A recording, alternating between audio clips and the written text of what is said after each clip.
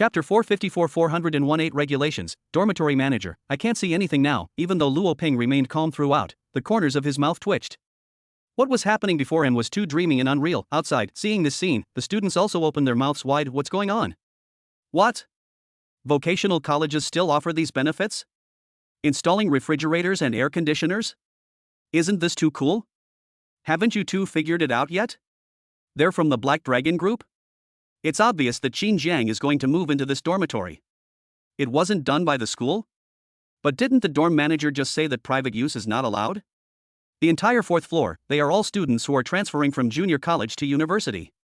They come from all over the country and know very little about Songjiang. Therefore, they cannot understand Xinjiang.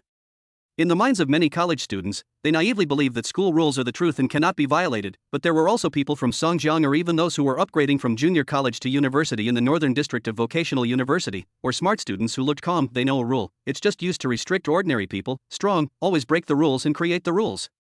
Of course, everything must be reasonable and legal.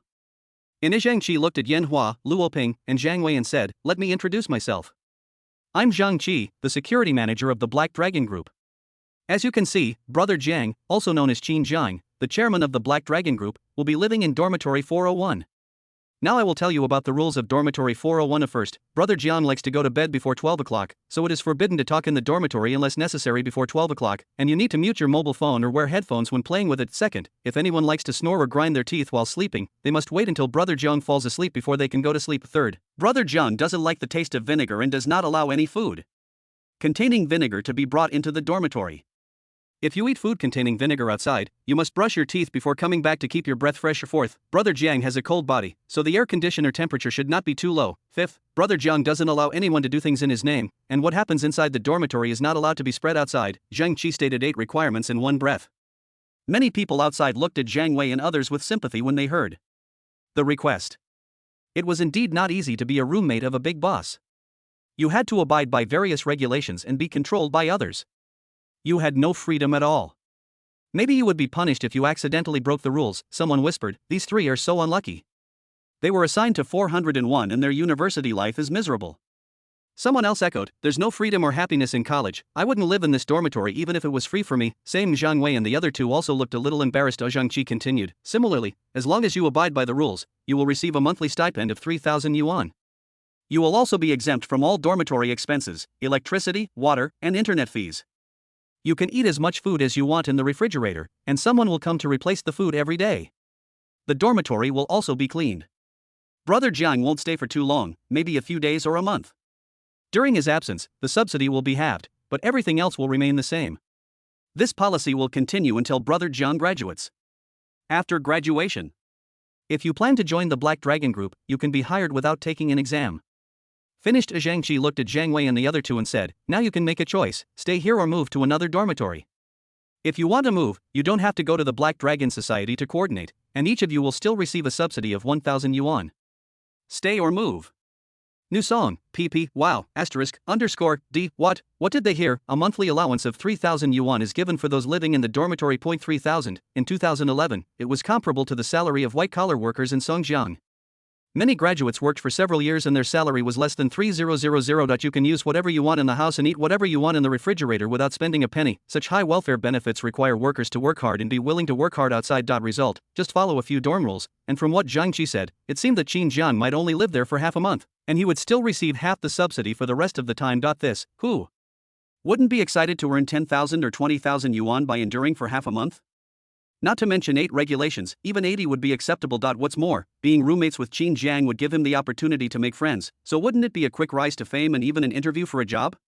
It would be difficult for him to do badly as the roommate of the chairman of the Black Dragon Group. For a while, countless people looked at Zhang Wei and others and silently thought in their hearts, don't promise, move, must move. They thought that if Zhang Wei and the other two rejected them, they would have the opportunity to replace them, but let them down. Yan Hua was the first to shake his head, no. Zhang Wei also shook his head, no. Luo Ping also shook his head after thinking for a few seconds. Okay. Zhang Qi nodded and pointed at the luggage on the bed by the window. Whose is this?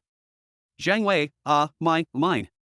Zhang Qi took out 500 yuan from his bag and said, change seats. Brother Jiang wants to stay here. Need not. Zhang Wei took the luggage away without even taking the money. Isn't it just a change of beds?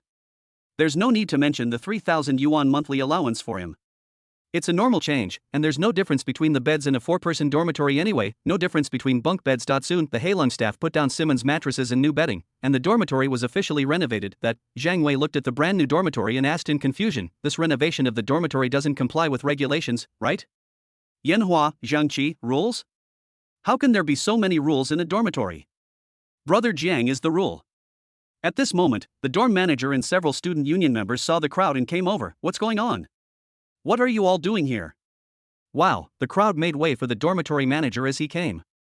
Then the dormitory manager and several student union members were stunned when they saw the brand new dormitory. Dormitory manager, is this our dormitory? He quickly realized that someone had renovated the dormitory. No? Didn't you hear what I just said? Didn't you listen to the dormitory rules? As soon as these words were spoken, Zhang Wei shrank his neck, and many other freshmen thought that this newly renovated dormitory would be in trouble, but the next moment they were stunned. The student union member whispered in the dormitory manager's ear, "This is 401. Brother John's dormitory." Dormitory manager, what 401? What John?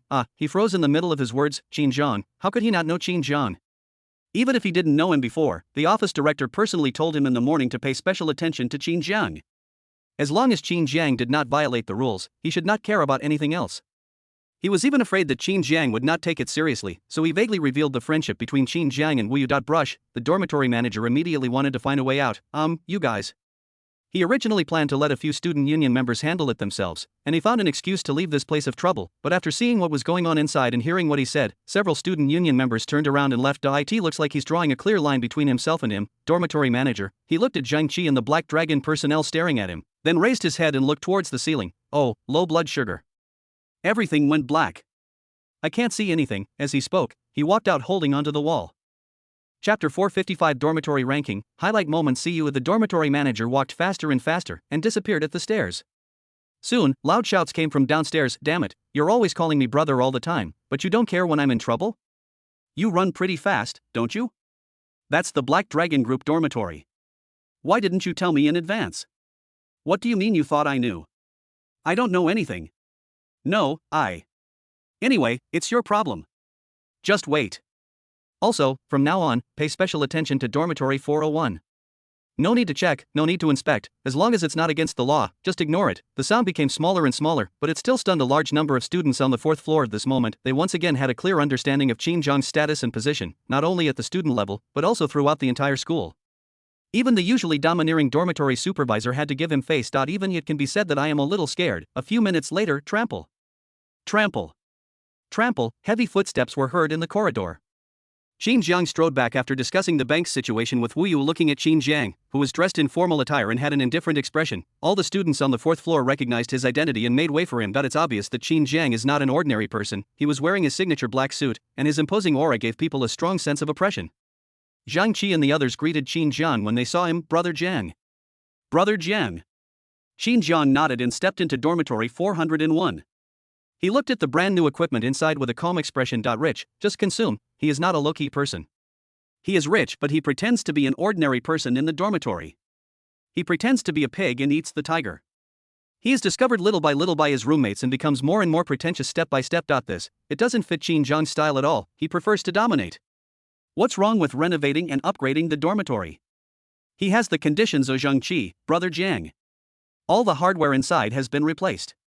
The network cable, computer, and refrigerator are in place. He briefly explained the situation inside the house. Qin Jiang nodded to show that he understood and then waved his hand. Zhang Qi understood and left with the Black Dragon personnel. Of course, they just went downstairs and waited in the car. During the time Qin Jiang was in school, the driver and security personnel would be on standby 24 hours a day. The personnel would work in shifts every few hours, and there would always be 10 people near Qin Jiang to respond to emergencies. After Zhang Qi and others left, the other people who had gathered in the dormitory also dispersed. They really wanted to continue observing 401, or to be more precise, they wanted to look more at Qin Jiang, but they dared not do so, because Qin Jiang was a gangster in the legend they had just heard. In the house, only Qin Jiang and his 3 roommates were left standing there in a daze. Qin Jiang looked at the 3 reserved people and knew that Zhang Qi must have just explained the rules to them. Rule. It was just according to his previous living habits. Qin Jiang came to the refrigerator, took out a tangerine and said while peeling it, "You don't have to be so reserved. I used to be, but now I'm very easy to talk to. Don't believe anything about Qin Jiang or anything like that." He subconsciously wanted to say that he was different from before, in his previous life, but then he reacted and said it out loud, which seemed a bit like trying to cover up the truth. Really, the corners of Yanhua, Zhang Wei, and Luo Ping's mouths twitched. Before, isn't it sinking in the river now? It means that it was heavy in the past. If you offend Qin Jiang, you will sink into the river tonight. It seems the legend is most likely true, and they must be careful if they want to survive in 401. In the future. Immediately, Yanhua first reacted and introduced Yanhua. Born in April 1989, Zhang Wei and the others reacted and quickly introduced Zhang Wei. Born in June 1989. Luo Ping. Born in December 1988. Qin Jiang. Born in March 1990. Qin Jiang looked the three people up and down. His experience from 2 lifetimes allowed him to easily determine their general situation. Yanhua. Judging by his attire, he's clearly a city dweller. He's an extrovert, with a bright yet calm eye that suggests he's intelligent but not one to play it smart. 2 words to describe him: shrewd. Zhang Wei. He's probably from a county town. He's neither extroverted nor introverted. He's okay with friends, but has trouble getting along with strangers, especially girls. 2-word evaluation: sullen and sultry. Luo Ping. A rural native. Calm and composed. With a resolute gaze, this kind of person possesses inner convictions. It's difficult for others to change their minds, and they understand many things.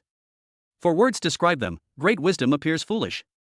Qin Jiang labeled the 3 people, saying that they were all normal and just 3 ordinary college students. Although there are not a lot of these 3 people in the university town, they are definitely not rare. Is it specific? Just keep exploring. Opposite, Zhang Wei and the other 2 were also looking at Qin Jiang. Unlike the 3 of them, Qin Jiang had obviously gone beyond the category of ordinary people. He was one of the best in Shuefu City and a true child of destiny. They were about to become roommates with this person and spend every day with him, so it was difficult for them to stay calm. Zhang Wei hesitated several times before saying, university dormitories are all about ranking, so I think we can do one. Seeing that the atmosphere was a bit tense, he looked for a guy with a slicked back hair. This phenomenon was very common in college boys' dormitories, but when he finished speaking, he found that no one responded. Luo Ping was silently making the bed. Yanhua was secretly looking at Qin Jiang. All of a sudden, Zhang Wei also realized, ranking and calling each other big brother and second brother is normal in ordinary dormitories, but these are not ordinary dormitories. Why should Qin Jiang, the chairman of the Black Dragon Group and a big shot in society, be ranked as big brother and second brother with them? Are they worthy? Zhang Wei's face flushed with anxiety when he thought of this situation. I'm not, Qin Jiang, sure. As soon as these 2 words came out, interrupting Zhang Wei's words made Yanhua's eyes shine, and Luo Ping stopped fiddling with the bed. Yanhua, okay. In my opinion, Mr. Qin is the eldest, Luo Ping is the second, and I am the third. Zhang Wei, you can be the youngest. The youngest is the best. The youngest is the most favored. He immediately decided on the name of boss Qin Jiang. Luo Ping nodded in agreement. Zhang Wei naturally wouldn't refuse. Although he was older than Qin Jiang in terms of age, being on equal terms with Qin Jiang was beyond his comprehension. Asking Qin Jiang to call him third brother, even if Qin Jiang dared to call him that, he wouldn't dare agree to some names. He can't afford it. It was because Yanhua was worried that Zhang Wei would say something according to the traditional age ranking that he spoke first. Qin Jiang also nodded. It would be a joke for him, the chairman of the Black Dragon Group, to be ranked 4th in the dormitory. Even if he didn't care, how could his Black Dragon brothers not care? A big boss should have the awareness of a big boss. You should not only care about yourself but also care about the thoughts of your subordinates, otherwise problems will inevitably arise. Furthermore, he cares. The ranking of the new 401 dormitory has been officially determined. Boss, Qin Jiang, second brother, Luo Ping, the third one, Yanhua, the fourth one, Zhang Wei. For Qin Jiang, this incident was nothing more than a minor incident in his life, but for the other 3 people, it was highlights. Chapter 456 Wang Xian's plan. Copy. Qin Jiang awkward, still embarrassing. Zhang Wei and the other 2 didn't know what to say. Even Yanhua, the most shrewd and eloquent one, was speechless. This is Qin Jiang, worth over 10 billion, a big boss with thousands of subordinates, until Qin Jiang said, let's eat hot pot.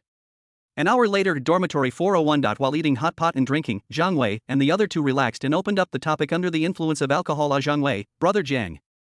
What is Jianghu? Is it about things like double-flowered red sticks and white paper fans? Yanhua, brother Jiang. Why did you think of the milk tea industry and even open 2 brands?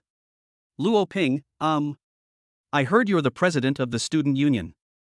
More than 401, inspired by the atmosphere of 401, the other dormitories also enjoyed delicious food and socialized with each other in the dormitory. Boys' dormitory, friendships are easy to build. A meal, it can make several people call each other brothers. Of course, the depth of the friendship depends on how they interact in the future. The dormitory manager turned a blind eye. He even asked people to manage the circuits to prevent any problems. A power outage was a small matter, but delaying Qin Jiang from eating hot pot was a big deal. During a party in the dormitory royal villa, Wang Wei hung up the phone and looked at Wang Xian and said, "You didn't do anything to that girl, did you?" Wang Xian, what can I do to her? She won't even look me in the eye, and she brings several bodyguards with her. Dad! You should also arrange a few dozens of capable fighters for me. This time I suffered because I didn't have anyone around. Otherwise, I would have to bang. Wang Wei slapped him in the face. Brush. Wang Xian was stunned and looked at Wang Wei in disbelief. Dad. Why did you hit me? Shut up. Wang Wei scolded him directly. I'm telling you to stay calm and not get carried away. Remember to be cautious in everything you do from now on, especially when dealing with people who seem unreliable. You must first investigate their background. Got it? Wang Xian shrank his neck. I know, snort. Wang Wei snorted coldly. You know nothing. Remember this, Gu Chuan. That blue-eyed girl is not to be messed with. She's a descendant of a powerful Hong Kong family and has considerable influence in mainland China. She came to Songjiang to register with them. If anything goes wrong with her, you'll be dead. Wang Xian, but I like her, what should I do? Wang Wei, I like it, Daddy likes it. You like girls, if not 100, then 80? Do you call that love? That's called being lustful and being tempted by beauty. Wang Xian, it's up to you, Wang Wei, no matter what. Just don't do anything to her, or else don't blame me for not caring about you. Wang Xian, I am an only son. Wang Wei, I'm not even 50. Wang Xian, a long time. Wang Wei calmed down and said, your task now is to stay in school and graduate. You don't have to worry about Qin Zhang's affairs, and you can't. Don't worry. The school documents don't mention our relationship, and your household registration is with your mother. As long as you don't reveal yourself, Qin Jian won't know you're my son. Just go to school with peace of mind. Wang Xian, but Wang Wei, remember my words. If you can't make it through college, not only will you have no pocket money, but the Huey group will have nothing to do with you in the future. If you had half of Qin Zhang's ability, not even a tenth, I wouldn't have this headache. Get lost. He was very disappointed with Wang Xian. The other person didn't inherit any of his strengths, shrewdness, ability, and skill. Nor did he inherit his mother's appearance. It's like two people with different skins only inherit love to show off, love to enjoy, love beautiful women. Of course, the main reason why he was so angry was that he had been having bad luck recently, and the reason was two words, Qin Zhang. It can be said that he has never had a smooth life since this name appeared, and now that his son is in trouble again, how can he not be angry, seeing his father getting angry? Wang Xian didn't dare to say anything more and turned around to leave the villa. Outside, Wang Xian just got into the Prado car. A younger brother on the side said with a playful smile, Brother Xian, where are we going to play next? I heard that a new group of foreigners have come to the club. The guys in the back seat also laughed obscenely at Wang Xian. You're kidding me. Wow, the younger brothers were frightened and fell silent. Wang Xian, immediately check whether my father has any illegitimate children outside, especially that San Yang. Check their hospital records. We must find out the truth. Although what Wang Wei just said seemed like a joke, but Wang Xian took it seriously. There was nothing he could do. It was better to be safe than sorry. If someone really showed up to rob his family, he would be ruined, yes. Several younger brothers nodded hurriedly and were about to get off the car, etc. Wang Xian said again, by the way, check Qin Zhang for me. Find out everything about him, including his history of making a fortune. His father Wang Wei's contemptuous look and words that he was not even 1/10 as good as Qin Zhang made him extremely angry. What's wrong with him? Wang Xian, you need to be good looking and tall, be smart and have height. Anyway, 185 centimeters tall is not any shorter than Qin Zhang. 3 days later, Wang Xian looked at his younger brothers and asked again, are you sure my father didn't have an illegitimate child? Then there's nothing wrong with San Yang. Younger brother, don't worry, Brother Xian. Those bitches your dad hooked up with haven't been to the hospital recently, and they're not pregnant. As for San Yang, there's no need to worry. I saw her drinking with a few people until late at night yesterday. Wang Xiansong sighed, it's good that I don't have any illegitimate children. I'm still the only son, the eldest legitimate son. Younger brother, Brother Xian, this is Qin Zhang's information. Wang Xian took the information and looked at it. The Huey group and the Black Dragon group are in a hostile state, so the Huey group naturally has Qin Zhang's detailed information. A few younger brothers can easily get it by treating a few buddies to a meal. The above records the history of Qin Zhang's rise to power in great detail, and negotiating with Wu Yu requires support. Be a nail house, go to Heilong Night Market, open 2 large milk teas, that's it. Wang Xian asked in surprise, looking at the information above. He built a large group so easily? Where did he get his first pot of capital? Did he ask Wu Yu for it? The information didn't contain any information about Qin Zhang reselling card readers. The younger brother nodded, this information is already very detailed. Black Dragon has only been established for a little over a year. Wang Xian, fuck. I thought Qin Zhang was so awesome for giving my dad a headache, But he ended up just negotiating a deal, being a stubborn tenant, opening a night market, and selling milk tea. That's it, little brother. Is it simple? Not easy. Wang Xian ignored his younger brother's expression and said confidently, the reason Qin Jiang was able to succeed is because there are too few smart people in the world. Unfortunately, he met me. I will show him that there are always people who are better than you. I will also let his father see his son's abilities. If I don't show him my skills, he will really think I am useless. Younger brother, what does brother Xian mean? Simple. Wang Xian pointed at the information on the document and said, I want to replicate and surpass Qin Jiang in all aspects. The first step is to negotiate with Wu Yu. Chapter 457 Wang Xian, I want to create the White Tiger Group and recruit people. Negotiation. Several younger brothers looked at each other. Wang Xian, what do you know? Didn't you see that Qin Jiang's first rise to prominence was thanks to the support of Wu Yu from the vocational university? He, Qin Jiang, a mere scoundrel, could get Wu Yu to invest in him. I, the mighty Wang Xian, am no more powerful than him. Younger brother, you mean, Wang Xian, ask. All you know is to ask. What's wrong? Blue cat, you're asking 1,000 questions. I tell you to just follow my instructions. First, let's form a group. Qin Jiang's name is Black Dragon, right? Let's call ourselves White Tigers and go against him. White Tiger, several younger brothers were stunned. Wang Xian, the rest is just recruiting soldiers. Go out and recruit me some followers. Younger brother, in whose name? Wang Xian, nonsense. Of course it's in the name of our White Tiger. He founded Baihu in order to prove that he was stronger than Qin Jiang and to impress Wang Wei. If he uses the name of Huwei Group, how can he be considered a self-made man? Besides, Wang Xian is so smart, why would he need to attack Huwei Group? With just a wave of his hand, countless people will join him. Younger brother, recruiting followers is no easy task. It's easier if you use the name of Tiger Power Group. White Tiger? Who knows him? Besides, these days you have to pay people if you want to recruit them. No one will work with you if they don't have money. You will just be left with nothing. Wang Xian, go. The younger brothers didn't dare to refute and could only act quickly. 3 days later. At the entrance of vocational university, Wang Xian looked at the dozen or so slovenly, colorfully dressed young men standing behind his younger brothers and said, this is the person you're looking for. The younger brother nodded. How could he recruit anyone without money? Those old thugs had some abilities but were not that great. These people were recruited only by revealing some of Wang Xian's identity. Wang Xian was furious as he looked at the dozen or so people.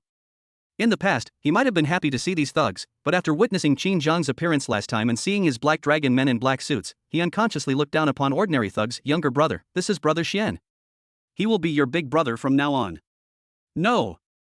He is Baihu's big brother. Call someone. Brother Xian. Brother Tiger. More than a dozen people were shouting at the same time. This made Wang Xian even more upset and speechless, but he didn't have time to curse anymore.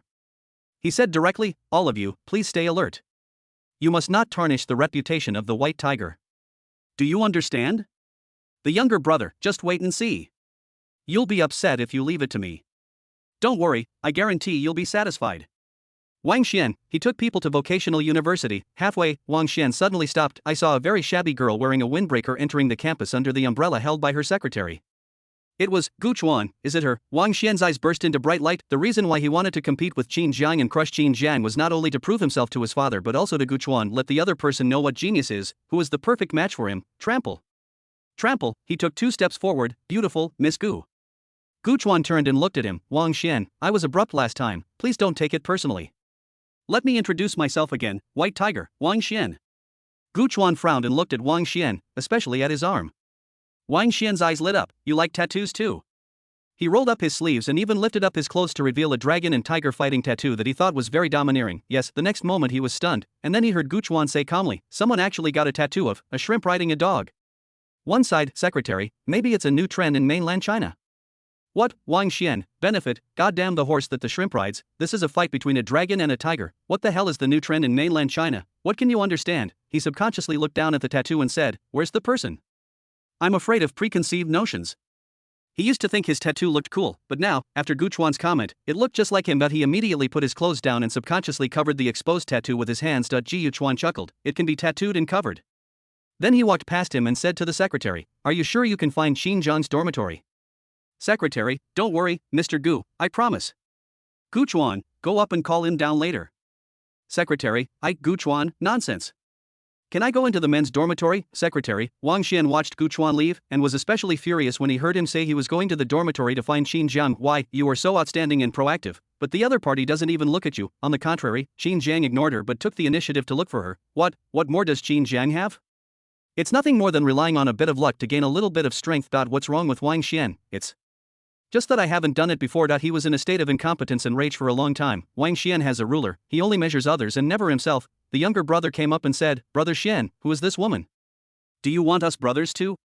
He made a grabbing gesture. Bang! Wang Xian slapped him. Although he was arrogant and conceited, he could tell that it was extraordinary that his father had repeatedly warned him not to provoke Gu Chuan. You can't do it the hard way, otherwise, not to mention that even his might would be in danger. Gu Chuan! Wang Xian murmured, just wait, I'm going to show you what I, Wang Xian, am capable of. Then you'll know that Qin Jiang is just a clown, and I'm the real dragon. In his mind, he kept imagining himself making Baihu bigger and stronger, and then Gu Chuan throwing himself into his arms. My younger brother made him dazed and couldn't help but whisper, Brother Xian. Brother Xian. What? Are you deaf? Wang Xian came back to his senses and nodded, yes. I am the dragon. Several younger brothers, they looked at each other, not knowing what had irritated Wang Xian, and then they started to scold themselves. Wang Xian said solemnly, stop being so frivolous, be formal. Today is the day when the White Tiger officially rises. You are the White Tiger elders. You will be able to become the next Zheng Yujiu. Lucian Taoyuan, no. A more powerful social brother than them. As soon as these words were spoken, both the younger brothers and the dozen or so newly joined hooligans were filled with excitement. Make a name for yourself, who doesn't want to stand out? Lu, Shin, Tao, Yuan. What kind of existence is that? A legendary existence? Even if they command hundreds or thousands of people, they wouldn't even dream of reaching that level. Wang Xian, hold your head high. The gangsters held their heads high and chests puffed out. Wang Xian, follow me. Then the scene began. Wang Xian led the gang of thugs and walked forward with their heads held high, attracting a lot of attention. Wang Xian found that people's gazes subconsciously brought him back to the moment when Qin Jiang appeared on the stage that day, and he felt excited. The gangsters also looked excited and imagined that they would become big bosses in the future and be on equal footing with the top leaders of Black Dragon. Attention crowd. Where did all these people come from? They're all so colorful, they look like they're sick. The university is really too tolerant, letting people like this in. The one in front is so easy to walk with your head up that you don't have to worry about getting stuck. Chapter 458 Dormitory Fun. Wang Xian negotiates White Tiger's appearance. That's all. Wang Xian took people around the campus several times and nothing else. It's not just for show, but, Wang Xian, where is Wu Yu's office? Younger brother, I don't know. Wang Xian, dormitory point 401. Compared with other dormitories, it is much quieter, and many students passing by dormitory 401 will subconsciously slow down their pace. Bang! Qin Jiang closed the criminal law book in his hand, stood up, stretched his body, and came to the back of Luo Ping. Luo Ping was frowning and thinking, Qin Jiang, what's wrong? Well, Luo Ping sighed. They say if you push people hard enough, they can do anything. That's bullshit. Even math problems are impossible. He pointed to the table. There was a math problem about solving square roots. Square root 8 plus square root 3x square root 6 for square root 2-3 square root 6 divided by 2 square root 2 equals. Qin Jiang knew that Luo Ping had good grades in liberal arts but was poor at math and foreign languages, so he could only go to a junior college and then upgrade to a bachelor's degree in the college entrance examination. He could also see that Luo Ping studied very hard, was cautious and organized in his work, and was a good seedling, but of course he was not suitable for Heilong. Such people, more suitable for entering the system. Luo Ping obviously came here for this goal. All he did when he had nothing to do was read various essays. It was obvious that he was heading straight for the civil service exam. Luo Ping, Brother Jiang, can you do it? Qin Jiang, it seems difficult, but it's actually easy after filling in 2 entries. Luo Ping, fill in 2 strokes? Easy? Luo Ping was confused. Qin Jiang picked up the pen and wrote a few simple words on the paper. Bang! Putting down the pen, he said, this is simple. Luo Ping looked at the paper and found that Qin Jiang added a bracket to the whole question and then put times 0, as follows: square root 8 plus square root 3x square root 6 for square root 2-3 square root 6 divided by 2 square root 2x 0. Luo Ping. No, is this okay?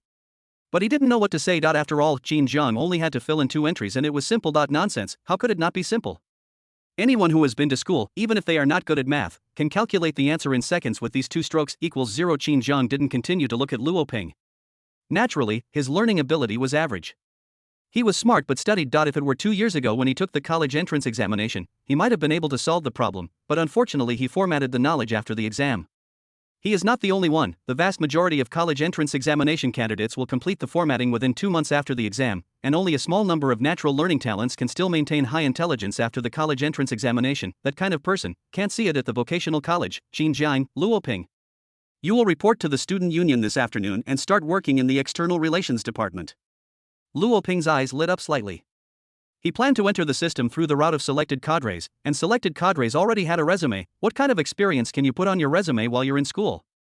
Student union work experience is definitely an important one. Having a position there is a big plus. It shouldn't be easy for him, a student who has just transferred from a junior college to a university, to join the student union, but he is Qin Zhang's roommate. With Qin Zhang as the president of the student union in Luoping, it would be natural for him to join the union, or even get promoted to a department head. This is also the reason why Luoping, who is so afraid of trouble, did not refuse to share a dormitory with Qin Zhang. Luoping, thank you, brother Zhang.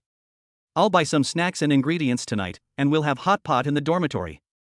Qin Zhang nodded, good. What he admired most about Luo Ping was that he was not pedantic, as it would be difficult for pedantic people to get by in the system. Qin Zhang came to Zhang Wei's side. Zhang Wei was pasting a small red couplet on his desk and praying over it. Left league, I hope my father will become a dragon. Couplet on the right, I hope my mother will become a phoenix. Qin Zhang, you? Zhang Wei, brother Zhang. My family has only one son for 3 generations. My grandfather is too old and has no hope of rising. As for me, I know myself well, so everything depends on my father. Of course, my mother can do it too. Qin Zhang only commented in 4 words: a dragon and phoenix bring good luck. Xiang, Zhang Wei. Qin Zhang looked at Yan Hua, who was sitting there typing on her phone. Yan Hua looked at Qin Zhang directly and said, I've been chasing after that beauty from the department next door lately. Zhang Wei continued, isn't that beauty in the department famous and hard to communicate with? You can chat with her. Brother Yan. You're so good at interacting with girls. Can you teach me how to communicate with girls? Why do I have no idea how to respond to anything they say? University starts, what is the most important thing? Study, wrong, of course, find a like-minded study partner, that is to find a partner. Zhang Wei was deeply impressed by his mother's advice, and he also knew that he was not good at talking, so he tried to get in touch with girls during this period. He bravely added a few girls on WeChat and QQ, and then, they were all deleted. He was very confused. He is very confused. Yan Hua was confused. Is it difficult to talk to girls? Zhang Wei, it's difficult. How do you talk about it? Yan Hua, everyone's approach is different, so they can't be compared. It depends on the individual. Zhang Wei, how does it vary from person to person? Yan Hua looked at Qin Zhang and said, Brother Zhang, you don't need to use any tricks to attract countless high-quality girls. All you have to do is choose. Me. I'm pretty good looking and I understand girls' hearts. I don't need to bother chatting with them, and I'm not short of girlfriends. Luo Ping. He may look old-fashioned, but he's actually quite sophisticated. If he can rise steadily in the future, he'll definitely need a like-minded woman. As for you, if you don't change your strategy for pursuing girls soon, you'll most likely be destined for blind dates a few years after graduation. Zhang Wei, blind date.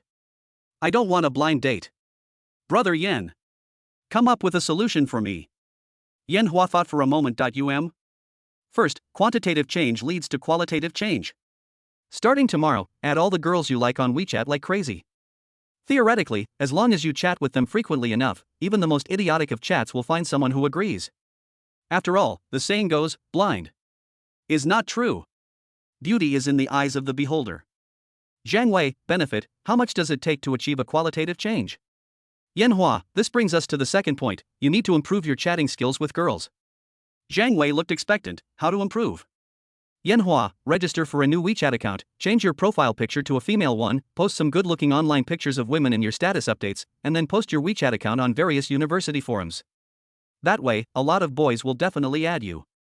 Zhang Wei? I'm looking for a girlfriend, not a boyfriend. What do you think of me? Yan Hua rolled his eyes. Who told you to find a boyfriend? Don't you know how to chat with girls? From now on, every time a girl starts a conversation with you or asks you something you don't know how to answer, just copy and send the question to the other boys and see how they respond. Then, pick the best answer and copy and paste it. Zhang Wei, this works too. Qin Zhang couldn't help but look at Yan Hua twice more. He didn't expect that the other party was such a master of love that he could come up with such a weird method of borrowing chickens to lay eggs in love. Just as several people in the room were talking about love, outside, suddenly, there were bursts of low shouts, White Tiger! White Tiger! Chapter 459, Wang Xianxiao was furious at Hu Baihu and Wu Yu. White Tiger! Loud shouts, not quite in unison, echoed throughout the playground as Zhang Wei, who was just thinking about Yan Hua's tips for picking up girls, was shocked. Fuck. Who's crazy? Shouting in broad daylight. Yan Hua, what the hell is this? Luo Ping, it looks like a white tiger. Qin Zhang frowned at the loud shout. He went to the window and looked towards the source of the sound. Yan Hua and the other two also came over. I saw a dozen colorful young people holding up their hands and shouting passionately downstairs of the office building. Yan Hua, no? What are they doing? Performance art? Or are they crazy? Luo Ping, what is a white tiger? Zhang Wei, why does it sound familiar? The cheers on the playground also attracted a large number of students to watch, and they pointed and talked about the situation, confused, and not sure what happened. Only Qin Zhang's mouth twitched slightly when he watched the scene, because he saw that the leading young men were the ones following Wang Xian, who was Wang Xian, Wang Wei's son. This seemed like a very secret matter to Wang Wei, but in fact, Qin Zhang already knew it the first time he met the other party. In the previous life, Wang Xian's second generation caused a lot of trouble. They can be described in 2 words, idiots. This scene is self-explanatory at this point. It must have been created by this idiot, and the purpose is also obvious. White tiger, black dragon. It's obvious that he wants to go against him, whether to prove himself or to reveal himself. He chose to copy and paste the black dragon's route, but instead of learning from the good things, he did such a stupid thing. Qin Zhang, there's going to be a good show soon. Zhang Wei, Yan Hua and Luo Ping were stunned. Good show? What good show? Let me explain this in 2 ways. I in the principal's office a few minutes ago. Bang, the door was pushed open. Wu Yu was looking down at documents and files when he heard the door open and couldn't help but frown. No one came into his office without knocking, even his close friend Qin Zhang would knock. He looked up and was about to scold but was startled. A sloppy young man walked in and sat down directly opposite him with a swagger. Wu Yu, he was confused. Who was this person? He didn't know him at all. Was he a new teacher? Did his age not match? Student, what do students come to his office for? Why don't you knock on the door? Wang Xian ignored Wu Yu's shock and took out a cigarette from his pocket with a calm expression. Let me introduce myself. My name is Wang Xian. Wu Yu, and then? Wang Xian, as for me, I'm planning to start a company. Wu Yu, and then? Wang Xian, how much money can the vocational college invest as startup capital?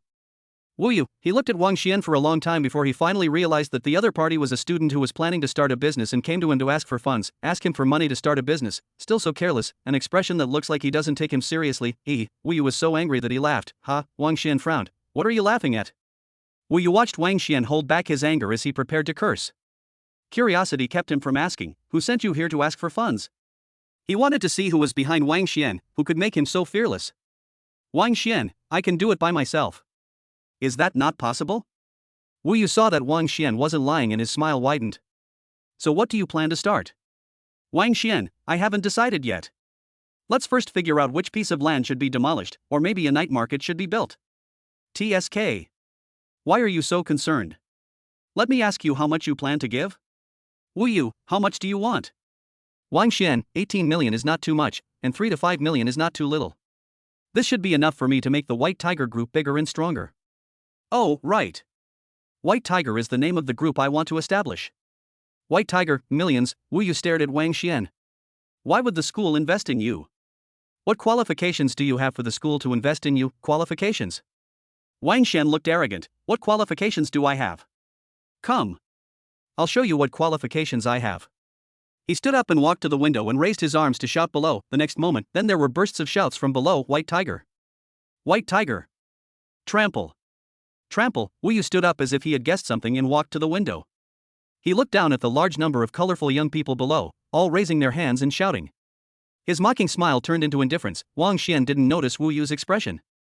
Instead, he looked at the scene below with immense satisfaction and arrogance. I can find another 100 or 200 people like this. If you invest in me, I can find even more. Now, do you think I'm qualified?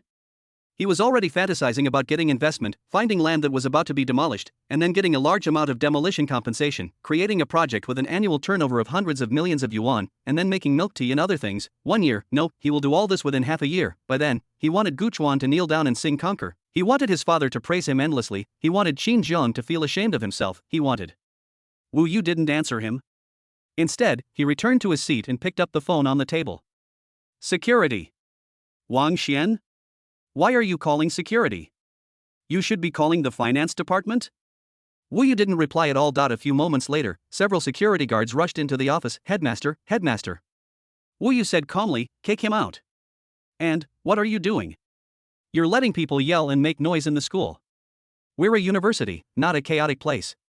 He could see that the people below were not college students, and their age, posture and temperament did not match his age. They were clearly little hooligans in society. How could he not be angry? Seeing Wu Yu's anger, several security guards immediately nodded. Yes. Yes. Let's do it right away. Several security guards rushed over, grabbed Wang Xian, and dragged him outside. At the same time, they quickly contacted the security guards below. Quick. Arrest those people who are making a lot of noise in the school. Wang Xian, what are you doing? Why are you arresting me? Wu Yu? What do you mean? Why don't you invest in me and let the security chase me away, Wu Yu?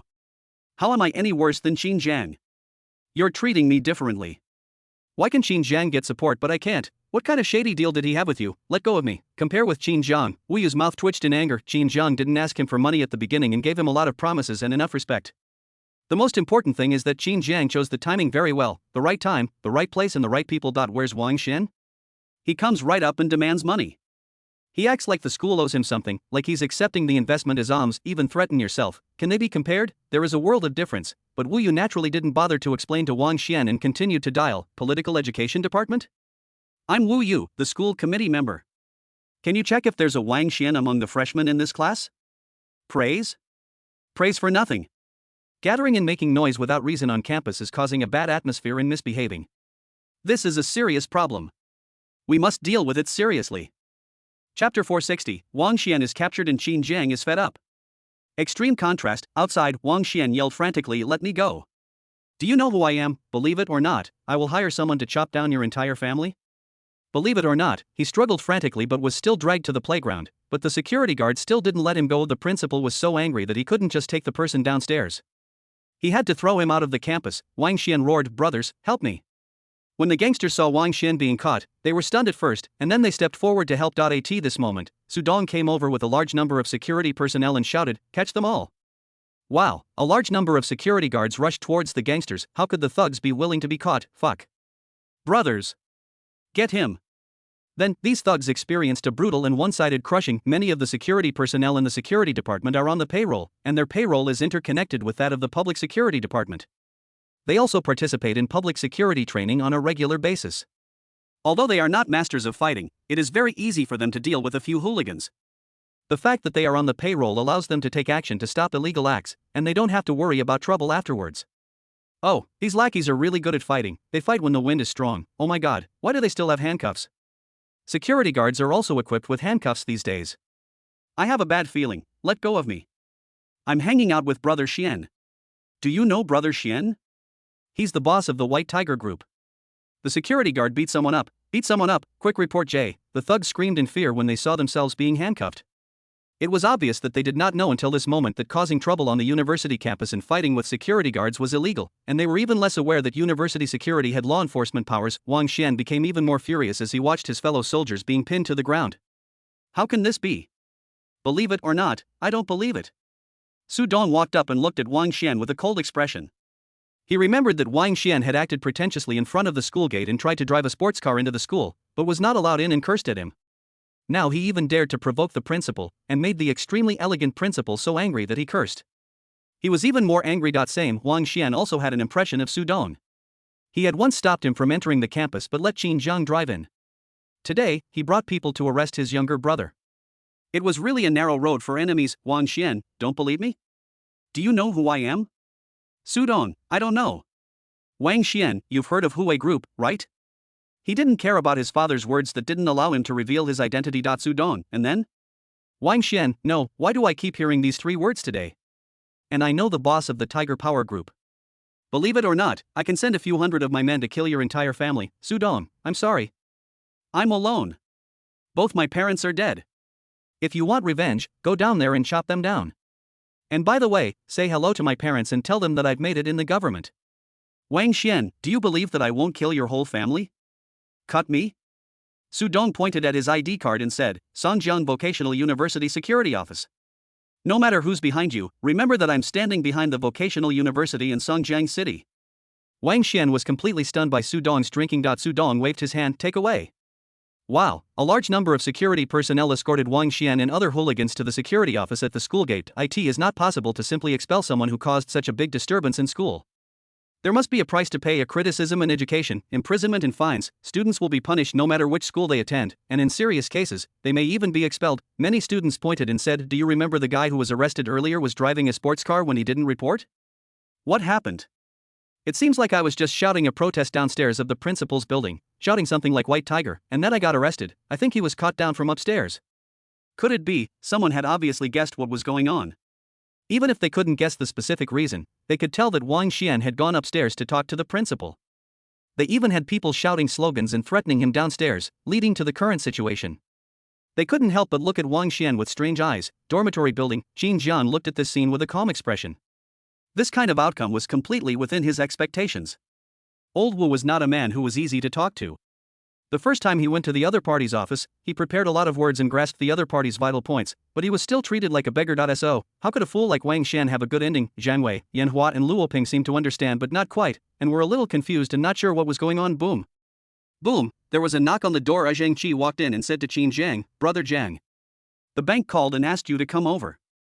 Qin Jiang nodded, then he said to Yan Hua, "Come with me."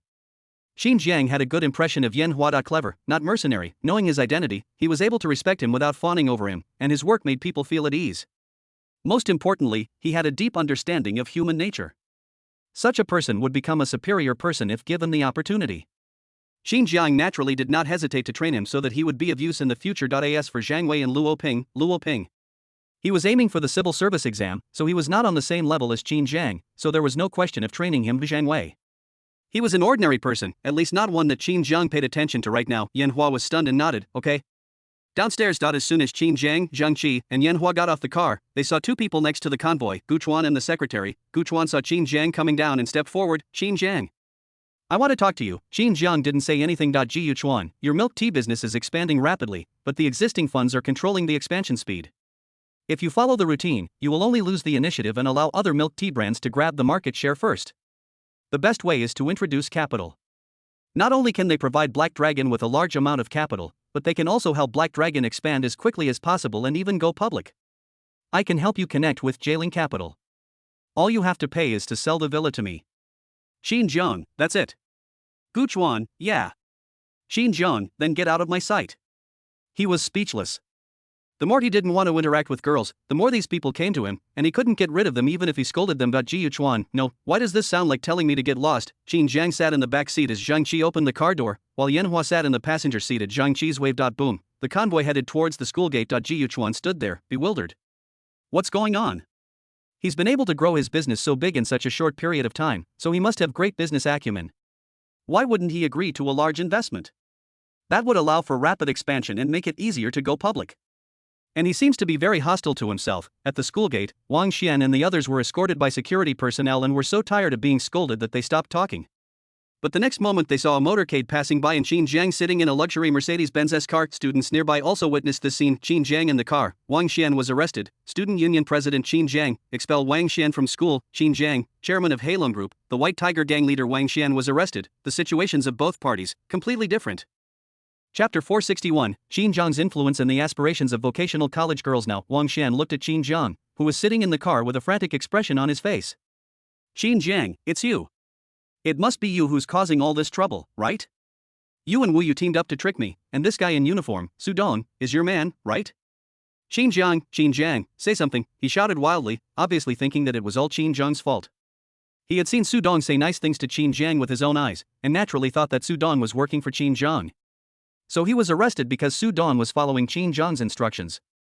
He never thought that everything he did was entirely a personal decision, and Qin Jiang could not have known it in advance. Of course, his brain could not understand this, he hates it, he wanted to rush up and beat Qin Jiang, but unfortunately he was held down by several security guards and couldn't break free. In the car, Qin Jiang also vaguely heard Wang Xian yelling outside, but he didn't even look outside. Wang Xian. Trash. Even his father Wang Wei was not taken seriously by Qin Jiang, let alone Wang Xian, who could destroy himself. Nearby, many students were deeply moved when they saw this. I didn't notice much when I saw him at the school gate last time, but now I think Mr. Qin is still the most handsome. This second generation is so shameless, he looks like he's mentally ill. I was really blind a few days ago. My target is Mr. Qin. No, I want to go after Qin Jiang. Little fairy, I also want to pursue Qin Jiang, so don't compete with me. At this moment, in comparison, Qin Jiang's excellence and dominance were elevated to a higher level, while Wang Xian, the rich second generation, became a clown and lost face. So, both boys and girls will naturally change their views. Snap. Snap, a boy stared blankly at the convoy of girls and clapped his hands. Don't look anymore, the convoy has already left. The girl came back to her senses and looked at him with a changed look. Originally, he thought that he was okay as he had just found a partner in college, who was good at talking and had some money, but people are afraid of comparison, compared with Qin Jiang, no matter appearance, status, age, temperament, money, etc. Her boyfriend is crushed in every way. It's even a bit unpresentable. This moment, she felt deeply regretful. Boy, what's wrong with you? It's almost noon. Let's go eat spicy hot pot first. I want to eat it. Spicy hot pot, the girl was stunned again. She also liked to eat this, but she couldn't stop imagining that if she dated Qin Jiang, she would be able to go to a five-star hotel, listen to violin music and eat Western food, and go to high-end places. She also knew that she shouldn't have such thoughts. After all, people like Qin Jiang were a minority. But Qin Jiang was also a working college student, and it was difficult for her not to make such associations since he was so close to her. Which girl doesn't have dreams? Who doesn't want to be a little princess who was willing to be an ordinary girl? But she also knew that the chances of pursuing Qin Jiang were almost zero and she would not really pursue him. But when she looked at her boyfriend, she could not help but miss him more like Jackie Chan. Girl, I don't want to eat spicy hot pot. I want to eat steak today. I heard there is a restaurant across the street from the school. Let's go there today. Boys, He reached out and touched the girl's forehead. You don't have a fever, why are you talking nonsense? Do you know how much that Western restaurant charges? 500 per person? 1,000 for the two of us. My monthly living expenses are only 2,000 yuan, and I can eat half of that every time. What am I going to do after the beginning of the month? Girl, can't even afford one Western meal a month? Okay. I can just not eat Western food. I don't feel like eating either. I went shopping with my bestie yesterday and saw a bag for just over 2,000 yuan. Can you go buy it with me? Boy, who spends the money? Girl, what do you think? Tomorrow is my birthday. Aren't you going to buy me a present? Boy, I can't afford a 2,000 yuan bag. Girl, you can't even afford 2,000 yuan? Don't you want to ask your family for money? Boy, I won't ask my family for money anymore. 2,000 yuan for living expenses is not low. Isn't your living expenses only 1,000? Girl, then why don't you earn it yourself? Boy, you should understand that I just started college and haven't graduated yet. How can I earn money? Where can I earn money? There's no way. Girl, no way to make money? Then how can Qin Jiang make money? We're all in college, we're all boys, yet he can drive luxury cars and run companies? He can build a billionaire from scratch? He can do it. Why can't you? Boy, you can. Others can go to Son University and drive Maseratis, so why can't you? What's the matter? Do you not want to go to Son University, or do you not want to drive a luxury car? The girl's face was horrified after being scolded. I must be blind to like you. If I choose someone else, not only one bag, but even 10 bags will be bought by someone willingly. The boy also got angry. Why don't you take a piss and look at yourself? You still want others to buy you 10 bags willingly? With someone like you, the only person who would be willing to give you bags is a mosquito. Girl, you, boy, what do you mean by me? I can't even afford a 2,000 yuan wallet? Don't you have any idea about money? Your dad works his sickle all month and still can't make 2,000 yuan. Girl, my dad makes 3,000 a month. Boy, your dad is so quick. Girl, boy, I'm giving you my heart, and you're pouring piss on me. Don't you think I'm incompetent? If you think Qin Jiang is capable, then go chase him. I'm not going to serve you anymore. I look like a ghost without my makeup. Do you really think I care about you? After saying this, the girl turned around and left without caring about her pale face. He knew that after saying this, it was impossible to continue. Instead of doing this, it's better to leave in style, at least it can restore some of a man's dignity. The girl was so angry that she jumped up and down, looking at the direction the boy left. Hello, you take off your pants like a child. I feel it's too painful. The boy in front had a face as black as iron, but he didn't go back to explain and left quickly. For some things, explanation is just a cover-up, and covering up is the fact. Leaving is the best option. Although similar incidents did not occur on a large scale, it must be admitted that Qin Jiang's appearance caused conflicts among many couples at the South District Vocational University. In the words of those girls, don't meet anyone too amazing when you're young. Obviously, Qin Jiang is that amazing person. His existence allows many girls to see with their own eyes rather than seeing him as an imaginary person in the legend, and they can't help but wonder, why can't I find such an outstanding person? Why can't my boyfriend be so outstanding too? Of course, not all girls are like this. More girls can still maintain a stable mentality. Many boys were affected by the incident, and although they felt uncomfortable, they had no choice. On second thought, it might be a good thing to find out in advance that your girlfriend is a person who likes to compare and contrast. Chapter 462 Qin Jiang, only pursuing industry without listing. Wang Xian was fired at this time. Gu Chuan and his secretary slowly walked out of the campus, her eyes fixed on the direction Qin Jiang's convoy was leaving, because she really couldn't understand why Qin Jiang rejected her proposal.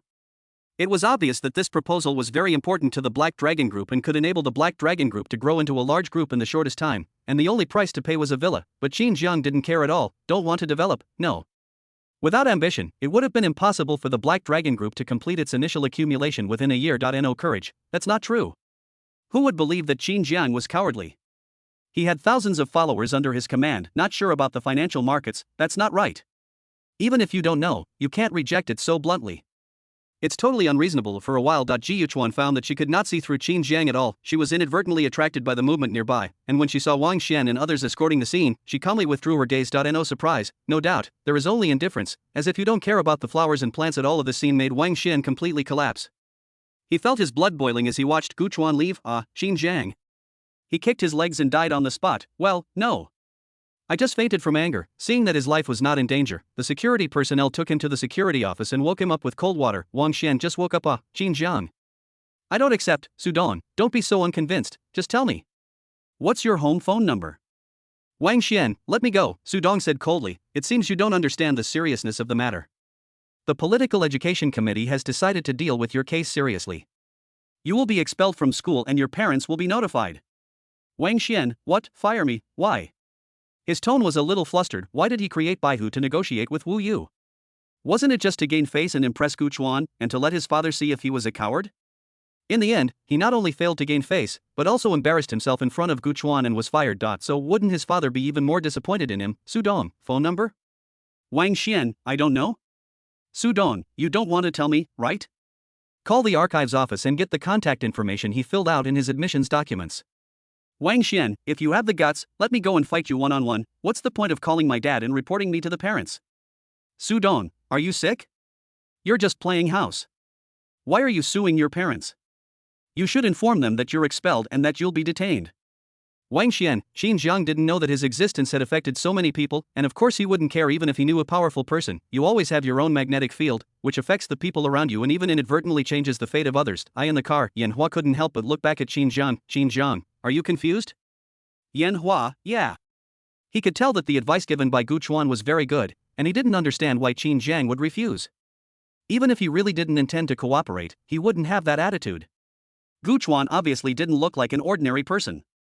Don't the upper-class people believe that having more friends means having more paths? Qin Jiang, I don't like dealing with overly confident people, as they tend to be too smart for their own good. It is difficult for people who rely on strong experience to judge problems based on high probability to break their own opinions. Such people can only become geniuses of a certain era, the genius of the times. Just return. Yanhua didn't understand even more. Qin Jiang didn't explain. People like Gu Chuan would be considered chosen ones if they were born in the past, but being born in the 21st century actually has some restrictions and nothing else. It's just because 21 is developing rapidly and its business model is updating too quickly. Short video, Pinduoduo, sharing economy, bring goods economy, traffic is king, every company that just came out has a business model that the previous generation could not understand. At this time, the importance of the investment team becomes prominent, and Gu Chuan's one-man show style of investing in genius companies has fatal drawbacks. Everything can be seen from the results of the previous life. Ji Yuchuan, after several large investments failed, he eventually became the honorary chairman of an investment group. At the age of 30, he accumulated personal assets worth tens of billions and retired from the business stage. As for Qin Jiang, he never considered introducing capital or going public. It was completely out of his consideration. He gave Black Dragon two fundamental positionings: industrial, not listed. This will allow him to fully control the direction of the group in the future, instead of handing over the helm of the ship to others.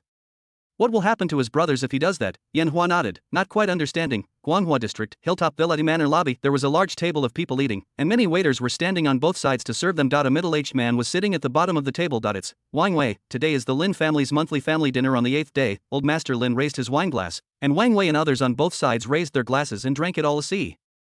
The old man nodded in satisfaction and drank a full glass of wine to represent that they were each responsible for their part and nothing went wrong. So, a family dinner is a family dinner. On the contrary, whoever didn't drink would be responsible for the incident, and the old man would bring up the topic and solve it. Wang Wei and others told Mr. Lin about their respective situations. Mr. Lin, you are all very good. The Lin family will have a better future with you. At this time, Lin Laoer said, Dad, your grandson Xiaojiu will be back from abroad soon. I think it's time for him to join the group to gain some experience. My brother-in-law, Wang Wei, is currently expanding the group and is short of manpower. I think we should arrange for him to be the vice president of Huwei Group. Wang Wei frowned. Second brother. It's not appropriate for Xiaojiu to be the vice president when he just returned in his early 20s. Lin Air, nowadays, we don't advocate for younger leadership cadres. We should also keep pace with the times. Wang Wei, what do young people know? Lin Air, don't underestimate young people. I heard that the Black Dragon group that's been working against you recently is led by a group of young people. What's their leader's name? Yes. Qin Jiang. You see. Young people are not easy to mess with. You must have suffered a lot. Wang Wei, do you mean that old age is useless? Lin Air, I just said to give young people a chance. Wang Wei, what a coincidence. My son Wang Xian doesn't have any other arrangements either. How about letting him work as the vice president of your group during the summer vacation? Lin Air, my son is a college student majoring in finance at Gallatin University. Wang Wei, my son is also a student at Songjiang Vocational University. He can become an engineer after graduation. So what? He said it with some pride. His Wang family has only one college student, Wang Xian, in generations. No matter how many points he gets in the exam, he is a college student anyway, alright. Elder Lin knocked on the table and the whole place fell silent. Second brother is right. We need to cultivate the younger generation. Since Xiaojiu and Wang Xian are both college students, we should focus on their training. Wang Wei couldn't help but feel happy. Fortunately, my son was admitted to university, otherwise, he would have suffered a loss today, and perhaps the Huawei group would be at risk of being taken away in the future. Right at this moment. Jingle, Wang Wei's phone rang. Brush, he answered the phone and his expression changed drastically. What? You're going to expel my son? Chapter 463, Wang Wei is angry, Wang Xian is fired. What? Wang Wei was so angry that his whole body was shaking. One side, Lin Laoer's eyes lit up and he asked hypocritically, hey, brother-in-law, what happened to Xiao Xian? Is he okay?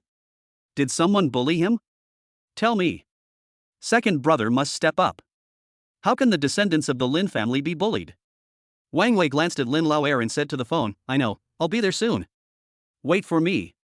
Bang, he hung up the phone and looked at Lin Laoer. Don't worry, second brother, Xiao Xian is fine. It's just that his subordinates are a little nervous. I will take care of it. Then he said to Mr. Lin, Grandpa, I'm leaving for a while and will come back to see you in 2 days. Mr. Lin waved his hand, go. Wang Wei turned around and left in a hurry. In the house, the three sons of the Lin family looked at Wang Wei leaving with a mocking expression and couldn't help but say, they say a tiger father will have a dog son, but I don't think that's entirely true, Xiao Xian. I really don't know what's wrong with this child. Yes. He didn't inherit any of our Lin family's excellent genes, nor did he inherit his father's bravery. Instead, he inherited a bunch of unspeakable shortcomings. If you want to blame it, blame the advanced technology for preserving pregnancy. Now, they were belittling Wang Xian and Wang Wei in their words and deeds. In addition to really looking down on Wang Xian, they were also suppressing Wang Wei. Wang Wei was obviously a dog supported by the Lin family, but now he was not only on an equal footing with them, but even seemed to want independence and equality in the future. How could the three brothers of the Lin family accept this? In their opinion, Wang Wei's Huawei group should be merged into the Lin group, and Wang Wei must listen to them. Arranging the descendants of the Lin family to the Huawei group today is a demonstration and a preparation for seizing power. Above. Mr. Lin knocked on the table, all right. We are all family, so let's not talk about different things. Wang Xian is also a descendant of the Lin family. He should be nurtured and valued. Having said that, the old man did not ask how to train Wang Xian. Being an heir is training, and sending him to a small company is also training. It's just a matter of how to say it, but the old man changed the subject. As for the Lin family's descendants joining the Huawei group, let's put it aside for now. The three sons were puzzled, but seeing his old man's expression that did not allow for questioning, he did not dare to say anything more. After all, the Lin family was built by the old man with his bare hands. Although he is just an old man now, but with him sitting there, no one in the Lin family, from the three brothers to the ordinary descendants, dared to say a word against him. The old man didn't explain that he initially invested in Huawei group and nurtured it vigorously, and even married his daughter to Wang Wei. Why? Not only did he value Wang Wei's talent, but he also decided to transform the industry and transfer all of the Lin family's shady businesses to the Huawei group. At present, except for the core things, the rest of the gray industries of the Lin group have disappeared. This move also caused the Huawei group's strength to surge, making it a little out of control. When he was around, Wang Wei was too afraid to resist, but once he left, the three brothers would definitely not be able to suppress the other side. Therefore, his strategy towards the Huawei group from the beginning to the end was to suck the blood out of it, absorbing a large amount of profits into the Lin group, until the Huawei group was sucked out of its value and then thrown away. An important part of this is to let Wang Xian take the position. Even if he is gone, his three sons can easily control that idiot who can be put into a museum. This is unfair to Duke Wang Wei. How unfair to my daughter. It's unfair to Lord Wang Xian. He doesn't care everything for the Lin family. Vocational College. Wang Wei argued, why are you expelling my son? My son is such a good student and was able to get into university. How can you expel him just like that? The political and educational department showed him the video. Looking at the scenes in the video where people were shouting white tiger, Wang Wei's face turned extremely dark and ugly. The political and educational department stated, student Wang Xian's actions went too far. He openly threatened the principal at school, gathered a crowd to cause trouble, and created an extremely negative impact. This is irreversible. Wang Wei, but you can't expel my son? Political Education Department, this is the decision of the school leaders. Wang Wei, you idiot school leaders. I want to see who can expel my son today. Damn. He took out his phone and dialed. The director of the political education department looked calm and indifferent. Hit me if you want. Hello? I'm Wang Wei. Yes. Is there anyone in your education department? My son is going to be expelled from the vocational college. Hey. Fire my son. Fine. Ask him. You have to settle it for me. Wang Wei looked confident after making several phone calls, but a few minutes later, the phone rang and he listened to the voice coming from inside. His face became even uglier, because the answer he got was the same. I can't help it. The director of the political education department handed over the notice. I told you it's no use calling. The school also adheres to the principle of putting people first. Now we are only asking your son to withdraw from school, not to expel him. He could tell that Wang Wei was not an ordinary person, but he knew Wu Yu's background better. He was able to become the president of an undergraduate university before the age of 40. It was no exaggeration to say that he was all-powerful. Talk about money, Wang Wei may have much more than Wu Yu. Talk about the cards, Wang Wei. No way. A few minutes later, Wang Wei walked out with a gloomy face holding the notice that he really embarrassed himself today. How could he not see that the three Lin brothers were coveting the Huwei group, and how could he be willing to give it up? But his descendant Wang Xian is not very capable. Good university. He was fired after less than a week, and he lost the most important card in his hand. Wang Xian, who had already been picked up from the car outside, watched Wang Wei walk back and asked nonchalantly, "Done, Dad. I'm telling you, you have to teach those security guards a lesson today. They actually dared to arrest me. They're totally disrespecting the Huwei group." No, bang, Wang Wei went up and slapped him in the face. Wang Xian, Dad, why did you hit me? Wang Wei, you're useless. How many times have I told you to study hard and get a diploma? And now you're expelled in less than a week. Wang Xian, what? Are you really firing me? Dad. You didn't find anyone for me. Besides, this isn't my fault. Wang Wei, it's not your fault. Who should I blame? Who gave you the bad idea to threaten the principal to invest in you? How can you be so shameless? Why would they invest in you? Wang Xian, I'd be even angrier if you didn't say this. Why would he invest in Xinjiang and not me? If he had invested in me, I could have found a piece of land for demolition, and I could have opened a milk tea chain. I could have. Oh. Dad, put your hand down. He saw Wang Wei raise his hand again and was so scared that he immediately covered his face and hid behind the car. Wang Wei was too lazy to explain out if Xinjiang's rise is really that easy to replicate. There wouldn't be only one in Songjiang or even in Bei province. Pointing at Wang Xian, he yelled, "Get out of here." Chapter 464, Everyone Must Practice Trumpet, Northern Province Bank, Yan Hua's ex-girlfriend Wang Xian. Where are you going? Wang Wei, go wherever you want. Don't show up in front of me again. Get out. Get out. Get out, brush. He stepped forward, dragged Wang Xian out of the car, and yelled, "Useless. I should have helped you shoot it into the wall back then." Bang, he got in the car and yelled, "Drive." The guy driving in front was so scared that he stepped on the accelerator and left quickly to original place. Wang Xian was stunned as he watched the car drive away. What's going on? Was I really expelled from school, and it seems like his dad doesn't care about him anymore? What, I will be a lonely person. Wang Xian, it's okay. I'm his only son, so he can't really ignore me. It just seems like I won't be able to ask him for money in the short term. In the car, Wang Wei's face was as gloomy as water, and he cursed, "Damn it, what happened to me to give birth to this son?" The driver in front heard this and tried to offer some words of advice. "Brother Hu, don't get angry. As the saying goes, like father, like son, Wang Xian might not be your son." No. No? Wang Xian might not be a son of a dog.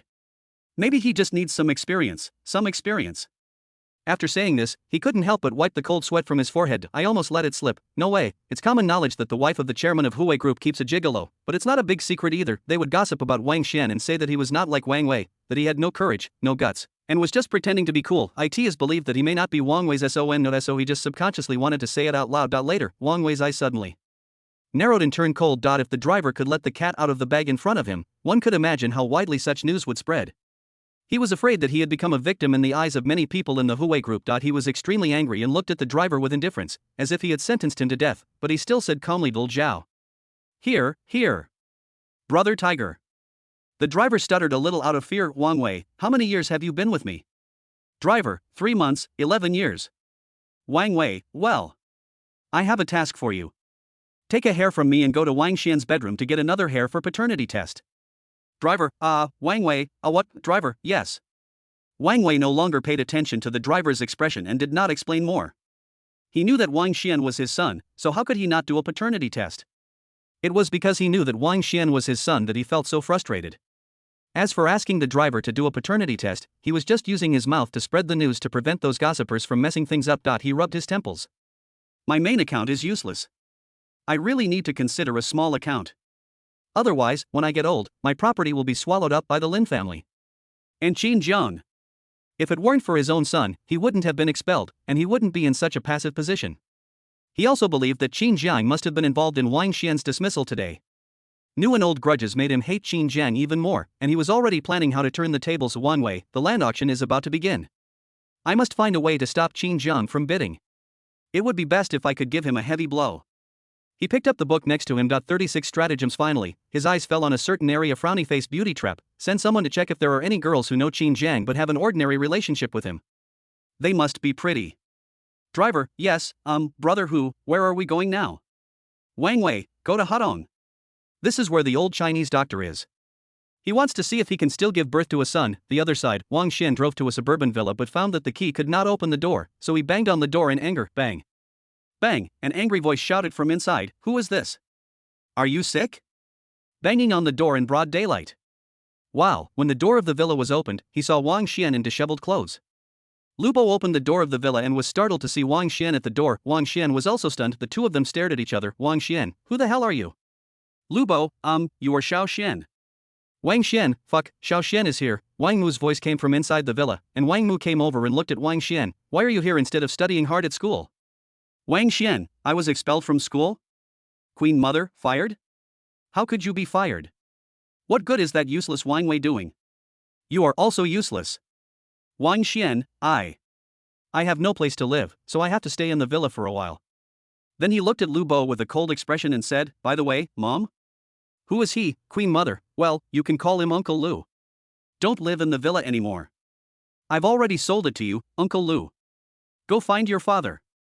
Okay. That's it. After saying that, the Queen Mother signaled Lu Bo to close the door. Lu Bo was extremely nervous in the room. This is not good, otherwise I'd better leave first. The Queen Mother, what's wrong with them?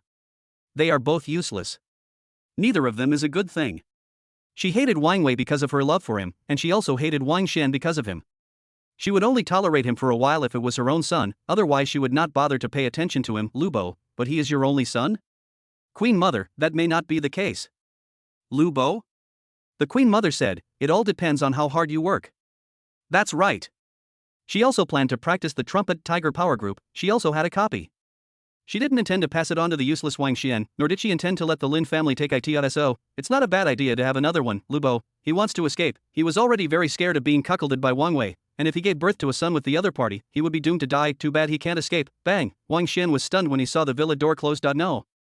I was abandoned again. Dad doesn't love me anymore, and Mom doesn't love me anymore. He wanted to continue banging on the door and questioning her, but he knew his mother's personality, and if he really provoked her, he would probably be scolded, and he wouldn't even get the 100,000 yuan, so he left in anger. Qin Jiang. It's all Qin Jiang, just wait.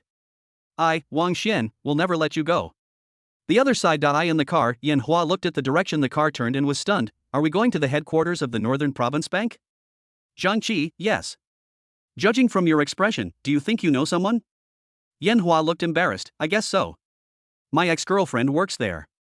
Zhang Qi, is there a story? Yan Hua, it's not a story. It's an accident. We were getting along well with my childhood sweetheart, but due to some changes in my family, and someone offering to arrange a job for her at a bank in Northern Province, she dumped me. Zhang Qi, is it painful? Yan Hua, it's not painful. Losing a tree gives you a whole forest. Losing me is her loss, isn't it? Zhang Qi, transparent. After a moment, Zhang Qi turned around again and whispered to Qin Jiang, who was quietly reading a book on criminal law behind him. Brother Jiang. The Northern Province Bank is just ahead. Chapter 465. Yan Hua's ex-girlfriend, blocked at the bank entrance. Northern Province Bank, although it is only a local bank and cannot be compared with those top banks, it is still a bank worth hundreds of billions, especially in the Northern Province, where his local influence is very strong. It is easier for him to lend to local enterprises. IT is in a stage of rapid development in recent years. Downstairs of the bank, many girls dressed in professional white-collar clothes came out at lunchtime. I heard there's a new Japanese restaurant on South Street. Do you guys want to go there? I'll go. But I need to go buy a cup of bawang tea first. I'll miss it if I don't drink it for a whole day. What's good to drink? I still prefer Starbucks. Then go to restaurant for a quick meal. They talked about all kinds of high-end eating places, making passers-by nearby extremely envious. These places were simply not affordable for ordinary people. How many ordinary workers could afford to spend tens or even hundreds of dollars in 2011? There was a girl in the crowd smiling happily. Her name is Wu Ying, born in an ordinary family. I have been an ordinary person and unknown among the crowd since I was a child. It wasn't until she met a boy in college that things changed. He treated her very well, spent money on her, and constantly encouraged her, saying she had potential but was just too self-conscious. She bought her a lot of cosmetics and taught her how to put on makeup, which allowed her to change step by step, from an unknown girl in the school to a famous young senior in the school. She was originally content and happy, planning to stay with that boy forever, start a family, and grow together. But everything changed during campus recruitment in her junior year. That year, a crisis occurred in the boy's family. They could have easily bought a car and a house and arranged a job for her, but the boy's father died in a car accident, disrupting their plans. The arranged work is gone, the RV that was supposed to be paid in full was also bought with a loan. The boys also became very decadent. The most important thing is that at this time, a successful man in his 30s appeared. He was a middle-level leader of a bank in northern province and took the initiative to pursue her, saying that he could arrange a job for her. She persisted and persisted. Sorry, she didn't hold on. The huge temptation made her find the boy and say, "Yanhua, I know you are a good person, but we are not suitable. You can find someone better." After giving out her nice guy card, she got into a BMW. She knew that this would be a big blow to the boy and that it was not nice to leave when someone was weak, but she also wanted a better life. She was no longer worthy of Yanhua, otherwise there wouldn't be so many outstanding boys pursuing her. Of course, she would subconsciously ignore her past dark skin and lack of self-confidence, and she would also subconsciously forget that it was Yanhua's appearance that made her transform into what she is now. "Xiaoying, what are you going to eat?" Someone patted her shoulder and asked in a low voice. Wow. Wu Ying came back to her senses and replied with a smile, "I eat Japanese food too." At the same time, I murmured in my heart, this is the life I want, working as a white-collar worker in a high-rise building, eating in and out of those high-end restaurants, and feeling the envy of others. Instead of just following Yanhua and finding an ordinary job, I'd be content with eating spicy hot pot, boxed lunches, or even braised chicken made with recycled ingredients after get off work. This is the life she longs for. Even though it's a little hard to make ends meet, even though it requires her to obey the BMW driving guy's every word, even though it comes at a heavy price, but she'd rather cry in a BMW than laugh on a bicycle. A few people planned to go down the stairs to eat across the street. Right at this moment, boom, boom, boom, the roar of cars rang out. A convoy of 6 luxury cars drove towards the front of the Northern Province Bank, causing everyone to take a few more glances. But that was all they did. Luxury cars were the most common thing in front of the Northern Province Bank. Many big bosses came here every day to conduct business. Although the luxury cars in front of me are of high quality, I just took a quick look and didn't plan to pay any further attention. Only Wu Ying stood there in a daze, her eyes fixed on the oncoming convoy. To be precise, I was looking at the boy who got out from the passenger seat of the luxury Mercedes-Benz S in the convoy. Who else could it be but Yanhua? How is it possible? Is it him? Wu Ying said in disbelief. Didn't his father die? Didn't his stepmother completely dislike him? Didn't his second-generation friends also distance themselves from him, leaving him to live a life of idleness and hopelessness, with no future? Why? To be able to travel in this luxurious fleet. She couldn't understand and was very confused. Bang, bang, Qin Jian walked out as Zhang Qi opened the door. 7 or 8 Black Dragon personnel got out of the car and surrounded him on both sides. Yanhua also stood next to Qin Jiang. Then a group of people surrounded Qin Jiang and went up the steps of the North Province Bank. "Xiaoying, what's wrong with you?" Someone looked at Wu Ying standing there in a daze and asked with some confusion. Wu Ying, she watched Yanhua's mood change as he got closer. She had intended to pretend nothing had happened, but a sense of unease in her heart prevented her from leaving. Finally, unable to bear it any longer, she stepped forward and frowned, questioning, "Yanhua, why are you here?" Now, Yanhua was also startled when he saw Wu Ying talking on the steps, but his mood did not change much. He just said lightly, "I came here to accompany a friend to do some business." Wu Ying, business? What business? Yanhua, I can't tell you that. He himself didn't know what business Qin Jiang came to the bank to handle. Besides, he and Wu Ying had no relationship for a long time, so there was no need to tell each other no matter what business he was doing. Wu Ying's heart twitched when she saw Yanhua's indifferent eyes. She couldn't help but think of how good Yanhua had been to her, the vows they had made to each other, how inseparable they had been, and now this indifferent look made her feel guilty. Then comes the anger after the guilt. Why, it's your choice. This is all Yanhua's fault.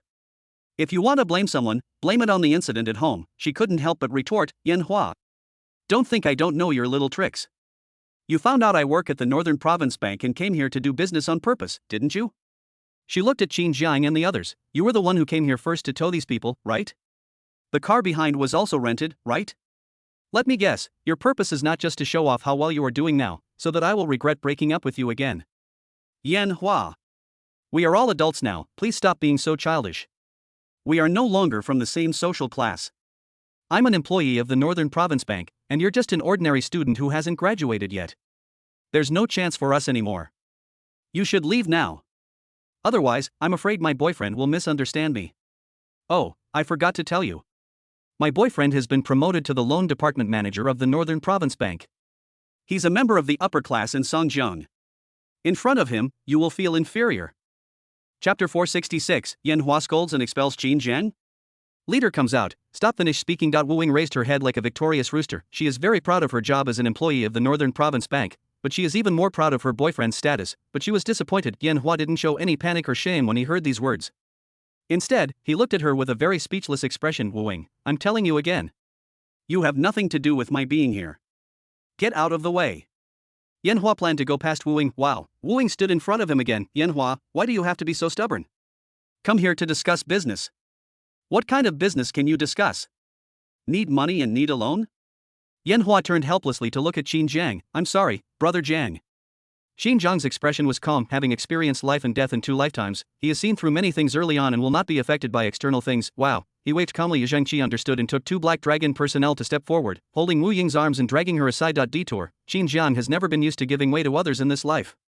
Since Wu Ying is blocking the way, he can just move away. Wu Ying, equal smiley face. No, what are you doing? This is the Northern Province Bank. How dare you cause trouble here? Let go of me, let go of me. Hearing the noise, other employees also gathered around, but seeing the serious expressions of the Black Dragon staff, no one spoke out to stop them. Anyone can see that Qin Jiang and others are not easy to mess with. Besides, Wu Ying has no vested interest in them. On the contrary, many interns are in competition with her. So, seeing Wu Ying's misfortune, Wei Chang felt happy. Qin Jiang went up the stairs without even looking at the noisy Wu Ying or the onlookers. Wu Ying became even angrier. Just then, 2 middle-aged men came out of the bank again, one of whom was Wu Ying's boyfriend. See this? Wu Ying yelled, Su Shan, brush. Su Shan looked over and saw Wu Ying being grabbed by 2 people. His face turned cold and he strode towards them. Who are you? What are you doing? Let go. When Wu Ying saw Su Shan coming over, his face was full of grievance. Brother Shan, you are finally here. If you don't come, I will let them bully me. He pointed at Qin Jiang, Yan Hua and others. Su Shan was stunned when he looked at Qin Jiang and others. With his years of observation, he could tell that some of them were not simple. But when he saw Yan Hua, his eyes flashed. He knew Yan Hua. He was the one who snatched Wu Ying from the other party. He couldn't help but frown and looked at Wu Ying. Wu Ying reacted and hugged Su Shan's arm. Don't think too much, I deleted his contact information a long time ago. He came to the door today and said he wanted to do business. I think I am still determined to do it. But don't worry, I only like you. This scene made Su Shan extremely happy. He was originally a child from an ordinary family. He happened to catch up with the expansion of the Northern Province Bank and was promoted because of his good performance. Even though he was average looking and a little fat, he could still make a beauty like Wu Ying fall into his arms. Same, many staff members on both sides also curled their lips. Another person with connections. I said Wu Ying only graduated from a junior college, so how could he get in? So he's got manager Su's backing. Damn. He has such a good appetite, he can eat anything. I hate people who rely on their bodies to get ahead the most.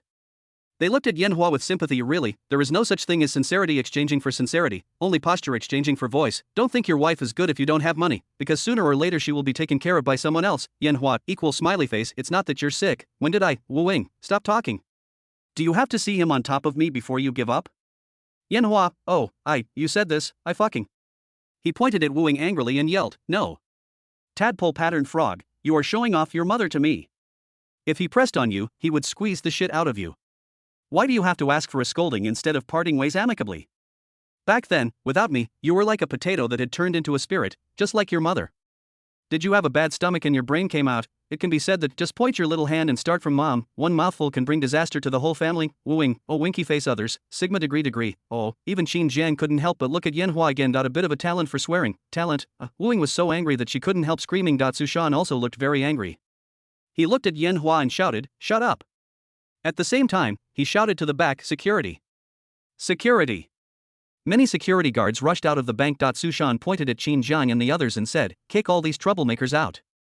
The security guard heard the order and wanted to step forward to expel Qin Jiang and others. Zhang Qi, do you dare? Looking at Su Shan, he said, do you know who you are talking to? Do you know why we are here? Su Shan, what? Zhang Qi, let's talk business. Su Shan, what business are you discussing? Zhang Qi, loan. Ha ha ha, Su Shan couldn't help laughing, then said coldly, then you should get out. Zhang Qi, just you? Su Shan, right. Just me. If I say you can't get a loan, then you can't get one. Get out. It's not that he is so arrogant without any reason. As the manager of the loan department of the Northern Province Bank, he has the approval authority. Countless small bosses come to him for help every day. He can decide how many loans to give to them with just one word, and he can also refuse to give loans with just one word. He has enough reasons to lend or not anyway. It's not a loan to anyone. It is a symbol of PowerPoint. One side. Wu Ying was filled with admiration when she saw this. This was her man, a powerful man who could easily control others. As for Yan Hua, he's just my ex-boyfriend who's not suitable for public appearances. Upon hearing the order, several security personnel rushed towards Qin Jiang and others and shouted, "Get out, get out, this is not the place for you." The Black Dragon personnel looked angry. How outrageous. Some people actually dared to be so presumptuous in front of Brother Jiang. They really didn't know their place. One by one, they rushed forward to block Qin Jiang, confronted the security guards, and took out black umbrellas to prepare to fight. For a while, the atmosphere at the scene was extremely tense. Su Shan frowned. He didn't understand why this person didn't leave after being expelled by security and instead went against the will. Wu Ying was excited. Crush. I must get rid of this crushing situation, so that I can prove that my choice is correct. Qin Jiang was indifferent. They are just a bunch of clowns. It would be cheap to say a word to them. Yan Hua was embarrassed. He felt sorry for Qin Jiang, as it was he who made him suffer such humiliation today. Others watched the show. Right at this moment, bang, the bank door opened and more than 10 people came out. The leader was a man in his 40s or 50s wearing a suit. He looked very important and was obviously a leader of the bank. As soon as he came out, he saw the conflict on the steps. When he saw his own security personnel scolding and expelling Qin Jiang and others, his face changed drastically, and he immediately ran away and shouted, "Stop." Chapter 467 President, resolve it immediately and kick someone when they are down. Stop. This loud shout startled Su Shan, Wu Ying, and others. At the same time, the security guards who were planning to drive people away subconsciously turned back and were stunned when they saw a group of people rushing towards them. Su Shan looked back at a dozen people rushing towards the car from the direction of the bank, and especially saw the person in the lead, assistant president. Click, he had a bad feeling in his heart. Ha, ha, the assistant president led his men to the front of the crowd, looked at the security guards and shouted, "What are you doing?" Listen to this. The security guards were so frightened that they were silent and dared not speak. Su Shan saw that something was amiss and quickly spoke up. "President Wan, this is what's going on. These people were making a lot of noise at the door, so I sent security to tell them the bank was closed and to come back later." The assistant president frowned and glared at Su Shan. How could he not see that the other party was lying? But of course it was best if some things could be covered up. He turned his gaze towards Qin Jiang and the others, and was a little surprised at Qin Jiang's youthful appearance. This is the legendary Qin Jiang who started from scratch. He looks quite impressive. These young people nowadays are truly incredible. Then he stepped forward and said with a smile, "Chairman Qin, you see. I was too slow to come out to greet you. I'm the assistant president of the Northern Province Bank. You can just call me Assistant Wang. The president is waiting for you upstairs." Finished, make a gesture of invitation. As soon as these words were spoken, the whole audience fell silent. Wu Ying. Security staff of various banks. Oh, impossible, Su Shan couldn't believe it. What did Assistant Wang call him just now? Chairman Qin? Such a young chairman? And the president was waiting for him upstairs? Who is he? Wu Ying, that's fake. No way, how could Yan Hua know such an important person? Could it be that what he just said was true? He really came here for business, and the car was not rented, and he didn't want to get back together with me. Finished, the security guard felt like the sky was falling. They just expelled the person the president had to wait for in person. Not a fucking gorilla, a baboon. Other bank employees also mainly watched the show. They were originally out of the matter. Whether Wu Ying successfully expelled these people by pretending to be powerful, or Qin Jiang suddenly became a big shot and made an extreme reversal, it had nothing to do with them. Wrong, it's not completely irrelevant. If this incident could bring bad luck to Wu Ying or even make her lose the chance to become a full-time intern, wouldn't they be competitors? But looking at Su Shan, they shook their heads again. After all, the other side also had a middle-level leader in front. Furthermore, Assistant Wang obviously wanted to pass it by. Qin Jiang looked at Assistant Wang with an indifferent expression and said, "It seems your bank doesn't welcome me. If you don't welcome me, why would we even talk about meeting?" After saying that, he turned around and was about to leave, but several Black Dragon personnel came down the stairs in advance and opened the car door. Oh shit, Assistant Wang's expression changed drastically. He knew the inside story. Qin Jiang came here to apply for a loan, and the loan was at least 1 billion yuan. 1 billion. What a concept. There are not many such large projects in the entire Northern Province Bank in a whole year. As long as they can be loaned out, it can bring at least tens of millions of profits to the bank every year. These days, there are many people who want to take out loans, but for banks, there are very few high-quality customers, especially high-quality large customers. A group like Halong Group, which has these two major businesses that can generate annual revenue of billions, is in the explosive growth stage, and even has the potential to go public and has sufficient cash flow, is definitely a High-quality customer. Ordinary customers seek bank loans. High-quality customers are those banks begging you to lend them money. Lending out means profit and performance, and he knew that Qin Jiang came to the Northern Province Bank through an introducer, and that person had a close relationship with the bank president. Think of this. He hurriedly said, Chairman Qin, please stay. Brush. Qin Jiang turned around and looked at him. President Wang, is there something wrong? President Wang, Assistant Wang was left with only discomfort and was completely wiped out, although in theory the assistant to the president could also be called the president, and that was what the internal staff called him, but in the eyes of real big shots, he is just an assistant, and they often call him assistant, who is Qin Jiang. He is worth 1 billion at such a young age, a big boss in Songjiang. I have thousands of small employees under me, who wouldn't be frivolous like this? But such a big shot calls him President Wang and shows him so much respect. So, the question of who was the one who wanted to expel the other party just now was self-evident. He said to Qin Jiang, Chairman Qin, give me a minute. I promise to satisfy you. Immediately looking at Su Shan's cold expression, tell me. What's going on? Su Shan, I. He was a little stuttered and could not understand what to say, so he can only pretend to be calm. Just now, shut up. Assistant Wang stopped listening and looked at the other employees. What do you think just happened? All of a sudden, a large number of employees lowered their heads subconsciously. If they tell the truth, they will definitely offend Su Shan. What if he makes things difficult for them in the future? If they don't tell the truth, they will definitely offend Qin Jiang. It seems that the other party is also very powerful. Two sides. Ordinary employees cannot afford to offend them. Rather than doing this, it is better to pretend to be deaf and dumb. The more you speak, the more mistakes you make. The less you speak, the fewer mistakes you make. And if you say nothing, there are no mistakes. But while some were worried, others were fearless, taking this as an opportunity. A young man stepped forward and said, President Wang, I just saw it with my own eyes. Chairman Qin and his men came to conduct business, and Wu Ying stopped them at the door, not letting them in, and made some nasty remarks. Pressing on me? Putting in there? That's inappropriate for children. Then Chairman Qin, despite being so kind and righteous, didn't take it seriously at all. She ignored him and insisted on going in, but he still wouldn't give in. He even asked his boyfriend, Manager Su, to intervene on her behalf. Then Manager Su wanted to expel Chairman Qin. He put the matter simply and clearly. Su Shan looked at the young man in disbelief. The other party was an employee of his department. He usually obeyed his orders and called him the manager's boss, looking like a loyal servant. But he didn't expect that he would stab him in the blink of an eye. The young man didn't care about Su Shan's look. If you are not ruthless, you cannot stand firm. What's the fastest way to get promoted? Working hard? Flattering?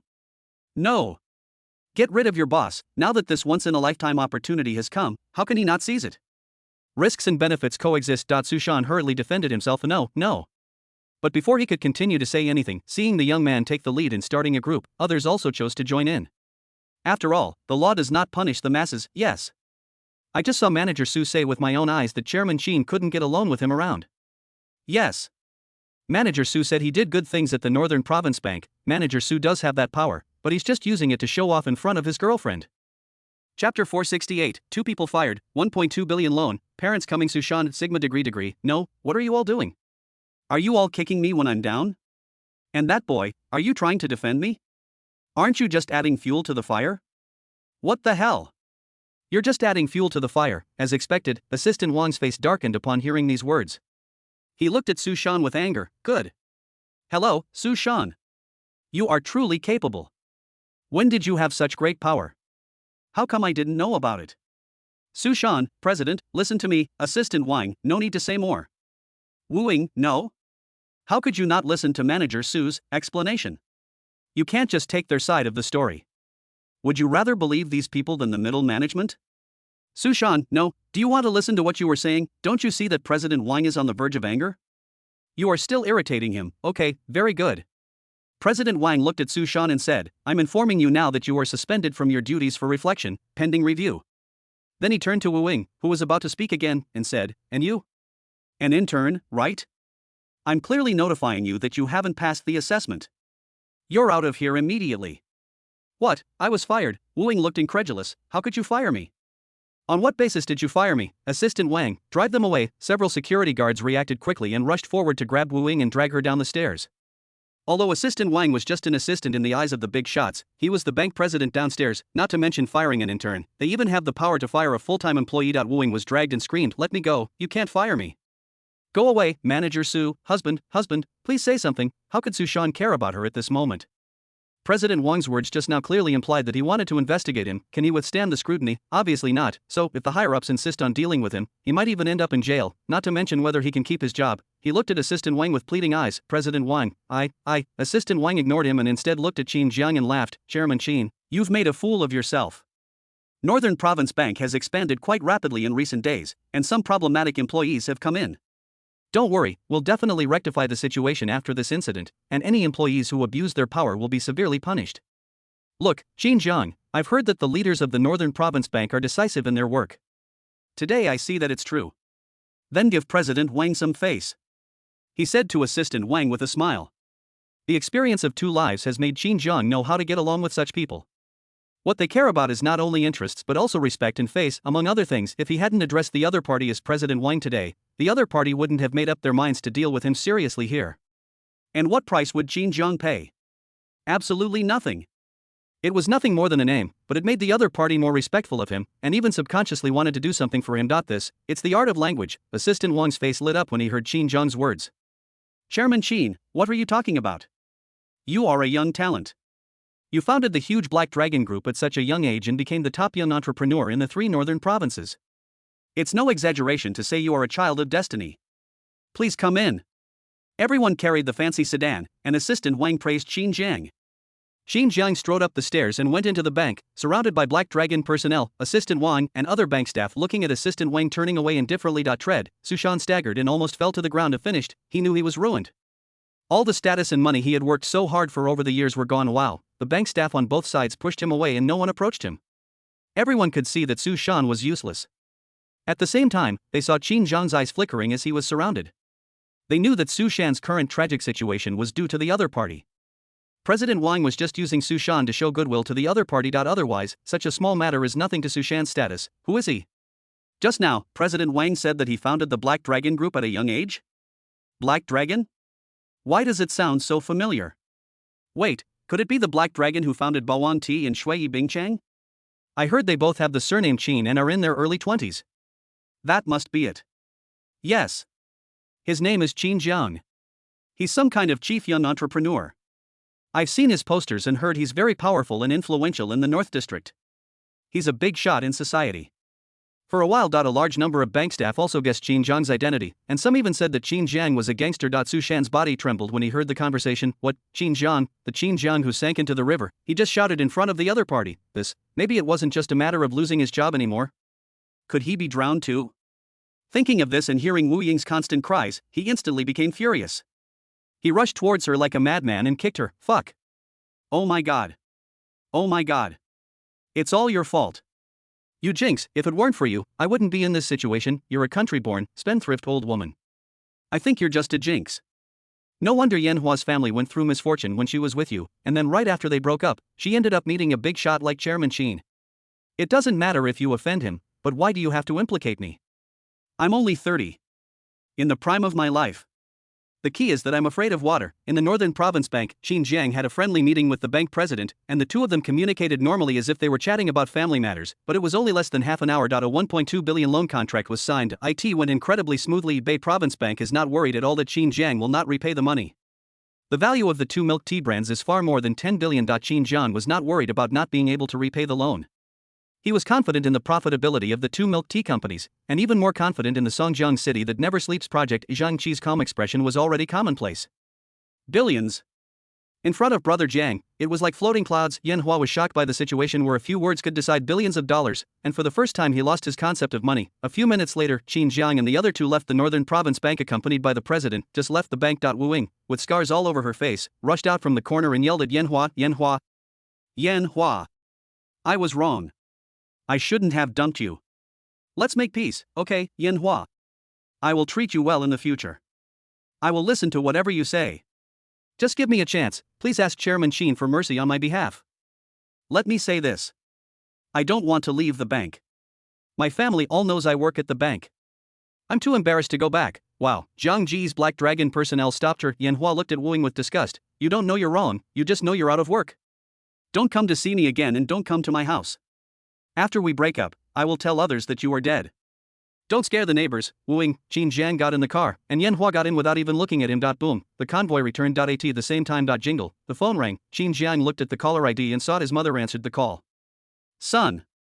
Your dad and I plan to go to Songjiang in a couple of days to see you and see your university life. Chapter 469, The Qin family is coming. Wang Xian's first pot of gold parents are coming. Qin Jiang nodded without any surprise. He could guess why his parents came, and they must be planning to come and check out his specific situation. After all, he caused such a big fuss when he returned home, and he was transformed from an ordinary student to the chairman of a large group. In addition, his past reputation made anyone think in other directions, and they would definitely plan to come and see the specific situation. Even, he thinks his parents are already very good at delaying time. Qin Jiang, okay. Tell me when you're coming, and I'll send someone to pick you up. Bang, hang up the phone. Qin Jiang rubbed his temples. He knew that he would have to stay in the dormitory of Jita University for a while. Zhang Qi, brother Jiang, uncle and aunt are coming, right? I'll go pick them up then, and make sure the party is packed. At the beginning, Qin Jiang's parents treated them and their brothers as their juniors and prepared delicious food for them. They also respected Qin Jiang's parents from the bottom of their hearts and would definitely not let Qin's father and mother lose face. Qin Jiang nodded and did not refuse. At the same time, he murmured, I'm afraid it's not just my parents who are coming, but that's okay. As long as my parents are happy, that's all that matters. Lotus Township Zheng family's old house. Old Master Qin was drinking and eating peanuts and side dishes. Brush, Qin Wei, Qin Laosan, walked into the room and snatched the bottle away. Drink, drink, drink. Stop drinking. Mr. Qin, what's wrong with me drinking a little? Qin Wei, what's wrong? You didn't know you had a stroke? Didn't I tell you to drink less? Mr. Qin, I just drank. Qin Wei, no matter when you drink, you can't drink now. If you must drink, wait until tonight and ask your daughter-in-law to cook you 2 hot dishes. We'll each drink 2 taels. Old Master Qin, 2 taels? Too little, Qin Wei, no negotiation. After saying that, he took the bottle of wine and put it in the cabinet and locked it. Then he looked at his son Qin He, who was half a boy outside, and scratched his head. What should I do with this child in the future? Qin He. Qin Qing's younger brother. Also Qin Zhang's cousin, 19 years old, unemployed. He's an honest person.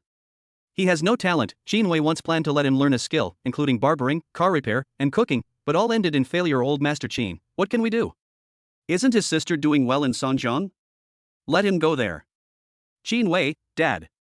It's easy for you to say that.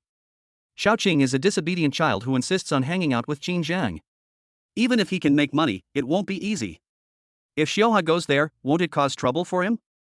She's already at the age of looking for a husband, and as her father, I can't offer her any help. Mr. Qin, you have some conscience. He knows his third son very well. Although he likes to take advantage of small opportunities and has some small thoughts, he is not a bad person. Otherwise, he would not have chosen to live with the other party in the first place, and it is not considered to be biased towards boys. In the first place, Qin Qing was allowed to marry the child of the supermarket family because the other party's family was well off and it was for the good of the child. Mr. Qin, then you can find Xiao Jiang. Qin Wei, I'm not going. He knew Qin Zhang's character well and knew that he would not give face to this uncle. At his face is not as valuable as a shoe insole. What's more, he thought that as an elder, he couldn't beg others for help, and most importantly, he didn't have the chance to call up. He doesn't even have Qin Zhang's phone number. Right at this moment, Qin Wei's wife came in from outside, and Qin Wei looked at her and said, Where have you been? You don't even know how to cook a meal at home. Qin Wei's wife, did you go to the fourth brother's house? He and his wife are packing up. They said they would go to Songjiang in a few days. Qin Wei, what are you going to do in Songjiang? What else can they do? Just look at his son. Xiao Jiang is doing so well in Songjiang, how can they not go there? I heard that he is not just a gangster, but a big boss. Nonsense. How can he be considered a big boss? Haven't you seen the big bosses on TV who are all in their 40s or 50s, sitting in office buildings and being called chairman? Who calls them big brother? Qin Wei's wife curled her lips. You are so stubborn. Can't you just hope that Xiao Jian will be okay? Xiaohe will still rely on him to pull it in the future. Qin Wei, brush, his eyes lit up slightly as he looked at old man Qin. Qin, what are you looking at me for? Qin Wei, Dad, you haven't had a checkup for your cerebral infarction recently. Let's go to Songjiang for a checkup. Mr. Qin, I just finished checking before the new year. Qin Wei, then check again. Mr. Qin, if you want to go to Songjiang with me, just say so. But the old man saw through it but didn't say anything and nodded. Songjiang got in front of the Northern Province Bank. Wuing sat on the ground in despair. She watched the convoy gradually disappear into the distance, filled with regret. Why? Why do you still not want me even though I'm like this? Why, Yan Hua? This is all your fault. Why didn't you tell me in advance that you were able to make friends with such a big shot? How could I break up with you if you said that? How could I? No. I won't accept, Yan Hua, just wait. Don't think you're so great just because you know Qin Jiang.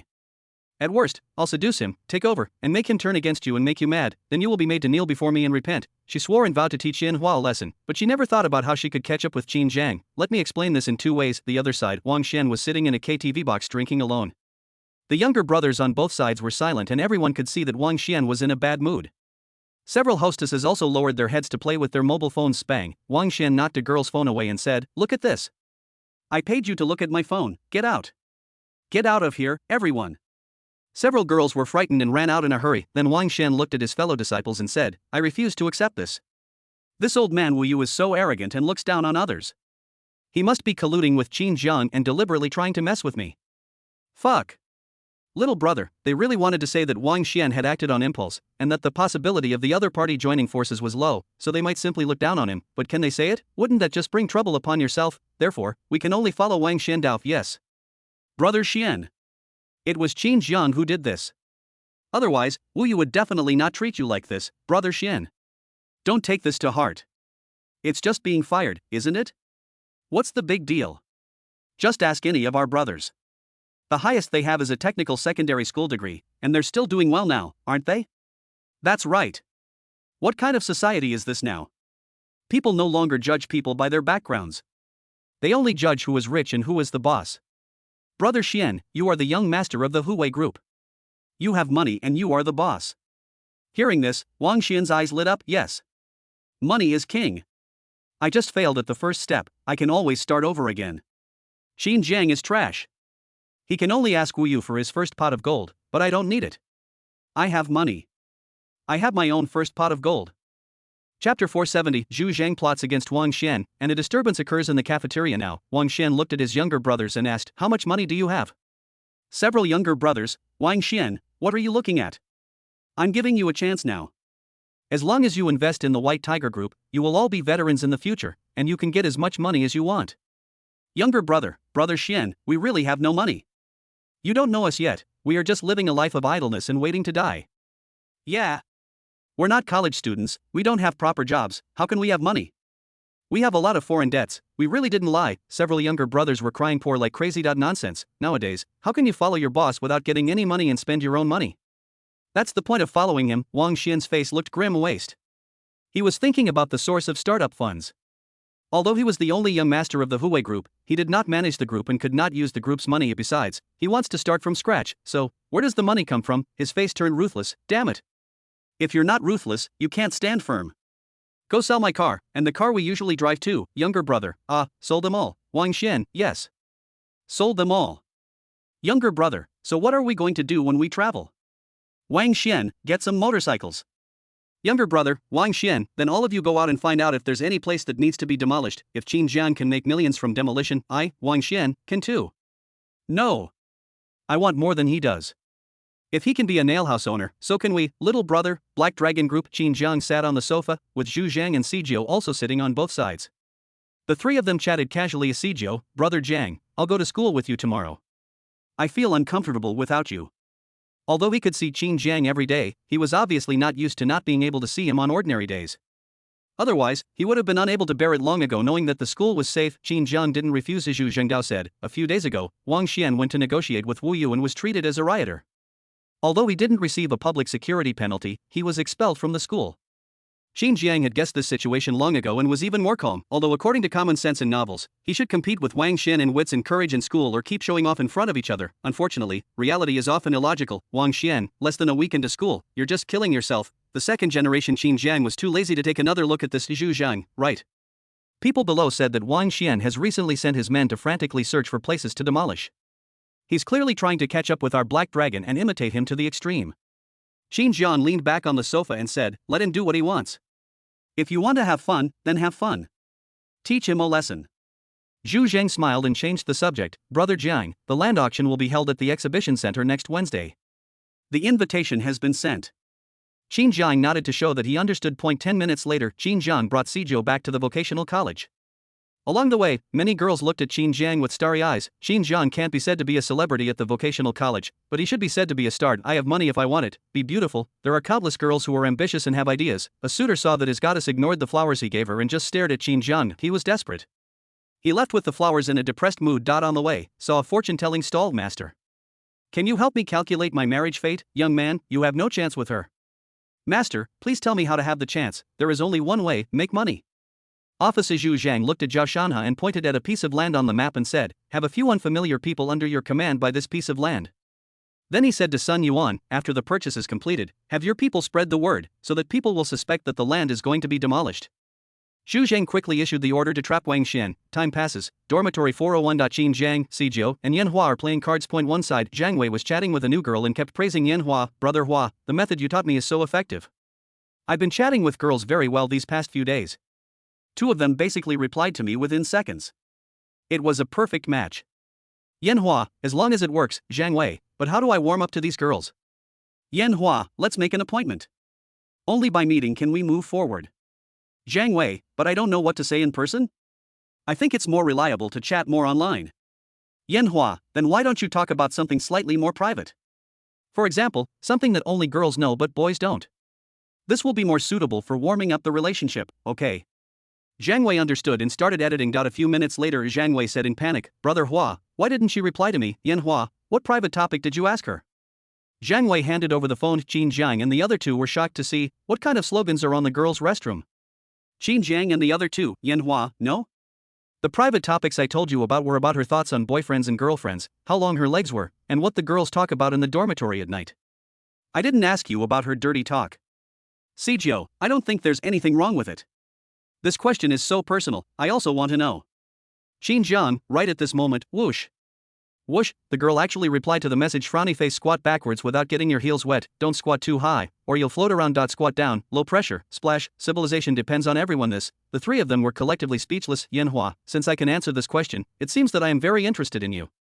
There is basically no problem. Listen to this. Zhang Wei's confidence increased greatly. The girl sent another message. I saw a very cute kitten on the way to buy medicine today. Zhang Wei, what does he mean? He likes cats? Yan Hua, what kind of cat do you like? She's clearly focused on buying medicine, which means she might be sick. Of course, it could also be that her roommate is sick. What you need to do now is show concern. Oh, I see.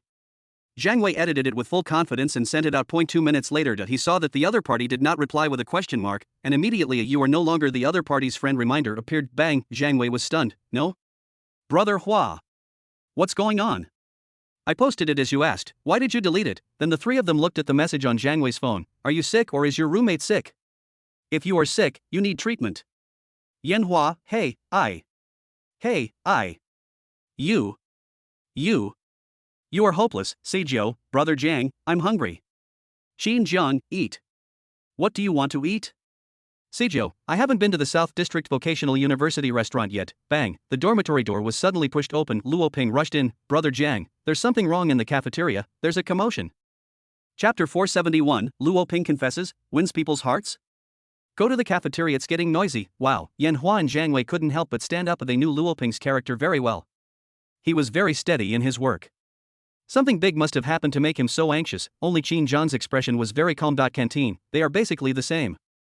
In 2011, university management was not so strict, and the canteens were mainly contracted, so the school did not have much control over the canteens. As a result, a large number of canteens are selling inferior products, causing great suffering to students and countless disturbances. Certainly the basic results are inconclusive. Yan Hua, Lao Luo. What's going on? Luo Ping, I heard that a student found a stone in his rice and broke his tooth. He then went to the cafeteria to argue, and was scolded by the cafeteria manager. Many other students also joined in the discussion, and then a quarrel ensued. The staff in the cafeteria said they were making trouble unreasonably, and the students said the cafeteria must be kept clean. More and more people are gathering in the cafeteria, and many school leaders have also gone there. He briefly explained the matter. Zhang Wei cursed, these profiteers in the cafeteria. Last time I went to the cafeteria to buy buns, I couldn't even take a bite of the filling. I really hope this time we can make such a big fuss that we have to change the cafeteria. Yan Hua shook his head. It's not that easy to change the cafeteria. No matter how many people complain, it won't help. I told you I was going to complain the first time I went to the cafeteria. Guess what? There's a surveillance camera on the complaint box. How can I complain? Zhang Wei, what's wrong with surveillance? Yan Hua, anonymous complaint? Why would they install surveillance? Isn't it obvious? Believe it or not, if I complain in the morning, someone will come to talk to me in the afternoon. It's useless. It's just a decoration put up by the canteen manager to deal with inspections. Zhang Wei, Sigma, surprised face. So what should I do? Just stand there, brush. Yanhua and Luo Pingquan looked at Qin Jiang. Qin Jiang looked at Luo Ping. Tell me, why did you come back to tell me this? Luo Ping was stunned, straight to the point. I won't hide it from you. As for me, I think the school cafeteria is going too far, and the students are suffering. I'm clearly fighting for my rights, but it's completely useless. So I was thinking about whether Brother Jiang could come forward. I heard that the North District cafeteria was contracted by Black Dragon. I really didn't mean to plot against you. I promise. He directly stated his intention. He knew that no matter how big the commotion in the cafeteria was, it would be useless. The leader could easily suppress it as soon as he arrived. Not to mention that the boy had no evidence that there was anything wrong with the cafeteria. Even if he had evidence, what could he do? Some stalls will continue to operate after some rectification. Besides, no bad people have been eaten so far. It's just that the food is a little bit not fresh and not very tasty. Therefore, if we want to change the status quo, we can only seek help from external forces. Only capital can fight against capital, but why should other capital go to such great lengths to fight against the canteen? So, Qin Jiang appeared in Luo Ping's mind without saying a word. He believes that Heilong has the capital to fight against the canteen and has reasons to fight against the canteen. Haha, Qin Jiang smiled and patted Luo Ping on the shoulder. Very good. Luo Ping. I like your honesty. He hates people playing tricks on him, but that doesn't mean he hates smart people. Luo Ping has his own judgment when looking at things, and he admires the fact that he can come up with the idea of lending his hand to benefit all vocational college students in such a short time. Of course, all this is based on the premise that Luo Ping tells him the truth. If he tries to hide the truth, it will prove that this person is not trustworthy. Let's go. Qin Jiang clapped his hands and stood up. Canteen, this was something he had promised Wu Yu to resolve. The reason he had waited for so long without any action was to wait for today's scene. If he didn't make the students angry, how could he take over the cafeteria legally and reasonably? Moreover, if he took over the cafeteria in advance, it might just seem like a trivial matter in the eyes of the students. Some things will not be cherished if they are obtained too easily. Only by letting them see the darkness can they understand the value of light. As4, wouldn't it be a bit unethical to do this? Is there any suspicion of buying people's hearts? How can we talk about morality if we do not harm others, abide by the law and work for the welfare of others? Qin Jiang, 49. Call up the Black Dragon brothers on duty, and have the propaganda department bring the photography team over. Seijio, understood. Qin Jiang, Luo Ping. In my capacity as the president of the student union, I am summoning all members of the student union to the cafeteria to handle this emergency. Luo Ping, understood. Qin Jiang issued orders one by one. Seijio and Luo Ping quickly called to convey Qin Jiang's orders. Yanhua and Zhang Wei quickly followed. Same news of the cafeteria disturbance spread quickly. Wow, a large number of students poured out of the dormitory building and headed towards the cafeteria in twos and threes. I heard that some people over there couldn't stand the food and were making a fuss. Do you think it can be rectified this time? That's probably bullshit. Last time I tried to argue with the chef about it, he called me a jerk. Yeah. Not really. I heard it's not just our school, many other schools are similar. After all, we're not a key university. I heard the cafeteria across the street at Song University is cheap and delicious. It's true. Studying can change your destiny. They have no hope for a major overhaul of the cafeteria. They just hope that it can be cleaner this time so that they don't have to eat hair and sand. As long as the food tastes acceptable, that's fine. At the same time, they are extremely envious of the students at Song University, but they can only envy them. Vocational University cannot be compared with Song University. Song University is the top university in Northern Province and even in the whole country. The president is at the same level as the mayor. Their vocational university is just an ordinary university that has just been upgraded to a university.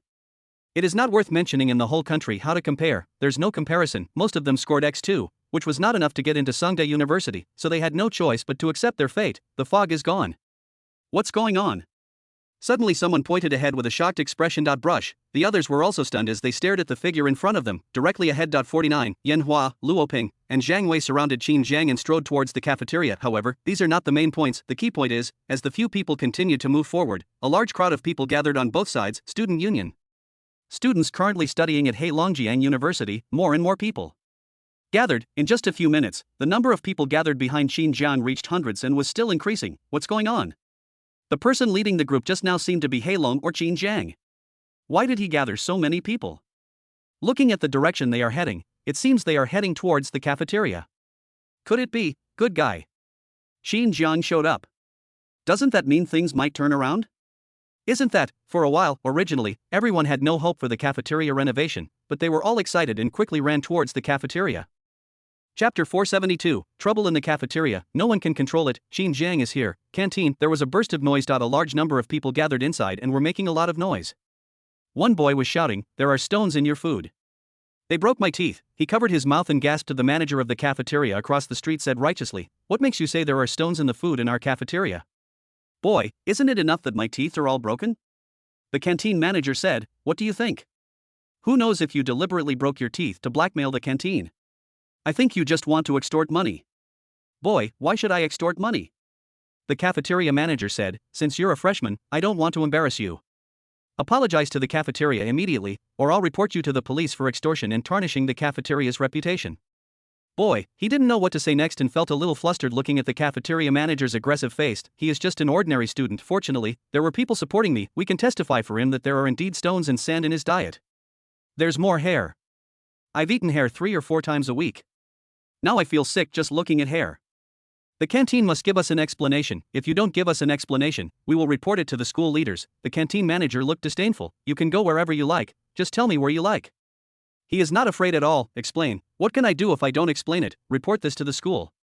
Not to mention that they have a contract with the school, just say that they also have a relationship." He was very tough and completely confrontational. This made the students even angrier and more vocal. Later, the canteen manager calmly watched the scene while smoking. The head chef whispered, "Boss, nothing will happen if this continues, right?" Canteen manager, "What are you afraid of?" The head chef said, "The problem is that there are too many people recently. How about hiring a few handymen to help wash vegetables or something? It won't cost much and will improve hygiene, so we don't have to worry about complaints all the time." The canteen manager looked at the head chef like a fool. "Ask someone to help wash the vegetables? No. What are you thinking? Don't you know what ingredients we use? If they really saw it, wouldn't it spread out and make a big fuss?" The head chef was stunned. Health, this is just the smallest problem with the cafeteria. The people who are making trouble outside and demanding rectification have no idea what they are eating. "Chef, boss. Are we still going to use that frozen meat? I'm really worried about it.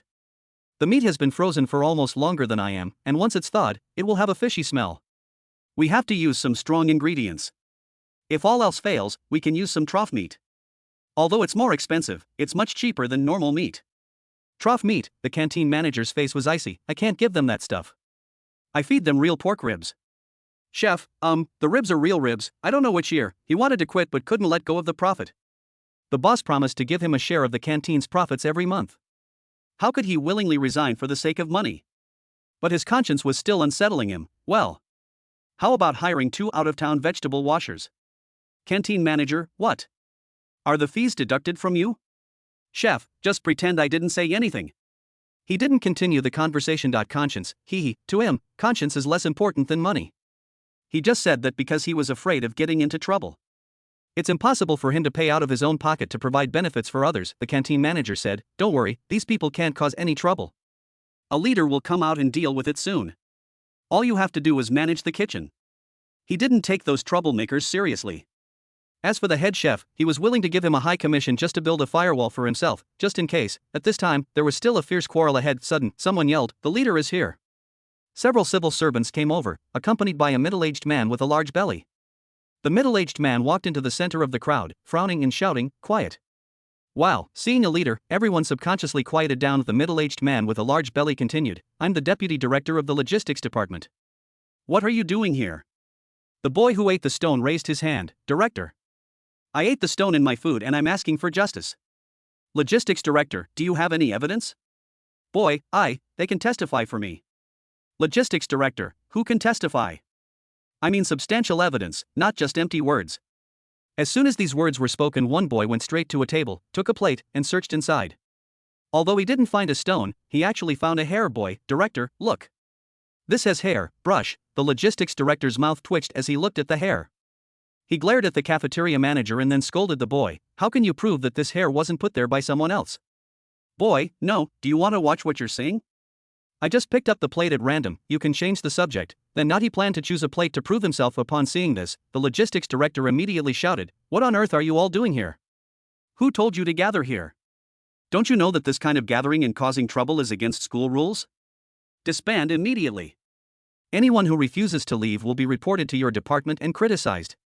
If you, the ringleaders, continue to cause trouble, it will be a serious violation of discipline and you will be expelled. Wow, everyone who was originally filled with righteous indignation fell silent. The leader's words are very intimidating to them, especially the punishment of serious demerit and expulsion from school. This is extremely serious for college students in 2011. Don't you know how many college students begged for help in order to avoid being expelled? What's more, it's just a canteen issue. All of a sudden, although they were unwilling, under the stern gaze of the logistics director, everyone sighed and prepared to leave. Ahead, the boy who took the lead in speaking covered his mouth. His tooth hurts, his heart hurts even more. He wanted to continue fighting, but his heart told him that it was meaningless and would only bring disaster. Well, he sighed and left. The logistics director saw that a large number of students were subdued and the boys who led the riot had turned around and left. Knowing that the matter had been suppressed for today. Brush, he looked towards the cafeteria, nodded to the cafeteria manager, and then shook his head. Nodding means the matter is resolved, shaking your head means don't continue. The canteen manager casually waved his hand and said, "Don't continue? Ha ha. How can we make more profit if we don't continue? Furthermore, do you think money is so easy to get?" Just when they thought everything was settled, suddenly there were bursts of cheers from outside. "Brother Jiang is here. It's Brother Jiang. He brought a lot of people. Brother Jiang is here to take charge of our affairs. Quickly get out of the way." Chapter 473 Qin Jiang's dominance and tit for tat. For a while, loud cheers came from behind the dense crowd. While a large number of students pushed aside, Qin Jiang, dressed in a black suit, strode over, followed by a large number of Black Dragon and student union members. At the same time, many of the originally depressed students looked excited and murmured as if they had regained their confidence. "Brother Jiang is here. He will definitely be able to make the decision for us. He's the president of the student union. Yes. And he's the boss of a large corporation, worth over 1 billion. He will definitely stand up for us. The cafeteria has gone too far and must be made to rectify the situation. They must give Brother Jiang some face." Of course, not everyone was confident. Some students looked indifferent when they saw Qin Jiang coming. What are you thinking? Qin Jiang is just the president of the student union. How can he be more effective than the director of logistics? No matter how powerful Black Dragon is, he's only outside. This is a vocational college. Besides, Qin Jiang, with his status and position, wouldn't come to the cafeteria to eat. What does the sanitation of the cafeteria have to do with him? Could it be that Qin Jiang dares to go against the school leaders? The majority of people believe that Qin Jiang cannot change the outcome. The logistics director on the other side, who had thought that the matter was settled, looked at Qin Jiang coming towards him with a slightly changed expression. Qin Jiang, a prominent figure in vocational college, of course, he knew the other party's identity and also knew that the other party had some relationship with Wu Yu. Therefore, when facing Qin Jiang, he did not scold him harshly as he did to the student just now. Instead, he put on a smile. "Boss Qin. Why are you here?" Qin Jiang's expression was indifferent. "Is it abnormal for me, a vocational college student, to come to the school cafeteria to eat?" Logistics director, normal. Normal. At this moment, the canteen manager, who had not been seen until now, ran out from behind when he saw Qin Jiang, with a smile on his face. "It's my honor to have Mr. Qin visit the canteen. Well, I'll personally accompany Director Qin for dinner on the second floor. Director Qin's meals in the cafeteria will be free from now on, and everyone in the Black Dragon group can eat on the second floor at a 20% discount." He directly offered benefits or showed goodwill. The chairman of a large group like Qin Jiang would not care about the canteen expenses, but would definitely care more about his face. So, the person in charge of the canteen naturally has to give enough face. One side, the logistics director also reacted, "Right. Let's go upstairs. I've heard a lot about Chairman Qin, and today is a good opportunity to have a quick meal with him." He also showed great respect to Qin Jiang. Both of them thought that young people like Qin Jiang were rather vain, which could be seen from the fact that he often put on a show. So they just had to give him face and let him calm down. Even if this would make him lose face in front of others, it was better than letting Qin Jiang take advantage of a trivial matter. Both of them were extremely wary of Qin Jiang and Wu Yu behind him. A head-on confrontation is totally not worth it. A large number of students on both sides watched as the logistics director and the cafeteria manager changed their attitude drastically and became very friendly towards Qin Jiang. Even a flattering state, they couldn't help but understand Qin Jiang's power more clearly, and also felt that they were 80% finished today. In their opinion, those two had given Qin Jiang so much face and given him enough leeway. Qin Jiang had no reason to help them again. However, just when they were about to resign themselves to their fate and leave, however, Qin Jiang ignored the two people's invitation and looked at the logistics director and said, "When I came here, I heard someone report that there were foreign objects in the food prepared by the cafeteria. What should we do?" The cafeteria manager was stunned. The logistics director continued with a smile, "It's been dealt with. It was just a few students who were deliberately looking for trouble. Let's not talk about that anymore. Let's go upstairs and eat." "Qin Jiang, are you deliberately looking for trouble? The logistics director thinks the food in the cafeteria is clean, right? Zhang Qi. Go get 2 meals. Isn't our logistics director hungry?" Give him something to eat, brush. The logistics director's smile faded. Xinjiang, what do you mean? Xinjiang, it's meaningless. Since someone reported the cafeteria problem, if you think it's okay, then let everyone eat it in public. If you dare to eat it, then the cafeteria safety issue will be proven. You don't dare to eat it, logistics director, what's there to be afraid of? As soon as he finished speaking, he saw Zhang Qi taking out 2 meals from the cafeteria, which included braised chicken and several other vegetarian dishes. A gulp, the logistics director swallowed subconsciously, not greedy, but panic. As the director of logistics, he certainly knew what the canteen was like. Most of the vegetarian dishes were not even washed before being cooked, and the meat was all frozen meat that had been there for more than a few years. The braised chicken was even worse. Once when he was on patrol, he saw with his own eyes someone taking other people's uneaten food and putting it back in the store to continue selling it, recycling it many times. This, let him eat it, not to mention eating it, even just looking at it makes me feel nauseous and unacceptable. Bang, Zhang Qi shoved the plate in front of the logistics director and said, eat. Why don't you eat it? Logistics director, I'm not hungry. Xinjiang, didn't you just say you wanted to eat with me? What's wrong? You're not hungry now. Logistics director, Xinjiang. What exactly are you going to do? Zhang Qi, brother Zhang, what are you going to do? Why don't you listen to what you're saying? You just solemnly assured me that there was nothing wrong with the cafeteria and that the students were slandering it. But why are you eating here? You don't even dare to eat here yourself. What makes you say that the students are slandering us? The logistics director's tone turned cold. Xinjiang, what do you mean? He was genuinely furious. Who was he? He was the logistics director of a vocational college, and he held a certain status within the university. As a result, today he took the initiative to smile at Xinjiang but was repeatedly confronted by the other party, and even his subordinates confronted him. He was too embarrassed to argue with Zhang Qi for fear of losing face, so he could only question Xinjiang. Xinjiang raised 2 fingers in response to the logistics director's cold and sarcastic tone. You have 2 choices. First, eat both of these dishes and forget about it today. Second, conduct surprise inspections of canteens, address issues on the spot, and ensure food safety. Pick one. Ha ha. The logistics director laughed, an angry laugh, and his eyes became colder as he looked at Xinjiang. Yes, you are the chairman of Halem Group, you are worth 1 billion, you have many younger brothers, so what? He, the logistics director of a vocational college, didn't care. His job was legitimate, and Xinjiang couldn't pose a threat to him. He only gave him face for Wu Yu's sake. Since Xinjiang was so shameless, he didn't bother to give him a cold shoulder and directly said, you don't need to decide how I should do things. The cafeteria is under my control. If I say it's fine, then it's fine. If you found something foreign in your food, it's your fault. If anyone dares to slander me again, I'll call the security department. Let them all go, gather here and let you all know the criticism. He waved his hand and spoke in a cold tone. Wow, many students were so frightened by this that they quickly lowered their heads and dared not look at each other, fearing that their leaders would hold a grudge against them. Chapter 474, to the canteen kitchen and security guards, we didn't see anything now. Xinjiang smiled contemptuously. A Black Dragon staff member next to him nodded to Xinjiang, indicating that everything that had just happened had been recorded. That's right, why did he talk so much nonsense with the other party just now? It was for the purpose of recording audio and video. Yes, it must be the logistics director who covered up the canteen scene, otherwise Xinjiang would have no reason to intervene. Although it can still be solved, it is difficult to solve it reasonably and legally, and there is no way to catch them all in one fell swoop. Xinjiang looked at the logistics director and said, it seems you will not care about the students' reports. The logistics director watched the students prepare to leave, and since Xinjiang had just been quite aggressive with him, he didn't bother to hide his feelings and retorted, I just don't care. What do you think? Good. Xinjiang's expression turned cold. Since you don't want to take care of it, then I will take care of it. Logistics director, what do you care? How are you going to manage it? Then, under the incredulous gaze of the logistics director, Zhang Qi brought a chair from somewhere. Bang, Xinjiang sat on the chair. Pop. Zhang Qi lit a cigar for him. His call. Xinjiang blew out a smoke ring and gave an order. Luo Ping, lead the student union members to immediately seal off the entire cafeteria.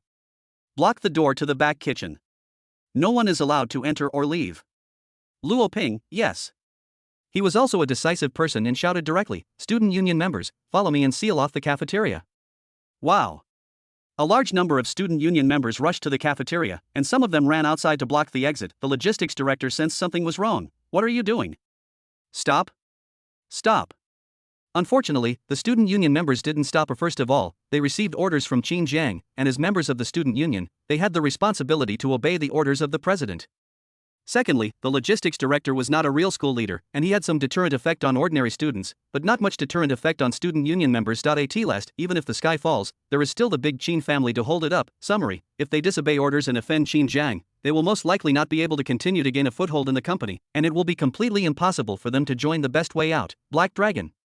If they obey orders, at most they will offend the logistics director, and at worst they will not come to the cafeteria to eat in the future. You guys, the logistics director's face flushed with anger. Believe it or not, before he could threaten, Qin Jiang had already issued a second order. All Black Dragon students, listen up. The student union is conducting a surprise inspection of the cafeteria today. Rush in and conduct the inspection, yes. The Black Dragon personnel shouted in response. The logistics director said, "You're rebelling. When did the student union get the right to inspect the cafeteria? I'm going to sue you for abuse of power." Call. Qin Jiang blew out smoke rings again. Right, hee. In this small piece of land, if he says there is something, there is something. If he says there is nothing, there is nothing. At worst, he can just quit as the president of the student union. Who will be the one who is anxious then? Call. Superior. Wow, the Black Dragon personnel rushed forward. The canteen manager and the logistics director were all anxious and tried to stop them. The logistics director said, "In my name as the director, I want you to stop." The cafeteria manager, "Let's see who dares to come over." The two of them have no deterrent effect on the student union members, let alone the Black Dragon personnel. They have joined the Black Dragon group a long time ago, and their identities have long been transformed from students to employees. Let alone the bullshit logistics director. Even if the principal is here, he doesn't care. Anyway, Qin Jiang gave an order, just kill him and it's over. Rush.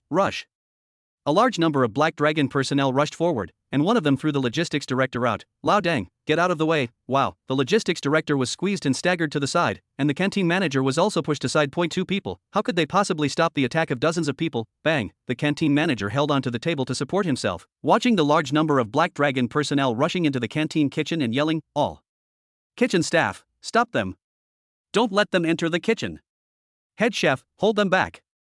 You know the consequences of not being able to withstand it." Head chef, Sigma, surprised face. He was a little panicked and scared when he saw a large number of Black Dragon personnel rushing in, and was about to find a place to hide, but when he heard the canteen manager yelling, he remembered that he was the head chef and was paid commission. If these people really rushed in and saw the situation in the kitchen, he was afraid that things would not end well today and he would suffer as well. Think of this. He took the lead and stood in front of the cafeteria door, shouting to those behind him, "Everyone in the kitchen, hold on with me.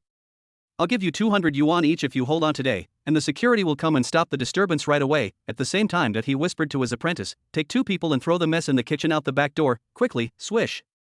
Swish, the head chef was standing in front of the door. He was over 1.8 meters tall and extremely strong, holding a kitchen knife in his hand. He stood there like a lone man blocking 1,000 enemies. A large number of Black Dragon personnel stopped and dared not move forward rashly when they saw him waving the kitchen knife. The canteen manager breathed a sigh of relief and looked at the logistics director hurriedly. "Hurry up and find a solution." The logistics director was also trembling with anger at this scene. Rebellion. It's really a rebellion. Security. Security is there. Just at this moment, Sudong also rushed over with more than 10 security guards. What's going on? Why are so many people gathering? What's going on? What's going on in the cafeteria? The logistics director's eyes lit up. "Xiao Su, you're just in time. Someone's causing trouble in the cafeteria, stop it quickly." Su Dong and his men strode over. "Who is it? Dare to cause trouble in the cafeteria? Don't worry. No one can cause trouble while I, Su Dong, am here. I promise to take them all away." Call. The logistics director couldn't help but breathe a sigh of relief, his back stiffening. He believed that with security personnel around, Xinjiang couldn't cause any major trouble. He thought he'd be arrested if he dared to cause any trouble. Xiao Su, that's him. He brought people to the cafeteria to cause trouble for no reason. Not only did he have them beaten, he even had them storm the cafeteria. It looked like bloodshed was imminent. Su Dong said confidently, "Don't worry, director. As long as I'm here, no one will continue to cause trouble." As soon as these words were spoken, a large number of students came out of their confusion and looked at Qin Jiang with sympathy. How could they not see that Qin Jiang was trying to get benefits for them by arguing with the logistics director but was now being arrested? At this moment, Su Dong subconsciously followed the gaze of the logistics director and the cafeteria manager and saw Qin Jiang sitting on a chair in the center of the crowd. He hadn't seen him just now. "Fuck. Mr. Qin."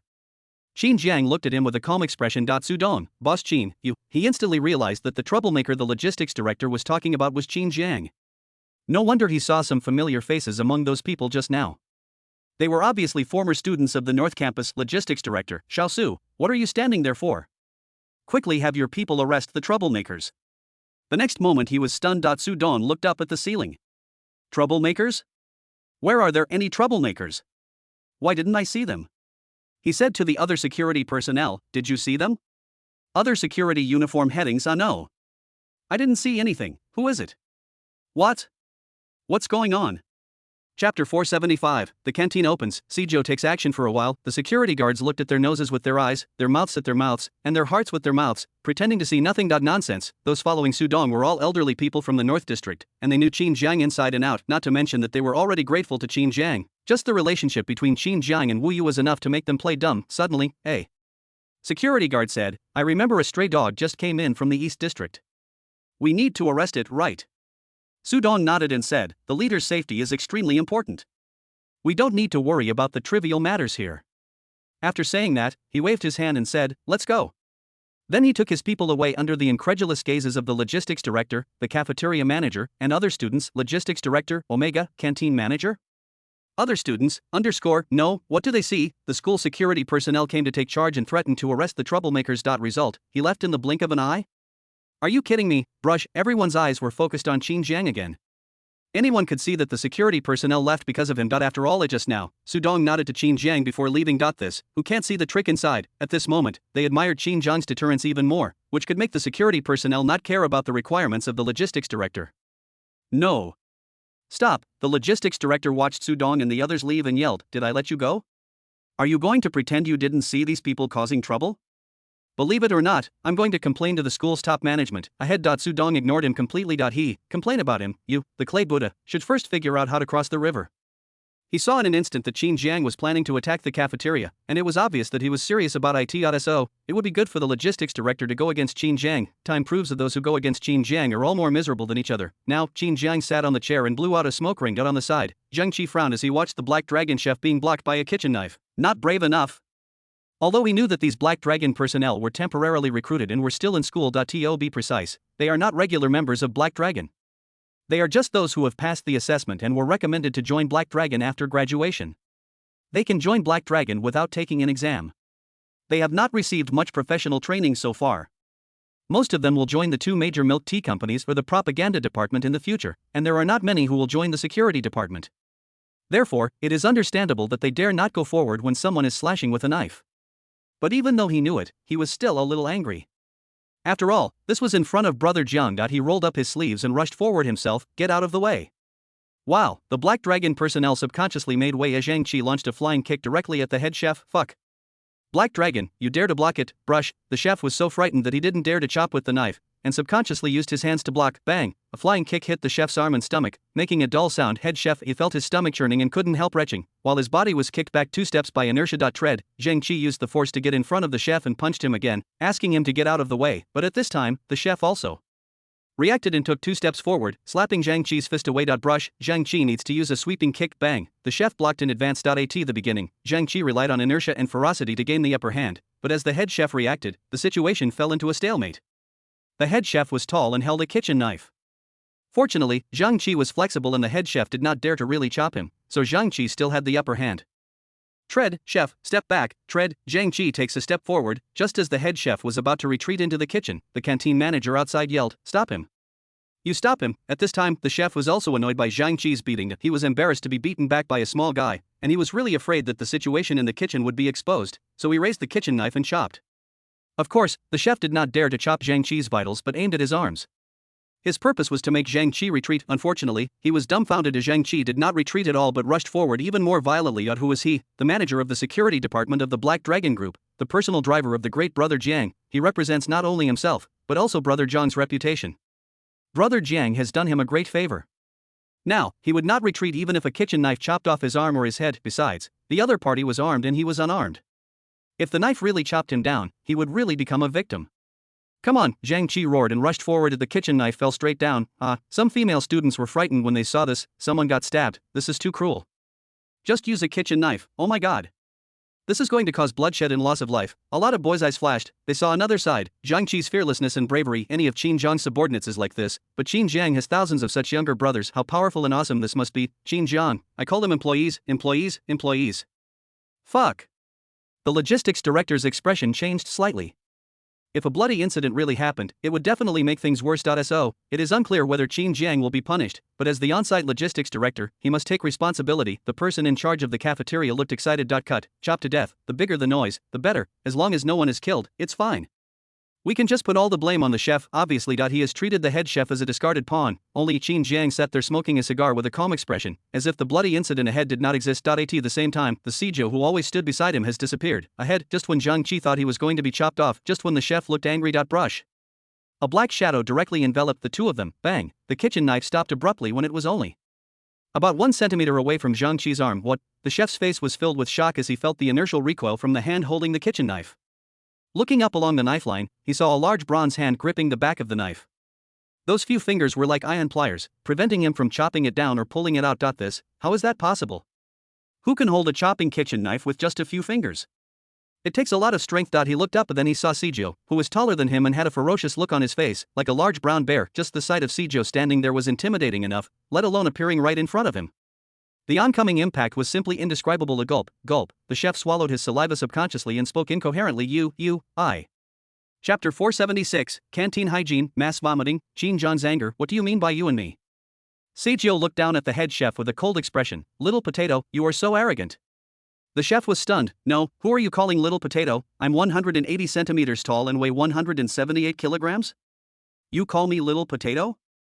Isn't that a bit insulting? But looking at Seijo, who was nearly 2 meters tall and had muscles all over his body, and obviously weighed more than 300 pounds, he didn't know what to say. Brush. Seijo raised his hand to grab the kitchen knife and threw it on the wall above the door.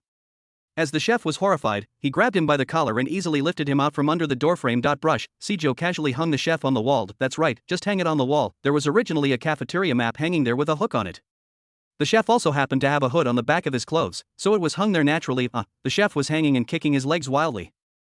I have to say that his chef uniform was of very good quality. Not only did it not break, but it also did not strangle his neck because it had no buttons, which made him very uncomfortable. Tread. Seijo took the opportunity to walk into the kitchen, and Zhang Qi also led the Black Dragon personnel to rush in quickly. When the kitchen staff saw the head chef was hung on the wall, they dared not resist. It was just $200, why would they risk their lives? Therefore everyone made way very naturally. It's over. The canteen manager collapsed on the ground in fear. The logistics director was puzzled. What's the matter? Is it that so? He patted the cafeteria manager on the shoulder and said, don't be afraid. What are you afraid of with me here? It's just a hygiene issue. At most, we can fix it in a few days and reopen. Canteen manager, this is a bit of a problem. Logistics director, don't be afraid, it's just. He gave the cafeteria manager a look that said, you know what I mean, canteen manager. Without waiting for his explanation, then I heard a burst of voices coming from the kitchen. What the hell is this? Why is there so many cockroaches in this sink? There are even cockroaches in my flesh. Just wash the vegetables directly on the floor. Why is there so much leftover chicken here? Damn. He picks up other people's finished braised chicken and sells it. What kind of meat is this? There are so many lymph nodes. It's like there's meat growing on the lymph nodes. Ugh, this meat stinks. It's over. I can't bear it anymore. Go outside and vomit. Don't destroy the evidence. Many Black Dragon staff members rushed out of the kitchen and quickly ran to the bathroom, their faces extremely pale, as if they had just witnessed something extremely disgusting. Then, a few brave college students subconsciously walked towards the kitchen. They had just entered for a moment when they rushed out, also covering their mouths and running to the bathroom, some even spitting as they ran. That picture, someone was surprised. No? What's the matter? Is it that serious? What's in it? It's sprayed like that. It's disgusting. The others nodded in agreement, obviously unable to understand what was going on that could cause such a big reaction, but the next moment they realized they were wrong. The Black Dragon personnel inside brought out items one by one and placed them on the ground. The trough meat smells like mud. There are a lot of small cockroaches crawling on the rotten vegetable leaves. This is obviously leftover chicken. Every ingredient is beyond human comprehension. Same. A large number of substandard food additives, and a lot of antidiarrheal drugs, deodorants, etc. Each one is shocking. Those who had just thought that the vomiting students were exaggerating suddenly changed color and started to feel nauseous. Vomit. They suppressed the urge to retch and maintained their balance while preparing to turn around and run to the bathroom. After all, they were a bit far from the restroom, and many students were standing in the crowd and couldn't run away, so they had to endure it. One student took just 2 steps before he couldn't hold back his mouth. He covered his mouth with one hand and clenched his fist with the other. A gulp. He was forced to swallow it back. He swallowed it and it didn't matter, but the other students who saw it couldn't hold it in any longer, and they ejaculated crazily. A few. Then even if you didn't want to vomit before, you will be tempted to vomit after seeing so many people vomiting. For a while, most of the students in the audience started vomiting wildly. The scene cannot be described in words. Bang. Bang. Bang! The dozen or so bodyguards around Qin Jiang quickly opened their black umbrellas and protected Qin Jiang from all directions to prevent any dirty creatures from approaching Qin Jiang. Fortunately, they had received professional training and could barely hold back. The person in charge of the cafeteria was shocked when he saw the things being moved out. He thought to himself that the people inside were really useless and didn't move anything away. He completely forgot that Qin Jiang had asked Luo Ping and the student union members to block the back door of the cafeteria before sending people into the cafeteria. "Don't panic," the canteen manager murmured, "there's still hope. I have people on my side. The logistics director has to cover for me." He turned to look at the logistics director and prepared to ask him if he could suppress the matter, but he turned his head. Wow. The logistics director sprayed it out at him on the spot. He knew that the cafeteria was not clean, but he didn't expect it to be so dirty. It can no longer be described as hygienic, totally insane and unacceptable. He had no idea that the excessive dirtiness he found during his usual inspections was the best the cafeteria manager could do to deal with him. In other words, he understood the lower limit as the cafeteria's peak ceiling. Oh my, sticky. Oh my. The canteen manager couldn't open his eyes and screamed, but he shut up halfway. It went into his mouth, then he joined the vomiting camp, now, central location. Yanhua and Zhang Wei also turned pale when they saw the scene in front of them, and Zhang Wei subconsciously covered his mouth. The Black Dragon personnel looked at him and raised their black umbrellas. Zhang Wei, I won't vomit. Bang, Sizhou came out with the Black Dragon personnel. Brother Zhang, there are all kinds of messy things in there, some of which are so rotten that they can't be taken out, now. Even Qin Jiang couldn't help but narrow his eyes. He thought the cafeteria might be unhygienic. After all, this was not uncommon in 2011. Many cafeterias did not pay much attention to hygiene and the food would not taste good. There were many who sold inferior products as good ones. But it was outrageous that it could reach this point. Yanhua couldn't help but complain, if it weren't for Brother Jiang today, I really wouldn't have seen how bad the school cafeteria has become. They're not afraid of killing people. Is this something you can actually eat? Are they feeding people like animals? Qin Jiang's tone was extremely cold. This thing could be people feeding animals or animals feeding people. A few minutes ago, he only planned to let the canteen manager subcontract the canteen and pay financial losses, but now he wants to send it in. Chapter 477, the leader came, and the person hanged himself? 49, yeah, now the cafeteria was in great chaos outside. Wu Yu has personally brought the school leaders here. The commotion in the cafeteria was very loud, and Qin Jiang's presence also made things very sensitive. Therefore, Wu Yu chose to come as soon as he received the news. Similarly, the other school leaders naturally followed suit when they saw Wu Yu had come. Among them was the vice president in charge of logistics, and his expression was the ugliest. In front of the cafeteria, the vice principal frowned at the chaotic crowd inside. Why are there so many students gathered here? Aren't they afraid of a stampede? Evacuate. He was in charge of logistics, and he would be held accountable if there was any disturbance in the cafeteria. He immediately ordered several middle-level leaders to rush into the cafeteria to evacuate the area. Wu Yu frowned. I heard it's a cafeteria hygiene issue. The vice president said, I heard that Qin Jiang brought a large number of people here, including some from other schools. If something really happens here, can he bear the responsibility? He directly shifted the question to Qin Jiang, and his tone was a little cold. After all, if Wu Yu hadn't appeared out of nowhere, he might have inherited the position of principal. Qin Jiang played a big role in Wu Yu's sudden appearance, so he also had a lot of opinions about Qin Jiang. Wu Yu frowned. The facts are still unclear. The vice president persisted. Isn't it clear that things are already in chaos? If you ask me, someone as troublesome as Qin Jiang shouldn't be recommended for admission to a university. We're a university, not society. We can't give someone the green light just because he's rich. Look. Someone like him isn't suitable for the university. Just let him go out and make trouble. Vocational university. We don't need an outstanding alumnus like him. Wu Yu's expression turned cold. How could he not see that the other party was clearly exploiting the situation? Recommended admission to a university wasn't a big deal for the university, but Qin Jiang's presence had enabled the vocational college to advance to a university, resulting in a surge in employment rates and a higher success rate. The benefits to the vocational college as a whole were obvious to the naked eye. However, since the other party could not take advantage of these benefits, they tried to trip Qin Jiang up at every turn and wanted to get rid of him. This make Wu Yu angry. He has always been clear about the distinction between public and private affairs, and what he dislikes most is those who, having a little power, only care about their own interests and don't care about the collective interests. Such people are parasites, and they must find a way to get rid of them, otherwise it will definitely affect the future development of the vocational college. To this, the vice principal didn't care. He also has a background, and Wu Yu can't do anything to him.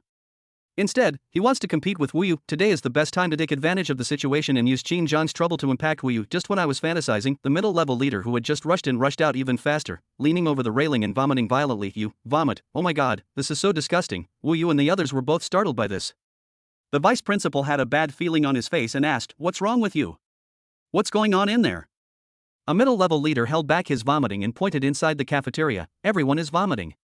The students are all vomiting." Buzz, Wu Yu and the vice principal's heads buzzed as four large characters appeared in their minds simultaneously. A food poisoning vice principal. A large number of students are suffering from food poisoning. My career is in danger. My life is in danger. I am finished. Wu Yu, nothing can happen to the students. Otherwise, how can I explain this to their parents? Call an ambulance, hurry up, swish. Swish, the two rushed into the cafeteria without hesitation. As soon as they entered, they were stunned by the scene in front of them. See you. It couldn't be described as a complete mess. There was vomit everywhere, and there were a lot of students screaming. "Ah, you vomited on me. Oh my god, I just bought Nike brand. Please don't vomit, please don't vomit. I'm scared, it's over, my clothes, you." Fortunately, by the time the two of them came in, many students had already vomited all the way out and could only make dry heaving sounds. Otherwise, the two of them absolutely could not accept that scene. Hiss, the vice principal gasped, and then vomited dryly due to the indescribable smell that he felt cold inside. Finished, it looks like food poisoning. A large number of people were suffering from vomiting and diarrhea, and most importantly, there were no less than 100 students vomiting. This make him even more desperate. With such a large-scale poisoning incident, he, the person in charge of logistics, is bound to be fired. Wu Yu's eyes were bloodshot. Ambulance, ambulance, principal. A loud shout stopped him, and he saw the logistics director waving frantically at the principal from the crowd. Seeing the expressions of the two men as they entered and Wu Yu's cry for an ambulance, he guessed that the two leaders had misunderstood and that if they actually sent an ambulance, the situation would be irreversible. He hurriedly shouted, "No need to call an ambulance. It's not food poisoning. No one is poisoned." What? Wu Yu and the vice president were both stunned. The vice principal's face was filled with ecstasy, and he didn't care about the dirty and messy scene on the ground as he quickly walked towards the center of the crowd. Wu Yu also ran at a fast pace. Seeing the large number of people waving at him to indicate that everything was fine, he secretly breathed a sigh of relief. It doesn't look like food poisoning, but if it wasn't food poisoning, why would so many students vomit collectively? Soon, the two came to the center of the crowd. Wu Yu looked at the pale-faced logistics director standing in the crowd and asked angrily, "What's going on?" The logistics director was a little speechless. The vice principal was equally angry and said, "I'm asking you a question. Tell me. What's going on?" The logistics director knew it was impossible to hide it, so he said nervously, "I heard someone reported the cafeteria's hygiene problems, so I came here to deal with it. But before I could do anything, Qin Jiang and his men rushed in and completely ignored my instructions." He pointed in the direction of Qin Jiang. Brush. Only then did Wu Yu and the others see Qin Jiang, who was sitting there surrounded by many black umbrellas with a cold expression. The logistics director continued without pausing. Qin Jiang came up and said he was the president of the student union. He wanted to conduct a surprise inspection of the cafeteria. He said it was none of my business. Then he had people forcefully storm the cafeteria kitchen. It almost resulted in bloodshed. He pointed towards the kitchen again. The two of them saw the chef, who was still hanging on the wall and looked hopeless, closing his eyes and pretending to be dead. The vice president was furious. "Qin Jiang, who gave you the authority to barge into the cafeteria kitchen? When did the student union ever have this power? You are causing trouble." 49, shut up. Vice principal, CGO, you saw two people rioting, and you're old enough to just lie? You're confusing right and wrong. Vice principal, I'm lying. Isn't that obvious? Could it be that the chef put it there himself? Hold head high, so what? Chapter 478, no compromise, everyone fired. Severe punishment guaranteed. Vice president, equals smiley face. Damn, you wouldn't lie like this. But before he could say anything else, Qin Jiang said, "If you have the leisure time, why don't you see how to deal with the things on the ground?" Something on the ground? What is it? The vice principal was stunned. The logistics director pointed awkwardly at the piles on the ground and said, "They got these from the kitchen." Brush. Wu Yu and the other man were stunned as they looked at the things on the ground. "I didn't see these piles of things just now, but subconsciously thought they were vomit. However, from what the logistics director said just now, I realized that these things were actually moved out from the cafeteria's kitchen. Serve it out. Could it be? Probably. Should. Perhaps. Possible. Shouldn't be. These are all ingredients from the kitchen." At this moment, the two of them couldn't help but look carefully at the things on the ground, the messy smelly meat, the recycled chicken, and the vegetables with cockroaches crawling on them. The two of them looked down. The vice principal was the most panicked. He pointed at the things on the ground and shouted at the logistics director, "Are these cafeteria ingredients?" Logistics director, "No. I don't know. They just rushed in and brought it out. There is a back door in the kitchen." He deliberately shifted the topic to Qin Jiang, making people subconsciously think that these things might have been brought in by Qin Jiang from outside. Really, Wu Yu and the vice principal looked at Qin Jiang. Unlike the vice principal's suspicion, Wu Yu was obviously asking Qin Jiang about the situation. He believed that Qin Jiang would not do things without a purpose. Really, Qin Jiang raised his hand and waved. Brush. Zhang Qi walked out of the cafeteria and looked at Wu Yu and the others with a video recorder in his hand. "Everything you did when you entered the kitchen just now is recorded. He handed the video recorder to Wu Yu. Wu Yu looked at the video in the VCR, and the vice president leaned over. The more they watched, the uglier their expressions became. The video in the VCR was truly unbearable to watch. It was far more than just the things that were taken out. The environment inside was beyond description. At first glance, not to mention the cafeteria, even dry toilets are believed by some people, it can be said that one look and one silence, there was no way out. If they didn't hold back a sound, they would probably vomit. They also knew why those students were vomiting so much just now. They wanted to vomit just by looking at the scene, not to mention that those students had been eating here for a long time. Only those who don't spit are ruthless. They subconsciously looked at the calm Qin Zhang. Qin Zhang's expression was indifferent. Don't look at me. I didn't eat it. Brush. The two looked at the logistics director again. The logistics director couldn't see that the situation was irreversible and immediately took drastic measures. Damn it. These things are actually from the cafeteria kitchen. This is absolutely insane. He yelled at the canteen manager, whose face was covered in filth. Are you even a human being? How dare you feed this to students? Who gave you the guts? Aren't you afraid of having problems with your diet? Are you unable to have children? Aren't you afraid of giving birth to a child without an anus? He looked at Wu Yu and the other man and said, I really don't know anything. When I came to inspect them earlier, they must have made preparations in advance. So I immediately had the logistics department set up a cafeteria problem team to resolve the cafeteria issue as quickly as possible, ensuring the cafeteria can operate smoothly and that the students can eat safely, comfortably, and happily in the future. He quickly stated the solution, which was definitely considered as fulfilling his duty when the student first reported it, but it was hard to believe these words in this situation, especially the canteen manager on the ground floor. He didn't care about the dirt and nausea at this moment. He grabbed the logistics director's thigh and stood up. How can you say you didn't know? I pay you every month. Now that something has happened, you can't just ignore me. Didn't you just say that everything can be settled as long as I pay you? Logistics director, don't lie. Spread, let go, you, don't rub against me. For a while, the two men actually started fighting in front of everyone. The vice principal shouted with a gloomy expression, okay? Wow, the two of them paused subconsciously. The vice principal continued, this matter is no longer something that can be resolved by the logistics department. The school will set up an investigation team immediately. I will be the team leader and guarantee justice for the students. He was really angry. Although the logistics director was his man, he had never thought that the other party would condone the cafeteria to such an extent. He had decided to replace the person in charge of the cafeteria and transfer the logistics director as well. Just as he was thinking this, Qin Zhang spoke, is it really that simple to set up an investigation team? Vice principal, how do you feel? Qin Zhang, what? The logistics director colluded with the cafeteria to feed students rotten meat and large amounts of harmful substances. This is no longer a hygiene issue, it's a crime. According to Article of Chinese law, he elevated the cafeteria's hygiene issue to a harmful and even poisoning issue. According to his logic, the cafeteria manager's problem could not be solved by fining him but by going to jail, and the logistics director would also be dismissed. The vice principal said, do you have any evidence that they are colluding? You must be responsible for what you say. If you say anything wrong, you will be punished. There is also the school system that does not allow you to violate it. Qin Zhang waved his hand and asked Zhang Qi to take out another video recorder, which fully recorded the scene where the logistics director just boasted that there was no problem with the cafeteria and not to worry about it, and even scared the students. There were also whispers to the canteen manager, and even the gestures he made with money were recorded. Qin Zhang looked at the vice principal. You must also be responsible for what you just said. I hope you can take responsibility. I forgot to tell you that your behavior just now is also recorded. He pointed to one side, where several Black Dragon personnel were recording a video. It could be said that the Black Dragon group had already mastered this system and had updated it early on. They used small video recorders in combination with packages, which made it difficult for outsiders to detect without careful observation. Click. The vice principal's heart twitched. Wu Yu gave a direct order, have the security department notify the public security department. This matter cannot be resolved within the school. Whoever is involved will be punished to the end. As soon as these words were spoken, the logistics director staggered with a look of despair, knowing that the end was likely waiting for him. The vice principal's mouth twitched as well. As the person in charge, he would be implicated even though he was not involved in such an incident. He would most likely have to be idle and retire. My career is over. The most important thing is that he really didn't expect that the logistics director, whom he promoted, would dare to collude with the canteen to do such a thing. Just a few minutes, the security team had already arrived, led by Wang Hu. He was stunned when he saw Qin Zhang and nodded, Boss Qin. Qin Zhang also nodded to him. After Wang Hu understood the situation, he said directly, don't worry. President Qin. And Principal Wu, we will investigate this matter thoroughly and ensure that such scum will not go unpunished.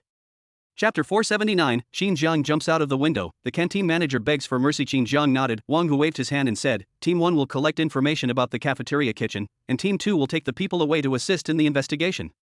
Wow, a large number of security officers rushed into the cafeteria's kitchen, and the sounds of them cursing and retching could be heard. There was no way around it, as the security officers were also human beings, and they could not accept the disgusting situation, not to mention that it was so shocking inside. Then several security guards walked towards the canteen manager and logistics director with extremely cold expressions. How many people who can serve as public security officers do not hate evil, at least when it comes to major issues of right and wrong? So, I am extremely angry at the canteen manager for daring to use garbage to harm a large number of students. At this moment, everyone knew that the canteen manager was doomed, and the logistics director would also be in trouble. They subconsciously looked towards the center of the crowd, where Qin Jiang, still sitting on a chair, had his eyes flickering. I didn't expect that? The cafeteria problem that has been bothering us for so long will be solved today. Yeah. I've complained countless times before, but unfortunately no one cared. Brother Jiang is awesome. A real man should live like this. I declare that from now on, Qin Jiang is my idol. They were extremely grateful to Qin Jiang. This is how human hearts are. If Qin Jiang had solved the cafeteria problem right after arriving at the vocational college, it might not have caused any trouble, but the incident happened after they complained and reported the matter to no avail, so Qin Jiang stepped in to resolve the issue for them. A fundamental change has occurred. How can I put it? For them before, the cafeteria change was at most icing on the cake, but now it is a timely help.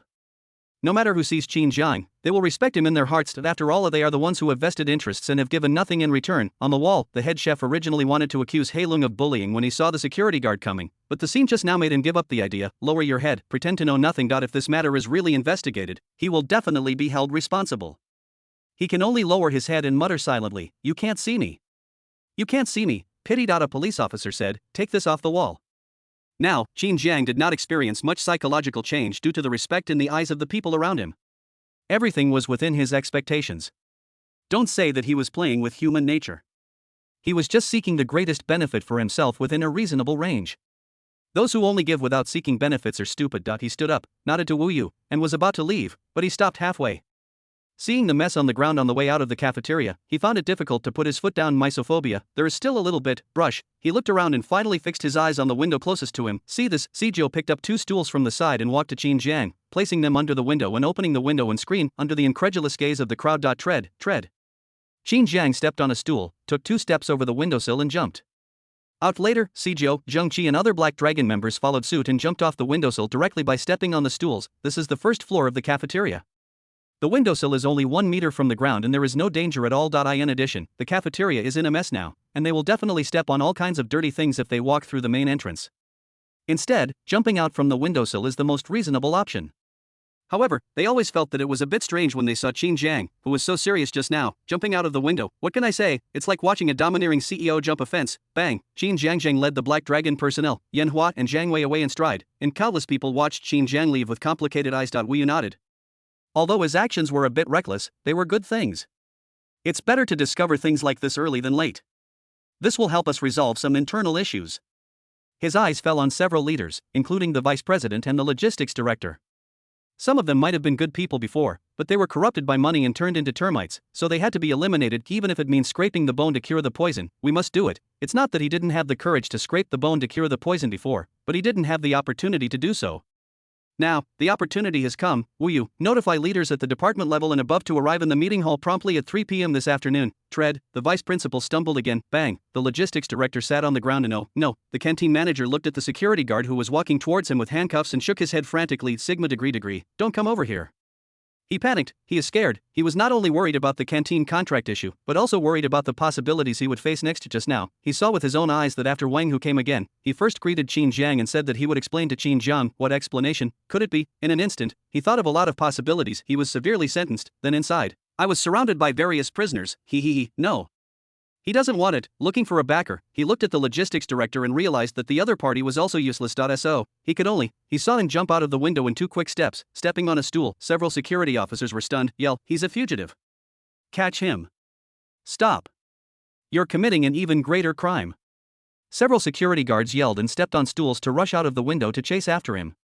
It was Wang Hu who reacted the fastest. Outside, Qin Jiang led his men away, and a large number of Black Dragon members waved their hands to dispel the smell around them. Zhang Wei, oh my god, I'm so sick. I ate that a few days ago and now I'm sick to my stomach. Yan Hua, Thank goodness we have Brother Jiang, otherwise how many more years would we have to eat in such a disgusting cafeteria? Jiang Wei, if I eat this for a few years, I'm going to die. Food safety issues have been popping up frequently in society these past 2 years. Why do I feel like everyone in society wants to kill me? What have I done to anyone? Do you think other schools are doing the same? Yanhua, it won't happen in key schools, and as for ordinary schools, it's no big deal. The higher-ups are paying more and more attention to food safety, so it will be resolved.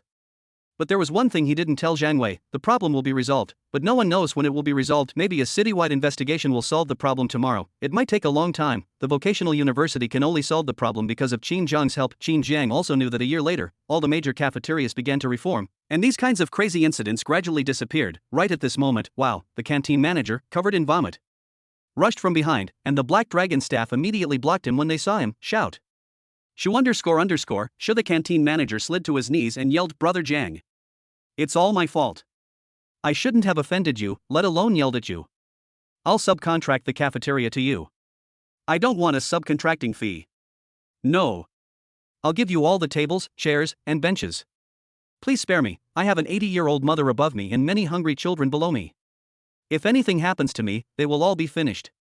Please be kind and treat me like a piece of shit. Talk to the police and give me a chance. Just find me, I will sign the subcontract immediately, I have no choice. I just want to earn a little extra money so that my children can eat better. I am just trying my best to survive. Please spare me. Brother Jiang. You are so generous. As long as you ask for something, I will agree to it. Chapter 480, Begging for mercy is useless. Rumors are spreading, and it's dark again now. The canteen manager knelt there and frantically admitted his mistake, that he was really scared, afraid to go in. I'm even more afraid of sinking into the river. He kept begging Qin Jiang for forgiveness. This immediately attracted the attention of many people nearby. They looked at Qin Jiang and others looking at the canteen manager kneeling on the ground, and couldn't help but whisper to each other, what's going on? Why is this guy kneeling down? And what's that dirty thing on him? It's yellow and rubbish. Why is he kneeling down and begging for mercy? The person he's kneeling to seems to be Qin Jiang. These people have no idea what happens in the cafeteria. The vocational university campus is quite large, and many students did not go to the cafeteria. It is naturally difficult for them to understand this scene, but someone soon recognized Qin Jiang and the cafeteria manager. Not hard to recognize, Qin Jiang is the most influential figure in the vocational college. From school leaders to security guards, everyone knows him. The person in charge of the cafeteria is not a stranger either. I see him every time I eat in the cafeteria. He will scold anyone who reports that the food is unpalatable. They all subconsciously came over to see what was going on. Brother Jiang, give me a chance. The canteen manager almost cowed out and kept confessing his mistakes, but all he said from beginning to end was that he shouldn't have offended Qin Jiang, and he never thought that his real mistakes were problems with the canteen's hygiene and ingredients. In his opinion, these are not important. It's okay as long as it doesn't kill you. The important thing is, Qin Jiang. As long as the other party can let me go, I still have a chance of survival. Wang Hu and others have caught up. Wow. Wang Hu stepped forward and grabbed the canteen manager and pinned him to the ground, while the other two security officers stepped forward and handcuffed him. Call. Wang Hu let go of his hands, looked at his own filthy hands, and said to Qin Jiang with a twitching mouth, Boss Qin. I'm sorry to have frightened you. We will go back and investigate immediately. I promise to give you an answer as soon as possible. Hearing this, the canteen manager looked even more panicked. I just feel that this day is too dark. Roar. Don't. I was wrong. Please forgive me, Brother Jiang, Father Jiang. Grandpa Jiang. Give me a chance, I don't want to die yet. Wang Hu frowned. Hee, are you scared now? Why weren't you scared when you were using those messy materials? With a wave of his hand to take away. Even though the cafeteria manager was struggling and shouting, he was handcuffed and taken to the security car. Now, Qin Jiang didn't go to see the canteen manager who was arrested, just a piece of trash, and now that he has been caught, he doesn't need to worry about it anymore. As for the canteen subcontract he mentioned, even at this point, he was still needed. With a criminal suspect like this in jail, the contract would naturally be terminated, and Black Dragon would naturally take over the contract. As for whether others would compete for it? Ha ha. Impossible, no one else can give the contract that Heilong can give. Qin Jiang ordered, have the management department issue a canteen contract, and have a town negotiate with the school about the canteen contract. Yes. Jiang Qi nodded. Sijou, Brother Jiang, where are we going now? I'm hungry. Qin Jiang, he really admired Sijou's appetite. He could eat anything no matter what the environment or experience was. In fact, Qin Jiang could do it if he gritted his teeth, but there was no need, right? Qin Jiang, go take a bath. Although there was no vomit on them, how could there not be a smell in that environment just now? Clear. Jiang Qi picked up the intercom. Prepare the car. Soon Qin Jiang and others disappeared from everyone's sight. Original place. Many people watched Qin Jiang and the others leave, then looked at the canteen manager who had been taken away, looking at each other in bewilderment. What's going on? It's not brother. You haven't figured it out yet. Do you understand? It's so obvious. Didn't they just say it all? Qin Jiang wanted to contract the school cafeteria, and the cafeteria manager definitely wouldn't agree? Then Qin Jiang had the shit beaten out of him. Didn't you see it was all over him? And then he was arrested by the police. Just now, it was obvious that the cafeteria manager gave in and was kneeling on the ground begging for mercy, but it was no use, it was too late. Others, equal smiley face, underscore, omega, shit, is it that awesome? Qin Jiang is too cruel and powerful. The day. 3-point leadership conference.at the meeting, where you questioned the school management issues in a righteous manner and criticized many people. In particular, important instructions were given regarding the canteen issue. Anyone involved must be severely punished. 5 o'clock. The logistics director was fired and taken away by police for taking bribes. 6 o'clock. The vice president resigned.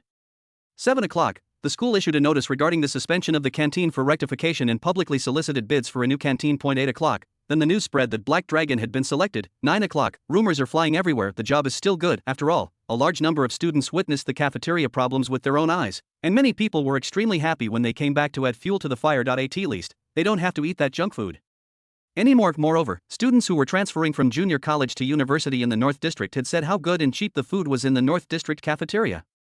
That night, not only did the cafeteria problem not cause any major disturbance, but countless people were partying. But it's different outside. As these legends spread outside, they were constantly exaggerated and distorted, evolved into, have you heard?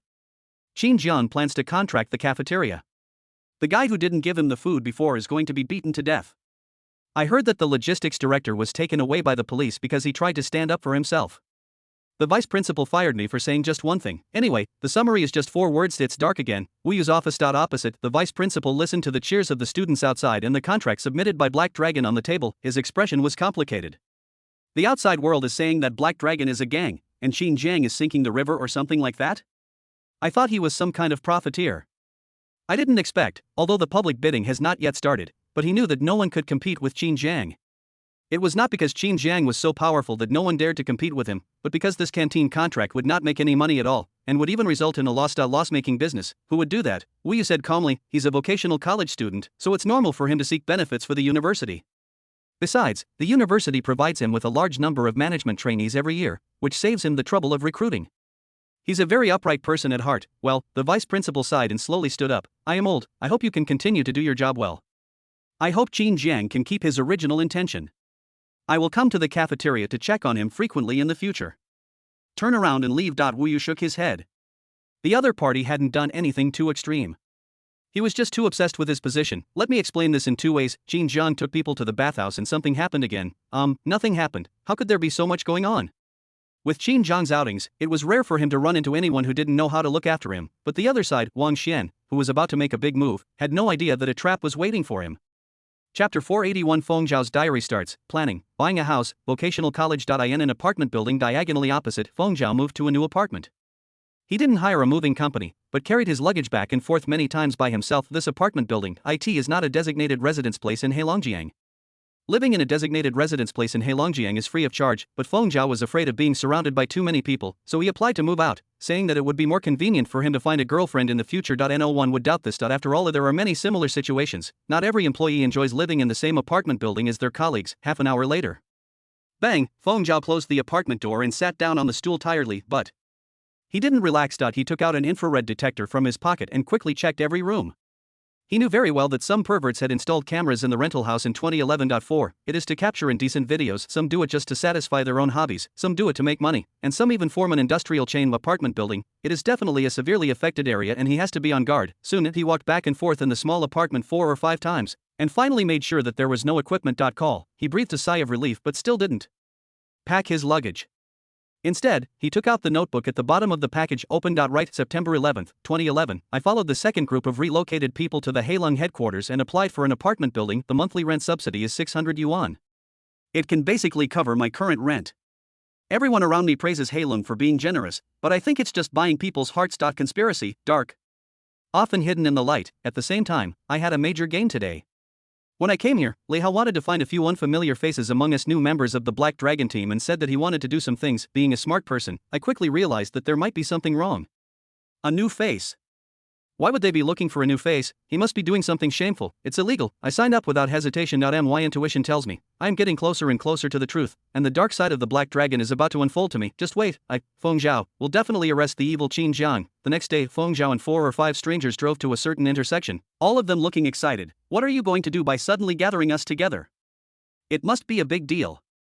Brother Hao said that if we can do it well, there will be a huge bonus and he will also give us credit. It's really exciting. My sword is thirsty for it. They talked to each other excitedly. They had some suspicions, though, that something shady might be going on. But no one was bothered. They had all signed up on their own initiative. Besides, how can you be valued if you don't do something for the group these days? How can you shout out, I shed blood for the group, I fought for the group? Feng Zhao looked at the enthusiastic young men from behind with a gleam in his eyes. Look! I told you there must be some conspiracy behind his generous benefits, to keep his men completely loyal. Now it looks like these guys wouldn't hesitate to kill anyone. The Black Dragon is hiding too deeply. The author complains, you are just full and have nothing to do. If the group's benefits are low, you say they are profiteers, and if they are high, you say there is a conspiracy. What's the matter? Didn't you realize that when you were thinking about the problem, you had already labeled Black Dragon as having a problem? He. Go your way and leave you with no way to go, brush. The car door was opened and Lu Nan came to the passenger seat. Lu Nan, Xin Zhang's brother from his hometown. He appears in the same group as Shin Tianxi and has a name on screen. He is currently the engineering manager. He was seconded here because he had been out of town for a while working on the milk teabag project. He is completely unfamiliar with the project. Brother Nan. Brother Nan. Several people greeted respectfully, although they didn't know Lu Nan before. Li Hao had told them about him when they came Lunan. There is a possibility that someone will be listed in the serial number in the future. Serial number. He is the supreme being in the Black Dragon group. There are only 108 of them in the entire Black Dragon group, and currently only the top 36 are ranked. To be precise, the top 36 are not even full. Each serial number owner can hold shares in the group and is an absolute top-level figure. In other words, as long as the ranking serial number represents the upper-level leadership of the entire group, even if this is the only possibility for Lu Nan. But those of them who have just joined the Black Dragon not long ago also need to look up to him. Lu Nan nodded and said without further ado, see that welfare home up ahead? It's for sale. Our mission this time is to buy it. Several young men were startled. Lu Nan, what? Remember to speak with one voice when we are doing business, and when bargaining, just say it's okay. Remember to say you want to do business if he asks, Feng Zhao, what business? Lu Nan, there's a hospital nearby, let's do it, let's do funeral services. Feng Zhao, obviously anyone could see that the business Lu Nan was talking about was completely made up, and that buying the welfare home was definitely not for the purpose of doing funeral business, but he didn't see what was going on. Lu Nan looked at Feng Zhao and said, Feng Zhao, right? The money is in the trunk. Go get it. Feng Zhao, okay. Upon hearing this, the other young men looked at Feng Zhao with envy. It seemed that Feng Zhao really had a high-level connection. Even this big shot who was transferred from another department knew him. Lu Nan didn't explain. When he came, Li Hao specifically told him that Feng Zhao had to participate in the whole process. Walk. Lu Nan waved his hand and led the young people out of the car. Later, Feng Zhao had also taken out 2 suitcases of cash from the trunk, and a young man went to help him share one suitcase. Feng Zhao was carrying the suitcase with deep emotion. He never thought that in his lifetime he would think that money was too heavy. Star Welfare Home, it is a private welfare home. It does not cover a large area, but it takes care of quite a few people. There are so many people who need care that there is not enough space, and the expenses are too high to bear. Therefore, the dean decided to sell the house, then rent a place in the suburbs, which will not only relieve the living pressure but also alleviate the financial problems. But the houses in this place are too old. 1975. The exterior is made of red bricks and has only 2 floors. It can't be said to be a dangerous building, but it is indeed a bit poor, and the quoted price is 2 million. It has been hanging for more than half a year and no one is interested in it. Dean's office, the director's aunt was calculating with an abacus, carefully calculating every outflow of funds and trying to save wherever possible. A slovenly young man on the opposite side said impatiently, Grandma, what's there to calculate? It's just that little money. Well, don't give up on it. I know a good guy who wants to buy this shabby house for 1 million. If you sell it to him, he'll have more money and won't have to go to the market every morning to pick up vegetable leaves. Chapter 482 Feng Zhao's Diary. Goodbye demolition. Listen to this. The old lady director took off her reading glasses and wiped them, completely ignoring the young man's words. She knew this grandson very well. He was just a scoundrel who only knew how to live a lazy life and take advantage of small opportunities. No need to think his so-called purchase of the house must have involved kickbacks, and the so-called good brother he is may not be reliable, not to mention that she couldn't sell it for 1 million. Even if she sold it, she might not even get 1 million. Oops, the young man said impatiently, I'm talking to you, can you hear me? Grandma? Grandma? The director of the hospital said, don't shout, I'm not deaf. Young man, then you tell me whether you will sell it or not. The old lady who was the director of the hospital said, not for sale. Young man, I wouldn't sell it even for $1 million. The old lady who is the director of the hospital, at least 200. Young man, 200. Are you crazy about money? Your house is so small, and it has a good location and a small yard, but it's dilapidated. Now they can't tear it down, so rebuilding it is completely worthless. My dear brother, I'm the one who made the connections. Think about it, with this $1 million, do you still need to eat coarse grains? You can have meat every meal without any problem. Eat meat every meal, won't all the money be gone in 2 years? The old lady who was the director of the hospital said, not for sale. Young man, why are you so funny? Who would buy your shabby house for $2 million? If I'm not bragging to you, whoever wants to buy your house for $2 million will do so. I'll just sit there and eat shit. Right at this moment, a woman mopping the floor outside came in and asked, Dean, how many people want to come to you to buy a house? Then I saw Lunan bringing people in. Brush. The dean looked at Lunan and others with a slightly serious look. You are, Lunan, we heard that you wanted to sell this house, so we came to talk to you. The young man frowned, not for sale. Get out. How could he buy a house from an outsider? His elder brother promised to give him a commission of 100,000 yuan if he bought it for 1 million yuan. If he lets people like Lunan buy it, he won't get a penny, but his hand was blocked by the Black Dragon personnel just when he was halfway through pushing. Lunan didn't even look at the young man but looked at the dean. The old lady who was the director of the house said, sit down, good. Lunan came over and sat down opposite. Later Ifeng Zhao and others stood quietly. Although they were not wearing the Black Dragon uniform, the 5 or 6 well-dressed young men still gave off a sense of oppression, at least making the dean's nephew no longer dare to continue shouting, snort. He snorted coldly, buy it. Can you afford it? This house costs 2 million. Opposite, the old lady who was the director looked at Lunan and asked, you want to buy a house? Lunan, yes. Dean, what kind of business do you want to start? Lunan, funeral. The dean said, funeral. The procedures are difficult to approve. Besides, there are only students and few residents nearby. This industry won't make money and business will be very poor. Lunan, it's none of your business. Just decide whether to sell it or not. Dean, sell it. But the price he said is real. I won't negotiate for less than 2 million. Lunan, then it's 2.01 million. What? The young man's eyes suddenly widened. You want to pay 2.01 million, right? Are you kidding me? Now the director's expression changed as she looked at Lunan. Are you really planning to pay 2.01 million? Lunan, as long as you nod, we'll sign the contract now and the cash will be in your account. No cheating. He waved his hand. Later Ifeng Zhao and the other man put the 2 suitcases on the table. Open inside was a bright red mass of $100 bills. The scene and the cleaning lady and the young nephew were all stunned. Only the director's grandmother remained expressionless.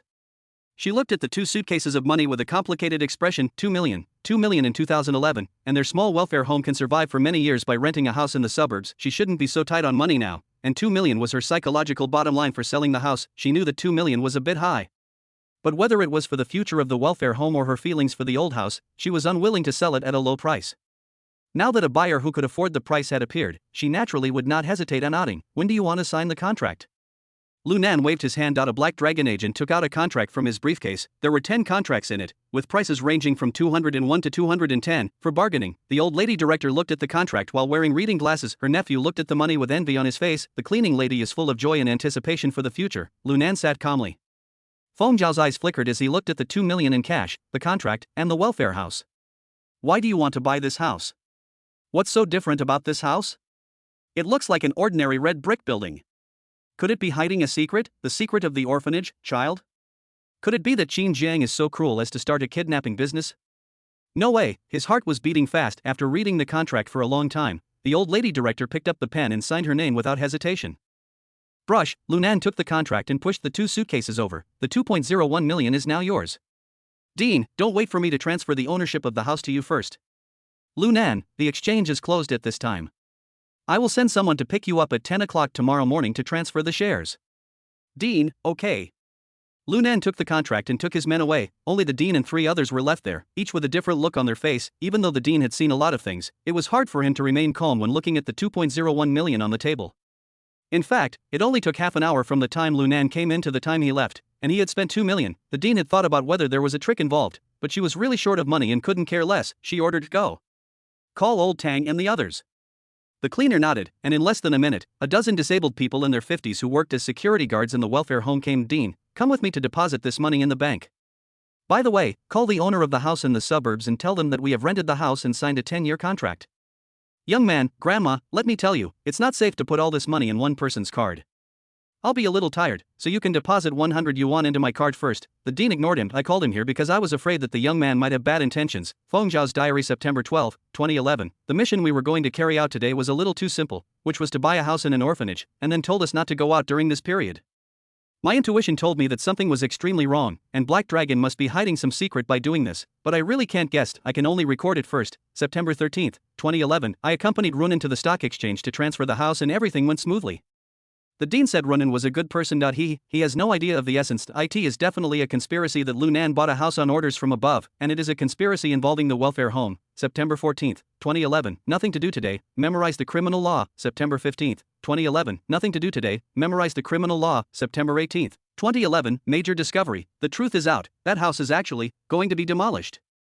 Chapter 483. Wang Xian. The nails you nailed weren't hard enough, and they weren't steady enough. Bang! Feng Zhao put down his pen and his eyes flickered when he wrote this demolition. He got the news today from two other colleagues that the road had to be widened due to government planning, and the Xingxing welfare home was located at a key intersection, so it would inevitably be affected if the road was widened. Certainly. These rumors are only circulated in a few places, even though most of the nearby residents did not take it seriously after hearing it. How could the city center be easily demolished? Normally, Feng Zhao would not believe such groundless news, but who asked him to be involved in selling the welfare homes houses? Now that he suddenly realized, so that's it. No wonder the higher-ups ordered the purchase of this house. It turns out the land is about to be demolished, and they're going to make a killing. He couldn't help but think of Black Dragon's rise to power. An important sum of money in this history of wealth creation is the demolition compensation. The company was able to take off quickly thanks to the 7 million yuan in compensation for the demolition of the guardhouse. Now it's obvious that another one is needed. Feng Zhao's eyes were cold. The first time it was just a coincidence, but how could they know the demolition location in advance the second time? And this demolition involved planning? Insider information, collusion, it's illegal. 3 words popped into his mind instantly. Feng Zhao, it seems I've really grasped the key this time. From all the signs, it shows that He Lung definitely has connections with the upper echelons, and is involved in insider trading. This time, I will definitely catch him and bring him to justice, and let him know the consequences of not abiding by the law. He swore and vowed firmly. It's really angry. After all, in his opinion, the Black Dragon Group has become so big with a net worth of over 10 billion, but it still relies on insider information to earn demolition fees, and it also involves welfare institutions. At this moment, he couldn't help but think of the old lady director, and thought that if the stitches were removed normally, he would definitely get a lot of money, and maybe it would benefit more people. Pity, encountering a profiteer like Qin Jiang, seized the opportunity. Grandma, you really misjudged them. You even said they were good people. Just wait, I will help you get justice. As he said this, he took out a recorder from his pocket. It is playing various information about him accompanying the purchase of the welfare home. This is the evidence. Of course, this evidence is far from enough. He still needs to find more evidence to convict Qin Jiang. Suburbs. In a spacious and bright courtyard, hang up a star welfare home. This is the new address of Xingxing welfare home. It is much larger, more spacious, and cheaper than the old address. Dean's office. The young man yelled, Grandma, you've been fooled. I was wondering why he would spend 2 million on your house. Turns out your house is going to be demolished because the road above is being widened. Demolition. This is demolition. They can easily spend millions in demolition fees and buy it for 2 million. No way. We must get it back. Grandma. You need the house back. The director's grandmother said, the transfer has been completed. Young man, I have to return it. He is committing fraud.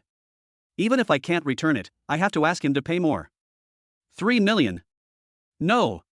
5 million. I can't give him less than 5 million. The director's grandmother said, where did you hear this rumor? Don't always think so badly of people. Young man, Grandma, they've screwed you over like this, and you're still speaking for them. They're not bad. Look at that group of people, they're not good people at first glance, especially the leader, who has a fierce look and a murderous aura. The director's grandmother said, you can't judge people by their appearance alone. I can tell that the leader, Lu Nan, is a good person. But the man, Feng Zhao, standing behind him always had a flickering look in his eyes, clearly with a purpose. Young man, I'll tell you what I am. If you don't want me to ask for it, give me as much as you want. After he said that, he turned and left. The director's grandmother did not stop this. First, he knew that he could not stop his grandson's bad behavior. Second, he knew even more clearly that the people in Runin did not care about his grandson's trouble and were too lazy to bother with it. She took off her reading glasses and rubbed her temples. Demolition. That place is demolished and relocated. Even if they were to widen the road, they wouldn't widen that one. It looks like they're planning something, not demolition. Then, they're scamming people. But it has nothing to do with me. A bar. Wang Xian hugged the beautiful woman and drank heavily a drink. Boom. Boom. After the knock on the door, several younger brothers rushed in and said excitedly, Brother Xian, we found the place to be demolished. What the bang? Wang Xian stood up excitedly. Really? Younger brother A, really? This is insider information I got through a lot of effort. Younger brother B, I paid a high price to establish connections. Two guys were eating at a noodle shop when they heard people at the next table chatting. They were talking about people changing the road and demolishing houses. When they got excited, they started chatting with the person and paid for the noodles. Hurry up and tell me. Wang Xian said impatiently, you two will definitely benefit from it. Younger brother A, it could be street, or it could be street. After all, it's impossible to have completely accurate information when it comes to internal planning. But I saw that there's a Xingxing welfare home at the intersection of those two streets. Whichever street is widened, that part will have to be demolished. Wang Xian, then what are you waiting for? Go buy it. Younger brother B, that's a bit troublesome? Wang Xian, what? He doesn't want to sell. Younger brother B, no. Someone bought that piece of land 2 days ago. But, Wang Xian was stunned for a moment, then laughed. Haha, the two younger brothers were confused. Wang Xian, I'll give you 2 heads up. Originally, the probability of you two hearing insider information was at most 50%. Now someone has taken action beforehand. What does that mean? It means it's definitely going to be demolished. Otherwise, who would buy a welfare home by such a coincidence? Brother Xian is wise. Brother Xian is still smart. The two younger brothers praised Wang Xian. Wang Xian felt very comfortable, stepped on the table and stood up, only to feel himself both feet are off the ground. Retarded closed, smart IQ takes the high ground again. Younger brother A, Xian, brother Xian, he knows about the demolition news so he definitely won't sell it again, right? How can we buy it? Wang Xian's expression turned cold. It's not up to him whether to sell it or not. Find him for me. Coder. I'll go talk to him in person. He has to sell it whether he wants to or not. That's my word. Okay. The two younger brothers nodded and did not leave. Wang Xian looked at them. Younger brother, my fee, Wang Xian, 500 yuan each, I'll transfer it to your cards when the time comes. Younger brother, just 500. Wang Xian, 500 is too little? Get lost. The two younger brothers left in disappointment. Inside the room, Wang Xian's expression remained arrogant. Xin Jiang. I'm going to show you what a stubborn person is. You didn't nail it firmly enough, and not hard enough. Chapter 484, Coming to Cause Trouble. Lunan, my eldest brother's rules are the rules. Hello, it's me. Feng Zhao. Gather immediately and bring the black umbrella guys, right? Got it. Okay. Bang, Feng Zhao hung up the phone, his eyes flickering. He looked at the gradually darkening night outside and murmured, it looks like something big is going to happen again. Otherwise, why would they suddenly summon me and others and ask for everyone's help? There must be something going on. He wrote in his notebook, September 20th, 2011, I am one step closer to the truth. Bang, he quickly closed the notebook and put it away, then took the recorder to check if there was anything wrong. Then he went out with a determined look on his face, carrying a special iron umbrella. Star Welfare Home in an abandoned factory. Lunan sat on a wooden bench, with Feng Zhao and others gathered on both sides holding iron umbrellas. Brother Nan. Brother Nan. Lunan nodded calmly. Waved. He motioned everyone to stand behind him. Someone asked, Brother Nan, why did you call us here? Lunan, you will be ready to show your black dragon majesty in a moment. But just listen to me, good. Everyone nodded and said no more. Feng Zhao hesitated for a moment and then asked, Brother Nan, I heard this area is going to be demolished. Lunan, who told you that? Feng Zhao. I see many people outside saying, Lunan, demolition. He didn't say anything else. Feng Zhao, now that we have paid the price, we can easily get the demolition compensation several times over. I heard that Black Dragon got his start by relying on demolition compensation, and now he's here again. It seems he has connections up there. Brother Jiang, so awesome. He's got all the power. He deliberately made the matter appear to be Qin Zhang's superiority, but implicitly he was trying to find out about his network of connections. Others followed suit. At first I was skeptical about the reason for opening this place. There's no way it could be used in the funeral business. I just bought it 2 days ago. I'll make millions in a few days once it's demolished. But, someone sighed, although he didn't say anything. The meaning was self-evident. Demolition compensation is good, but where is this place? Welfare agency. They can be said to be taking advantage of each other, although knowing the news in advance is Black Dragon's ability and it is reasonable and legal, but knowing is knowing. But it was fundamentally different from the fight between Heilong and the security guards over demolition compensation. Anyone who saw that fight would say that Heilong was capable. I'm afraid anyone with a conscience would feel bad, especially those who participated in the whole process had a greater psychological burden, but they didn't dare to say anything because Lu Nan was in front of them. After all, they were receiving high welfare benefits, and now it was ridiculous for them to talk about conscience when Heilong asked them to do something. Then they changed the subject and began to discuss Brother Jiang's connections. Brother Jiang must have someone. Needless to say, I heard that Brother Jiang already had connections when he first started. What's the connection? Feng Zhao looked at Lu Nan and said, Brother Nan, the brothers are all curious, would you like to explain it to us? Lu Nan looked at Feng Zhao, maybe. Ton Tian. He really doesn't know. Don't talk about him, even if you ask Zhu Zhang or Si Zhou about this, they won't be able to answer it. They simply can't answer it. Connections, does by men count? Probably, should, maybe, possibly, forget it, but so far the other party has not given Heilong any help beyond the legal limit of Feng Zhao. God fucking knows everything? What's the difference between what you said and what you didn't say? He also realized that it was impossible to get anything out of Lu Nan, and asking further might arouse suspicion. Murmured, looks like I have to look for a breakthrough somewhere else. That's okay. As long as there's a breakthrough, I'll be able to find out who's selling the information. He made up his mind silently. Right at this moment, a loud roar came from outside of that. What, Nan, where is he? Tell your grandfather to get out of here. Damn, you dare to cheat your grandfather, Lu. Tell you, the contract is terminated. A few young men rushed in, and the one leading them was the grandson of the director's grandmother. When Lu Qingnian saw that Lu Nan and others were really here, he was ecstatic. He thought that Lu Nan and others must be hiding, but when he heard that there was a light in this room, he subconsciously brought people to take a look. Unexpectedly, Lu Nan and others are really here. It's like searching high and low for something, but it's easy to find.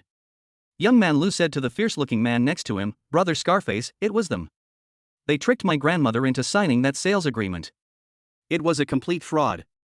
Scarface looked at Lu Nan and the others, and couldn't help but breathe a sigh of relief when he saw 7 or 8 unfamiliar faces. Damn, he was afraid that the person who took over the Star Welfare Home was not an ordinary person, but since he is a stranger, don't blame him. This welfare home was originally the one he had his eyes on and was about to buy it for 1 million yuan, but now it has been bought by someone else and the house is about to be demolished. All of a sudden, Scarface felt that he had lost millions. Although he had no idea that the house was going to be demolished when he bought it, he had no intention of actually paying 1 million for it, but if you don't buy it, you'll lose out. Scarface and his fellow soldiers came forward, stroking the scar on his face with one hand and picking his teeth with a toothpick with the other, acting nonchalantly. Hiss.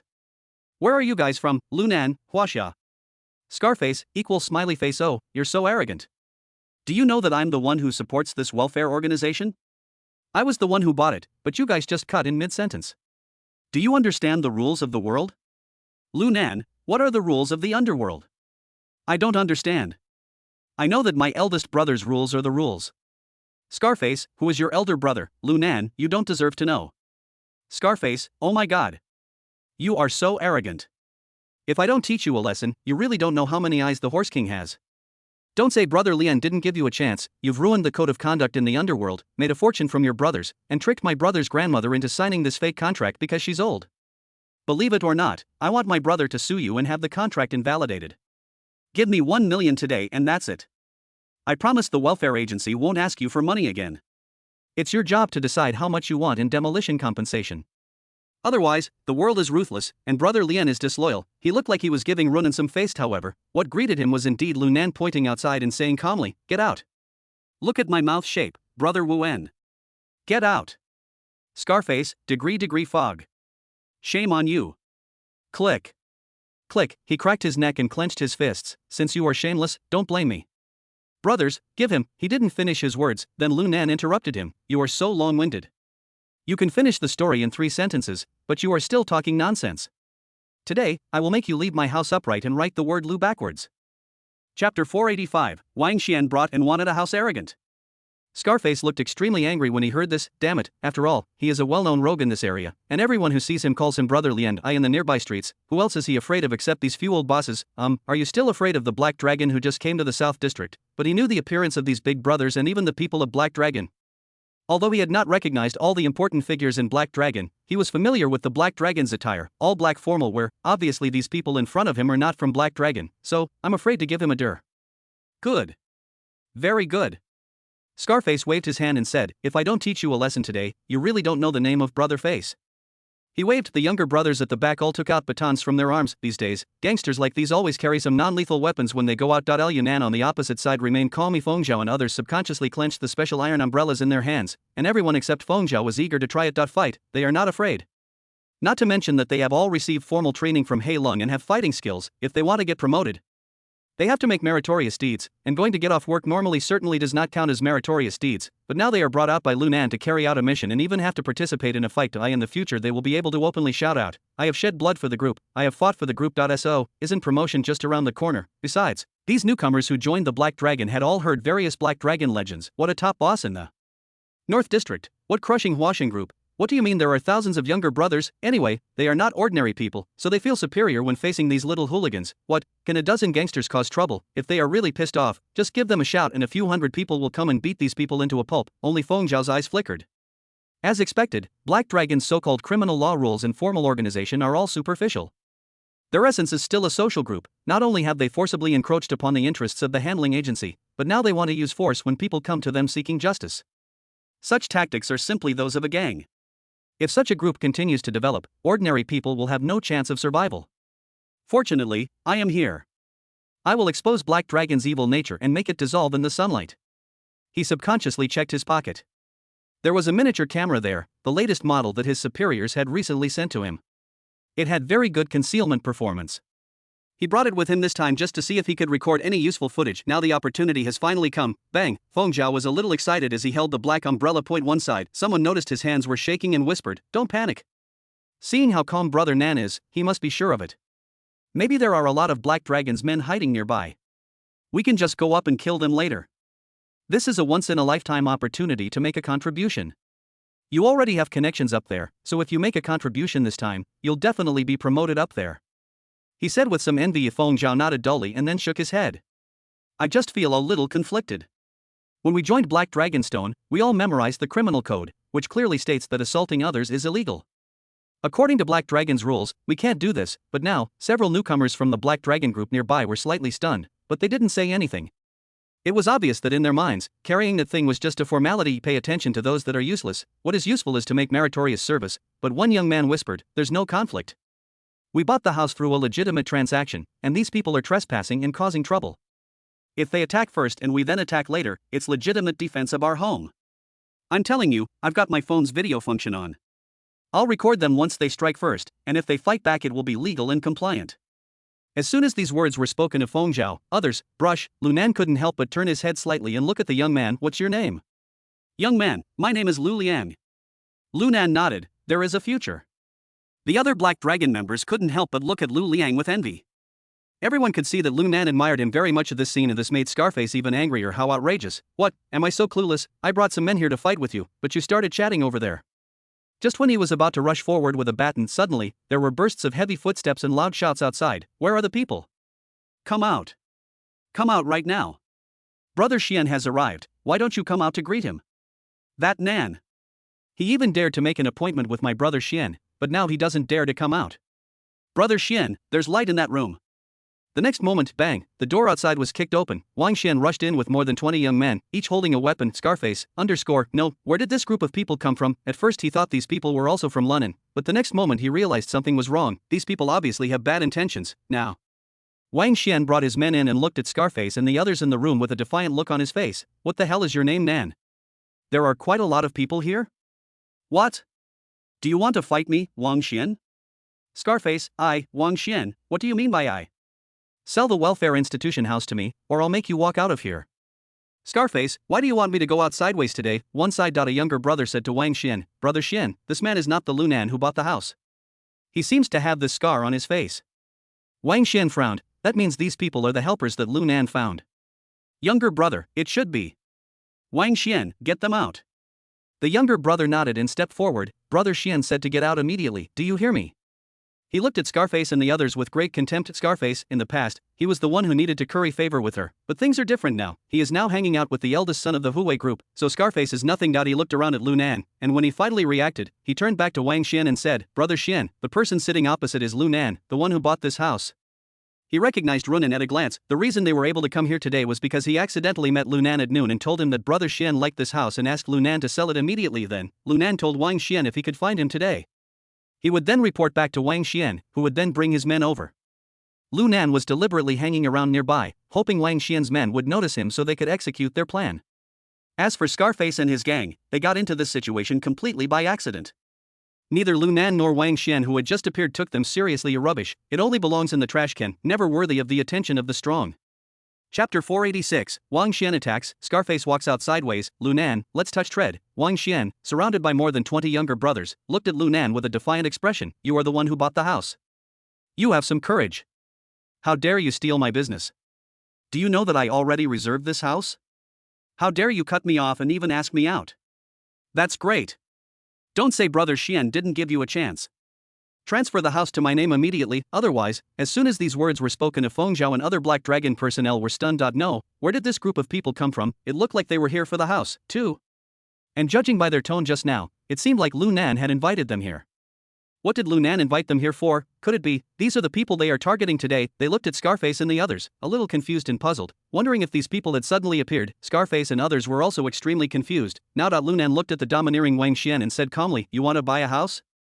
Wang Xian, yes. Transfer the ownership to me quickly. Lu Nan pointed at Scarface and the others and said, they also want to buy this house. What do you think we should do? Wang Xian looked at Scarface and the others. Scarface was at the peak of his rage. What are you looking at, you little bastard? I'm going to buy a house. Who gave you the guts to tell me to get lost just now? And you, kid, are you the bastard from the street out front? He recognized that the young man who had just shouted was a gangster from the neighborhood, a very bad one, so he was not afraid of Wang Xian and his gang at all, and even took the initiative to step forward and kick Gooden. Bang. Gooden was kicked and took 2 steps back. He turned to look at Wang Xian. Brother Xian, look at him. You have to take charge of this. He's not kicking my ass, he's slapping you in the face. You have to. Wang Xian, shut up. He looked at Scarface and others with a cold gaze. He also realized that these people were not in the same group as Luaning, but were here to buy the house just like them.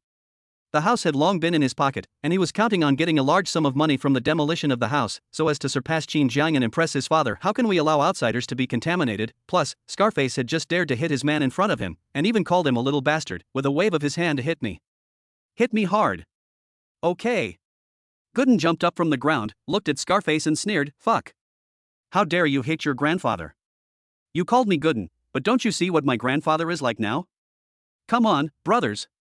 Wow, Wang Xian brought more than 20 younger brothers and rushed towards Scarface and others, raising their batons and attacking them without hesitation. Scarface and the others naturally fought back with batons. The two groups started fighting in the house. At first, Scarface and the others had the upper hand.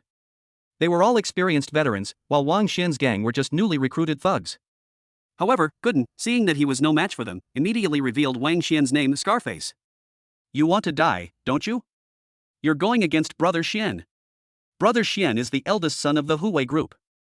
You're so capable that you don't even take the Huwei group seriously.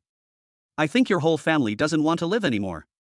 As soon as these words were spoken, Ben was beating people madly with a baton. Scarface was stunned, his eyes full of disbelief. Tiger Power Group, the top social group, the Black Dragon Group, is equally powerful. It is not on the same level as a small gang leader like him. One word can take his life. How could Gooden possibly claim that the young man in front of him was the eldest son of the Huwei group? But would Gooden dare to use the tiger's skin on this matter? He remembered that the other party was not very courageous. Moreover, he knew that the CEO of Huwei Group was surnamed Wang, and the young man opposite was called Wang Xian. Defiant attitude, domineering words, nostrils facing the sky, all signs indicate that the other party really is. As soon as this thought came to mind, Scarface could no longer hold the baton in his hand, and it dropped directly to the ground. Bang. Make a crisp sound. Likewise, the younger brothers he brought with him were also scared out of their wits. How could such a small-time thug dare to go against the Huwei Group? Not to mention that he was the eldest son of the Huwei Group. They stopped, but Gooden and the others did not. They attacked Scarface and the others crazily, and the fight turned from mutual to one-sided. Oh my, Brother Xian, we were wrong, we really didn't know who you were. Please forgive me for my mistakes. Please spare us. I'm just a small fry, I'm the grandson of the original owner. I can help you get the house. Don't hit me. Ouch. Ouch, the dean's grandson was beaten the worst. Soon Scarface and the others were beaten and lay on the ground, curled up and screaming. Opposite. Liu Nan watched everything calmly. Feng Zhao and others were also a little stunned. What's going on? At this moment, they couldn't help but think of what Lu Nan had just said. Let these people go out sideways. I just thought they were going to take action, but Wang Xian and the others showed up unexpectedly. Is it just a coincidence or something? Feng Zhao stared at the scene with a dazed look in his eyes. What's going on? A fight? A coincidence? Definitely not. Wang Xian and his men were obviously invited by Runan. What did Runan invite them to do? Wait, Wang Xian. The eldest son of the Huwei Group. Isn't the Huwei Group the sworn enemy of the Black Dragon Group? Could it be? His brain was working frantically and a lot of information kept emerging. Finally, it crashed. Soon, when Gooden and others were exhausted, Scarface and others managed to crawl out. Now, Wang Xian looked at Lu Nan and said, "No one is competing with me now? Transfer the house to me." Lu Nan, why? Wang Xian, ha? Why? Just because my name is Wang Xian? If you dare to say no, I believe you will end up like those people just now. No. I won't let you even crawl out. Later, Gooden and others also shouted, "My brother Xian is the eldest son of the Huwei group. Boy, don't be shameless, seize the opportunity." Lu Nan, Huwei group. How scary. But I want to sell the house to the Black Dragon group? I heard that they seem to have a conflict with you. Do you think they would be interested? Wang Xian, do you dare?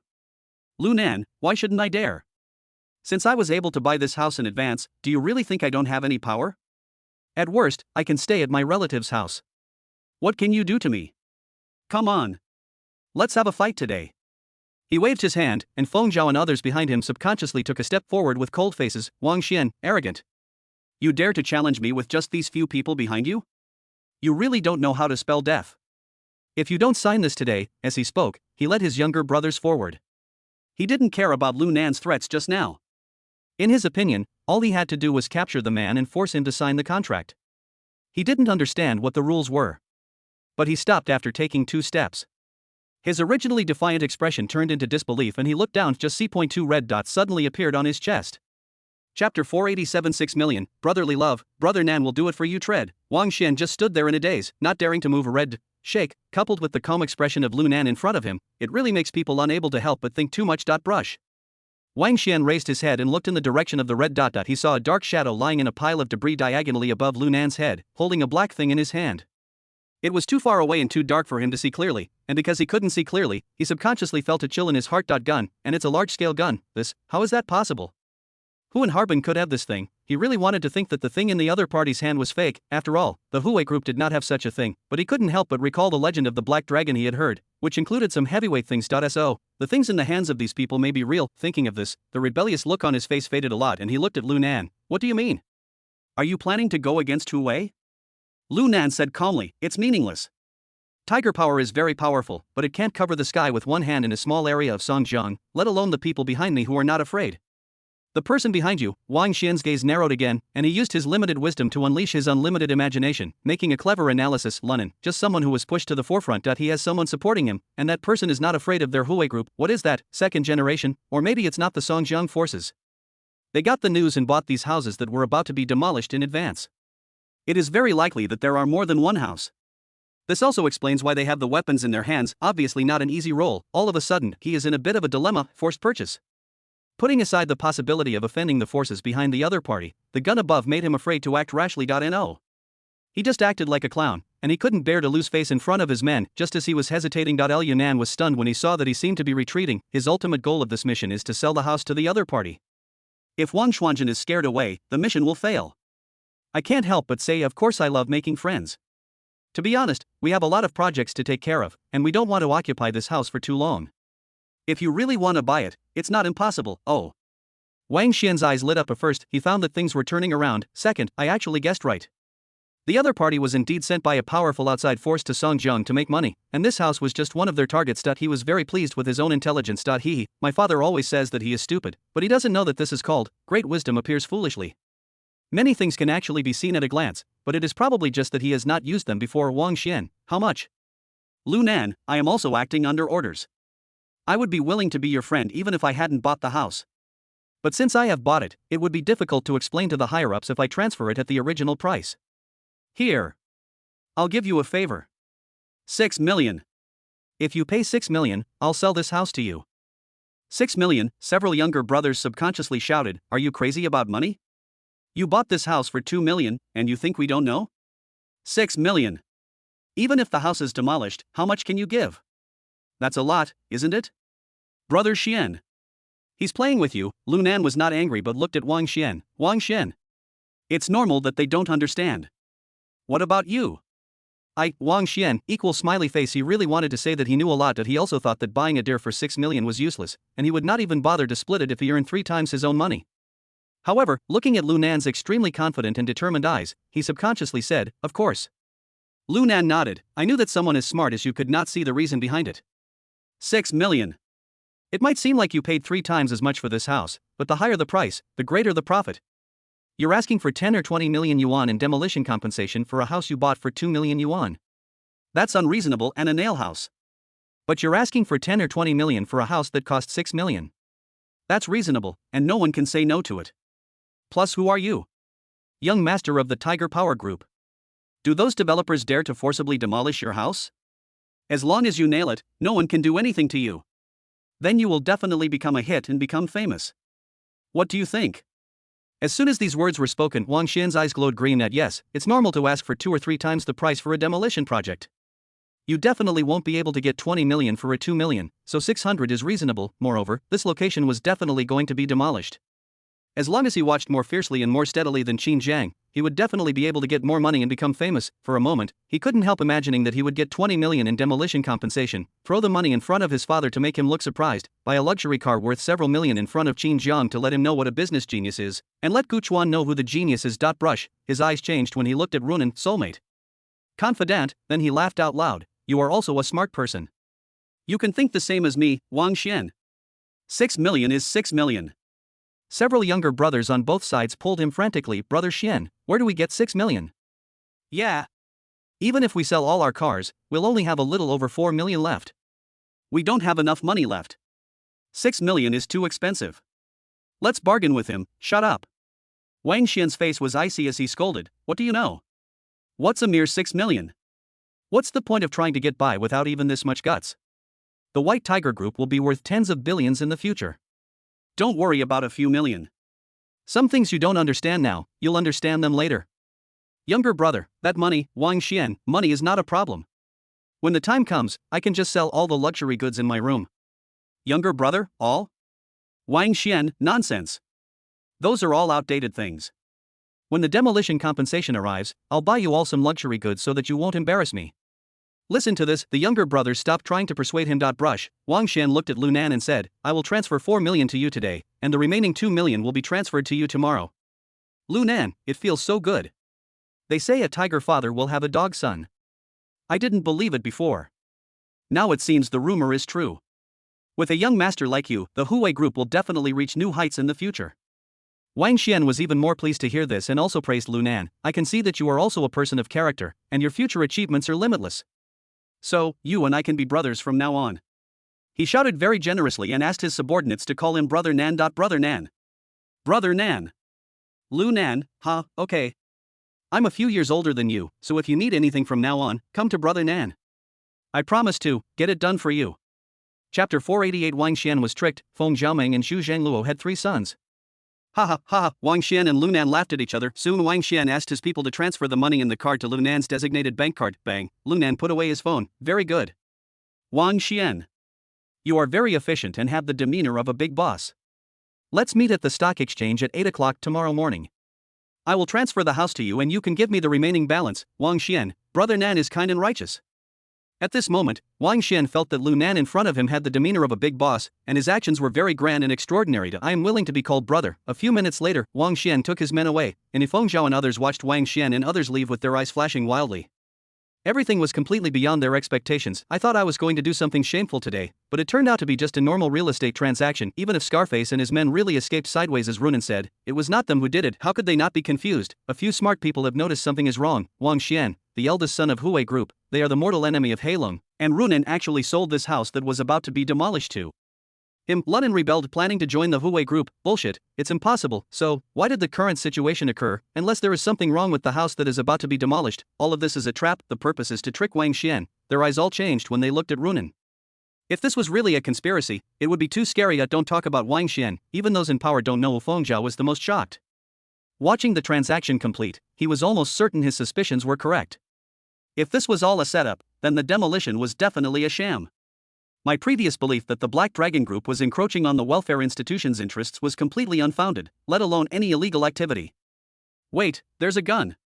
He looked back over the garbage heap. A young man quickly jumped down from there, walked quickly to Lu Nan and raised the laser pointer in his hand to Brother Nan. What you just did was real, right? Lu Nan, really? It's just a trick to fool Wang Xian, a second-generation guy. No one else would believe it. Of course, it doesn't matter whether he believes it or not. They are just 20 or so thugs. It's not that he is arrogant. As one of the earliest people to follow Qin Jiang, even earlier than Wang Tao and others, although he is not considered to be a member of the Black Dragon route team, his fighting skills are completely trained by Sizhou. It is no problem for him to beat 4 or 5 thugs with ease, not to mention that he has people ambushed outside in advance. The young man scratched his head awkwardly and raised the camera again. Brother Nan, the entire scene has been recorded. Lu Nan nodded. Yeah. Feng Zhao, fake, laser pointer, no? I was just playing. I was just joking. Conspiracy, it's all just a conspiracy. Feng Zhao, Brother Nan, are these all prepared with Wang Xian? Isn't that right, Lu Nan, is that what it is? What do you mean by preparing it for him? He should be thanking us for doing it. Just as Wang Xian left, he took 2 steps back and stood at the doorway, bowing to Lu Nan. Brother Nan, thank you. Feng Zhao, others, outside. Wang Xian looked excited and was still in extreme fantasy, planning how to spend the demolition compensation. Younger brother, Brother Xian, what should we do next? Wang Xian, what should I do? Hurry up and sell all my luxury goods. I'm the future chairman of the White Tiger Group, and I'm not someone who goes back on my word. I can tell this guy named Lu Nan is no ordinary person. Befriending him will help my future development. After the house is transferred, you can recruit more people and I'll pay you 100 yuan per person per day. I've nailed this house down, and no one can demolish it without 20 million yuan, clear. Just wait and see. Brother Xian is awesome. The other side. A man with bruised, swollen, and scarred face stood in the corner opposite the welfare home, watching Wang Xian and Lu Nan's gangs leave one after another with a sullen expression. He then attacked the director's grandson, the young man, and said, "Damn it. They're all fucking willing to do this. Didn't you say the guy who bought your grandmother's house was incompetent? To think that even the Huawei group was involved in this house, and that Lu Nan is fine, do you know what this means?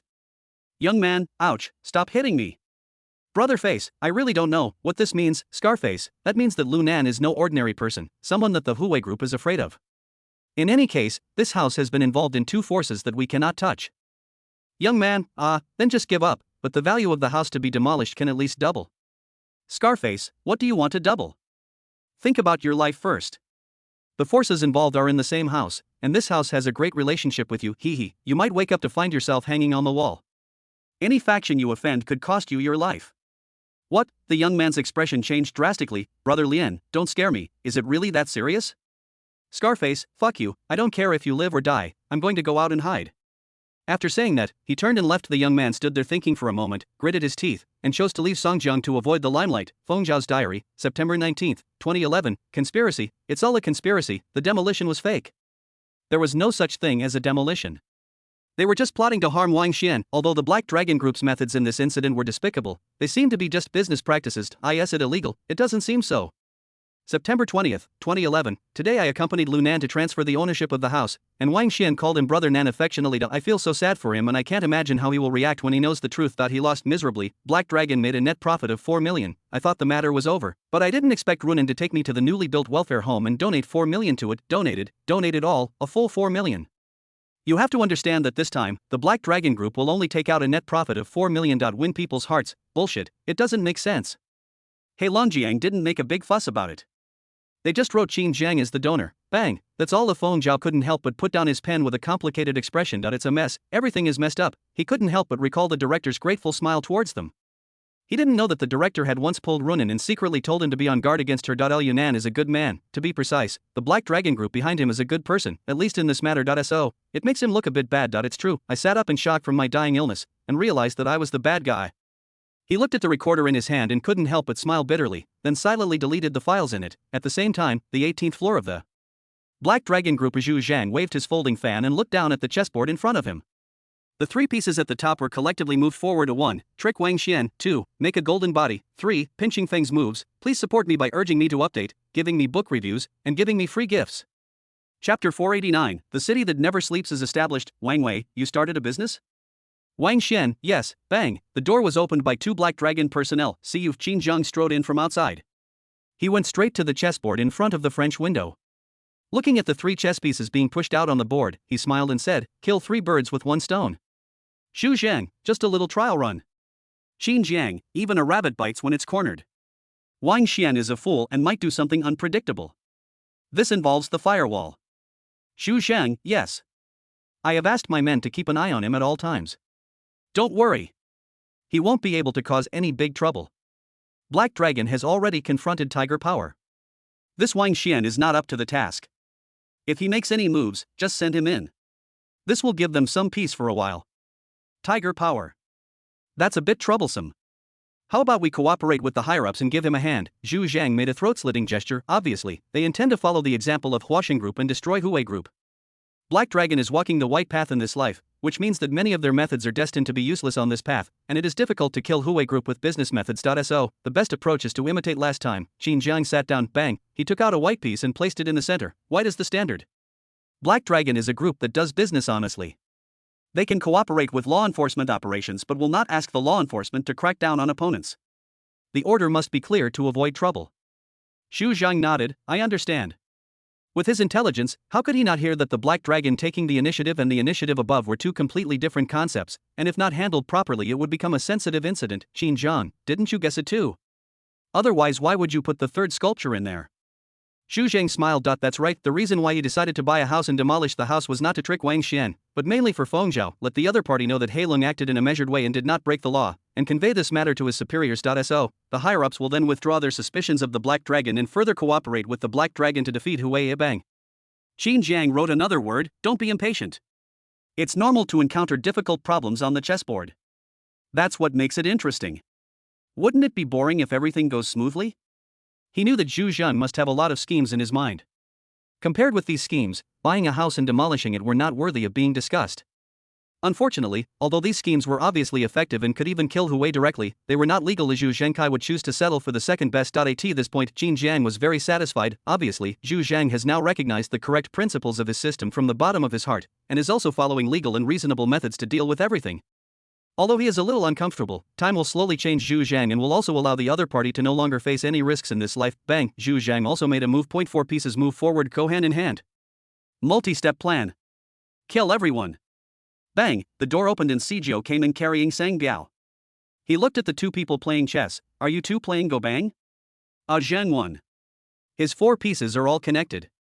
Brother Jiang, you can't stop him.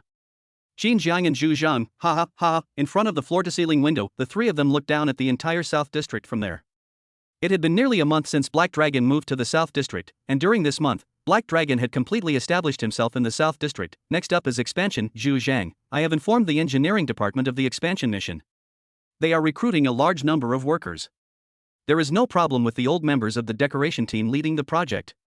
There is nothing complicated in the first place. As long as you are skilled, you can do it.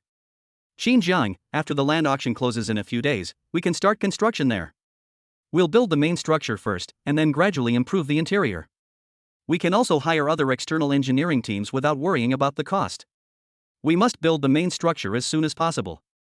Songjiang City that never sleeps must be launched this year. Zhu Zhang, this year. Isn't it a bit too hasty? There are only a few months left, I'm worried. To be clear, it takes 2 to 3 years to build a residential community, but now there is only half a year left before the end of the year and the Songjiang City that never sleeps has to be built. Even if it is just the main framework, it is a bit exaggerated. Qin Jiang, don't panic. You may not be familiar with the construction industry, but as long as the money is in place, China's construction speed will be beyond your imagination. Besides, we're not building skyscrapers, just 3 or 4 stories high. The foundation won't be a problem, we just need to build the main structure first. Besides, the area is close to the Songjiang River. There aren't many residential buildings nearby, so it doesn't disturb anyone. Construction can continue 24 hours a day without stopping. Xu Zhang nodded woodenly. Although he is smart, there are some things that are beyond his knowledge, such as construction speed, but Qin Jiang was very clear about this point. The actual construction period of the major squares in later generations was only a few months, and the rest of the time was spent on preliminary planning. In this regard, Songjiang City that never sleeps is much simpler. Qin Jiang had already made up his mind about the construction plan for Songjiang City that never sleeps. All he had to do was to carry out the construction. He only needed to build the main street first and then gradually improve the rest. In this case, the fact that the construction could not be completed within half a year could only be attributed to the construction team's fault. Immediately, Qin Jiang and Zhu Zhang discussed the Songjiang City that never sleeps for a long time again. After all, this is the largest project of the Black Dragon Group so far, and the first investment is more than 1 billion yuan. 1 billion in 2011. How many people wouldn't even dare to think about it? And yet, 2 young men in their early 20s were deciding how to spend it with just a few words. No. 3 people, Sijio, I'm hungry. Qin Jiang, let's go. Let's eat. Zhu Zhang, brother Jiang, uncle and auntie will be here the day after tomorrow. Qin Jiang, yes. Xu Zhang, okay. Xin Zhang, he guessed that Xu Zhang might make a scene again, but he did not stop him. His parents had worked hard all their lives and they deserved to be able to enjoy the glory. So let them make a scene. He definitely didn't mean to show off. Time passes, villa. As soon as Wang Xian came in, he swaggered to the center of the living room under Wang Wei's astonished gaze, leaned on the sofa, and said to Sun Yang, "That woman. Order me a glass of water. I'm exhausted." Sun Yang looked unhappy. Wang Wei frowned and winked at Sun Yang, who turned and left reluctantly. "Wang Wei, what's wrong with you? Aren't you supposed to stay put? Why are you here again? Who told you to lift your feet up on the table? Put them down." Wang Xian's face was defiant. "You ignore me now, believe it or not, you will be out of reach of me in the future. The person sitting in front of you now is not only your son Wang Xian, but also the chairman of the White Tiger Group." Wang Wei, White Tiger Group? What the hell is that? The next moment he reacted, staring at Wang Xian with wide eyes. "You are not going to start a business?" Wang Xian raised his head, hold head high. Chapter 490. Wang Xian is arrogant and his younger brother says, "Oh no, we are being tricked up now." Wang Wei felt a chill in his heart when he saw Wang Xian's arrogant expression. As the saying goes, "I'm not afraid of the second generation squandering money, I'm just afraid of the second generation starting a business." But the second generation of his family is still a brainless idiot who can be put into a museum. Start a business. Wang Wei, what kind of business can you start? What have you done? Do you have the capital? Wang Xian, why don't I have the capital? I sold my car, and then I sold all the luxury goods you two gave me. Wang Wei frowned. Sold them all?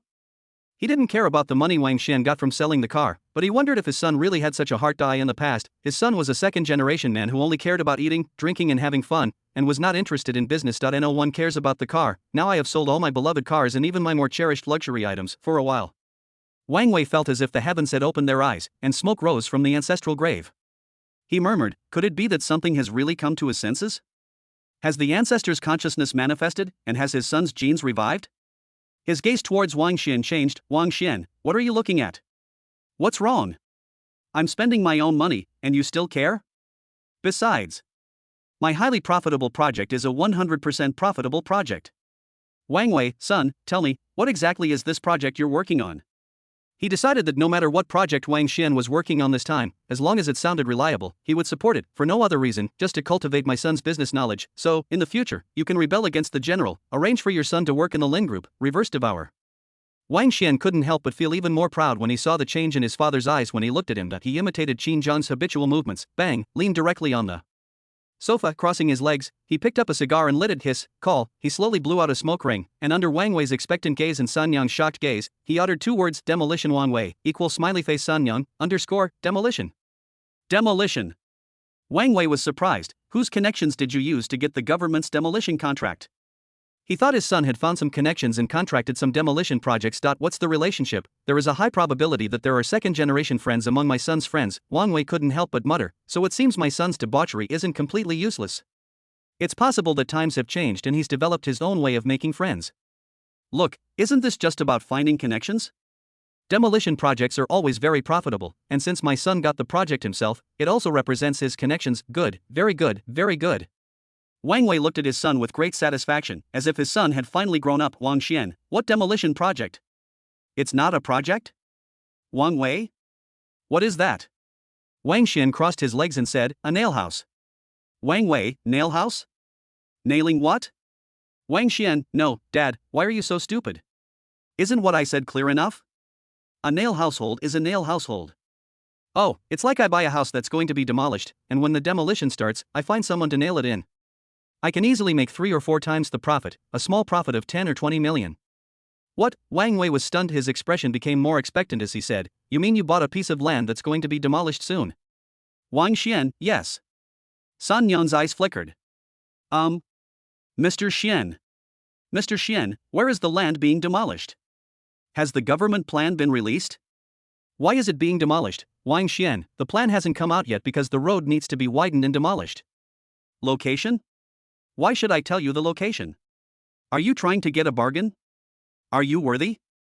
Sun Yang was embarrassed but still greeted him with a smile. Nonsense. Every large-scale demolition meant sudden wealth. Although widening the road wouldn't involve demolishing too much land, it was certainly easy. Given her current awkward position, any extra money she made would be a guarantee. As long as she had enough money, she wouldn't have to look at the old man's face anymore, and there was no need to go against her conscience and force herself to praise him. Wang Wei frowned. Why are you asking? How can such an important plan be leaked so easily? That person was very kind to tell Xiao Xian. If they spread too much, it would easily lead to trouble. He looked at Wang Xian with even greater relief. Being able to know the planned area in advance, it was obvious that the person who told Wang Xian the demolition information was very capable, or his family was very capable. Snap. Snap, he patted Wang Xian's shoulder and said, "Good son. Dad really underestimated you before. Get along well with the person who told you the news. Tell Dad if you need anything. Be respectful to others. You're not young anymore and you should build your own network. It will be beneficial to your future." Wang Xian's expression became even more smug. "Dad. Just wait and see. But I've already given that guy 1,000 yuan reward, so there's no need to respect him." 1,000 yuan reward, Wang Wei? No. That's where you got all the news. Wang Xian, my subordinates found out about it. It's not a secret that everyone knows. Wang Wei, you have transferred the ownership of the house. Wang Xian, yeah. Wang Wei, how much did it cost? Wang Xian, 6 million. Wang Wei, what's the market price? Wang Xian, 2 million, right? But okay.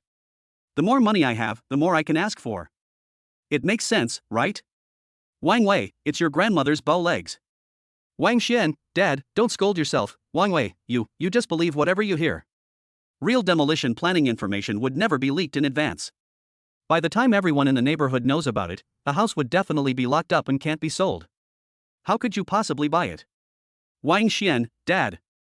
What do you mean? Right at this moment, bang, outside the villa, a younger brother didn't even bother to open the door and rushed in with a panicked look on his face. "Brother Xian, I'm going to die. Brother Xian, I'm finished. Brother Xian, I'm useless." Wang Xian, bang, he went up and kicked his younger brother to the ground. "Damn it, who the hell are you cursing? Why don't you stay in that house and be ready to fight the demolition at any time and come here to curse your big brother? What's wrong? You're twisted." Ouch, the younger brother screamed in pain after being kicked, and then said anxiously, "Brother Xian, has the plan been finalized?" Wang Xian's face lit up with joy. "Out. Then why don't you gather everyone inside the house and wait, bring all your tools and equipment, and see who dares to tear it down? Younger brother, it can't be demolished. Our street isn't even in the plan. The demolition news is fake." What? Wang Xian's eyes widened. Fake? How could it be fake?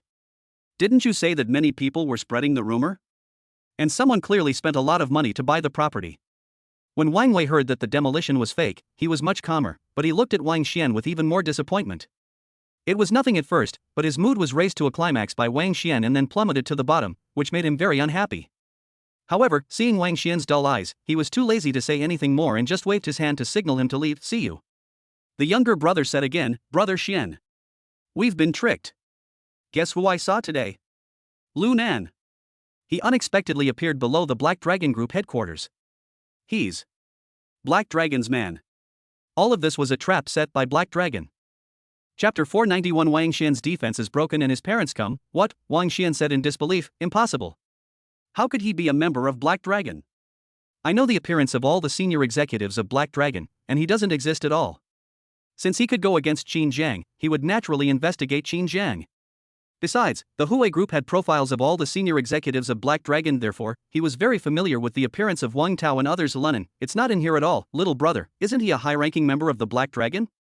Wang Xian grabbed his younger brother by the collar and said, his mother just said he was a member of the Black Dragon, but now he's not a high-ranking official of the Black Dragon. What does that mean? Can you explain yourself clearly? According to my investigation, Lu Nan is a subordinate manager of the engineering department of the Black Dragon Group, under the supervision of Shin Tianxi. Wang Xian, Sigma, surprised face. Lenin, he is just a subordinate manager of a department under the Black Dragon Group. How is that possible? How could a mere mid-level manager possess such courage and authority? Is it fake? But when he looked at his younger brother's panicked yet determined expression, he knew that this matter must be true, otherwise the people below would not dare to come and report to him. Bang! Wang Wei couldn't help but slap his forehead when he heard these words, and looked at Wang Xian with anger. Stupid. You dare to buy a house and wait for it to be demolished just by hearing a little news. You didn't realize this was a trap set for you, and you still tried to get into it yourself. Even if someone sells you, you still have to pay them. Why do I, old Wei, have a son like you? He was very angry. It was nothing to him that his son lost millions of dollars in a scam, but the victim was Heilun, his mortal enemy. Even it sounds like it wasn't Qin Jiang who took action, but rather Qin Jiang's younger brother took action and made a fool of his own son. How could he accept it so easily? Bang! Wang Wei slapped Wang Xian on the back of the head with his neck. knocking Wang Xian and his younger brothers to the ground. Damn! You useless piece of shit! Get out! Get away from me! Don't let me see you and get upset! Get out! Wang Xian was beaten so hard that he saw stars. I couldn't help muttering, impossible, fake, how can I be inferior to Qin Zhang's younger brother, and I still call him brother? Obviously he's broken. Wang Wei, let them shout outside, get out. The younger brother quickly pulled Wang Xian out of the villa. Now, Wang Xian's eyes were about to spit fire. Qin Zhang. You're so cruel. Are you kidding me? Okay. Very good. I'll fucking kill you, code people. Bring knives. Kill them. The younger brother stood there without moving. Wang Xian, didn't you hear what I said? Younger brother, brother Xian, don't be impulsive. Qin Zhang is not someone we can handle. Master Tiger knows that you were cheated today, and he will definitely stand up for you. Wang Xian, I don't need him to help me. I can do it. I'll let you train people. Go ahead, I was so nervous that I didn't dare to go. Nonsense, fuck Qin Zhang, they haven't lived enough. They know their own weight and are not on the same level as Qin Zhang. Forget about Qin Zhang. Even if they were to go after Lunan, I guess few of these little brothers would dare to do it. The most important thing about being in the business of mixing things up is to mix them up. They have to save their lives if they stand out, and they dare not confront the Black Dragon head on. Wang Xian was so angry that he started to smoke. Good. If you don't go, I'll go by myself. I'm going to kill him today, or I'll write the word king upside down. Little brother, what, bully me because I'm uneducated? In the villa, Wang Wei held his forehead, feeling suffocated. His confrontation with Qin Zhang had ended in failure, and he hadn't regained his face. Now, his son had been taken advantage of by the younger brother of Qin Zhang's younger brother. His face was completely gone. He was afraid that if this matter got out, his Wang family would be completely laughed at by others. Bang, he picked up the phone and dialed. Did you find the person I asked you to look for? Brother Hu, we've found him. He's a small celebrity, very good looking, and he has a bit of a problem with Qin Zhang. He's currently being banned. Wang Wei, bring her here to me. She's needed for the land auction, clear. Bang, hang up the phone. Wang Wei couldn't help but rub his temples again. What happened today made him completely disappointed in his son. One side, San Yang pretended to be comforting and said, although Xiaoxian isn't very smart, he's still very filial to you. Doesn't he want to prove himself? Look, you hit him, but he just wasn't convinced. At least he didn't fight you. Wang Wei, he hugged San Yang in his arms and said, don't worry about him. You still have a heavy workload ahead of you. Take more nourishing Chinese medicine and make sure you give birth to another child for me. Only then can the Huwei group survive for a long time. We must not let him destroy it. San Yang, I'll listen to you. But inwardly, he thought, long-lasting. I do want it to last, but you don't last as long as you should, and you don't last as long as you should. I've been busy for so long and there's no progress. I guess I can't just hang myself on this rope. I need to make plans early. At the same time, Wang Wei seemed to remember something and picked up the phone to dial again. Have someone keep an eye on Wang Xian and don't let him do anything drastic. Black Dragon must not act rashly. Although he had no hope for Wang Xianjing, it did not mean that he really did not care about his son. After all, he was his own child, and he was still his only offspring until San Yang showed any movement in her belly. After hearing this, San Yang's eyes became much more determined, as if she had made some kind of decision. Black Dragon Group Zhu Zhangdao, Brother Jiang, the team is ready. In front of the floor-to-ceiling window, Qin Jiang nodded. A convoy of 20 luxury cars was parked below, and dozens of Black Dragon security personnel in black formal attire stood quietly, their faces extremely solemn. In most of the elderly people from Lianhua Township, including Lunan, are here. This time we are going to welcome Qin Jiang's parents. The pomp is only one aspect, but we also want to let his parents have an understanding of the Black Dragon Group. Parents are more familiar with these elderly people with lotus fragrance, and their presence can make them feel more at ease. Sijo, finally, my godfather and godmother are here. I cleaned up all the rooms in their villa yesterday. Let them stay in Songjiang from now on. I can go shopping with them when they're bored. Also, I've plowed the land behind the villa. If they really want to stay busy, they can grow vegetables or something. Do you think that's a good idea? Qin Zhang, is it reliable? Based on his understanding of his parents, they would definitely not be able to adapt to staying in Songjiang for a long time, but they would still feel comfortable with him and Sijo around if they occasionally came to Songjiang for a few months or spent the new year in Songjiang. In the future, Qin Zhang plans to let my parents travel back and forth. If they find it boring to stay in Songjiang, they can go back to their hometown. If they feel bored staying in their hometown, they can come to Songjiang. Anyway, who gave him the conditions? It is the dream of many rural people. Soon, the three of them came to the convoy downstairs. Boom, the Black Dragon convoy marched towards the train station. Chapter 492, Grandpa Qin's old friend, $1 million check, and Qin's father's unwillingness to give up on the train. Qin's father and mother were sitting in the carriage. Opposite, sitting there were Qin Wei, Qin He and his son, as well as Old Man Qin. That's right, Qin Wei, Qin Laosan, also came to Songjiang on the pretext of taking Old Man Qin to see a doctor. His purpose was self-evident, which was to find a bright future for Qin. To this, although Qin's father and mother saw it, they didn't say anything. After all, they were real relatives. Besides, who can say anything with Mr. Qin here? Dad. Eat less. Father Qin couldn't help but remind him when he saw Old Man Qin showing off dried tofu rolls with green onions and roast duck. Mr. Qin, you are heartbroken. Qin Wei, he's afraid your body can't handle it. Mr. Qin, my body can't take it. I'm only 70 years old, the age to make breakthroughs. What's wrong with eating more? Qin's father, Qin Wei, what can the two say? Although the old man had a cerebral infarction, they had to admit that he was in great health. My teeth are so strong that they can crack walnuts. Mr. Qin, you don't want to eat? Qin's father and others shook their heads, they all had something on their minds. Qin's parents wondered if what Qin Jiang said was true and were a little nervous about the scene they were about to see. Qin Wei didn't know how to face Qin Jiang, and didn't know how to ask for his son's future. Old Master Qin said, "You've only had a few days of good times and you've already forgotten your roots. When you were kids, you'd all be envious of other people eating these things on the train." He continued to gnaw on the roast duck. Right at this moment, suddenly, there was an exclamation of disbelief from the side. Qin Dali. Old Master Qin subconsciously looked up at the middle lane and saw a young man supporting an old man on crutches. At this moment, the old man was looking at him with surprise on his face. Mr. Qin looked at the other party for a long time before he spoke. "Little Goozy." The old man on crutches looked stunned but nodded. "Yes. It's me. You are really Qin Dali."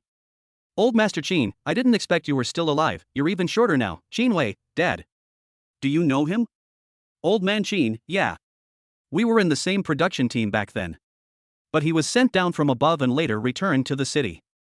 I never saw him again, so I didn't take it seriously." Qin Wei nodded and patted Qinhe. "How could you not have the tact to give the old man a seat?" "Ah, okay." Qinhe nodded and stood up to give up his seat. The old man with crutches sat in his seat and excitedly stepped forward to grab Mr. Qin's hand. "What are you doing?" "Old Master Qin, when did you develop this habit?" "I remember you had a wife back then." "Old man with crutches, Brother Qin, where have you been all these years? Why couldn't I find you when I went back?"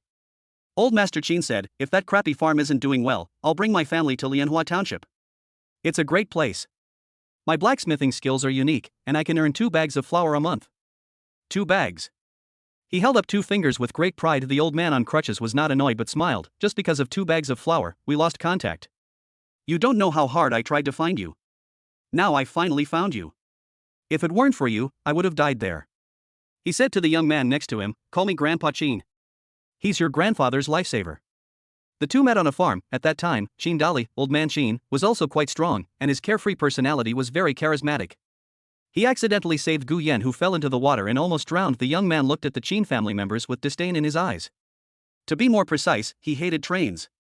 He could hardly hide the expression that he didn't want to stay there for even a moment longer. "Look at what they are wearing. You can tell that he is a child from a wealthy family." The young man looked at his grandfather and didn't dare to hesitate. He nodded reluctantly to Old Man Qin. "Grandpa Qin." Old Master Qin looked at the young man and said, I can tell it's yours at first glance. It looks like a potato." Youth equals smiley face. "Gu Yan, brother, your mouth is just like your body, it's still so good." The two men were of similar age. He already had to rely on crutches to walk, while Old Man Qin had a rosy face and ate roast duck. Mr. Qin, is your wife nice? "Gu Yan, we haven't seen each other for so many years. Can we have a good chat when we meet? Why do you become more frivolous as you get older?" But he thought that Mr. Qin was just that kind of person, a natural optimist who could eat, drink, and chat. Good-hearted. Many people in the brigade had received help from Grandpa Qin, especially those of them who had gone to the countryside. Unfortunately, when he returned to the city and made money and wanted to go back to repay Grandpa Qin, he could no longer find him. In those days, household registration was not popular, so finding someone was like looking for a needle in a haystack. What's more, Grandpa Qin's household registration was not local, but he had come here through the northeast. Gu Yan, it's fine. Thanks to my sister-in-law's help, I didn't have a miscarriage. Where's my sister-in-law? Old Man Qin, I went there for a stroll a couple of years ago. Maybe I was dancing with some old man there.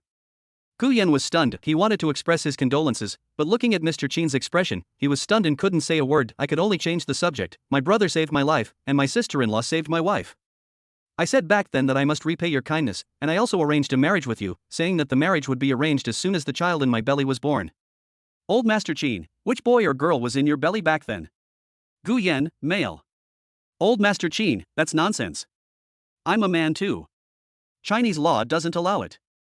Gu Yan, He found that he could not keep up with Mr. Chin's pace, not allowed by law, that it's not possible even if you allow it. Besides, the boys who were engaged as children back then were all in their 40s. Old Master Chin pointed at Chin's father and said, "That's him." Old Master Gu looked at Chin's father with a complicated expression, especially at his ordinary clothes. Actually, they were okay, all small brands. The big brands Qin Jiang bought for them, neither of them wore them, saying that they were too conspicuous in the countryside and would be talked about. If he had come back to find old man Qin, he would have definitely fulfilled the agreement. Although he could not arrange a marriage, he would have adopted Qin's father as his godson to change his fate. Pity, it's fate. Shaking his head, he took out a check from his pocket and took out a pen to write 6 zeros on it. "Hand the check to Qin's father, for you."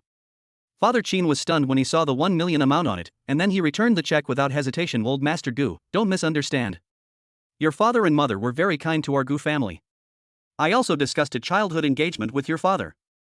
Unfortunately, consider this money a gift to you. You can exchange it at Huaxia Bank." The young man curled his lips, obviously thinking that Qin's father would definitely accept the check. The Qin family did not look particularly rich. Picked up $1 million for free, who wouldn't be happy? Yes. The next moment they were dumbfounded. Father Qin still handed back the $1 million check. "I appreciate your kindness, but I don't need the money." "Old Master Qin, little Gu, please put the check away quickly. My son is not pretending to be nice to you. He really doesn't need $1 million or 800,000. This is not even enough for the annual allowance his son gives him." "What? Son gives dad pocket money, more than 1 million? How come I can hear each word clearly but can't understand them when they are put together?" Guyen, a man and a woman, underscore. Other people in the car, equal smiley face, underscore. This moment they only heard the echo of boasting. Chapter 493, The Next Generation of Child Marriages and Mr. Gu's Thoughts. Young man, no? You should see clearly that this is 1 million, not 100. You guys don't have any idea about money. He is the young master of the Gu family and the son of $1 trillion group, one of more than 10 sons, but now his annual pocket money is only 1 to 800,000, and the rest needs to be applied for separately. And now these people in front of him, who were obviously from the countryside, actually looked down on 1 million yuan and said that his son gave him more pocket money in a year. What? When will the average rural household wealth reach billions? And it's my son who spends money for me. Furthermore, who would believe that he could wear such ordinary clothes while having so much money? The young man noticed in particular that although Qin's father and grandfather looked confident, Qin Wei and Qin He, father and son, had obvious changes in expression and were looking forward to the 1 million check. Now. Ji Yuyen was also a little confused, but his cunningness over the years kept him from showing it. He calmly put the check away and said to Qin's father with a smile, "Oh. So your son is doing well." Father Qin said honestly, "It's not bad. If I open a company with a few hundred employees, I think I can make hundreds of millions." Guyen, how old is your son? Qin's father, 90 years. 21 years old. Guyen, haha, the young man couldn't help laughing. 21, starting a company, having hundreds of employees, and making hundreds of millions?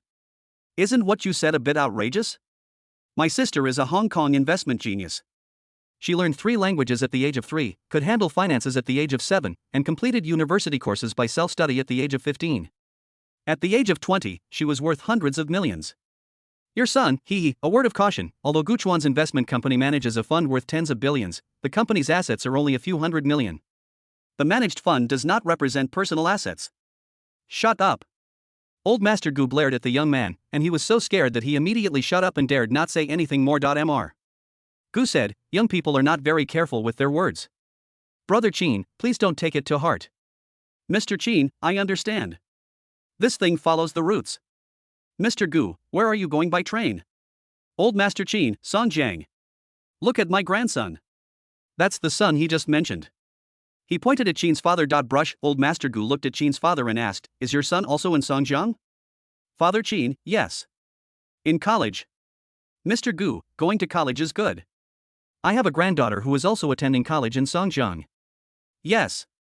She is the daughter of the son who arranged the marriage. Since they are both in Songjiang, they can have more contact with each other and the young people can take care of each other. As soon as these words were spoken, everyone in the Qin family was stunned. After all, the meaning of Mr. Gu's words is already quite clear. One side, the young man reacted first. "Grandpa, what are you talking about?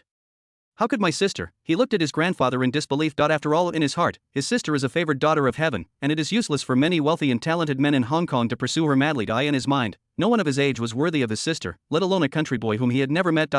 He even wondered if his grandfather was getting senile. Yes. Just as he was about to continue to refute, Mr. Gu scolded him, "Shut up. No one will think you are dumb if you don't speak, youth." Brush. Mr. Gu looked at Father Qin. "Father Qin, well, the child has his own plans. It's hard for us to control them. Let them take their own course. What? The young man stared at Chin's father with wide eyes, although he absolutely didn't want his sister to have anything to do with the other man's son, but the other party's refusal made him very uncomfortable. Why? My grandfather took the initiative to push the elder sister of the favored girl out, but the other party didn't respond at all. It really is. The outrageous mother opened the door for the outrageous person. This is outrageous to the extreme. Haha, old man Gu laughed. Yes. Young people have their own ideas, and we, as the older generation, just need to connect them. Brush. The young man looked at his grandfather in shock again. What happened today? Grandpa was eager to give money, but the other side didn't want it. Grandpa is eager to marry his granddaughter, but she doesn't want him. Result, Grandpa continued to persevere. A few minutes later. Mr. Gu looked a little uncomfortable. Brother, I'm going to the bathroom first and we'll talk when I come back. He was originally going to the toilet from another carriage and happened to pass by and saw Grandpa Chin, so he started chatting with him. I can't hold it in any longer now. Grandpa Chin waved his hand. Go. Don't pee your pants pocket, it smells old. Grandpa Gu, the young man quickly helped him to the train toilet. Along the way, the young man couldn't stop himself. Grandpa? You want to marry my sister Chuan to his grandson? I don't agree. Mr. Gu, what qualifications do you have to disagree? Young man, no way. Grandpa. You're not going to force a match like the stubborn old man in the TV show? No. You're going to drive my sister to death. You want to repay the favor, right? Fine. I'll go find him in person and give him 2 million, okay? Grandpa Gu, shut up, brush. The young man made a hand gesture and hit Grandpa Gu on the back and yelled, Who are you, monster? No matter who you are, get off my grandpa immediately, otherwise. Grandpa Gu was so shocked that he turned around and looked at the young man. If you don't behave yourself, I will send you back to the Gu Family Academy. Don't even think about leaving for 3 years, youth, alright? You beat Grandpa, snort. Don. Old man Gu stepped into the bathroom on crutches, while slowly calculating in his mind. Gu Group, he built the company single-handedly and it was considered a big name in Hong Kong. It had always been going smoothly. However, in the past 2 years, the group's business encountered difficulties and his own health was also deteriorating. He calculated it, the master said, he had promised something but failed to do it, so the person who tied the bell must be the one to untie it. He hadn't thought about it that way, but today, by chance, he met Mr. Chin, and he couldn't help but wonder if it was fate. Previous promises, child marriage, it was not fulfilled successfully. So, the person who tied the bell must be the one to untie it. If the previous generation was unable to do it, then letting the next generation complete it would also be a solution. Moreover, Ogawa is in Songjiang, and his grandson is also in Songjiang. This is the legendary fate. The more Mr. Gu thought about it, the more he felt it was right. Where are the people? Sometimes I'm afraid to imagine things myself. The more I imagine, the more I will mix unrelated things together, and I will improve the logic myself. Or furthermore, influenced by geographical factors, big businessmen in Hong Kong all believed in these things and asked him to believe them too. Outside, the young man's eyes flickered.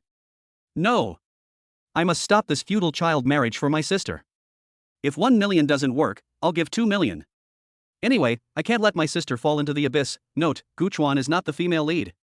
Not the female lead. Not the female lead. Chapter 494, taunting in front of the train station. Gu Chuan, they are not bragging. Qin Jiang is here, on the seat. Father Qin, Dad. This Mr. Gu. Old Master Qin, nothing. Your mother and I did save him back then. He's not a bad guy, just a bit cunning and a bit superstitious. Judging from his appearance, he should be doing well. Then he looked at Qin Wei and said, Don't you have any other ideas? The reason we arranged the marriage was because your mother nearly miscarried the 4th child, Qin's father, in an effort to save his wife. Although the pregnancy was saved, it was still born with congenital defects. The 4th child in our family is only 1.6 meters tall and has never had the energy to work since he was young. Qin Wei shook his head. What could he say? Qin's father had a weak constitution since birth and had suffered from various illnesses since childhood. He almost died prematurely several times. When he grew up, it was difficult for him to do heavy physical work. However, due to too much work in the countryside, Qin's father suffered a herniated disc in the waist. Since childhood, Qin's father has always envied their bodies. If this had happened 2 years ago, he would have been jealous of Qin's father. After all, he would have had the chance to get 1 million yuan and have his son married, but Qin Jiang has risen to prominence. 1 million is nothing to Qin's father, and a child marriage may be a burden to Qin Jiang. You see, the old man didn't even say anything. Envious. What is there to envy? At least that incident might have been a blessing in disguise for others, but it was of no benefit to Qin's father. Soon not Mr. Gu brought the young man back again, and the two groups began to communicate again. Mr. Gu, what's your son's name? Qin's father, Qin Jiang. Mr. Gu, what a nice name. What kind of business does he do? Father Qin, it seems to be some kind of milk tea. Mr. Gu, oh, catering. The young man couldn't help but curl his lips. So he's just a small vendor, you call him a businessman, and he's worth hundreds of millions. Milk tea, no stranger in Hong Kong. There are vendors selling it on the roadside, and it is on the same level as rice noodle rolls and pancakes. The ones that are doing well are just a few shops, and they are not very big at all. Mr. Gu thinks a lot. He knows that many college students in China are starting their own businesses. So, it is very likely that Qin Jiang is starting a business, creating his own milk tea brand and opening some stores. As for what hundreds of millions, these days, many emerging startups in mainland China tend to exaggerate their valuations. Just a few chain stores dare to claim valuations of hundreds of millions when applying for financing. Estimate, the same is probably true for Xinjiang milk tea. Even this old fox thought that what Qin's father and others had just said was a bit exaggerated right at this moment. Bite, the train announcement sounded. Attention, passengers. Songjiang station is approaching. Please take your belongings and prepare to get off the train. It's time to get off the bus. Old Master Qin put the remaining roast duck and dried tofu into a convenient bag and stood up at Qinwei. Qin's father and others also stood up. Mr. Gu was also helped up by the young man. A group of people rushing towards the exit. Soon, they got off the train. In the car, many people who had just been near the Qin family's seats watched them leave and couldn't help but chat. Oh my god, those two guys were really good at showing off. Bang! Take the 1 million. Don't want it.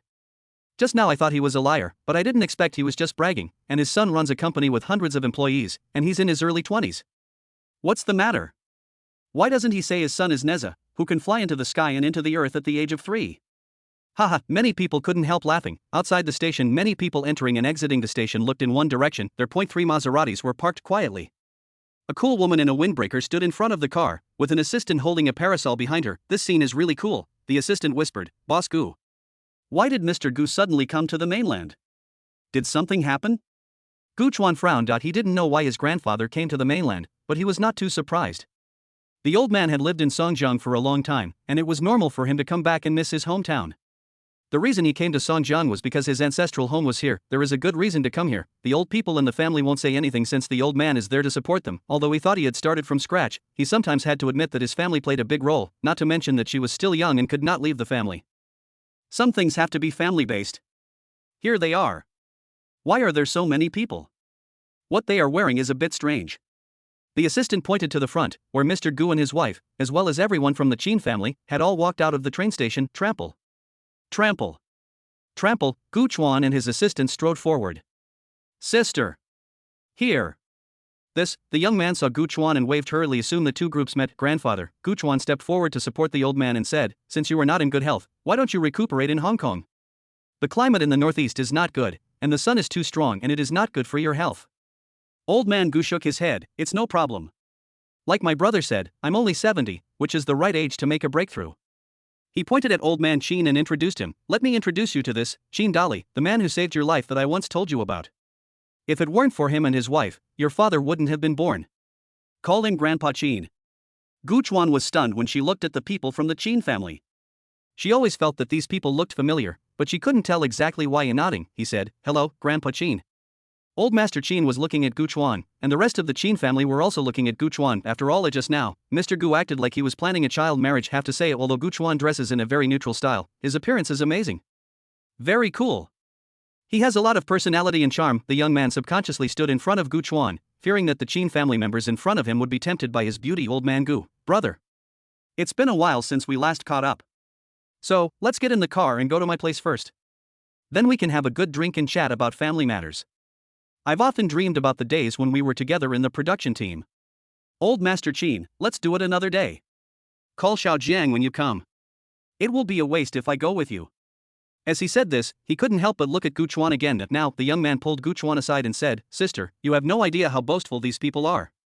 They say his grandson is only in his early 20s and he's already started his own company with hundreds of employees and a net worth of hundreds of millions. Guess what he does? Milk tea. Ha, the kind you see on the street. Isn't that funny? Grandpa offered them 1 million and they wouldn't take it, saying his grandson can give him more pocket money. Gu Chuan, his grandson is called Qin Jiang? Young man, sister. How did you know? Gu Chuan, nonsense, how would I know? Last name, Qin. Early 20s. A big shot. Hundreds of millions. He'd just give me his ID number. Gu Chuan, they didn't lie, youth, although they spoke in low voices, everyone could hear them roughly because they were so close. Old man Gu also looked at Gu Chuan and asked why it sounded like his granddaughter knew the other person, just as Gu Chuan was about to speak. Boom, boom, boom. Chapter 495. Qin Jiang arrives, everyone's eyes on Gu family. See you. The roar of cars came from a distance. Brush, both the Qin and Gu families turned their eyes to the source of the sound. What they saw was a huge convoy consisting of dozens of luxury cars driving rapidly towards the station. Not ahead. At the beginning are several luxury Mercedes-Benz CS and G-Class cars, and in the center is a supreme luxury Mercedes-Benz S. Later followed by more than 20 luxury cars. Scene. It is simply magnificent. Immediately, countless people turned their attention to the team. Wow! Where did this luxury car fleet come from? Who's getting married? What kind of wedding? There's no flowers on that car. If it's a wedding, then the Mercedes-Benz S must be the lead car. It's obvious that someone important is traveling. The entire Mercedes-Benz C-Class team is so cool. The young man was stunned when he saw the convoy. Oh. A customized Mercedes-Benz S. I didn't expect this car to be in China, and the license plate number is 8888. It seems that the owner is a prestigious person. This convoy is so cool when it drives by. He recognized the customized Mercedes-Benz S in the center at a glance. He was born to like cars, and this car was originally a relatively rare customized model launched by Mercedes-Benz. One side, when Gu Chuan saw the convoy, the corners of his mouth twitched twice. Damn, why does she always encounter the other person showing off? She really can't compare with him in showing off. The main reason is that she is a person who cares about her status. She can't do the kind of pretentious behavior like Qin Jiang. Old Master Gu looked at Gu Chuan's changing expression and said, Xiao Chuan, you know the people in this team. Gu Chuan, Qin Jiang's convoy. Qin Jiang, why does this name sound so familiar, etc. Mr. Gu and the young man were both stunned. If they remembered correctly, the grandson that Grandpa Qin was talking about was called Qin Jiang, which meant that the huge convoy in front of them was actually the convoy of Grandpa Qin's grandson. How is that possible? It must be fake. The two didn't want to believe it, but they knew that Gu Chuan wouldn't do it without a purpose. Besides, they both saw that the Qin family members looked at the convoy calmly and were not surprised. Under the gaze of everyone. Boom, the convoy drove to the front of the train station. Bang. Bang. Bang, a large number of car doors opened and many young men in black suits and sunglasses got out. These young men quickly gathered towards the luxurious Mercedes-Benz S in the middle. Zhang Qi got out from the driver's seat and opened the back door. Qin Jiang, dressed in a black suit and with a cold expression, got out of the car, with Zhang Qi holding a parasol above his head to shade him. Both sides Zhu Zhang and Sijou have caught up. A trample. Trample. Qin Jiang strode towards the train station with big strides, with Sijou and Zhu Zheng standing on both sides, followed by Shen Tianxi, Wang Tao, Sun Yuan, Bai Lu and other senior executives, and dozens of Black Dragon personnel behind him. Passers-by subconsciously made way for him along the way. Soon he came in front of everyone in the Qin family. Now, Qin Jiang first looked at his father, mother and grandfather in front of him and smiled, then looked at Qin Wei and Qin He, father and son, with calm expressions. He was not surprised that the two of them followed him. Although he did not like his relatives in this life, it did not mean that he would sever family ties. Grandpa, Mom, and Dad. Qin Jiang nodded to Qin's father and the other two, while Qin Wei and his son pretended not to see anything. One side as Zhu Zhang and Sijou also expressed their greetings, Grandpa, Godfather, Godmother, Grandpa, Uncle, Aunt. Wang Tao, Bai Lu, and dozens of Black Dragon personnel in the back all nodded and greeted, Grandpa, Uncle, Aunt, good afternoon. Grandpa, Uncle, Aunt, good afternoon. There is no money element in this call, it is a name that comes from their hearts. Those who can come today are all the earliest old brothers, and they have long regarded Brother Jiang as their own elder brother. So, Brother Zhang's family is their family, and Brother Zhang's parents didn't treat them as outsiders when they visited last time. Put yourself in others' shoes and it should come from the bottom of your heart. The uniform sound startled everyone in the audience, and they all looked over here. It was hard to remain calm when seeing this scene that could only be seen on TV. Father Qin, oh. Son. Why such a big thing? Just any car will do. Qin Jiang, brothers, we can't stop them if we try. Sijou, Godfather. When we heard you guys were coming, we brothers stayed up all night, hugging each other. Otherwise, there would be another 100 or 80 people coming. This scene stunned both Mr. Gu and the young man, and their eyes kept shifting between the Qin family and the people Qin Jiang brought with him. Mr. Gu, this is Old Master Qin reacted and said to Old Master Gu, Little Gu, this is the grandson I was talking about, Qin Jiang. He then said to Qin Jiang, this is a little brother of mine. You can just call him Grandpa Gu. Old Master Gu looked Qin Jiang up and down. Although he is not handsome, he has a good temperament. He looks to be in his early 20s but gives people a very sophisticated feeling. There is a hint of depth in his eyes that makes him subconsciously cautious. In a short time he came up with 4 words, young and mature. He couldn't help but laugh out loud. Huh? I just heard Brother Qin mention you. Young man, you are indeed a handsome man, a dragon among men, and your future is limitless. Qin Jiang looked at him, you are right. Mr. Gu. He found that the boy opposite him was better at arguing than his grandfather, and they were indeed family. Qin Jiang casually glanced at Mr. Gu and Gu Chuan next to him, and basically guessed their identities, chairman of Gu Group, the helmsman of $1 trillion group, It seems that he had some friendship with his grandfather, but judging from the time, it should have happened a long time ago. He quickly analyzed the general logic behind it, but had no intention of making friends. He looked directly at Grandpa and the others and said, "Let's go. Didn't you say you wanted to visit my workplace and study? I happen to have some time today." Grandpa Chin, "Okay. Let's go." He said to Grandpa Gu, "Hey, little guy. Let's get together again when we have time." Mr. Gu looked at Qin Jiang and the others and nodded, "Okay.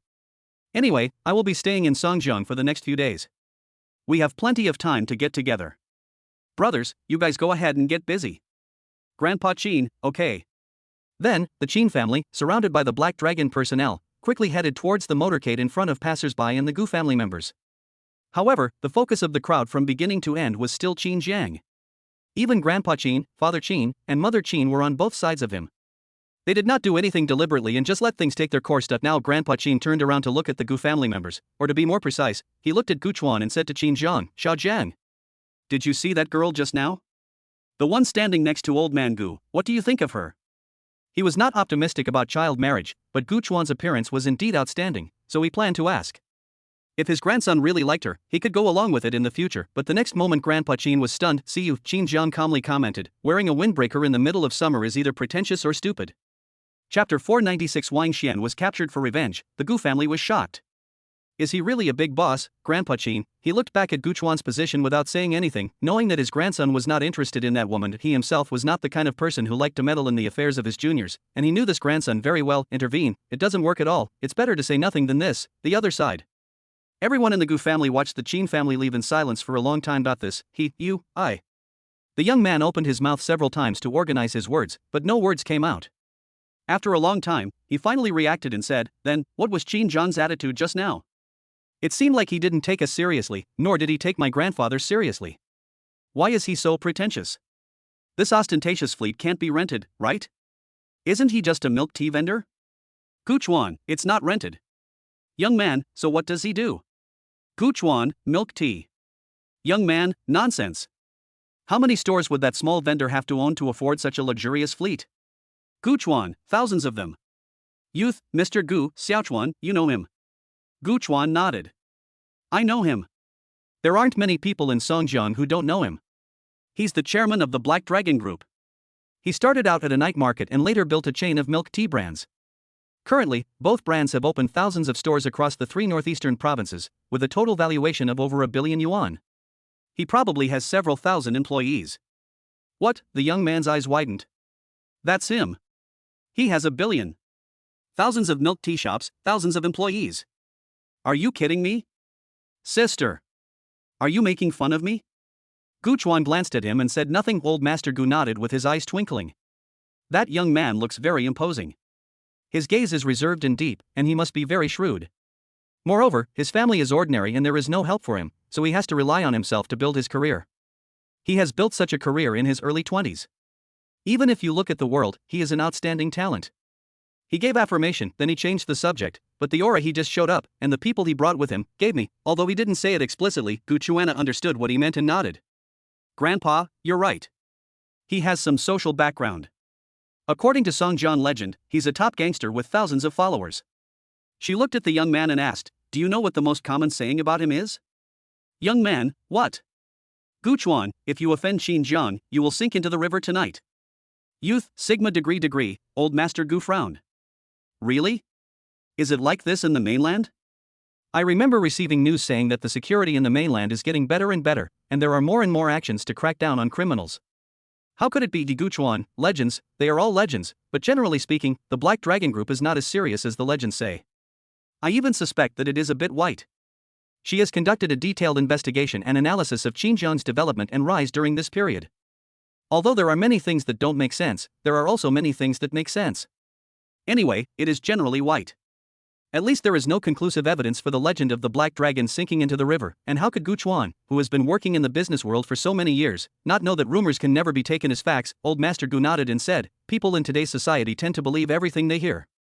You should be careful when listening to rumors." "Young man, I was shocked that a young man in his early 20s could be a gang leader. If he's not a big shot, why should I be afraid of him?" While they were communicating, opposite card pool, a car was parked diagonally opposite the train station. Bang, bang, the car door opened and Wang Xian got out with an angry face and blazing eyes. He had just gone to the vocational university to find Qin Jiang, but he heard that Qin Jiang's motorcade had arrived at the train station, so he rushed all the way here. He looked at Qin Jiang, who was surrounded by countless people in the center and was gritting his teeth. I saw one person in particular in the crowd. London. The other party was surrounding Qin Jiang with smiles on their faces. This scene made Wang Xian furious. After all, a few days ago, he was still on good terms with the other party. And even called him Brother Nan. Who would have thought that this important person in his eyes was just a younger brother of Qin Jiang? What does it represent? This means that he is not even as good as Qin Jiang's younger brother.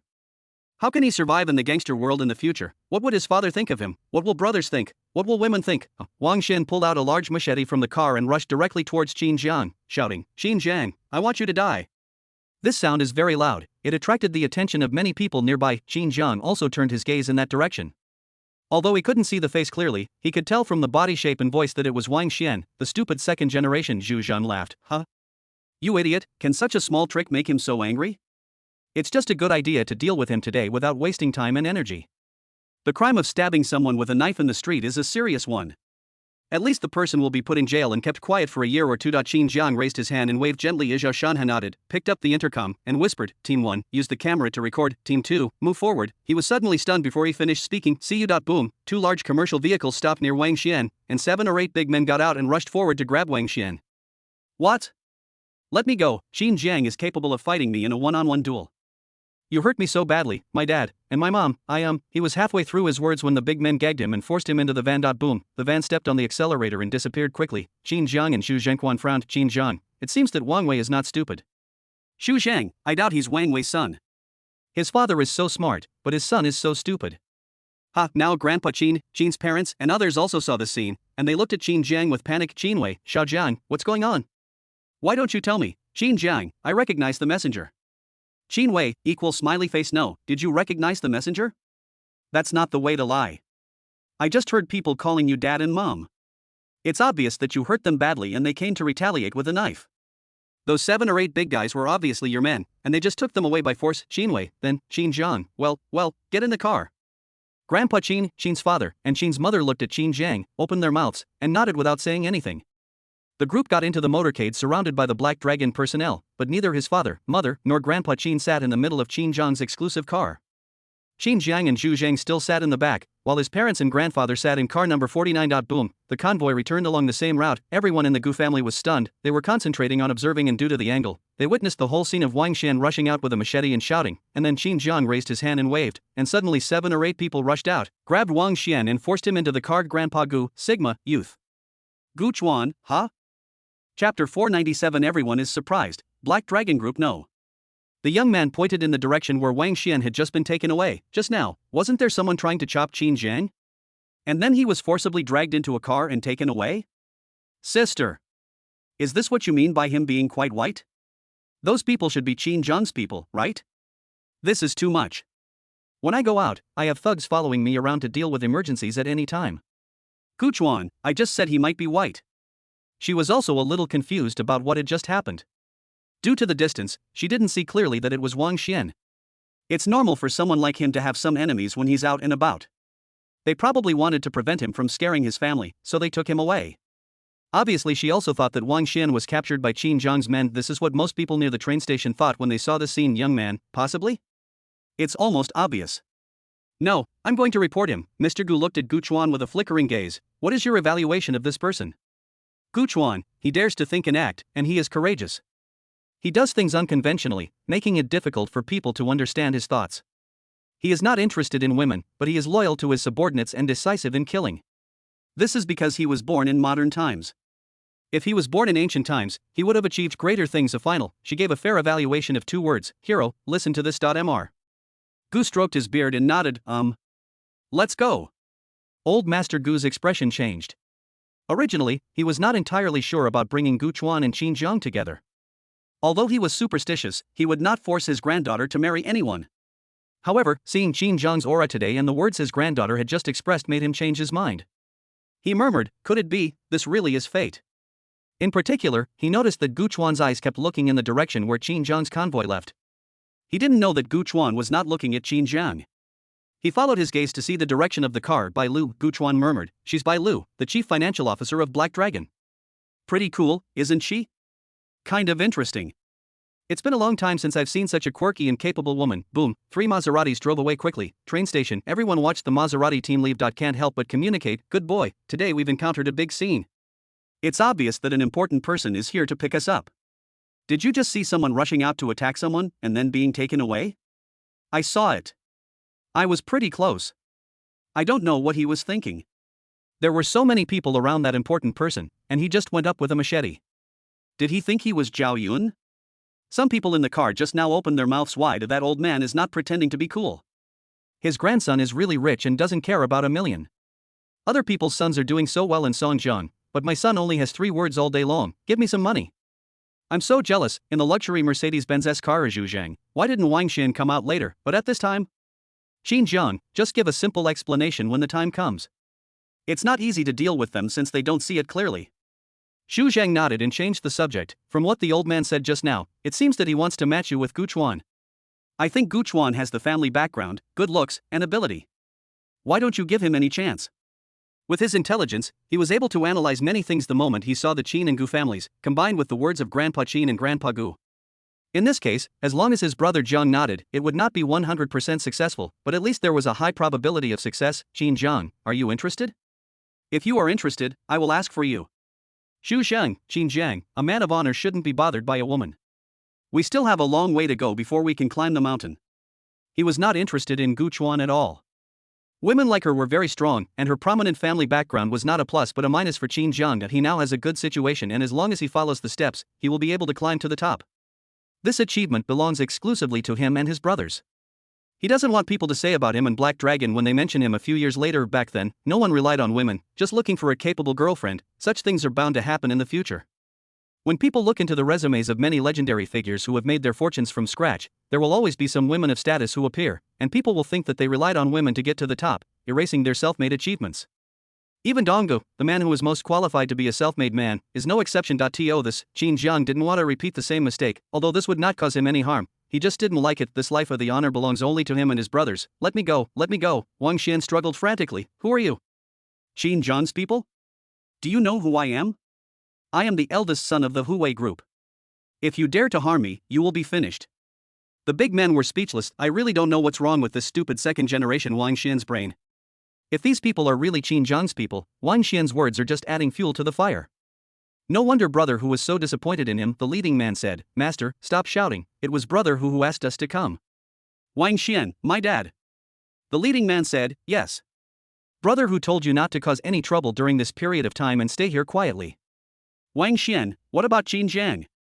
The leading man said, brother who has his own arrangements, just wait and see. Soon the Qinjiang convoy has arrived at the Heilong group. Bang. Bang. Bang, a large number of Heilong personnel got out of the car, and Qin's father, mother, grandfather Qin and others also got out of the car. Now, they couldn't help but look at the building in front of them, or more precisely, at the 4 large characters on top of the building. A Black Dragon Group. Zhu Zhang, uncle and aunt, the building in front is Heilong's office. Father Qin, you said the whole building is like this. Xu Zhang, of course, this. Qin he couldn't help but raise his hand to check. 12, 34, 18, a total of 18 floors up and down. 18th floor, a full 18 floors, this is all Qin Zhang Company's territory. This, even though they had some psychological preparation, the Qin family members still couldn't help but be surprised and couldn't believe it. In their minds, no matter how big Qin Zhang Company was, it was just renting a floor in an office building. That's how it's played on TV. Who would have thought it would be an entire building? It was completely beyond the family's cognition, but soon they couldn't help but think of the scene at the train station and wanted to ask Qin Zhang. Qin Zhang didn't give him a second to answer. Let's go. Then he walked into the Black Dragon Group. Grandpa Qin and others can only keep up. When I arrived at the door, a while, for Black Dragon personnel pushed open the door, and Qin Zhang strode in without stopping.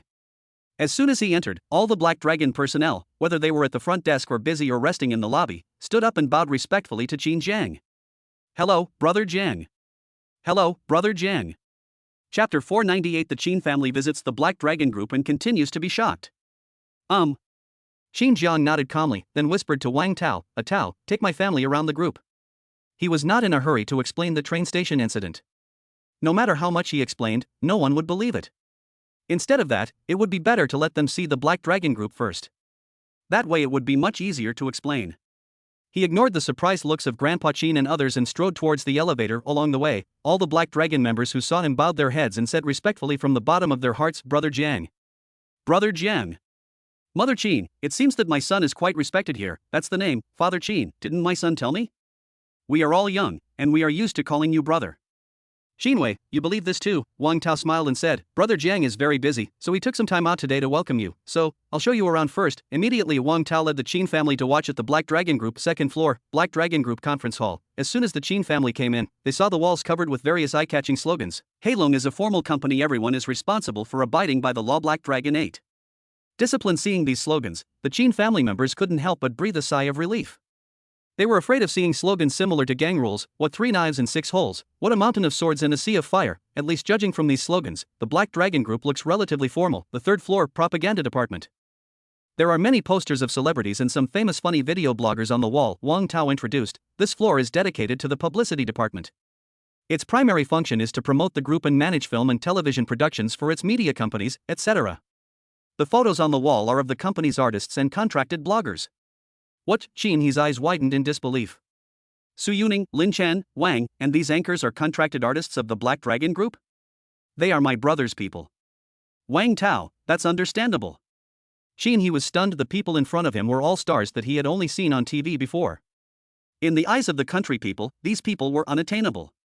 One of them was a veteran male actor who had appeared on the Spring Festival Gala, but now all of them had become Qin Zhang's employees. Don't talk about Qin, he's a grandpa. Qin's parents, and Qin Wei also found it difficult to remain calm, as celebrities are still very impactful. Fourth floor finance department, Qin he and others once again witnessed countless banknotes, with cash calculated in the millions. They saw many people in uniform and security guards holding weapons in their hands. This, Wang Tao, this is the finance department.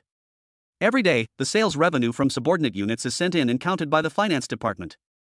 The balance is then handed over to the bank staff for another count and storage.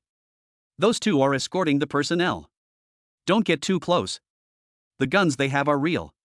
Gulp, several people swallowed saliva violently in their eyes. A high-ranking bank employee actually worked for Qin Zhang in the Black Dragon Group. 5th floor, Night Market Management Department. 6th floor, Ministry of Transport. The Qin family was stunned as they looked at each layer, and their eyes never closed. Most importantly, they discovered that the Black Dragon Group was completely different from what they had imagined. Although they all wore black formal suits, they did not swear a lot, and there were no machetes or weapons everywhere. Instead, they were extremely formal and busy with various things that sounded legal. The training department of the security department. A milk tea shop manager was training. You are all newly signed management trainees of Heilong. As the name suggests, Heilong will focus on training you. Don't doubt, I really need to train you. Take me for example. 6 months ago, I was just a clueless intern like you all, but in just 6 months, I'd become a store manager. I'm not afraid of you knowing. Now my average monthly salary is guaranteed to be between 8,000 and 10,000 yuan, and I still have room for advancement. The Black Dragon Group is developing rapidly. If you join now, even if you pay a premium, he spoke passionately. The interns below were excited. Outside, Grandpa Qin and others were also stunned. Qin's father, my son's company is paying him so well? Top management can earn 8,000 to 10,000 yuan a month? He must be quite capable, right? Doesn't he have a high level of education? He looks quite impressive. Haha, Wang Tao laughed. Leadership? He can't really be considered a leader. Qin's father, he just said that he is a manager and can earn less than 10,000 yuan a month. Wang Tao, he is a manager. But he's only the provincial regional store manager for one of the 2 major milk tea departments under the management department. Let's put it this way, Heilong has at least 1,000 store managers like him. Do you think he's a leader? 1,000 people. Grandpa Qin and others were speechless. 8,000 in January, that's nearly 100,000 a year. What does it mean to earn 100,000 yuan a year? Even 10 years from now, most people will not be able to achieve this salary. And nowadays, if a kid from the countryside can earn 100,000 yuan a year, he will be praised. Look at that kid's potential, and so on. But now there are thousands of such capable-looking people in the Black Dragon Group. What a joke. Qin, doesn't that mean that just paying these people's salaries would cost tens of millions every month? Wang Tao, yes. Qin, does Black Dragon earn more than them? Wang Tao, of course. Above them are regional managers, above them are regional directors, above them are city managers, provincial managers, and people in charge of branded milk tea. Qin, then how much are their salaries? Wang Tao, salaries are tied to performance, with some earning over 100,000 yuan, and others over 1 million yuan, million. Earn a million a year. 2011, the term millionaire had not yet disappeared, but Wang Tao said that some people in Heilong Group earn millions a year. Qin, looked at Wang Tao. Can I ask what your position is? Director? Or municipal general manager? This was the limit of his imagination. After all, Wang Tao was too young and looked to be in his early 20s. It was already super awesome for him to be a city manager and earn hundreds of thousands a year. Grandpa Qin and others couldn't help but look at Wang Tao. They remembered that this person often appeared next to Qin Jiang. His position should not be too low. Maybe he was a senior executive at the provincial level. It can't be that he's the person in charge of milk tea. They remembered that Wang Tao had just said that the most profitable business of Heilong Group was the milk tea business. Yes, the next moment they all opened their mouths wide. See you. Wang Tao straightened his clothes and bowed towards the 18th floor. Thanks to Brother Jiang for his appreciation, I am now in charge of the management department. The two major milk tea brands I just mentioned are both under the management department. In theory, those people I just mentioned are under my supervision. Grandpa Qin, Qin's father and mother, Qin Wei Sanku, degree, the real person audio is online, you can listen to it if you like, it's already 1 million words. Please support me and give me a free gift. Chapter 499 Wang Tao, I only make a few million a year, come to the cafeteria again. What, Qin, then how many people do you have to manage? Wang Tao continued, totaling them all, 2,000 to 3,000 people, but I haven't counted them exactly. The two major milk tea brands are still expanding, with new employees added every day. Qin, how much is your salary? Wang Tao, my salary is only a few million. Just a few million. At this moment, they had a clearer understanding of the Black Dragon Group, and at least had some idea of money. No wonder Qin Jiang could give his parents millions as pocket money. It turned out that his employees earned millions a year. These millions were really just pocket money.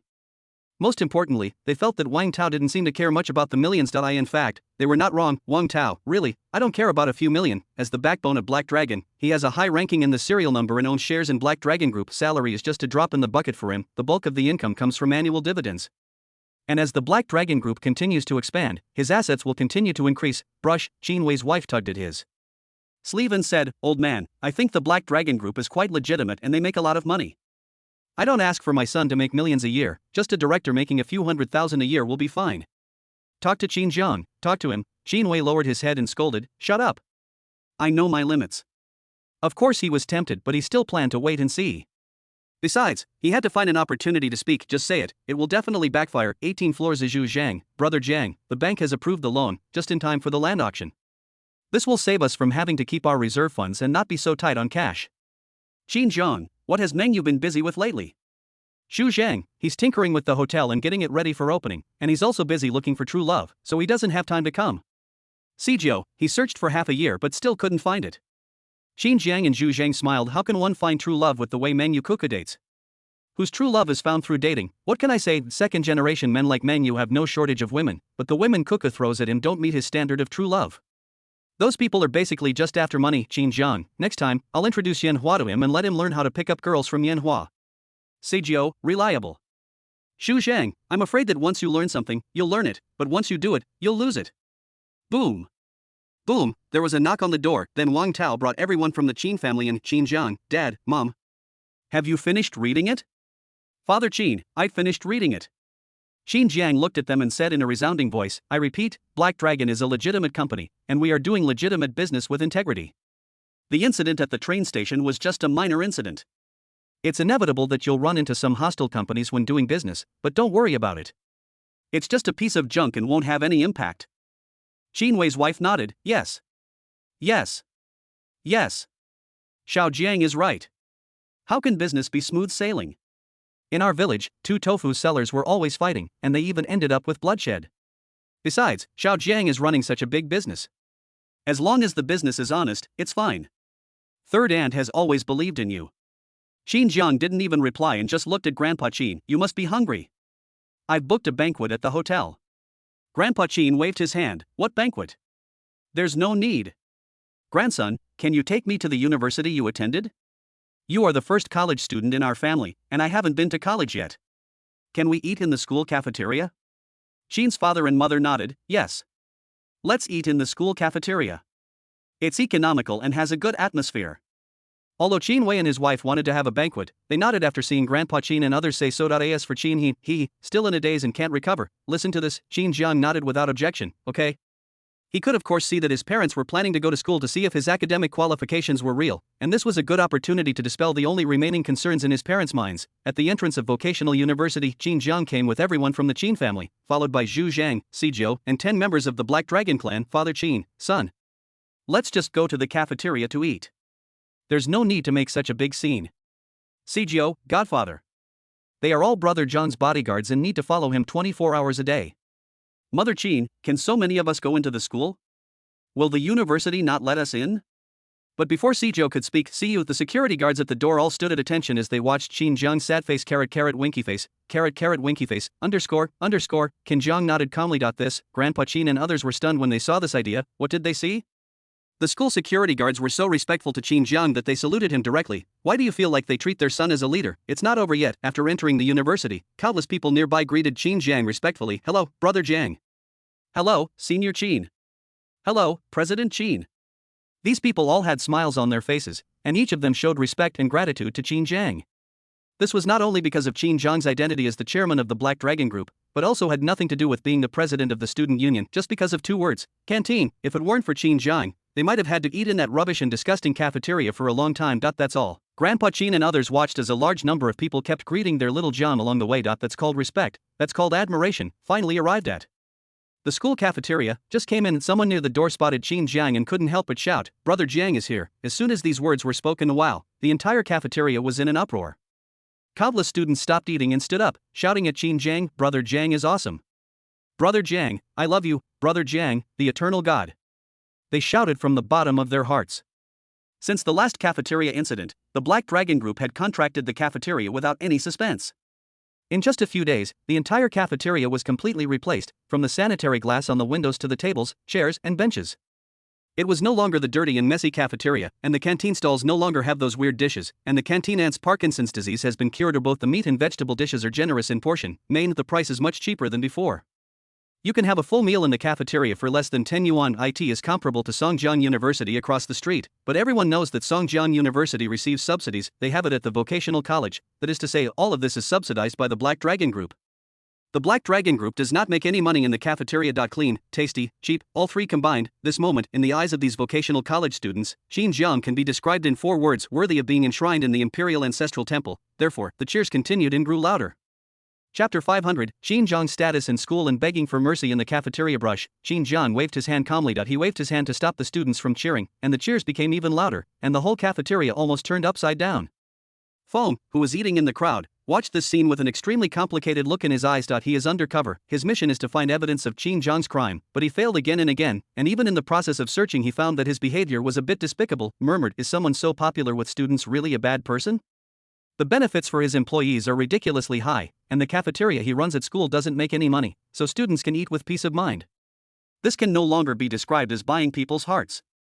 Compared to him, other capitalists are the bad guys. Now, Feng Zhao decided to report the matter to his superiors. A long time the cafeteria finally quieted down a little. Now, the person in charge of the cafeteria, Black Dragon's man, came out and said respectfully to Qin Jiang, Brother Jiang. Qin Jiang, how are you doing lately? The cafeteria manager said, the students are very satisfied. We have set up cafeteria suggestion boxes in each teaching building. We send people to collect the suggestion boxes every day. Every week, we summarize the opinions and pick out the ones that can be implemented and work on them. For those that cannot be implemented, we will reply to the notices. Qin Jiang nodded with satisfaction. His original intention in building the cafeteria was to provide vocational university students with better food. He had 2 goals: first, to fulfill his dream of changing his life after eating poorly at school; second, to make vocational university a stronghold of the Black Dragon Army and continuously provide talent for the Black Dragon Army. Talent, some people define smart people as those with high education, but Qin Jiang disagreed. Talent is talent. Talent comes after talent. Unless it was a technically demanding job, it didn't really matter who did it. Anyone with even a little intelligence could make the leap to higher classes after a bit of experience. This is when the importance of loyalty is highlighted. Vocational college students have received various benefits from Heilong since they entered the school, and they will naturally be more dedicated when they join Heilong after graduation. As long as the Black Dragon doesn't let them down. They will never let down the Black Dragon. Led by the canteen manager, Qin Jiang took his family to visit the canteen kitchen. Compared with the last time when it was dirty and messy, the canteen kitchen had undergone earth-shaking changes. Bright and spacious, the floor tiles are polished to a shine, both chefs and waiters wear white clothes, hats, and work gloves. The area connecting to the lobby is made of transparent glass, so that students outside can have a clear view of what is going on inside. It is rare to see it in Songjiang canteens. Open counter and open kitchen, the concept became popular only in later generations. The cafeteria manager said, Brother Jiang, we followed your instructions and replaced all of these with glass windows so everyone can see. Don't even mention that the cafeteria was so busy on the first day that we couldn't even get enough food. When he took over as the person in charge of the cafeteria, he was worried that the whole cafeteria would cause a big disturbance. The dirtiness and disorder had made many students have a natural aversion to the cafeteria, and it would be difficult to change it in a short time. However, he did not expect that Brother Jiang would solve this problem with just one sentence: open kitchen and open stalls. After checking around, Qin Jiang nodded with satisfaction. Call. The canteen manager breathed a sigh of relief when he saw Brother Jiang nod. He has been working really hard during this period, Qin Jiang, keep it up. The cafeteria manager said, I won't let Brother Jiang down. Sijio, bring up all the delicious dishes. If they're not enough, ask the kitchen to cook 2 more. We'll eat in the cafeteria. Okay. Don't worry, Brother Sijio. The canteen manager nodded and began to prepare. Old third, first serve the better dishes. If we have 8 good dishes, we can immediately cook 2 new ones. Who cut the fruit plate, drinks, freshly squeezed juice? The kitchen was busy and the canteen manager was watching personally. He knew the importance of today's meal because Jiang's family was coming to eat. If they were satisfied with the food, it wouldn't count as a credit to him. But if they were not satisfied with the food, he would probably be in trouble. Qin Jiang took his men out of the kitchen. He is not worried that the canteen manager position is just a face-saving project. Unlike in the past, the current canteen manager is just the starting point. As long as he does a good job, he will have room for advancement. So, in order to achieve results, I will definitely work harder. Moreover, the Black Dragon Group implements a lifelong responsibility system. If they leave a stain on the canteen, they will be demoted even if they can be promoted in the future. A few minutes later, Grandpa Qin and others couldn't help but look at Qin Jiang as they watched dish after dish being served. Qin Jiang nodded. The school cafeteria used to be dirty, untidy, tasted bad, and was expensive, so I contracted it out so that the students could eat better and cleaner. Grandpa Qin, you are worthy of being my grandson. Qin's father and mother also smiled, and they were relieved to see that their son was so popular at school. Really, the descendants said it was just a legend after all. Who said that his son is involved in gang activities? Who said that his son is a big boss who would drown people in the river at will? Who said, fake, it's all fake. My son is the boss of a large group and runs a serious business. Qinwei's wife pulled Qinwei aside and whispered. He's really doing a serious business, not some violent business. Look, these students all respect him, and his son, Qinwei, shut up. Wait and see what happens. Wife, what are you watching? Who pooped? Qinwei, I told you to calm down. It's only our first day here, what can we possibly understand? I have a feeling something's not right. What respectable company would put up this sign in their office? It always gives people the feeling that they're trying to cover up something. Our daughter can't get into the Black Dragon Group anymore, and our son can't get in easily. This is going to be a disaster. The woman opened her mouth but didn't say anything. The Qin family had a perfect meal in the cafeteria. From time to time, students would greet them respectfully before leaving after finishing their meal, and some school leaders would come to meet them in person. Even Wu Yu came in person after getting the news, and praised Qin Jiang to Grandpa Qin, Father Qin, and Mother Qin. In his words, Qin Jiang was simply a 3 good student and a role model of the people. This Grandpa Qin was surprised at first and then relieved. Half an hour later, Wu Yu took his people away because he was too busy with work. Grandpa Qin patted Qin Jiang on the shoulder and said, Grandson, you didn't bring shame to your grandfather. I'm proud of you. He didn't finish his words. See you. A young man, accompanied by the old lady and 4 or 5 other men and women, rushed into the cafeteria. Family members of the former cafeteria manager, they looked around and saw Qin Jiang, then rushed over and shouted, Boss Qin. Chairman Qin, please spare us. If my husband dies, we won't be able to survive. I've lost my job, and it's hard to even get enough to eat. You want the cafeteria? We'll give it to you. We don't want any money, not a cent. Please spare my dad. I can't even go to school, my poor son. He's not in good health to begin with. If you're not happy with this, just beat me, an old woman. Beat me to death. Can you please stop bullying my son? Chapter 501, all taken away, no explanation. Brush. 7 or 8 Black Dragon members reacted and immediately stood in front of them to intercept them. See this? The men shouted even louder. Oh my god, I can't live anymore.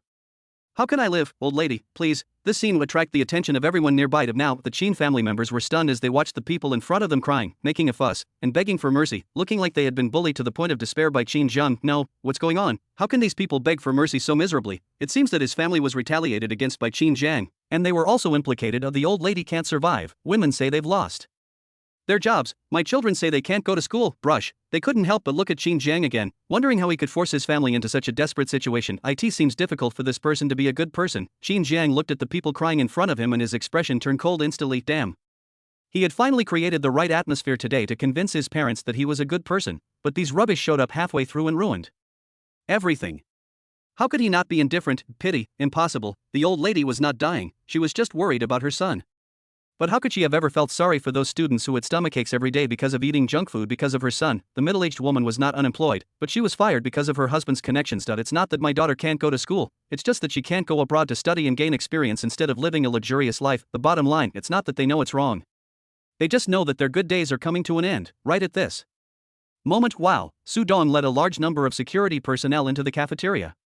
They stepped forward and quickly controlled these people. Su Dong, I'm sorry, Mr. Qin. We were not careful enough and let these people bump into you. Qin Jiang didn't blame him either. Universities are social complexes, and currently universities are open to the public, allowing outsiders to enter easily. It is normal that the security personnel did not react before the incident happened. Qin Jiang waved his hand. Wow, the Black Dragon personnel led the way, and the Qin family members followed behind him and strode out of the cafeteria. The old lady was about to step forward to stop them, but was stopped by the security personnel and could only continue shouting. Brush. Zhu Zhang turned around and looked at them and shouted, "Shut up. If you dare to make any more noise, I'll send you in." One side Sijio also looked at them with a cold expression. Gulp, send it in. Where to send, Eri? The old lady and the others were so frightened that they dared not say a word. They were afraid that they would be implicated if they continued to make a scene. When they came, they had heard that Qin Jiang had social background. They waited until Qin Jiang and the others had completely left the cafeteria before they continued to cry and shout, "Oh my god, what should I do? What should we do?" Su Dong said indifferently, "Let's go outside and leave the vocational college campus immediately." "Old lady, I won't leave, I want my son." Others followed suit and shouted, "Why did you fire my father? He has a formal contract. You are bending the law for personal gain. You must rescue my husband, or I will sue all of you." Leaders need to step forward. Just because they were afraid of Qin Jiang didn't mean they were afraid of Su Dong and the others, who were lying on the ground crying and screaming for death. Instead of being afraid of the security guards who came to dissuade them, they kept fighting back and scratching them. Although Su Dong and others were helpless, they had no choice but to report to their superiors. Wu responded immediately, "Expel them. If you continue to cause trouble, you will be arrested for disturbing public order and handed over to the public security department. Get a positive order." Su Dong no longer hesitated, "Catch him and throw him out. If I dare to make trouble again, I will be sent to jail directly." Swish. Swish, the security guards also went forward and forcibly lifted up the old lady and the others, and no matter how they struggled, they did not let go and drag them out. The old lady and others struggled frantically and called on the students around them to take charge of their affairs. Pity, which student would look them in the eye? To be frank, these students were considered to be of high quality as they did not come up and attack them directly. Even if Feng Zhao's expression remained unchanged as he watched the scene. He had seen the cafeteria's recordings while working in the archives, and after watching them again, he even thought Qin Jiang was being a bit merciful. People like him should be shot. That's all. Of the old lady and others were thrown out of the campus. They shouted, "It's outrageous. You're all colluding with each other. You're all on the side of the Black Dragon. The sky in Songjiang is too dark." Outside. In the convoy, Qin Jiang's mouth twitched slightly. "Jiang, if I explain this to my parents now, will they believe me?" "Xu Xiang, Qin Jiang, forget it. Just explain it slowly. This thing can't be explained in a day or two. Anyway, I've made you guys used to it." Listen to this. Zhu Zhang scratched his head awkwardly. After all, he also discovered that the Black Dragon Group had never done anything illegal since its establishment, but all kinds of rumors were spread every time, not to mention those people outside. Even many people within the Black Dragon Group think that Qin Jiang is the boss. It's hard to understand. Bang, Qin Jiang took the criminal law book and read it slowly. "I don't know if it's a coincidence or if there's something guiding me, making it difficult to distance myself from the underworld. No matter what the reason is, I must follow this book in this life and must not deviate from it even a little bit." Ahead, Zhang Qi whispered, "Brother Jiang, where are we going now?" "Qin Jiang, Tianjin Square." "Xu Xiang, yes. You can go here. Grandpa, uncles, and aunts must buy some clothes when they come here. If you don't buy anything, I guess they won't buy anything given their temperament. Tianjin Plaza, Songjiang's top shopping mall for luxury goods, there. It is not a place that ordinary people can go shopping in. Any piece of clothing in the mall costs an average person's monthly salary." "Okay." Zhang Qi nodded and picked up the intercom. "Brother Zhang's order, target Tianjin Square." Set off, boom, the motorcade headed towards Tianjin Square. Later Qin Wei, Qin He and Qin Wei's wife were in a separate car, and they kept exchanging glances. "Qin Wei, I told you he wasn't a good person, didn't I? Look at what he's been forced into." "Qin He, my brother is so scary." Qin Wei's wife nodded as well, but she was still unwilling to let her son miss the opportunity, so she said to the young man driving ahead, "Young man, I have a question for you. Does something like this happen often?" "Young man, not often. Brother Jiang is a very nice person, he wouldn't let anyone in easily." "Easy? Not put it in, where are you going?" "To the river, Qin Wei and the other two." Chapter 502 Tianjin Square, Zhang Wei's Fei Tianjin Square. As the Songjiang Luxury Plaza, it is very magnificent and can be regarded as a landmark building in Songjiang, but it is not very lively here. After all, not many people can come here to consume. However, all the cars in the parking lot in front of the door are luxury cars, and there are quite a few that are worth over 1 million. Now, 5 or 6 men and women stood in front of the door. They were Yanhua, Zhang Wei, and several girls. It turned out that after chatting for a long time, Zhang Wei still didn't have the courage to meet the girls. In order to help him, Yanhua chose to ask 2 girls from other schools to let Zhang Wei practice his communication skills with girls. After dinner, he suggested going for a walk in the square. Zhang Wei, should we go here? This doesn't seem like a place we can afford. Yanhua, I just came here to see the world. Malls are for shopping. Who says you have to buy anything? Besides, just because we can't afford this place now doesn't mean we won't be able to afford it in the future. He said to the 2 girls next to him, Xiaoyu, Xiaoxue, what do you two say? Xiaoyu, yes. Just go out and see the world. Xiaoxue rolled her eyes. What's so worldly about it? It's just a shopping mall. Didn't I brag about coming here all the time? I have a best friend who buys clothes here by the row. A few days ago, I accompanied her to buy clothes and she was too lazy to choose. She just said, pick up the whole row and take them all. Yanhua, Zhang Wei, your best friend is really capable. Yanhua, he whispered, Xiaoyu, I asked you to bring a good girl to practice with my friend. Xiaoyu whispered back, she's one of the few girls around me who's average quality, vain, and incompetent. She's perfect for your friend to practice with. Feel free to talk about it. There's no chance between them anyway. Xiaoxue may not have much money, but she has high standards. Yanhua, you have to make it more difficult for him. Xiaoyu, after starting with hell difficulty, it would be easy to find someone of similar difficulty. Besides, my friend would just have a meal with you and hang out for a whole day. Where can I find someone so cheap and suitable? Hey, I'll find you a reliable girl. I guess she'll be gone in the time it takes to have a meal. Yanhua, that makes sense. Xiaoyu, let's go in and take a look. Several people walked towards the square. The security guard at the door saw that they were calm and did not stop them or make any other moves. He just stood there quietly in his neat suit, giving off a strong sense of authority. This scene Xiaoxue, who had been making a lot of noise just now, quieted down, with timidity in her eyes.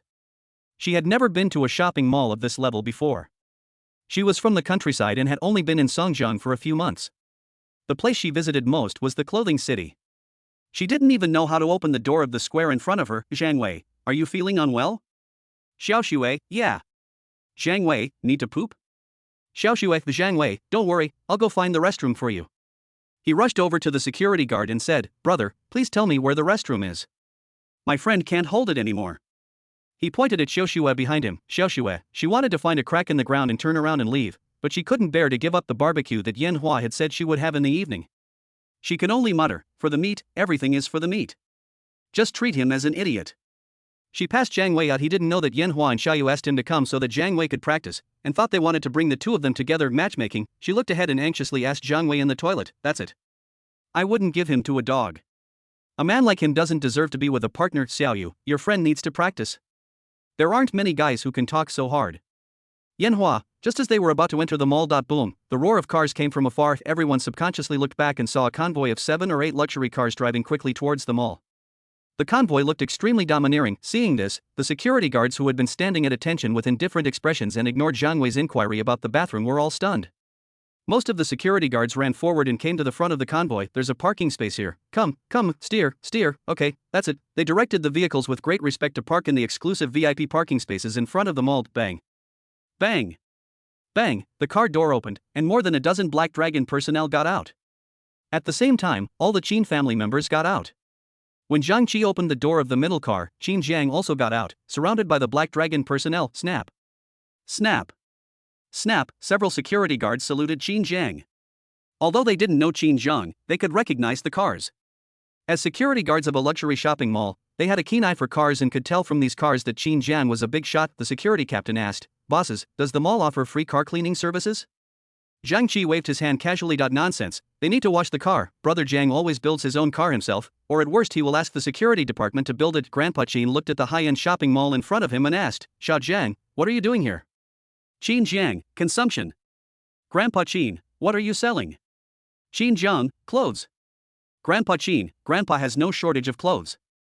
Father Qin, your mother and I are not short of. Qin Wei, third uncle also. Qin Jiang looked at Grandpa Qin and his parents. Whether you need it or not is your business. Whether you buy it or not is my business. If you come to Songjiang, let me make the decision. Come in. He made a strong decision. Listen to this. Grandpa Qin and Qin's parents didn't say anything else, only Qin Wei was about to say that he didn't need it, but Qin Jiang spoke faster than him. I don't want to buy it for you. Qin Wei, Qin Jiang and others headed towards the square surrounded by security. Yan Hua and others also saw this scene. Yan Hua and Jiang Wei blurted out in unison, Brother Jiang? Xiao Yu and Xiao Xue were stunned. Xiao Yu, do you know each other? Jiang Wei, of course I know him. We're in the same dormitory. He's the boss, Qin Jiang, and Brother Jiang. Xiao Xue, you guys are in the same dormitory? Are you kidding me?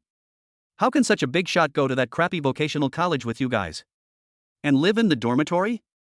If you want to brag, at least brag with some logic. If you don't find it embarrassing, I am. Obviously, she thought Jiang Wei was bragging and pretending to be the big shot, but the next moment she was confused. See you, Qin Jiang suddenly stopped as he passed by them and looked at Yan Hua and Jiang Wei. You two are here too. Qin's father, know him? Qin Jiang, my two roommates, Yan Hua and Jiang Wei. He then said to them, these are my parents and grandpa. Yan Hua and Jiang Wei hurriedly greeted, hello, uncle, aunt, and grandpa. Qin Jiang didn't spend much time reminiscing about the past. He just said a few words to Yan Hua and Jiang Wei before leading his family into the square. However, it was just a small episode for Qin Jiang, but it unknowingly changed Jiang Wei's life. Now, they looked at Qin Jiang and his men entering the square. Xiao Yu, asterisk Xiaoxue, oh. Chapter 503 Yan Hua and others visit the square. Qin Jiang, no, this, he, Xiaoxue pointed in the direction Qin Jiang left and was speechless for a long time. She didn't expect that Jiang Wei was not lying and really knew Qin Jiang. They were really roommates. Xiao Yu was also shocked but quickly reacted and murmured, Brother Jiang. Qin Jiang. Vocational College, swish. She looked at Yan Hua and whispered, isn't he the chairman of the Black Dragon Group? Yan Hua, yeah. Xiao Yu, are you and him roommates? Yan Hua, yes. Xiao Yu, why didn't you tell me in advance? Yan Hua, is that necessary? He is him and I am me. We are just roommates. Even though he's a top figure, what does that have to do with me? Using his name to get things done is just a lie. Besides, how would it be of any use to you? Xiao Yu shook her head and nodded. Whether I can be of any use to you is still unknown, but for Xiaoxue, swish. Swish, they both couldn't help but look at Xiaoxue. Xiaoxue stared at the direction Qin Jiang left, and occasionally looked at Jiang Wei. The security guard at the front lost his aloofness and took the initiative to approach Jiang Wei and said, Sir, are you looking for the bathroom? I can take you there myself. Jiang Wei, okay. Xiaoxue, no need, no more. Jiang Wei, Xiaoxue, I heard that holding your urine is bad for your health.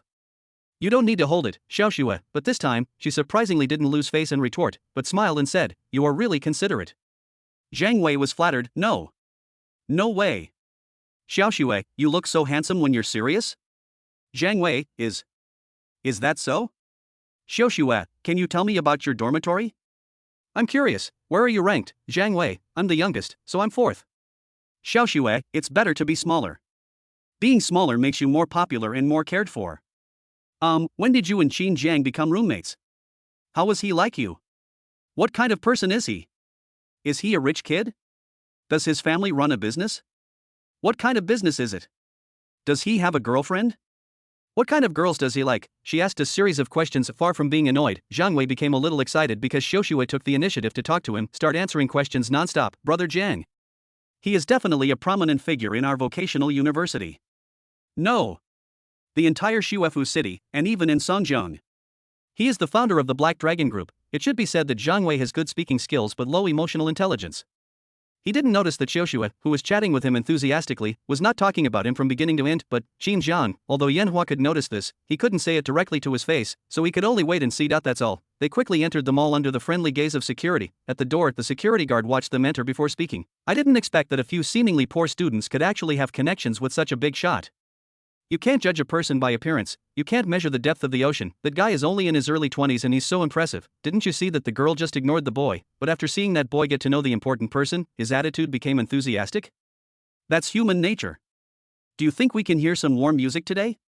As soon as these words were spoken, the security guards were stunned and looked expectant. War song, even in the Tianjin luxury goods mall, it doesn't ring every day, and every time it rings, it makes people obsessed. As soon as Jiang Wei, Xiaoxue, and others came in, they stopped talking and were completely stunned by the environment inside the mall. 10-meter-long chandelier, the escalator rotates.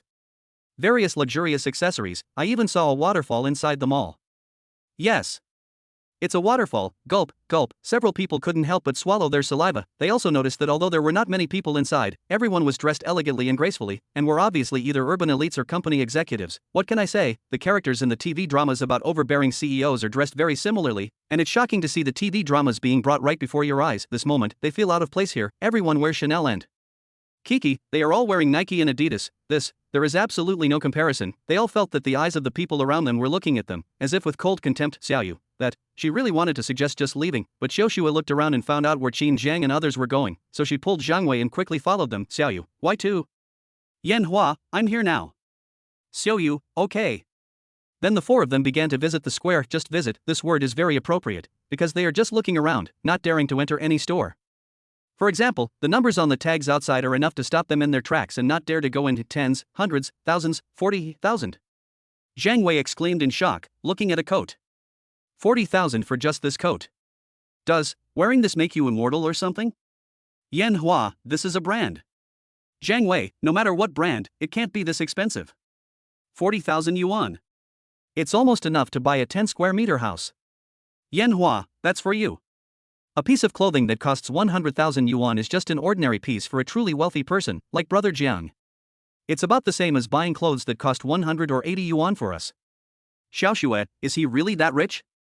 Although Zhang Wei had just told her some things about Qin Jiang, he didn't tell her too much at that time and she also hadn't fully digested it, so she only had a rough idea. Qin Jiang started a big company from scratch, selling the popular milk tea in the market, and also contracted the cafeteria in their school. Milk tea, is this how you make money? Can you buy clothes worth tens of thousands of dollars casually? Yan Hua glanced at her without saying anything. He knew that once she truly understood how much money Qin Jiang had, she would no longer be so confused. 40,000. For a million was nothing. Zhang Wei pointed at the store and said, "Hey, Xiaoxue, why don't I see any of their clothes hanging on the wall? There's no need to hang them down at all.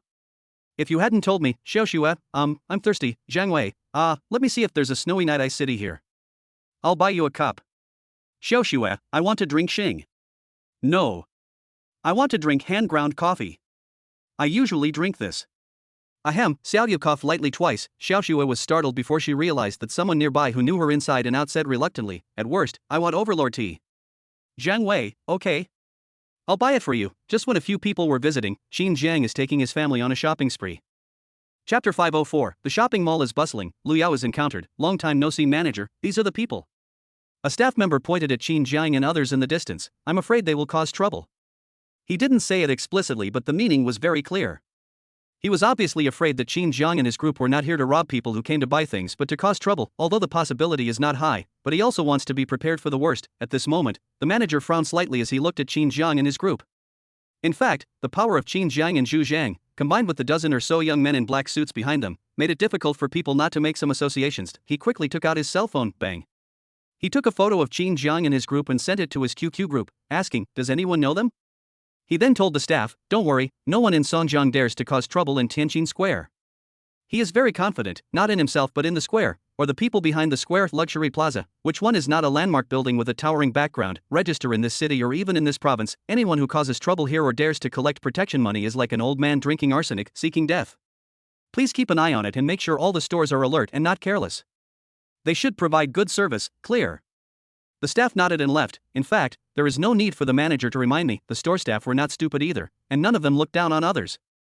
Although Grandpa Qin and other members of the Qin family were dressed normally, Qin Jiang and Zhu Zhang were dressed differently, especially with more than a dozen young men in black suits following behind them. Anyone who dared to look down on them or have a bad attitude would be a fool.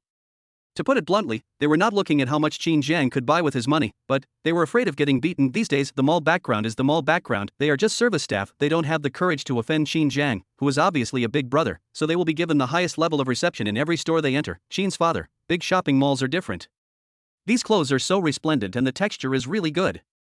What, this shirt costs 18,000 yuan and is made of gold? Qin Jiang, wrap it up. Mother Qin, what?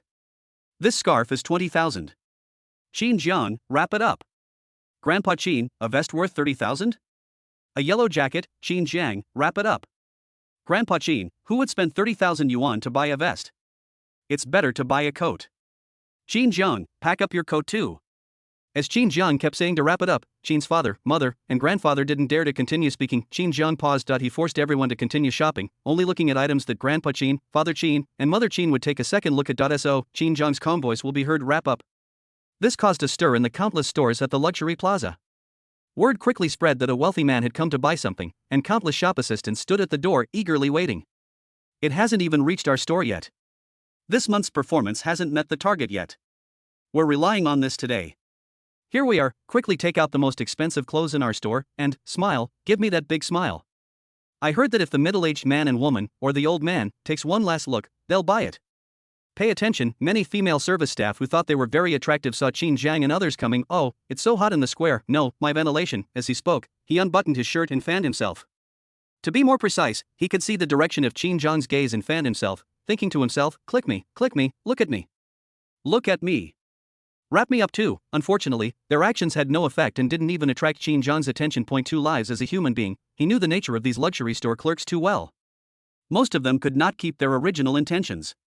No matter what they did before, as long as they worked as luxury store clerks for a period of time, they would subconsciously have a vague concept of money and their horizons would continue to rise. They only earned a few thousand yuan a month, but they thought that clothes worth tens of thousands of yuan were reasonable. He thinks he is on the same level as the customers who come to buy clothes and has the idea of being superior. However, basically, one's ambition is as high as the sky, but one's life is as fragile as paper. Qin Jiang soon discovered that his parents and grandfather were afraid to look at any clothes, so he went into the store and said at the last store, let my parents and grandfather try these and those. If the size is right, pack them up. Then, ignoring Qin Wei's parents and Qin He who were looking forward to it, he went to the mall aisle with Zhu Zhang, Sijio, and Zhang Qi. Swish, Zhang Qi took out 3 cigarettes and gave them to Qin Jiang, Zhu Zhang, and Sijio, and took out a lighter to light them. Call, Qin Jiang, Zhu Zhang, and Sijio took a deep breath. At the same time, Qin Jiang and Zhu Zhang threw the 7 or 8 pieces of paper in their hands into the trash can beside them and smiled at each other. Zhu Zhang, I have to say they've been around for so long and they must be quite skilled. They're really quick. Qin Jiang, yes, fast. Along the way, many store service staff took the opportunity to stuff notes into their hands and pockets, so quickly that the two of them couldn't react. All they could say was, practice makes perfect. Sijio, brother Jiang, why did they give it to you too and not me? Zhang Qi and the others didn't receive it either. Zhu Zhang, these guys have very discerning eyes.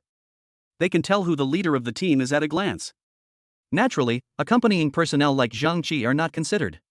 As for you, Zhu Zhang looked at Sijio and said solemnly, they wouldn't dare to do something like you easily. 49. Right at this moment, there were bursts of conversation coming from the bathroom across the street. Yao, Yu Xining is so annoying.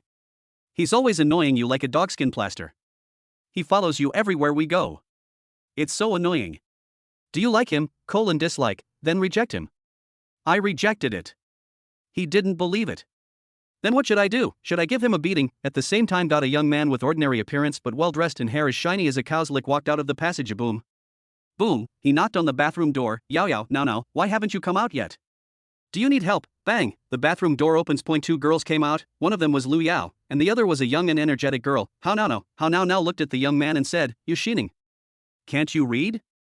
Why are you knocking on the women's restroom door? You're crazy.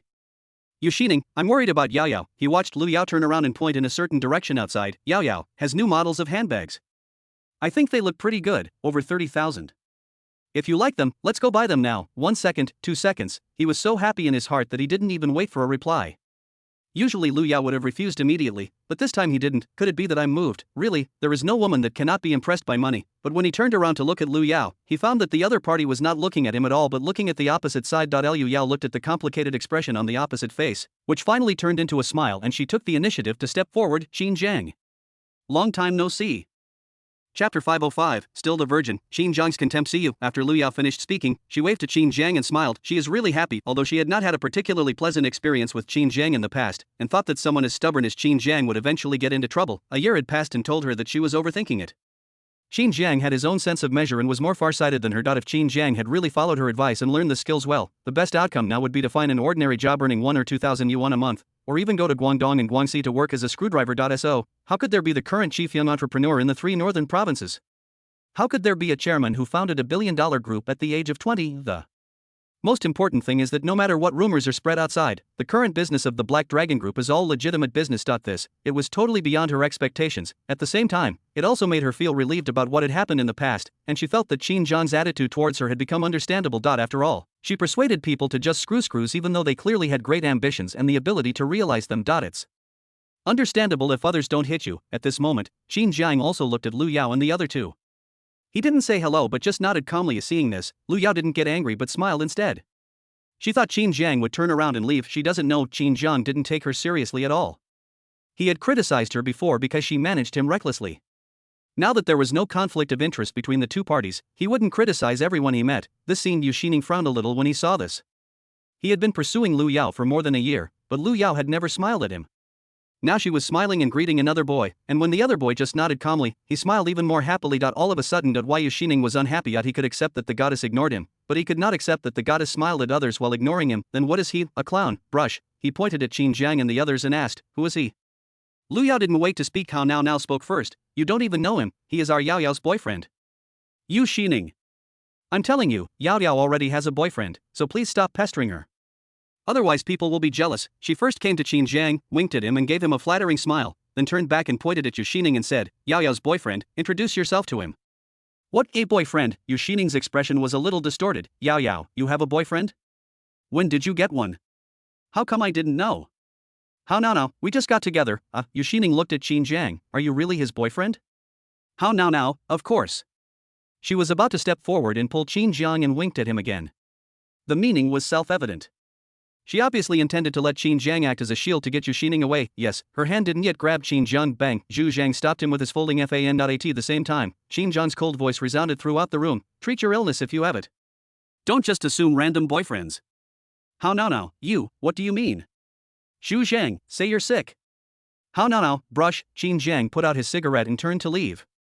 Behind him, Sijio, Zhu Zhang and Zhang Qi also glanced at Hao Now with disdain. Wait. Yu Xining stopped Qin Jiang and the others. No one can leave until we make things clear today. What do you mean by sick? What? Who are you? I'm asking you. He stopped talking halfway because Sijio came forward and picked him up. Sijio, are you talking to me, brother Jiang? Looking at Sijio's devilish face so close to him and his own body floating in the air, Yu Xining's heart trembled violently, but he still shouted frantically, do you know who I am? Wow. Sijio's grip on his hand tightened slightly, and Yu Xining felt his entire body being compressed. He felt as if he was suffocating, so he dared not shout. He could only keep saying, let me go, it hurts, I'm dying. See this? Liu Yao hurried forward. Sijio, don't be impulsive, brush. Qin Jiang turned around and looked at her. You are still so saintly, it's a good thing you were born in the 21st century. Lu Yao pursed her lips and said, I know you're still angry with me. I'm here to apologize to you today. Also, I didn't mean to drag you into this just now. Don't take it to heart. Qin Jiang, whether she did it on purpose or not, only she knows. You are so willing to apologize on behalf of others. How now, what do you mean? What did I do wrong? Didn't I just ask him for a small favor, Zhu Zhang looked at Hao Now and said, you are indeed a young lady who is ignorant of the sufferings of the world. You are using Brother Jiang as a shield just to get rid of this man. Yes. Brother Jiang doesn't care about these things at all, but what if it's any other ordinary man? This rubbish may not be very good, but it seems that he should have some background. Have you ever thought about whether an ordinary person would be retaliated against if he was used as a shield? It might affect his whole life. Is this what you call a small favor? How no, I didn't think that much. Zhu Zhang's tone revealed disdain that he wasn't lying. Although everything just now was just his assumption, according to normal logic, it wasn't impossible for it to happen. On the contrary, the probability of it happening was quite high. As for whether Hao Now thought about it or not, does it matter? Some things depend on the result rather than the process, or in other words, children from wealthy families like Hao Now don't care about the lives of ordinary people at all. She has never experienced it, so naturally she can't empathize. Hao Now, Lu Yao, I really didn't think that much, She really just wanted to get rid of the annoying guy Yu Xining, but after Zhu Zhang's analysis, she was also confused.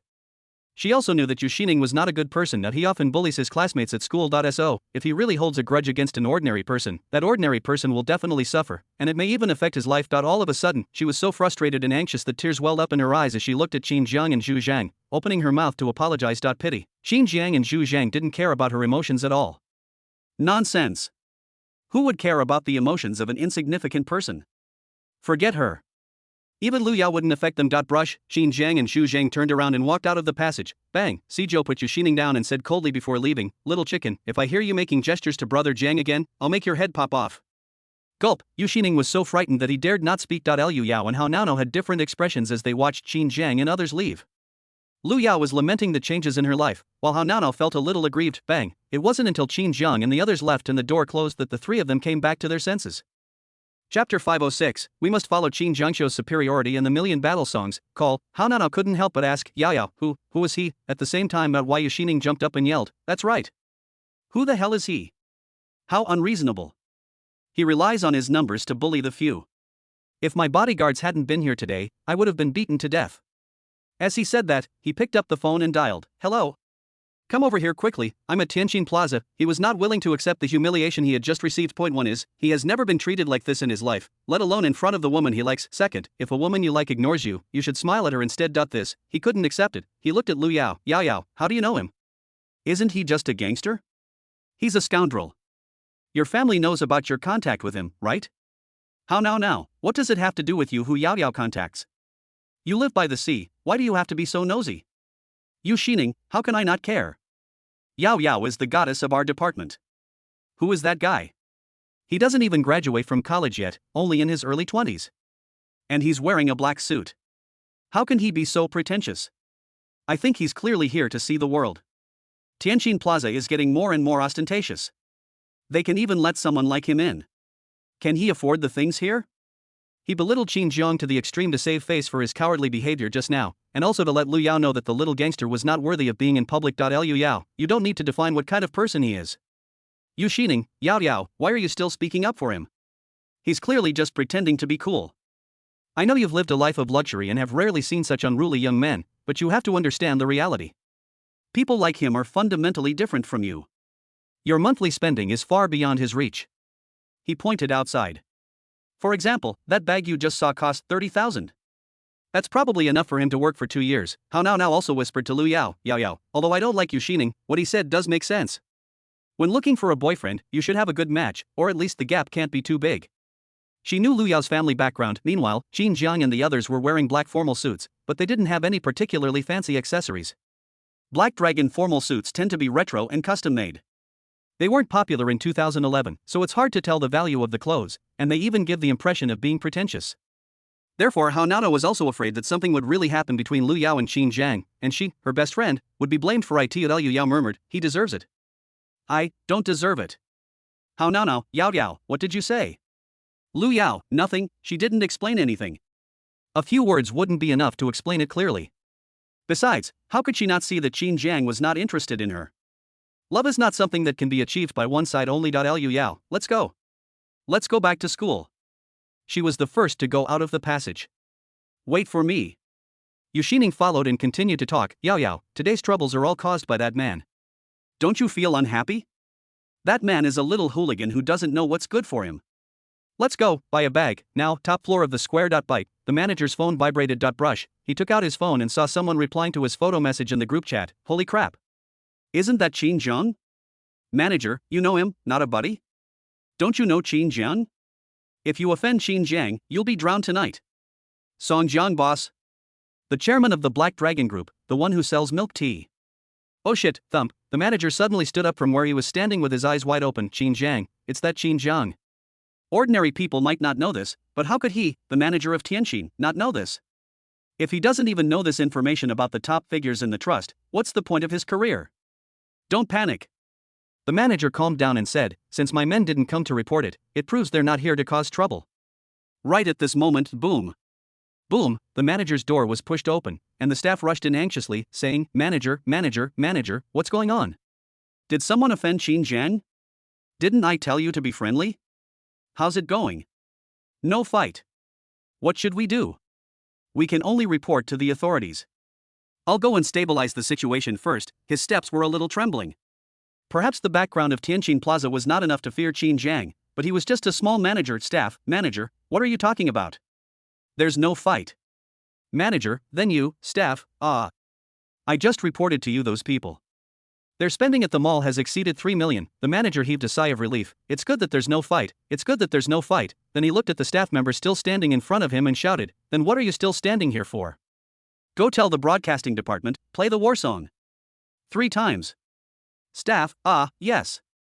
He quickly ran out to inform. Now Yanhua, Zhang Wei, Xiaoyu and Xiaoxue also caught up with the Qin family. After all, at Qin Zhang's request, the Qin family went into many stores to watch and try on clothes, but the four of them didn't go into many stores along the way and just took a look from the outside. That's it. Still can't help but sigh. 2,000 for a pair of socks. What? Can you fly if you put them on? 8,000 for one doll, so cute. Xiao Xue looked at the store in front of her where the Qin family members were. I saw them go into several stores. I wonder how much they spent, Xiao Yu. I think it's quite a lot. I see those young men in black suits are carrying a lot of packages. Yan Hua, looking at the quantity they brought, even if they didn't buy the most expensive items, I estimate they must have spent hundreds of thousands. Zhang Wei couldn't help but be amazed when he heard this figure. This amount of money could buy a house in Songjiang or be spent in a square. Xiao Xue's eyes sparkled even more. Bang, Yu Xining, Lu Yao, and Hao Nana walked out of the passage. As soon as they came out, they saw Qin Jiang and the other two in front of them had not left. Yu Xining looked slightly happy. I'm glad I didn't leave. Very good, he was really afraid that Qin Jiang would leave. Not only would he not be able to get back at his old self, but he would also not be able to show his superiority. Now he wanted to show off his financial strength in front of Qin Jiang to let him understand the gap between him and Lu Yao. Think of this, he deliberately said loudly to Lu Yao, Yao, that bag shop is right next door. Didn't you just fancy a limited edition bag worth 30,000 yuan? Go in now and I'll swipe my card to buy it for you. Then we can go get some Western food for 3,000 yuan.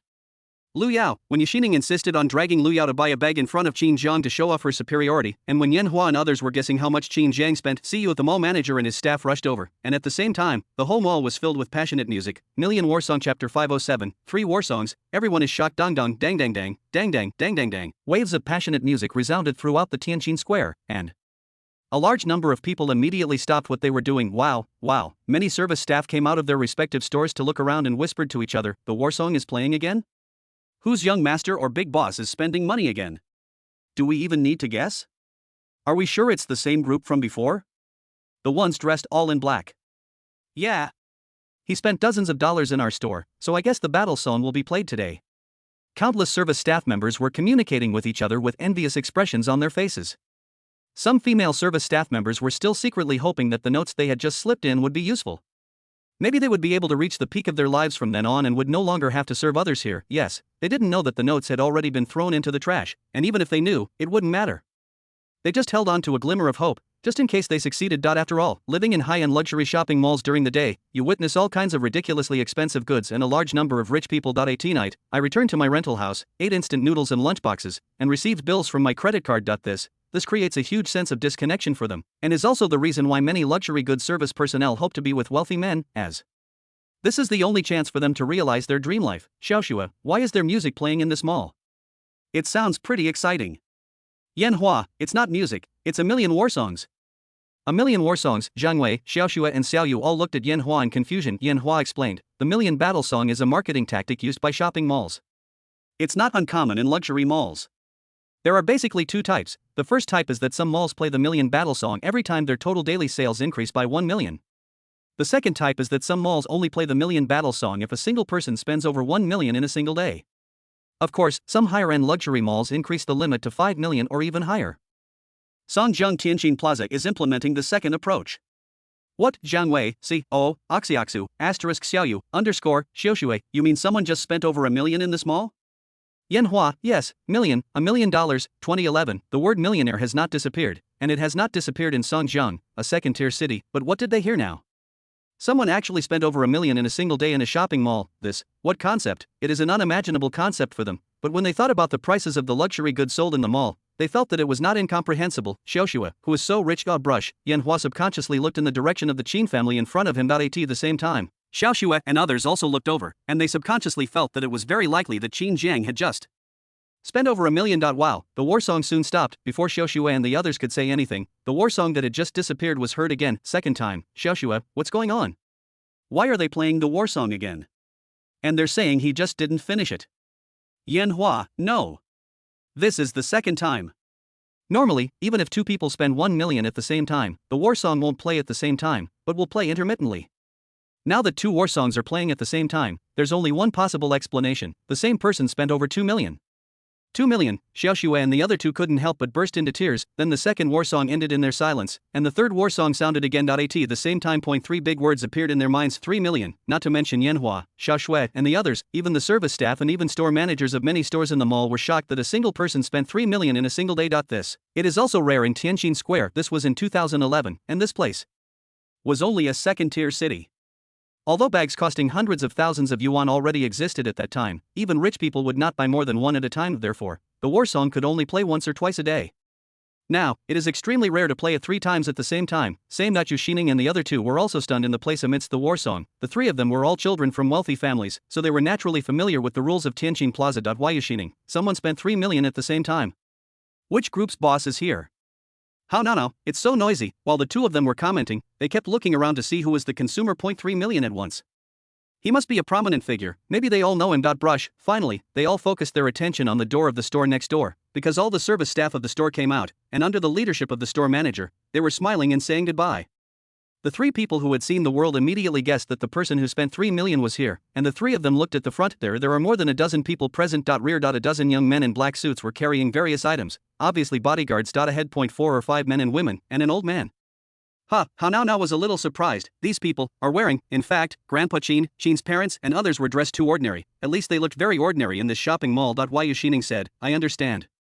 They are obviously people from big families who dress modestly. Although their clothes look ordinary, they are all custom-made and very expensive.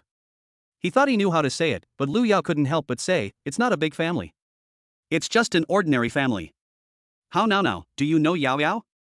Lu Yao didn't say anything. Do you know him? Don't know, but it is not difficult to guess. Grandpa Qin's parents, and Qin Jiang are somewhat similar, not to mention that the Black Dragon personnel following behind them are too obvious, and Qin Jiang is there. Anyone who is not a fool can guess it. As for Qin Jiang's family background, as Qin Jiang's former internship counselor, she had naturally read some of Qin Jiang's information and found that his family background was very ordinary. Wait until those people get closer. How now said, Yao, you're right. They're not trying to be low-key, and their clothes aren't custom-made. Yu Xining, now? Why do you think it's not custom-made? It's so obvious. How now, you must be nearsighted. I can see the labels on their clothes, 36*. Nike, you told me it was custom-made. Yu Xining, he was indeed a bit short-sighted and couldn't see the label clearly, so he quickly changed the subject. That must be a big shot too. This time Han Nao did not refute. How could he be an ordinary person when he went out with more than 10 bodyguards and just spent 3 million? Right at this moment, they suddenly found that those people were coming towards them. Chapter 508, Mall Manager Gong Jing, Yu Xining, it's over, it's ruined. Yu Xining was stunned, but he didn't think much about it and continued to observe to see what was different about these people. At the same time, looking at Qin Jiang and the other 2, they deliberately shouted, this Tianjin shopping mall is indeed the most luxurious mall in Songjiang. Anyone who comes here must be rich or noble. These people spend 3 million in a day. 3 million. This is money that ordinary people can't earn in 10 lifetimes. This place is not a place for ordinary people to come. Some people just don't know themselves. They think wearing a crown means they are rich. How does that saying go? Something about wooden monkey. How now, are you going to say he's a monkey in human form? Lu Yao, stop making noise. Stop talking. How now? What did I say? She didn't even realize that Yu Xining was taking this opportunity to mock Qin Jiang. Brush. Sizhou turned around and frightened Yu Xining so much that he shuddered and subconsciously took 2 steps back. What are you going to do? I'm telling you, this is a shopping mall. If you cause trouble, you won't be able to bear the consequences. After saying this, he straightened his back unconsciously as Sizhou, he was about to go over and teach Yu Xining a lesson. Right at this moment, trample. There were bursts of dense footsteps, and then the manager came running over quickly with a number of staff members. Seeing this, Xining was ecstatic. He knew the leading manager and couldn't help but laugh. Look. The manager has already brought the security guards. I wonder if you still dare to act so recklessly. Then he said to the manager, Boss Xiao, you're finally here. These people just tried to tamper with me in the bathroom hallway. They're nothing but hooligans, absolutely. He stopped mid-sentence. The manager only glanced at Xining. Don't know, nonsense. Although the most important thing a manager does is to have good judgment and to make an impression on people, but there are countless wealthy people coming to Tianjin Plaza to spend money every day, so we can only remember some important ones. Obviously Yu Xining is not among them. In addition, Yu Xining's words just now were obviously contradictory to Qin Jiang's, so how could he talk to him? He went straight to Qin Jiang, Zhu Zhang, and Sizhou, and under Yu Xining's incredulous gaze, he said, respectfully, Mr. Qin. Your presence truly graces Tianjin Plaza. I'm the manager of Tianjin Plaza, my last name is Zhao. Welcome, a warm welcome, Yushining, underscore winkyface how now, asterisk what do they see? The manager of Tianjin Plaza took the initiative to greet Qin Jiang, and with a humble attitude, he called him Mr. Qin.Mr. Qin, is he the chairman? What chairman? All of a sudden, both of their brains are a little out of control. The next moment, the two were stunned again. See you. The Qin family also came forward, and all the Black Dragon members bowed their heads and greeted Qin Jiang in unison, Brother Jiang. Although the voices were not loud, their uniform postures gave people a strong sense of oppression. Moreover, everyone knew that these people had just spent 3 million in the mall. Now these people collectively called Qin Jiang Brother Jiang. The meaning was self-evident. Qin Jiang, he is the leader of this group, but that means the one who just spent 3 million was Qin Jiang. Now, Qin Jiangxian looked at Grandpa Qin and the others who were still wearing the same clothes they came in, and he was speechless. Why don't you replace it with the new one? Father Qin, that's too expensive. You've spent too much money. How are we supposed to wear it? Qin's mother, this piece of clothing is enough for a rural person to work for a lifetime. I can't wear it. Qin Jiang, why can't you wear it? I bought it for you. If you don't wear it, then forget it. As soon as these words were spoken, Qin's parents no longer said anything shameful, because they knew their son was capable of doing such a thing. Qin Jiang did not continue to force it. Some things cannot be dealt with drastically and some buffering should be given. He looked at the manager and nodded casually. The manager was not dissatisfied with this.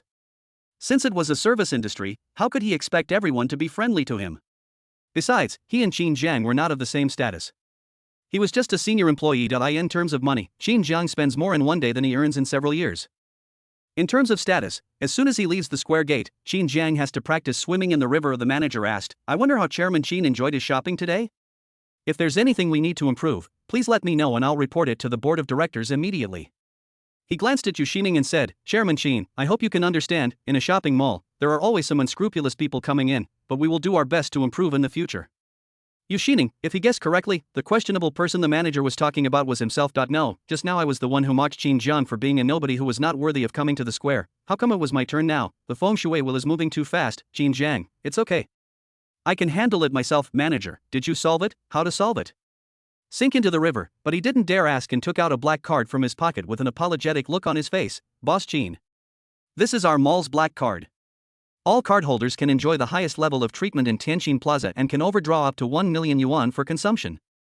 He handed the black card to Qin Jiang respectfully. Brush, Jiangqi took it over. Seeing this, the manager still smiled and nodded. Immediately, surrounded by the manager and staff, Qin Jiang led his men slowly out of the square. Before leaving, Zhu Zheng turned around to look at Yushining, sneered, and shook his fan. Original place. Why Yushining was stunned. He felt an inexplicable chill running from the soles of his feet straight up to the top of his head, making his scalp numb. His voice trembled slightly as he said, Who is he? One side, Hao Now also pulled Lu Yao aside and asked, Yeah, Yao, who is he? How can he be so rich at such a young age? And he even has the manager treat him so respectfully. Lu Yao, didn't I tell you? His name is Qin Jiang. How now, who is Qin Jiang? Lu Yao, there are several Qin Jiangs in Songjiang. Didn't you talk about him in the dormitory a while ago? Black Dragon Group. Black Dragon Group, How Now's eyes widened. Yao, you said he's the Qin Jiang from the Black Dragon Group. The Qin Jiang from Xinjiang. The Qin Jiang who made a billionaire selling milk tea in a year, opened thousands of stores, and is still a college student. Lu Yao nodded. How now, it's him. No wonder he's so awesome and so majestic. Then Yao, you and him, Lu Yao, nothing? Didn't you know that I went to North District Vocational College for an internship before I started graduate school? How now looked Lu Yao up and down. Based on her woman's intuition, she knew that the two of them were not simple. At least Lu Yao's attitude towards Qin Jiang was not simple. What? He is Qin Jiang from Xinjiang. Broken voice, Yushining jumped up in fright. How could he not know Qin Jiang? The other party was a hot topic in the boys' dormitory at night, with all kinds of rumors. Songjiang legend, university student entrepreneurship leader, chairman of a billionaire group, as well as top social bosses, thousands of brothers under my command, dry guard the hospital, destroy washing, bang. Yushining stumbled and sat down on the ground. Thinking of what Qin Jiang said before he left and the look in Zhu Zheng's eyes, he felt that he was finished, useless. Chapter 509. Yushining runs away. Zhang Wei, she likes me. Panic, fear, worry, all kinds of emotions rushed into Yushining's mind. He even felt that Black Dragon's men were ambushing outside Tianjin Square, and he would be captured and thrown into the river as soon as he went out. Regret, he really regretted it to the extreme. If he had known that Qin Jiang was that Qin Jiang, he would not have dared to speak to him like that even if he had 3 times the courage. No. Yushining said speechlessly, You are such a big shot. Can you please tell me your name before you come out? You've made me. I don't know what to do. He is scared, although his family is considered wealthy, they only have tens of millions in assets, which may be a bit impressive to ordinary people, but it is completely incomparable to Qin Jiang. 1 billion, tens of millions, they are not on the same level at all. What's more, the other party is a social person. His Yu family is not from Songjiang, so he has no social status at all. What to do? Yu Xining murmured, what should I do? Call my parents. No. It's no use to them, and they might use this as an excuse to treat me differently, and then I'm done. At this time, trample. Trample. Trample. 3 or 4 young men ran over and looked at Yu Xining on the ground in surprise, then quickly stepped forward to support him. Brother Yu. What's wrong with you? Were you bullied? Who was it? I'll kill him. Damn it. Even my brother Yu dares to bully me. Look how twisted he is. What's going on? Let me see what's going on. They are all Yu Xining's younger brothers, or to be more precise, they follow Yu Xining for a living. After receiving Yu Xining's call today, they quickly ran over to show their support. Snap. Snap. Yu Xining jumped up and down and yelled at the young men, shut up. Shut up. At the same time, he couldn't stop looking around, for he was afraid that there were still people from Xinjiang in the mall to teach Xinjiang a lesson. Now they wouldn't even dare to kill him. Besides, if they went up there, they would only sink more people. Brush. Yu Xining suddenly looked at Lu Yao immediately without hesitation. He pounced on me, sad face angle he half knelt there and grabbed Lu Yao's pants. Yao, no. Sister Lu, please save me, you know that Xinjiang, right? Please beg for mercy. I haven't lived enough. Then I didn't know you were related to Xinjiang. If I knew you two were related, how would I dare to pursue you? I promise I will never bother you again. I will avoid you next time I see you. Please do me a favor, Lu Yao, Yu Xining said to Hao Now again, let's ask yourself how I treated you this year. Just make do with it. Please help me put in a good word with Lu Yao. Now. I'm only 24. I'm still a child. Songjiang. It's so cold. I can't swim. No. The final result was that Yu Xining followed Lu Yao out of the square, following closely from beginning to end without daring to miss a step and looking around, for fear of being caught and drowned in the river. Even after returning to school, I still felt unsafe and didn't dare go out for more than half a month. On a certain day, he saw several people in black, that is, several people wearing normal black clothes, running on the school playground in the dormitory, and immediately sat on the ground. It's over. He really hasn't let me go yet. He sent someone downstairs to watch me. No way, I'm leaving Songjiang. I'm not staying here anymore. I have to go. The next day, Yu Xining left Songjiang in disguise. Shopping mall, Yanhua, Xiaoxue, and the other 3 also saw the mall manager being very respectful to Xinjiang and the others. The war song sounded 3 times, spending 3 million. The mall manager is respectful to Gulp. Yanhua and the other 3 couldn't help swallowing. Xiaoyu, is the difference between people so huge? I have to think for a long time when I spend 300 yuan, but he feels like spending 3 million is just a piece of cake. Yanhua, yes. The gap is huge. Not to mention that his family has fallen on hard times. Even at their peak, their assets were only around 10 or 20 million. Spend 3 million, it is a major decision for the whole family and it takes careful consideration before spending. For example, Xinjiang spent 3 million on clothes and accessories in less than 2 hours in a mall. It is completely beyond the imagination of a small wealthy family. Xiaoxue questioned again, is he really your roommate? Not some chaebol son? Zhang Wei, of course it's my roommate. Xiaoxue, he really started from scratch? Yanhua, can't you tell that the people he brought with him today are the elders of his family? You can tell from the way they are dressed that their families are quite normal. He is the one who is so awesome. Absolutely self-made. Xiaoxue, no? Who is he? How much money does he have? Is selling milk tea really that profitable? Zhang Wei, I'm not sure. Yanhua, as far as I know, every milk tea shop can make tens of thousands of yuan in profit per month, and the number of milk tea shops under the Black Dragon Group has exceeded 1,000. Thousands of families, tens of thousands per family. Xiaoxue equals smiley face. Doesn't that mean tens of millions in profit every month? Hundreds of millions in profit every year. Yanhua, this is only part of the difference of the Black Dragon Group. Black Dragon Jichuan also has its own engineering team, the Black Dragon Night Market, and entertainment companies. You know Su Yuning, right? She's the female lead in the hit TV series a while ago. She's also an artist under Black Dragon's entertainment company. Otherwise, there wouldn't be rumors that Brother Jiang is worth 1 billion. That's just the current figure. With Black Dragon's growth rate, it might double next year, worth 10 billion. Engineering department, there are also entertainment companies. Su Yuning, when Xiaoxue heard that the Black Dragon Group also had an entertainment company in Su Yuning's name, her eyes were about to burst into flames. Xinjiang, it is such a powerful existence, so, Xiaoxue's eyes darted around. If I can just establish a relationship with that person, can I become a star? If I really can't become a star, a little charity would be enough for me to spend for 3 lifetimes.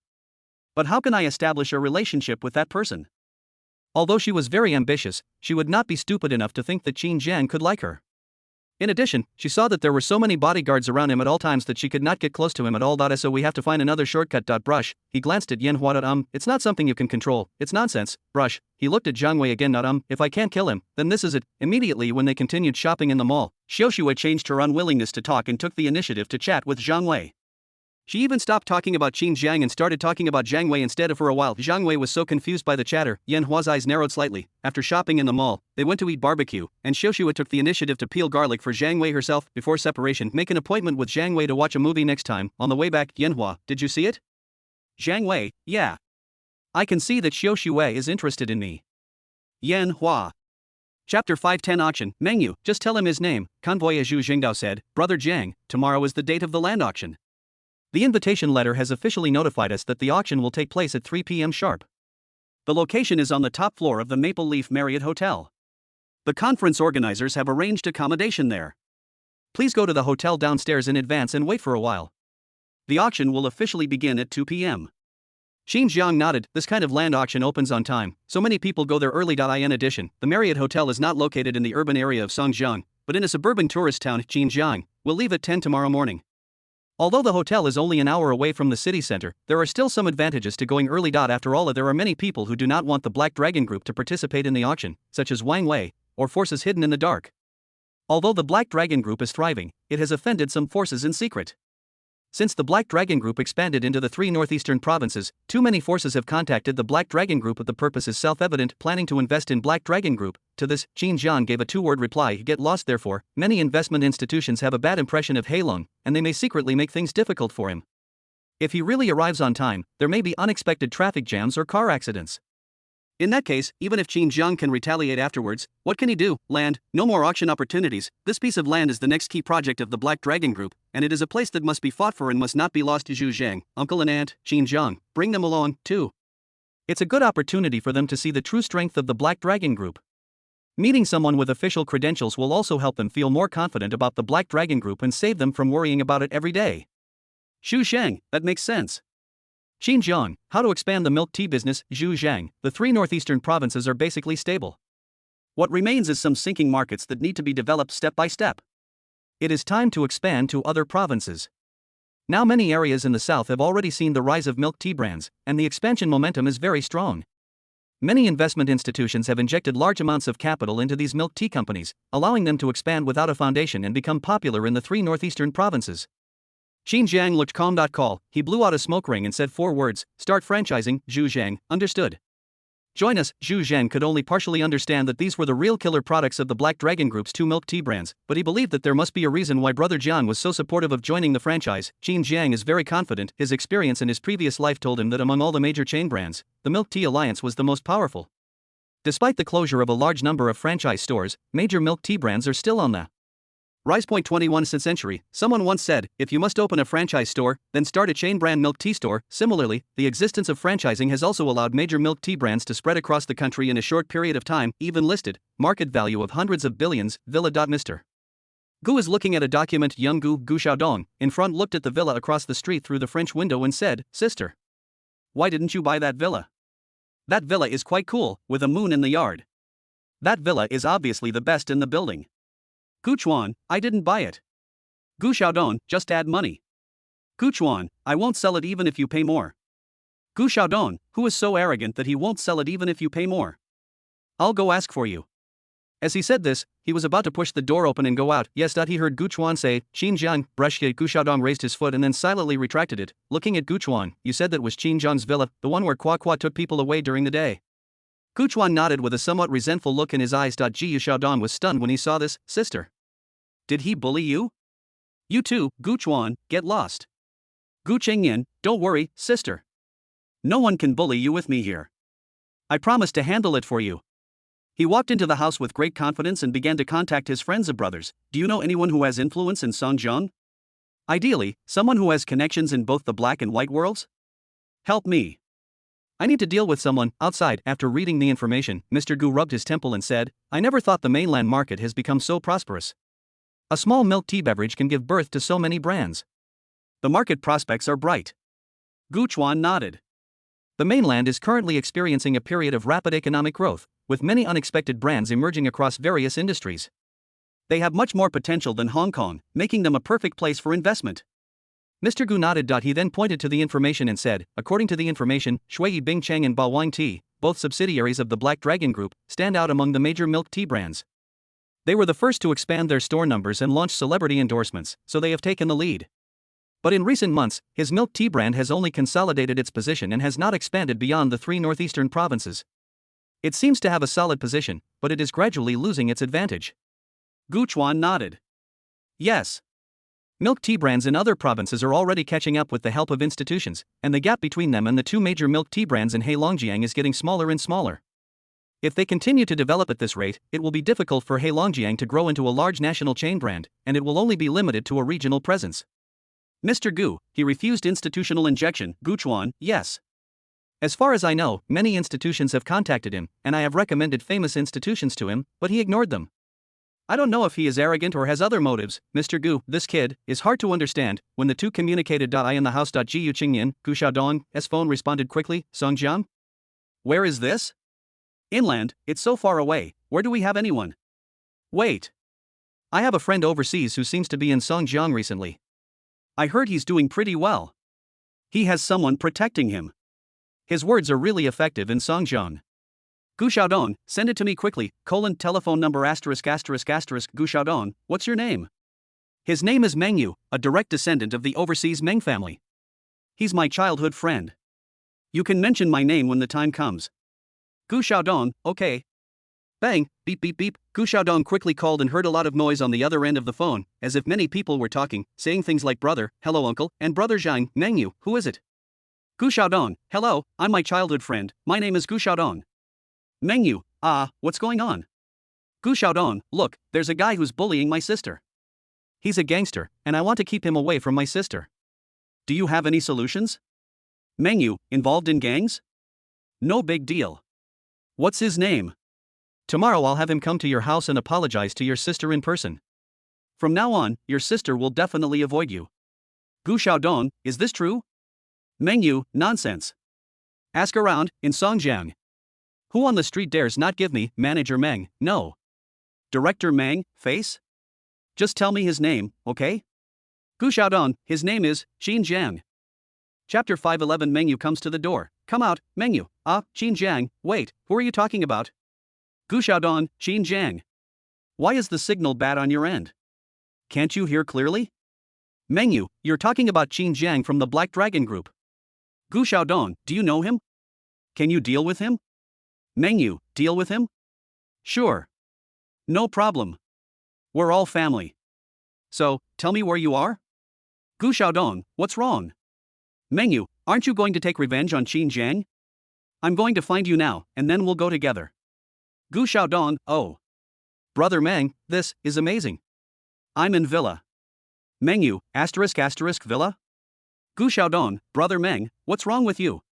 Meng Yu, nothing? Just wait, bang, the call was hung up. Beep. Listening to the busy tone coming from the phone, Gu Xiaodong murmured with ecstasy, it seems that this Brother Meng is quite awesome. He still doesn't care about Qin Jiang's reputation even though he knows it.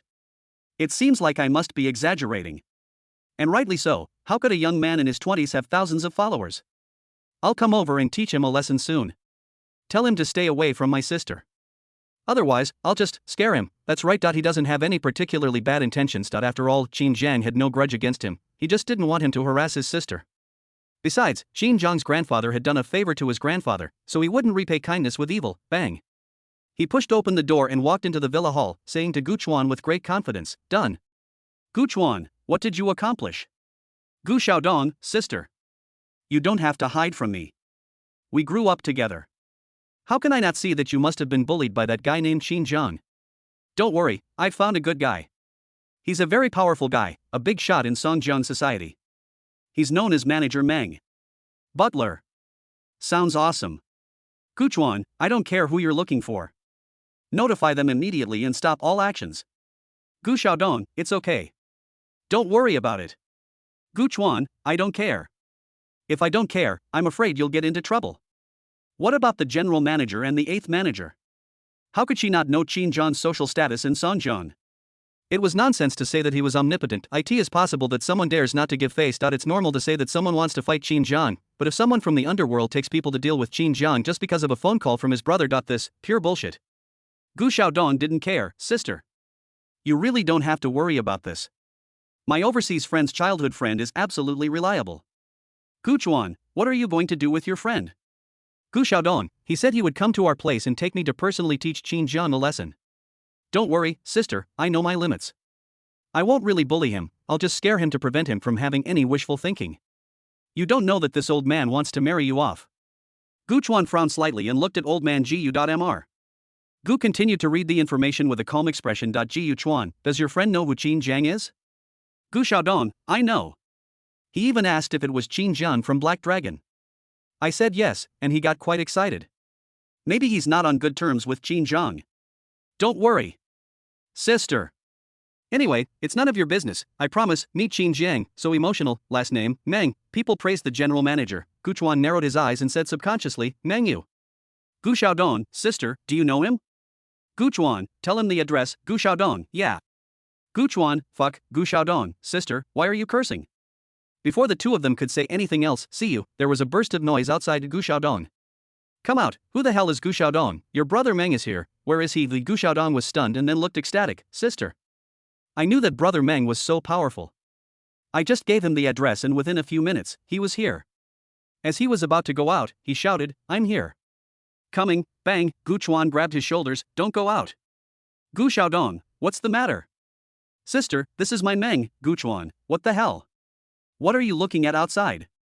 Go and see. He pressed Gu Xiaodong's head against the glass. Brush it. Gu Xiaodong looked at the scene outside through the glass. There were more than 20 people standing outside the villa.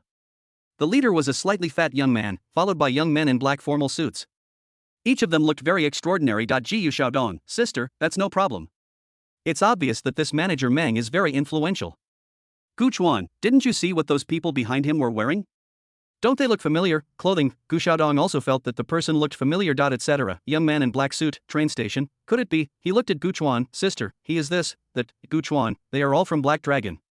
That Meng Yu, the one you mentioned as manager Meng, is the assistant to the chairman of Black Dragon Group, and also Qin Jiang's assistant. You're quite capable. Call Qin Jiang's assistant and ask him to deal with Qin Jiang. Okay. Really good. What, he is Qin Jiang's assistant? Gu Xiaodong was stunned, he didn't want to believe it, but the scene in front of him told him that this was the truth. This also explained why the other party came so quickly after receiving his call. Damn, they were clearly coming from the villa opposite, and they looked ill-intentioned. Hearing the shouting outside, Gu Xiaodong panicked. He looked at Gu Chuan and begged, sister? Gu Chuan, now you know to call me sister, didn't you just say that you don't need me to care about you at all? Gu Xiaodong, bang, Gu Chuan pushed open the door of the villa and walked out. Gu Xiaodong pulled her from behind, sister, don't go out. They are too scary. Report J, sister. Gu Chuan ignored him and walked out. After all, he was his younger brother, so how could he really ignore him? Seeing this, although Gu Xiaodong was a little scared, he still gritted his teeth and followed him out. It was he who caused the trouble, so how could he watch his sister face it alone? An old master Gu watched the scene the entire time, his expression unchanged from beginning to end. He just calmly drank the tea in the large teapot. TSK. That's the taste. Ordinary tea leaves in an ordinary teacup, yet they have a unique Songjiang flavor. He narrowed his eyes slightly and thought of the glorious past of Songjiang, not caring at all about the situation outside. Instead, a faint smile appeared on the corner of his mouth. Fate, there must be some intersection, this excuse is here. Outside, Meng Yu looked at Gu Chuan and Gu Xiaodong who walked out of the villa. He had just been greeting and chatting with the Qin family in Qin Jiang's villa. He never expected to receive a call from Gu Xiaodong saying that he wanted to kill brother Jiang. How could he bear it and just brought people here? Meng Yu looked at Gu Xiaodong coldly and said, your name is Xiaodong. You're so arrogant. You even dare to hire someone to deal with brother Jiang. Come out. Chapter 512, Mr. Gu comes forward and the auction begins. Gu Xiaodong, I won't go out. He looked at the more than 20 ferocious Black Dragon members outside and was afraid that if he came out, he would be beaten, or even drowned in the river as his sister said. Gu Chuan, don't scare him, frighten. Meng Yu laughed, haha. I just called me and asked me to fuck brother Jiang. Okay. He's pretty awesome. Why don't we teach him a lesson today? He really doesn't know the difference between big and small. Come out, he waved to Gu Xiaodong again. Gu Xiaodong, Sigma degree, I'm not going out. At this time, many community security guards heard the noise and came over quickly. Seeing this, Gu Xiaodong shouted to the security guard as if he saw a savior. Security! Security! Come here quickly! Someone is trying to kill someone here. Come here quickly. Help, come on, come on. His loud cry for help made the security guards' faces change slightly and they rushed over hurriedly. This was a villa area and everyone living here was either rich or noble. If something really happened to anyone, these security guards would not be able to take the responsibility. Seeing more than 20 security personnel running over, Gu Xiaodong breathed a sigh of relief and said, "Sister, we have security, everything will be fine." Gu Chuan's expression didn't change at all. Wow. More than 20 security personnel, led by the team leader, rushed to the villa. They looked at and shouted, "Gu Xiaodong, Captain, what's going on?" Gu Xiaodong pointed at Meng Yu and the others and said, "These people rushed to the villa for no reason and wanted to arrest me and harm me. Quickly control them." The captain looked at Meng Yu and others and was about to say something even better. Wear black formal sunglasses, the little thief is so cool with his hands in his pockets. Isn't this the Black Dragon standard? A security guard whispered, "Captain. These are Black Dragon's men. It seems that the Black Dragon Group chairman has important guests at his home today, and there are quite a few Black Dragon personnel." The captain was shocked and turned his scolding tone towards Meng Yu into a friendly smile. "I wonder, is there a misunderstanding? What's going on? Has this gentleman offended you?" Meng Yu waved his hand, "It's none of your business. Go away." The security captain hesitated for a moment and waved his hand, "Withdraw." At the same time, he gave Meng Yu a flattering smile. "Well, this is a villa area after all, so please don't make too much noise. Hey." After saying that, he immediately led his men away. Of course, he didn't take the security personnel too far away, but hid in a corner not far away. He couldn't afford to offend the Black Dragon. But he also had his own bottom line. Security guard, we must guard peace. If the Black Dragon's men really want to do something bad to that young man, then don't blame him. Reported, just report it. As for him personally stepping forward to stop it, not to mention that doing so would offend Black Dragon and cause unbearable consequences, even the security personnel under his command would never dare to go up. What? Gu Xiaodong was completely stunned when he saw the security guard who had just rushed over and left in disgrace after being frightened by Meng Yu's words. This moment, I have a clearer understanding of Black Dragon Weisher. At the same time, I also feel more panicked and scared. He trembled and took out his cell phone from his pocket. "No. I have to report, the police." "What's the police phone number?" 9, that's not right, bang. Gu Chuan snatched Gu Xiaodong's phone away. "Okay, there's no point in calling." "Gu Xiaodong? What do you mean by calling is useless? What, they are not even afraid of law and order, is it really that awesome?" Gu Chuan did not explain. With her intelligence, she could naturally see that although Meng Yu and his men were shouting loudly, they never stepped into the villa area from beginning to end, which obviously left room for maneuver. In this case, even if the police were called, it would not have much effect and would only intensify the conflict. Ji Yuchuan, assisted Meng. "I will explain this matter to Qin Zheng personally. You go back." Meng Yu interrupted Gu Chuan and said, "Who else but you? You really think you are a piece of cake? Do you need to explain to my brother Jiang? Let him come out." "Gu Chuan, don't overdo it." "Meng Yu, what can I do? If you don't agree, come out and fight me. Come on. One-on-one. Don't think I won't fight you just because you're pretty. Young Master Meng only picks on good-looking people."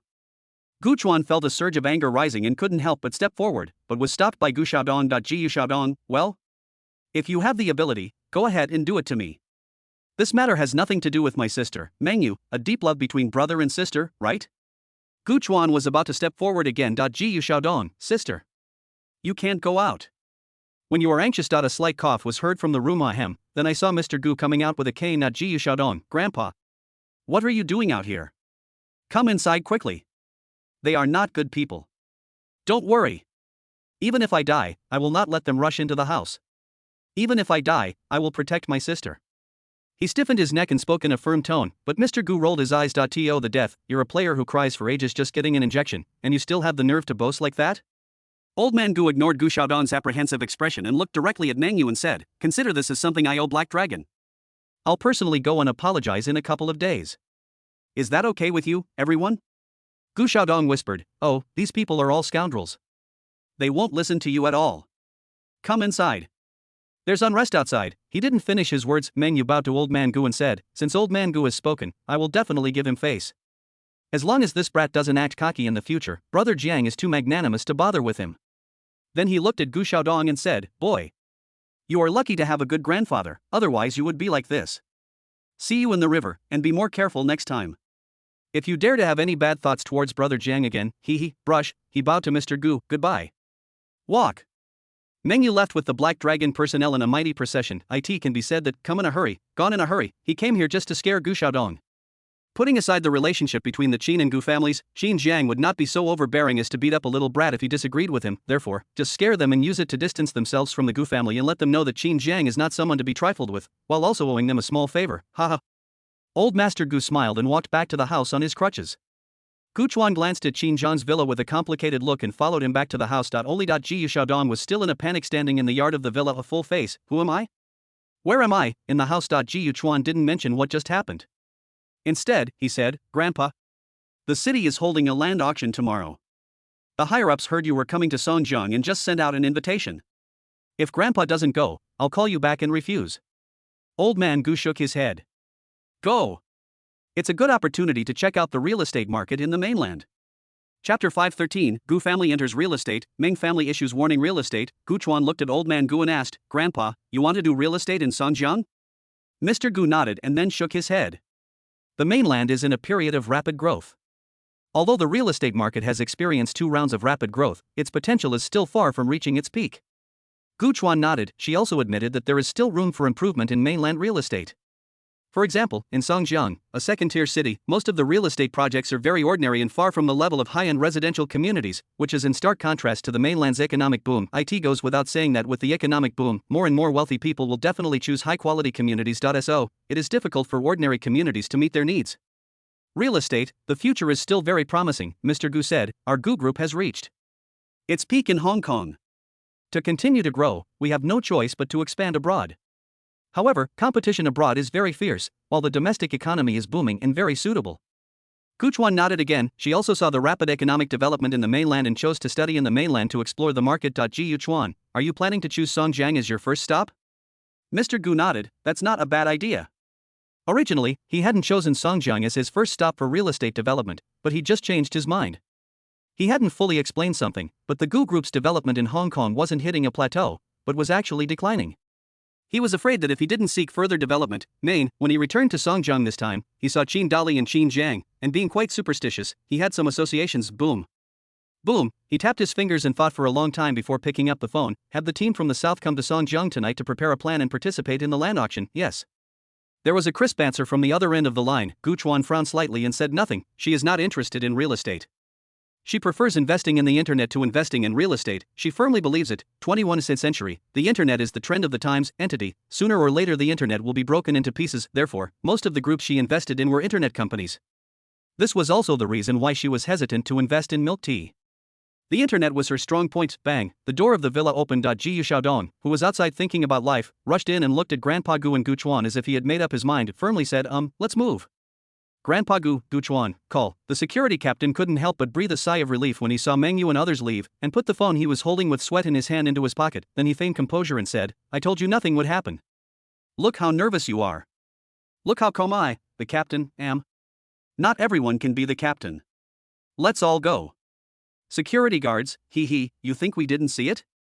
Both of your legs are shaking. He kept mumbling prayers. Why are you acting so high and mighty now? Although people thought about it, no one dared to say it out loud, as the security captain still had great authority. Among other things, with just one sentence, you can assign them to do some hard and tiring tasks, and you can't even say no. I can only hold it and say, the captain is awesome. Not really. I think the Black Dragon's men didn't attack you just to give you face. Creek Villa's Grandpa Qin, Father Qin, Mother Qin, and Qin Wei are touring the villa under the guidance of Cjo Godfather. The whole villa has 3 floors above and 2 floors below. There are plenty of rooms. You and Godmother should not leave from now on. Really? I've dug up the soil in the backyard. If you're bored, you can grow some vegetables or something. Everyone in the Qin family looked much calmer when they saw the luxurious villa.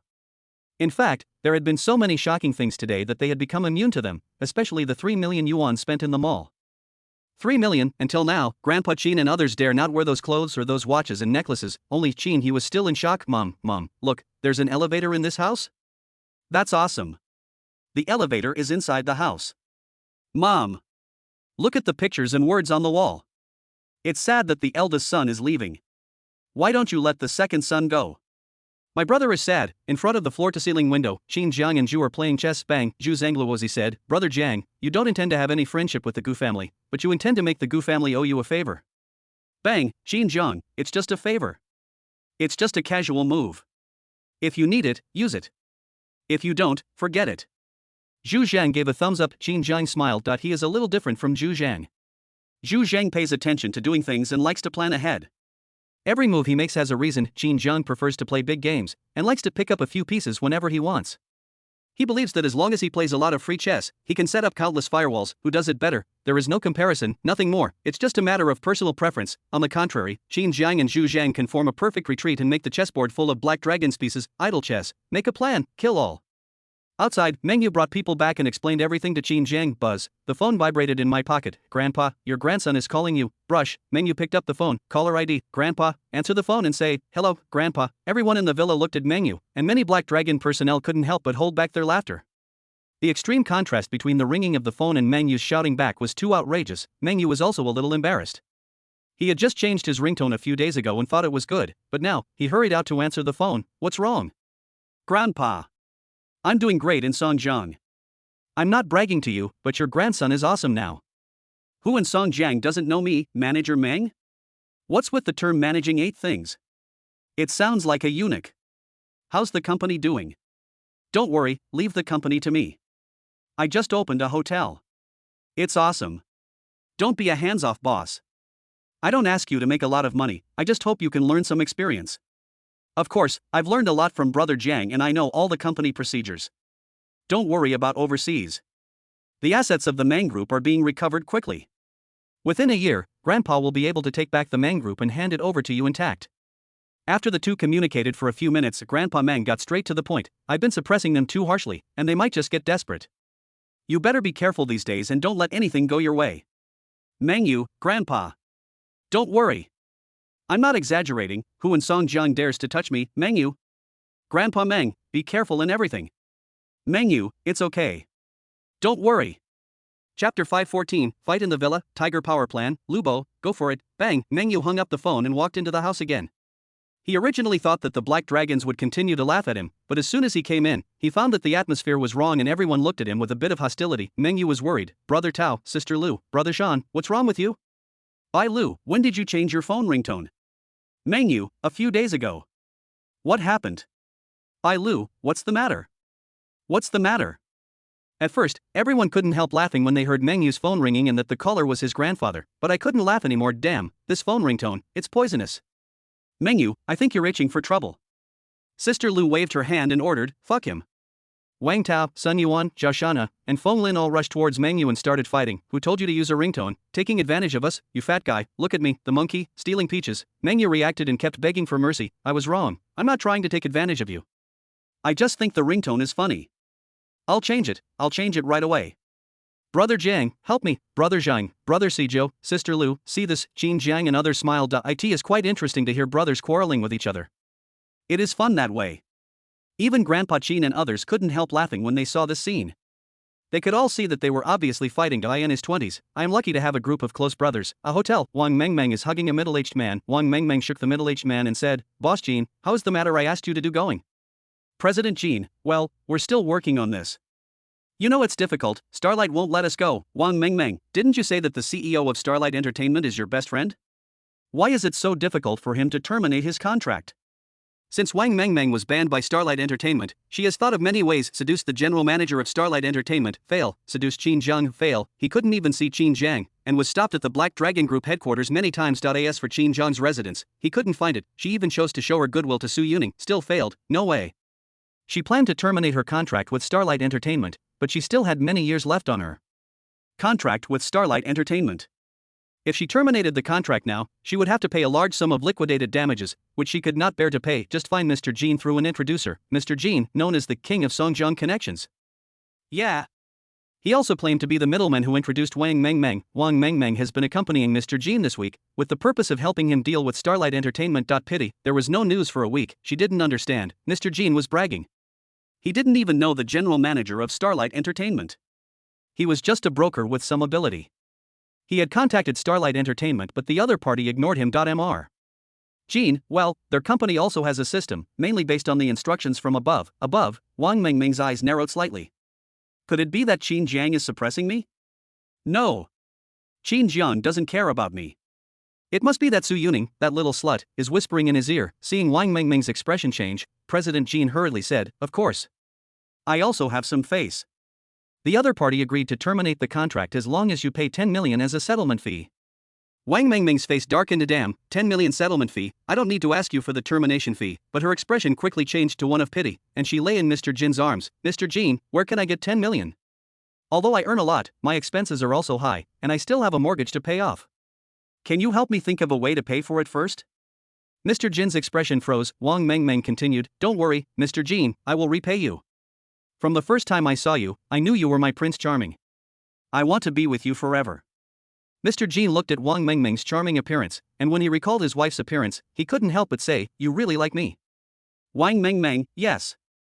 I am willing to quit the entertainment industry for you. Don't worry, I won't break up your family.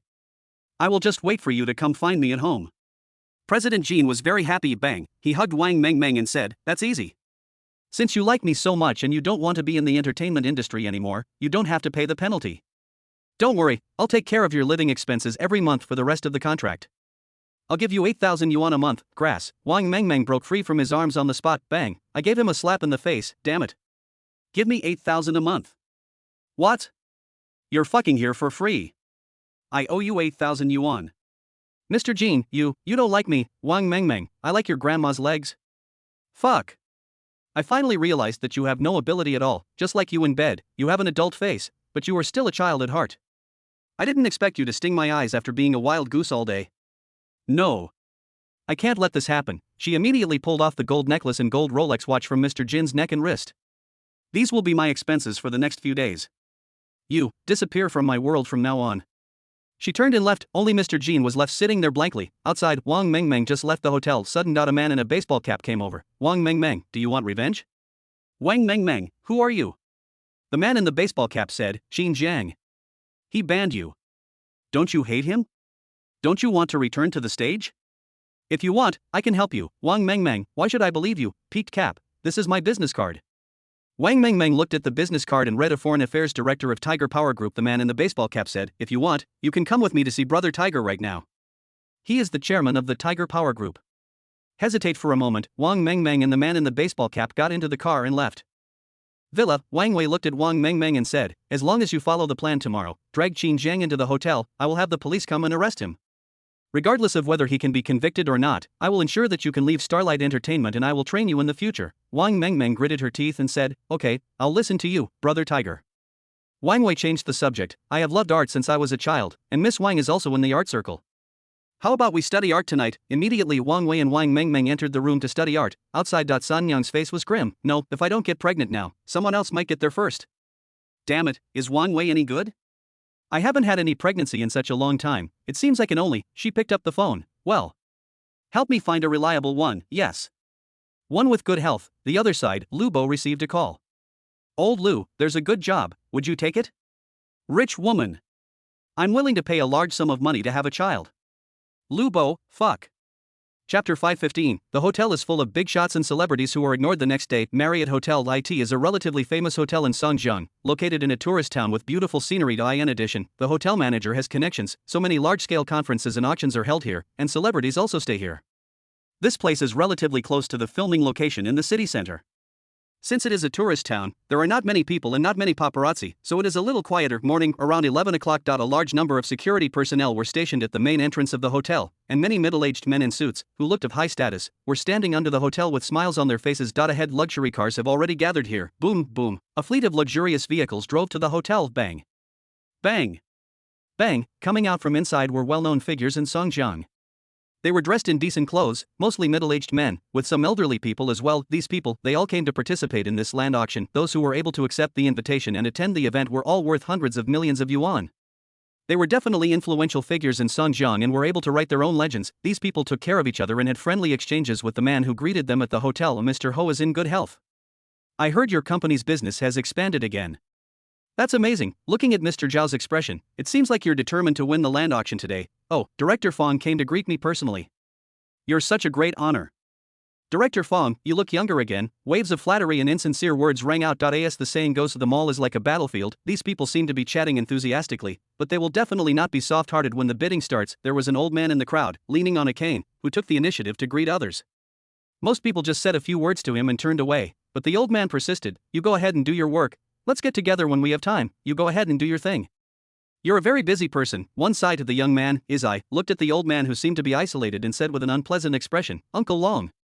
These people are too bad. Uncle Long waved his hand to signal the young man to shut up. Izai, but, brush, Uncle Long glared at him and whispered, this is a different time.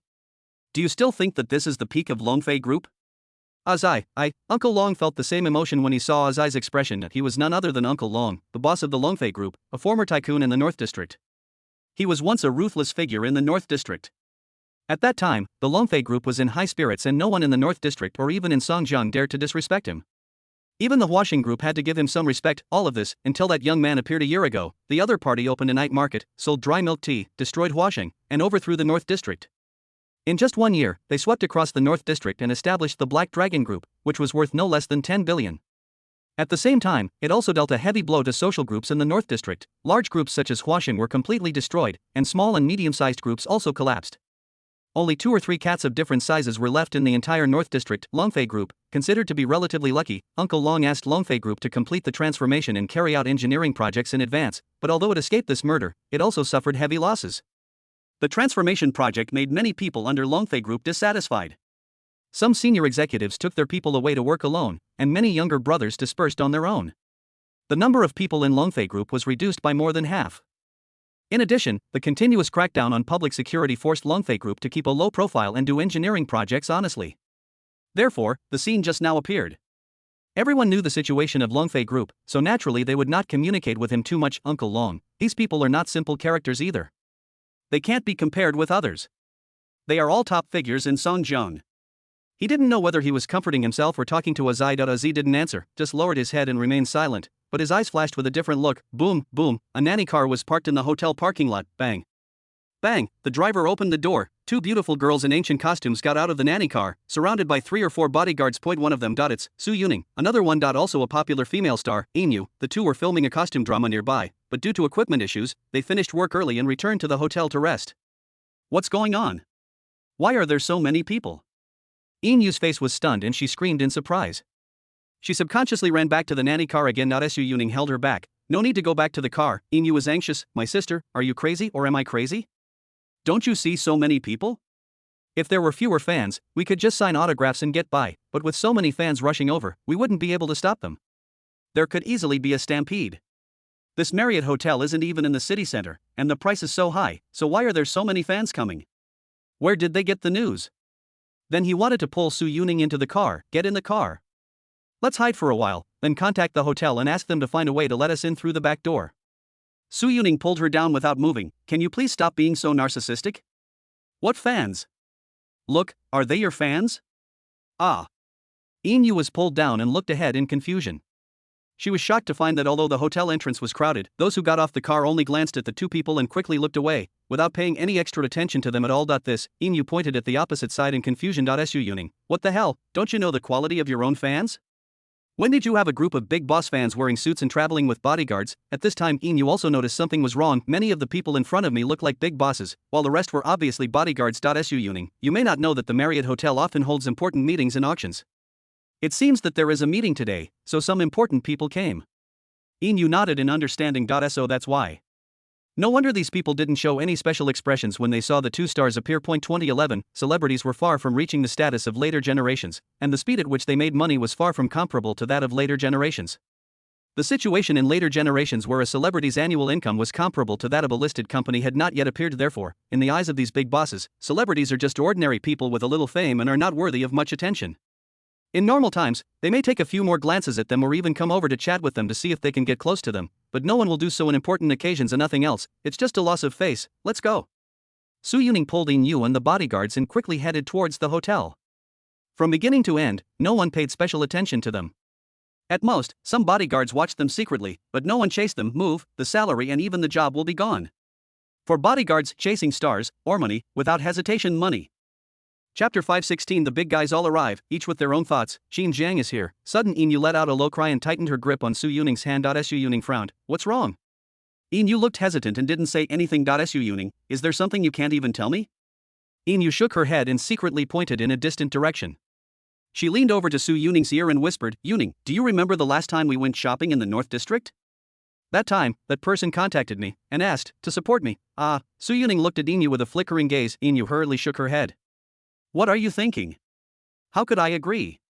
But he's very powerful and has a high status in Songjiang society. My agent said that if I don't agree, I won't be able to move forward in Songjiang. The last few times I accepted announcements, people made trouble and eventually all the announcements were cancelled. Now the agency is afraid to accept announcements for me in Northern Province, so I accepted this drama secretly. You said, he wouldn't come to see me. The more Inu spoke, the more frightened she became.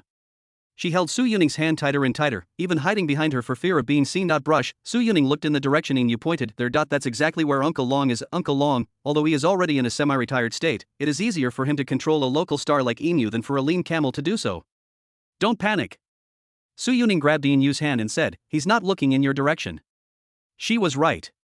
Uncle Long was anxiously looking for a partner. Real estate development required too much capital in the early stages, which put a lot of pressure on Longfei Group. He also planned to find a force that could help him share the risk. After all, with the internal cleanup of public security, he had fewer backers. Is that so? Inu was still a little panicked and afraid. Yuning, didn't he look for you? Su Yuning, no. Inu, why? You're obviously prettier and more attractive than me, and that Yuning, I didn't mean that, I didn't, Su Yuning, I understand. She knew that Inu had no bad intentions, otherwise she would not have been able to hide this matter from him for so long. In fact, not to mention Inu, she was also a little skeptical, and believed that she was superior to Inu in both appearance and temperament. Why didn't Uncle Long contact me? He was worried because I was more famous than Inu. That's bullshit. She's just a popular actress. She has no place in the 2011 entertainment industry, where talent is everything, let alone for someone like her. So, what is the reason? She didn't know that Uncle Long had his eyes on her at first, but after finding out that she was an artist under Starlight Entertainment, which was a subsidiary of Black Dragon Group, he gave up the idea and turned his attention to Inu. Right at this moment. Boom, 3 Maseratis drove slowly over. Bang. Bang, old Master Gu came out supported by Gu Chuan and Gu Xiaodong. Everyone was stunned when they saw him. They didn't know this old man, but they could all tell that he was extraordinary. Now, Director Fong quickly stepped forward and said, Dear Chairman Gu, I welcome you on behalf of Songjiang. Immediately. It was very friendly to communicate with Mr. Gu. The scene, many people were a little surprised. Among them, some with great powers knew of old man Gu's background and whispered, he's from Hong Kong, the Gu Group. This listed group is worth hundreds of billions of yuan, and they're clearly here to grab the mainland market. It seems the Songjiang land auction is no ordinary event. It's obvious that introducing foreign capital will make us feel a sense of crisis. This old man can't compete with us for the land, right? I'm determined to get that piece of land. Even if he's an alien dragon, he can't suppress our local snakes. We're not afraid of him. Although these people spoke with confidence, their expressions became nervous. The land auction ultimately came down to money. It was clear that the Gu Group was the wealthiest capital on the scene, and it would be difficult to deal with them if they really used money to attack them. For a while, the atmosphere became a little serious. Of course, they were not particularly nervous. They did not think that the Gu Group would make large-scale investments as soon as it arrived in Songjiang. At this time. Boom, boom, boom, the sound of cars roaring came, and then 5 luxury cars came driving towards us. Bang. Bang, the car door opened. Wang Wei walked out surrounded by 7 or 8 younger brothers, and San Yan, wearing a cheongsam, followed beside him. See this? Many bosses narrowed their eyes slightly. It's Wang Wei, this tiger that just crossed the river. I didn't expect that the first big move he made after crossing the river would be to buy land. What is he buying the land for? Building a house, or he could be ruined if he gets involved in real estate. I'm afraid the Lin family behind him will try to get involved in Songjiang real estate. Lin family, the bosses looked slightly serious. Wang Wei, it wasn't worth their worrying too much. Just a small tiger, the Huwei Group. They might have an impressive social status, but in the business world, they were just a bunch of newbies, relying on underhanded methods to amass wealth. They were only wary of the already established Lin family, fearing Wang Wei was merely acting as a front for the Lin family's schemes. But out of respect for the Lin family, they also gave Wang Wei a shout-out. One side. Ji Yuchuan whispered a few words to old man Gu. Old Master Gu tapped his fingers on his cane. The Wang family, the Huwei Group, and the Lin family behind them. The Black Dragon Group, Xinjiang. Interesting. It seems that this kid is not all smooth sailing. This Lin family is enough for him to deal with. He looked at Gu Chuan. What do you think? Gu Chuan, I stood and watched. With her intelligence, how could she not see that her grandfather was trying to match her up with Xinjiang? Pity, she is not a girl who obeys her family. Uncle Long looked at Wang Wei with complicated eyes. Pity, Longfei Group does not have the backing of Huwei Group. At the same time, he admired Xinjiang very much. The powerful Huwei Group had repeatedly encountered setbacks in its confrontations with the Black Dragon Group, and was completely suppressed by the Huwei Group. As I looked at Wang Wei coldly, Huwei, hey Long. Wang Wei, Xinjiang, you can do it, Long Fei can do it too. Uncle Long is old, but I am not old. Inu looked at the majestic Wang Wei and said, he also looks like a social person. He seems to be more powerful than that Uncle Long. Many people give him face. Su Yuning also nodded. Wang Wei is a gangster who is very easy to identify. He doesn't look like a serious person with his big gold chain, tattoos and suit. The 7 or 8 young men following him are also very fierce. They don't look like bodyguards but more like thugs. It is hard to believe that he is not involved in society. Director Fang glanced at Wang Wei without saying anything, then said to the bosses at the door, "We have reserved a lounge for you in the hotel. You bosses can take a rest first. We will notify everyone before the auction starts. Please." He made a gesture of invitation for everyone to enter the hotel first. The big guys were too lazy to continue to play coy at the door. They had met most of the people they needed to meet, and all that was left was to auction the land based on their own abilities. Right at this moment, a convoy several times larger than Wang Wei's arrived. Chapter 517, Qin Zhang's arrival caused a stir, and everyone surrounded the star. Boom, boom, this situation immediately attracted the attention of everyone nearby. What they saw was a luxurious fleet of 12 cars, all pure black Mercedes-Benz CS. A middle-positioned IT is also a customized luxury version of Mercedes-Benz S. License plate north of 48's card. The convoy stopped right in front of the hotel. Bang. Bang. Bang, 30 young men in black suits got out of the car. They all wore sunglasses and stood straight. They quickly gathered in front of several luxury cars in the center. Bang, Zhang Qi opened the car door. A young man in a black suit walked out calmly, followed by Zhu Zhang and Sizhou. At the same time, Grandpa Qin, Father Qin, and Mother Qin also got out of the car next to him. This moment, standing in the center of the crowd, Qin Zhang was extremely powerful. Wow, the crowd suddenly became noisy and talked a lot. Qin Zhang, he is definitely one of the top figures in Songjiang this year, both in the underworld and in the business world. There is no need to say more about Jianghu. Heilong in Songjiang North District covers everything with one hand. Anyway, the outside world believes that Heilong belongs to the top social force in Songjiang, even though Qin Zhang does not agree with this statement at all. Secondly, it's even more awesome in the business world. Black Dragon Night Market, 2 big milk teas, each one can be called a business miracle. The 2 major milk tea brands, they have unlimited potential and are already brands worth 1 billion or more now. Heilong Night Market, it seems that it only has an annual profit of hundreds of millions, which cannot be compared with the 2 major milk tea companies, but only those in the shopping malls can see how great the hidden value of Heilong Night Market is. This year, everyone who comes to Songjiang for tourism will definitely check in at the Heilong Night Market. Many people even come to Songjiang just for the purpose of checking in at the Heilong Night Market. You can say Heilong Night Market has become a famous tourist attraction in Songjiang. This creates a lot of hidden value for the night market. In the past 6 months, leaders have often visited the Heilong Night Market for inspection. Why? You check for problems? Find faults? No. They are promoting the Heilong Night Market, with the goal of making it more popular and attracting more tourists. At this point, leaders of the North District paid special attention. The existence of the Black Dragon Night Market has given Xinjiang a golden reputation, making many business people extremely envious, especially some bosses of internet companies. Their companies are large, but in this era, their status is not as high as those in the industrial sector. Once there is any honor, it will be given priority to entrepreneurs in the industrial sector. They can't say anything about this. After all, the jobs provided are incomparable. It's Qin Zhang. Why is he here at the auction? What? Is he going to enter the real estate industry too? Although his 2 milk tea brands have grown rapidly, he is still expanding, and where can he find the spare money to invest in real estate? Yeah. Making those 2 big milk teas is no easier than working in real estate. This business is very complicated. Obviously, they were confused about Qin Zhang's arrival. At the same time, many bosses also had twitching mouth corners. Sure enough, the legends they heard were true. Qin Zhang has 3 advantages. What a show, good face, so pretentious. You are really good at showing off. You make such a big fuss just to attend a land auction. People only know that you are here to attend the auction, but I don't know why they thought you were here to ruin the event. Among them, Wang Wei was the most speechless. He thought that he had made a big show, but he didn't expect Qin Zhang to be even more so. What? Don't be afraid of leaving a bad impression on the upper level. I just think so. But without exception, these bosses all took the initiative to greet Qin Zhang and approached him for friendly exchanges. Hey, Mr. Qin, you are a handsome man. A hero is born in youth. I am from Group. Boss Qin also has ideas about land. Ha ha. Great. It's a great honor for the real estate industry to have Boss Qin's attention. Mr. Qin, they were warm and friendly, much better than their attitude towards Wang Wei just now, and quickly gathered Qin Zhang in the middle. For a while, Qin Zhang became the focus of the audience. Gu Chuan, he's still so good at pretending. Mr. Gu, does he always make such a grand appearance when he travels? Gu Chuan, normally there are only 4 or 5 cars, but when there's a special occasion he makes a big show. Mr. Gu nodded. At the same time, he pulled out Gu Xiaodong, who was hiding behind him. Why are you hiding? What's so shameful? Gu Xiaodong secretly looked at Meng Yu, who was following Qin Zhang in the distance, and was afraid to meet her gaze. Grandpa is in danger, let's leave Songjiang. If that doesn't work out, you can hire some bodyguards. Hire more, Mr. Gu, you still have to practice. Gu Xiaodong, you can let me practice in the mall, but you can't let me practice among gangs. These people don't follow the rules. Besides, I can't swim, Mr. Gu Chuan. One has to admit that Gu Xiaodong is definitely a useless person in the Gu family's generation and has no value in training. In the crowd, Uncle Long looked at Qin Jiang, who was surrounded by people, and a hint of envy flashed in his eyes. The young man was extremely fierce and unyielding. In front of the hotel, Yin Yu looked at Qin Jiang in surprise. Who is he? He looks like a gangster, and he's even more impressive than that Wang Wei. It seems like those people are trying to befriend him.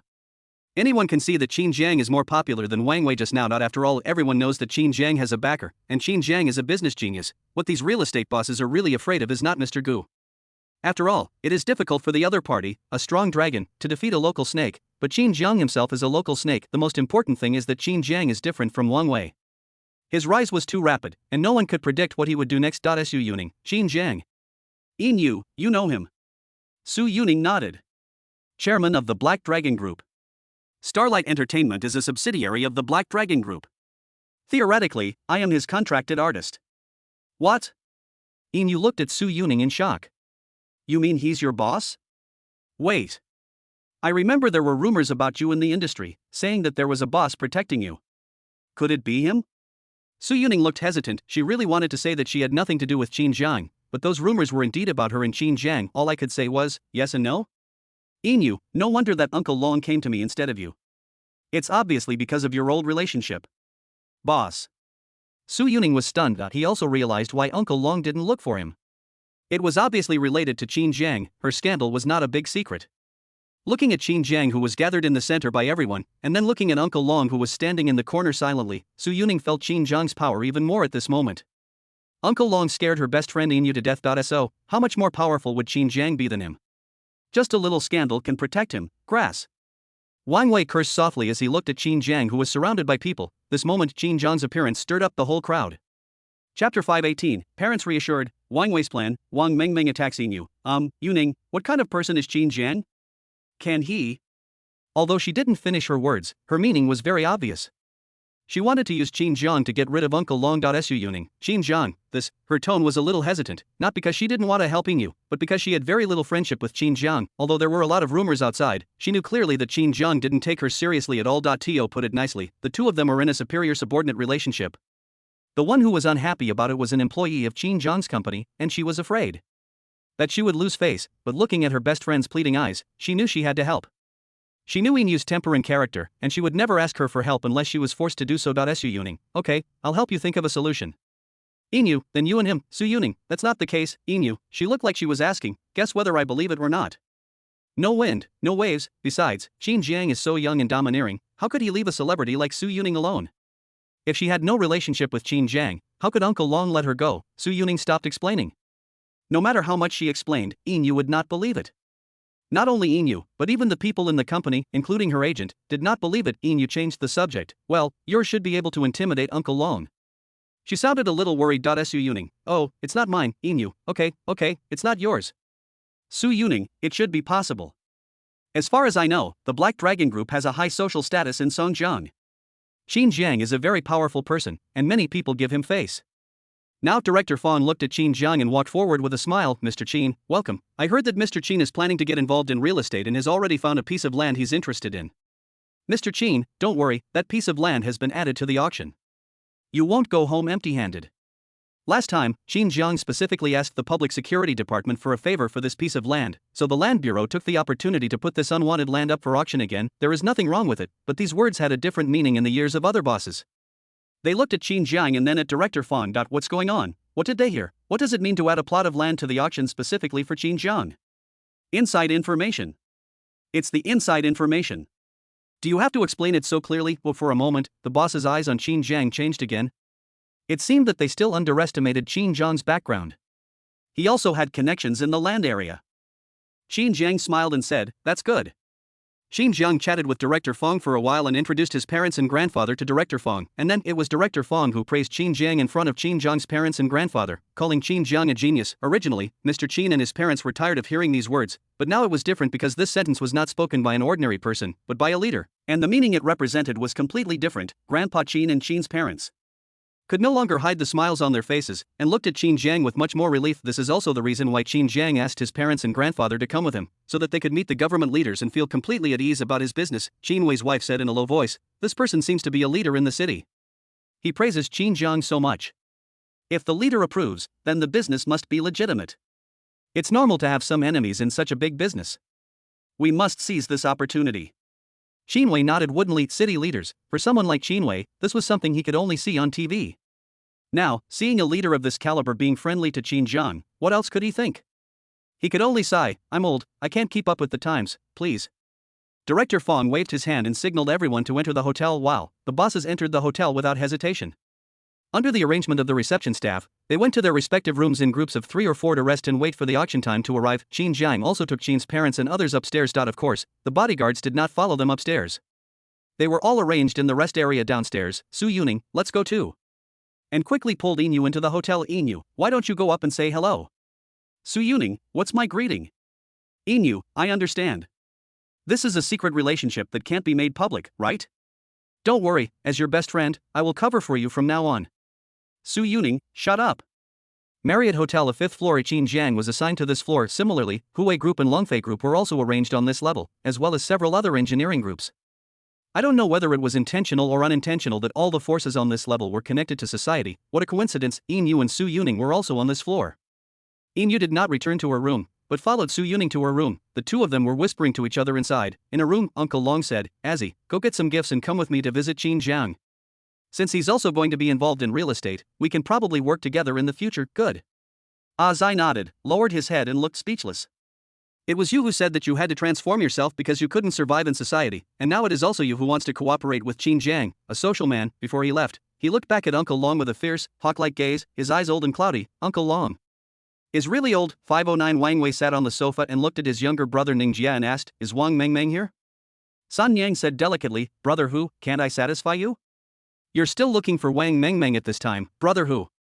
What did I do wrong? Wang Wei, it has nothing to do with you, don't say anything.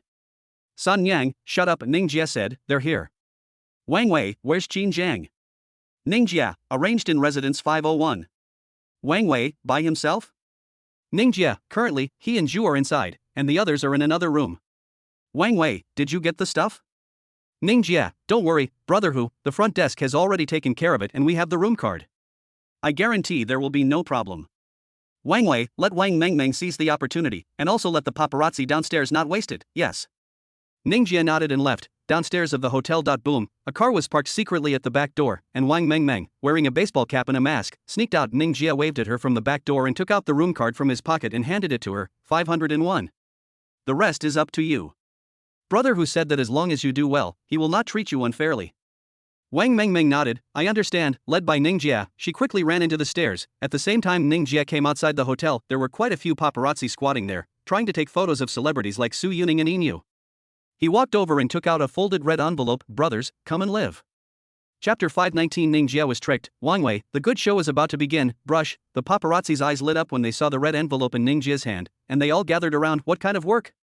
Big or small? Human or machine? When will it be done? Secretly filming, catching an adulterer, or are you trying to buy some celebrity's privacy? Let me tell you, I filmed Su Xining and Inu clearly these past 2 days. I even know when they go to the bathroom. What? Ningjia's eyes lit up. Are there any real photos? He was also a fan. At least he was very interested in Su Xining. It was he who had been responsible for getting Su Yuning, but he had ended up getting caught in the gutter by the Black Dragon and arrested by the police. Even though his subordinates took the blame for him, he was still detained for half a year. His status in the entire Huawei group continued to decline. He hated Su Yuning very much, he hated Qin Jiang, too. However, due to his current situation, he knew he had no chance of getting his hands on him. Now that he heard there might be a private photo shoot with Su Yuning, he was definitely interested. Ningjia muttered, as soon as I get the photo, I'll spread it around and ruin Su Yuning's reputation.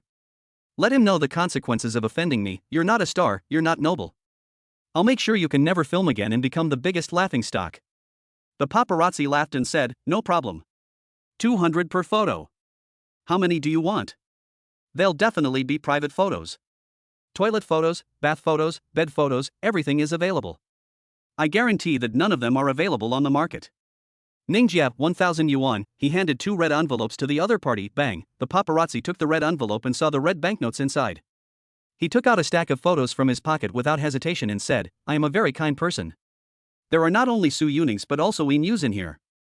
I will give this to you as a token of my gratitude. Ningjia took the photo and looked at it excitedly, but the more he looked at it, the darker and uglier his expression became. In the photo there is a photo of Su Yuning standing in front of the bathroom. There are photos of Inu going to the bathroom, as well as various bed photos and bath photos, but they are not private photos at all, they are clearly photos from filming. In them, Su Si Ning and Inu are even wearing ancient costumes. If this photo were to be spread, it wouldn't cause any waves. In fact, it would only increase their fame. It's clearly the behind-the-scenes footage of his mother's filming, grass. Ningjia threw the photo to the ground with a glare. Damn it, you even dare to lie to me, you don't want to live. Where is the person? Where is the person? He was halfway through cursing when he suddenly found that the paparazzi who had just sold him the photo had disappeared. Another paparazzi said he ran away a long time ago. You bought it without even checking the goods. TSK. You got cheated, didn't you? Exactly. Blame it on yourself. What they said is true. This is indeed a private photo that only he took. Others took it from different angles. Why are you so anxious? If such a big star were to have his private photos taken, he could sell them to you for 1,000 yuan, which would be enough to live comfortably. What they look forward to most as paparazzi is to take pictures of the privacy of popular stars. Although Su Yuning and Inu are not first-line stars, if they really take pictures of their precious private photos, it will be enough for them to live comfortably for the rest of their lives, or at least for half their lives. Sell, bullshit. No one is selling it. You can say the dream of a star, to become famous overnight, the paparazzi's dream, to get rich overnight with just one photo. It seems, I'm dead. The paparazzi waved their hands helplessly and dispersed. They wanted to continue squatting and taking pictures. Obviously, they all thought that Ningjia came to them to buy private photos of Su Yuning and Inu. Now that they have been deceived once, it would be impossible for them to deceive again. After all, they don't have any hard goods. At most, they are some behind-the-scenes footage of filming, daily photos, and ugly photos, which can only be sold to fans. Fuck. Ningjia wanted to call someone to find the paparazzi and tear him into pieces, but he didn't dare to waste any more time, and looked at the paparazzi who were about to leave and said hurriedly, there's still work. Wow. When the paparazzi heard that there was still work to do, they gathered together again. Ningjia got straight to the point. The job is simple. When you hear my message, rush up to the 5th floor with your camera, position 501. If nothing else, just film me. The paparazzi were startled. Catching an adulterer? Ningjia, it's none of your business what to do. Just remember to rush forward as quickly as possible. I guarantee this is a big reveal. Just spreading the photo will earn you a bonus, and... He waved the red envelope in his hand and said, whoever takes this job can get a red envelope now, and can get another one later depending on the shooting situation. If the shooting is good, you can get more extra. Hearing this, the paparazzi nodded and no problem, leave this job to us. We promise to film it clearly for you, with no blind spots in the 360-degree view. With my camera, I can capture any gaps in it, and I guarantee you won't be disappointed. None of the 7 or 8 paparazzi refused. Nonsense. Let's not talk about whether this is a big deal or not. Even if it is not a big deal and there is no bonus, there are still red envelopes. They just saw clearly that each red envelope contains 500 yuan, which means that they will earn at least 1,000 yuan from this order, and there will be extra income if the photo is good. As for whether there is any conspiracy behind this job, they have no control over it. Paparazzi work for the money. Morality doesn't exist. Who would be a private paparazzi with morality? Brush. Ningjia pointed to the 5th floor in the distance. There, remember that position. As long as I stand at the window and wave, you must act immediately. Again, if you do a good job on this, you will definitely get a red envelope. If you don't do it well, you will get a red envelope. You won't be able to bear the consequences. As he said this, he opened his clothes, there, revealing his crisscrossing scars. He glared at the paparazzi fiercely, startling them. They nodded. Take money from others and help them get rid of disasters, don't worry. That's our strength. How long will it take approximately, so we can be prepared? Ningjia, at least 10 minutes, at most half an hour. Ningjia quickly arranged for the paparazzi to quickly return to the hotel from the back, his eyes flashing coldly. Xinjiang. I don't think you'll be unlucky this time. I will definitely ruin your reputation. He knew that their plan today was great, but it could not cause a fatal blow to Xinjiang. However, as long as Xinjiang could be ruined, it would be considered revenge for Ningjia. After all, he and Xinjiang are not of the same status at all. Boom. Boom, Ningjia knocked on the door and entered Wang Wei's room, nodded to him, indicating that everything was ready. Call. Wang Wei blew out a smoke ring. The show is about to begin. Chapter 520 Uncle Long visits. Wang Mengmeng enters Xinjiang's room. The trap is set. In the room, Su Yuning quickly changed out of her ancient costume, put on some very decent clothes, and looked at herself in the mirror. Xinyu said, don't worry, I'll cover for you here and won't let the paparazzi know you left the room. Su Yuning, what are you talking about? Inu, I used some sexy underwear last time I filmed a scene. Do you want some? I'll get them for you. If you put them on, I guarantee you'll be able to make Xinjiang completely crazy. Su Yuning, can you please speak properly? I'm going to talk to Qin Jiang for you. Why are you, Inu? I understand. I understand everything. My Yuning is the best. My future survival and happiness depends entirely on you. Su Yuning rolled her eyes and was about to go out. Now Qin Yu stopped teasing and said nervously, Yuning, what kind of person is Qin Jiang? He can handle Uncle Long, right? He won't have any demands. Su Yuning glanced at Inu. She knew what Inu was worried about. She was afraid that if she drove away the wolf, Uncle Long, she would attract the tiger, Qin Jiang. But she knew what kind of person Qin Jiang was, and he was not moved by women at all. Snap. Snap, patting Inu on the shoulder, he said, don't worry. Mr. Qin is not that kind of person. He never forces women. Inu breathed a sigh of relief. That's good, that's good. At the same time, outside room 501. Boom. Boom, Uncle Long knocked on the door. Moment, bang, Zhu Zheng opened the door and looked at Uncle Long with an indifferent look. Uncle Long was stunned. He recognized the young man in front of him, Zhu Zhang, the second in command of the Black Dragon Group. He couldn't help but smile and said, hello, Director Zhu. My name is Sun Long, nicknamed Uncle Long. I've heard of you and Director Qin's great names for a long time. Seeing you today is indeed extraordinary. You are both heroes born in youth. He praised Qin Jiang and Zhu Zhang. At the same time, he asked the young man, is I behind him to deliver the prepared gifts to Zhu Zhang? Zhu Zhang's expression was very calm and he didn't accept the gift, nor did he shake the hand that Uncle Long extended. Something, Uncle Long was a little embarrassed. Nothing, I've heard a lot about Mr. Qin and decided to come over to catch up. Zhu Zhang, Brother Jiang is busy. Uncle Long, he was embarrassed for a moment before pretending to be calm and said, it seems that I can't hide it from Mr. Zhu's sharp eyes. This is what happened. Longfei Group is planning to get involved in real estate, and it seems that Black Dragon Group is also planning to get involved. I wonder if we can cooperate a little. Don't worry, Mr. Zhu. If we cooperate, Longfei Group doesn't need to occupy the sovereignty and the division of interests will be easy to say. He didn't lie and didn't really care about sovereignty. He just wanted to take this opportunity to allow Longfei Group to get involved in real estate and at the same time get in touch with Qin Jiang's backers. This would make Longfei Group safer, and for this he was willing to give up some interests. Yes, he was disappointed as Zhu Zhang looked at him and refused directly. Brother Jiang is not used to working with others. Is there anything else? Uncle Long, with Zhu Zhang's expression so distant, what else could he say? He could only smile awkwardly. Boss Zhu and Boss Qin seem a bit busy today. I'll be leaving now. We'll meet again sometime. He said some polite words, then he asked Azai to put the gift at the door and left. To bang, Zhu Zhang closed the door without even looking at the gift inside. Qin Jiang sat at the chessboard, chess pieces in hand, looking at Zhu Zhangdao. Here I come to seek support. It seems that the North District has been cleanly cleaned up. It's time to shake his foundation. Zhu Zhang, he's a smart guy, but there's no need for Black Dragon to have anything to do with him. Qin Jiang, he doesn't have enough people, his money is average, and he can't even produce a decent profit. 2 words, he's not worthy of working with us. Zhu Zhang, Brother Jiang is right. Outside, Uncle Long took Azai away. Along the way, Uncle Long's complexion had recovered and he said to Azai, Azai, don't worry about it. You have to remember that no one in this world is forced to give you face. If you want others to give you face, you have to have sufficient interests. Business can't rely on fists. We need to establish ourselves in the real estate industry. We can't just do small things. We need to get involved in real estate development. Azai, yeah.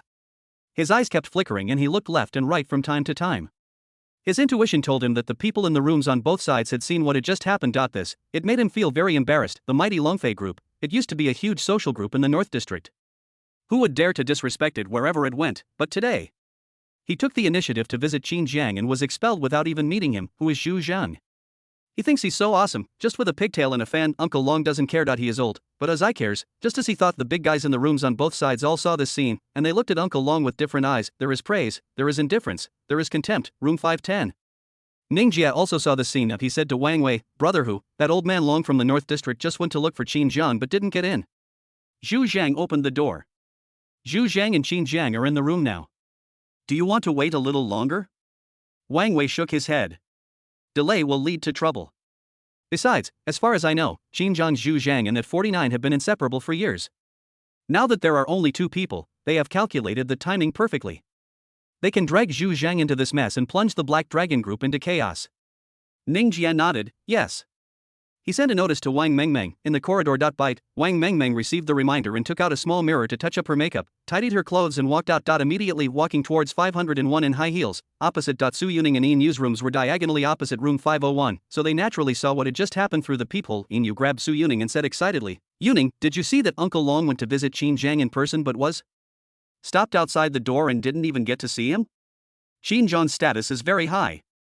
Maybe if he said a word, Uncle Long wouldn't dare to do anything to me. This moment Inu only felt that the sky above her head was half clear, and the other half was that she was a little worried about whether Qin Jiang would have any requests. Who would help others for no reason? She could only pray that Su Yuning would have this face, even if it cost her some price. Bang! Inu grabbed Su Yuning's hand and said, Yuning, as long as he is willing to help me, I will guarantee that I will sign with Starlight Entertainment when my contract expires in 2 years. I won't have any other requirements. She gave the greatest benefit she could. Su Yuning, I know what you're afraid of. I'm telling you again, Qin Jiang isn't interested in women.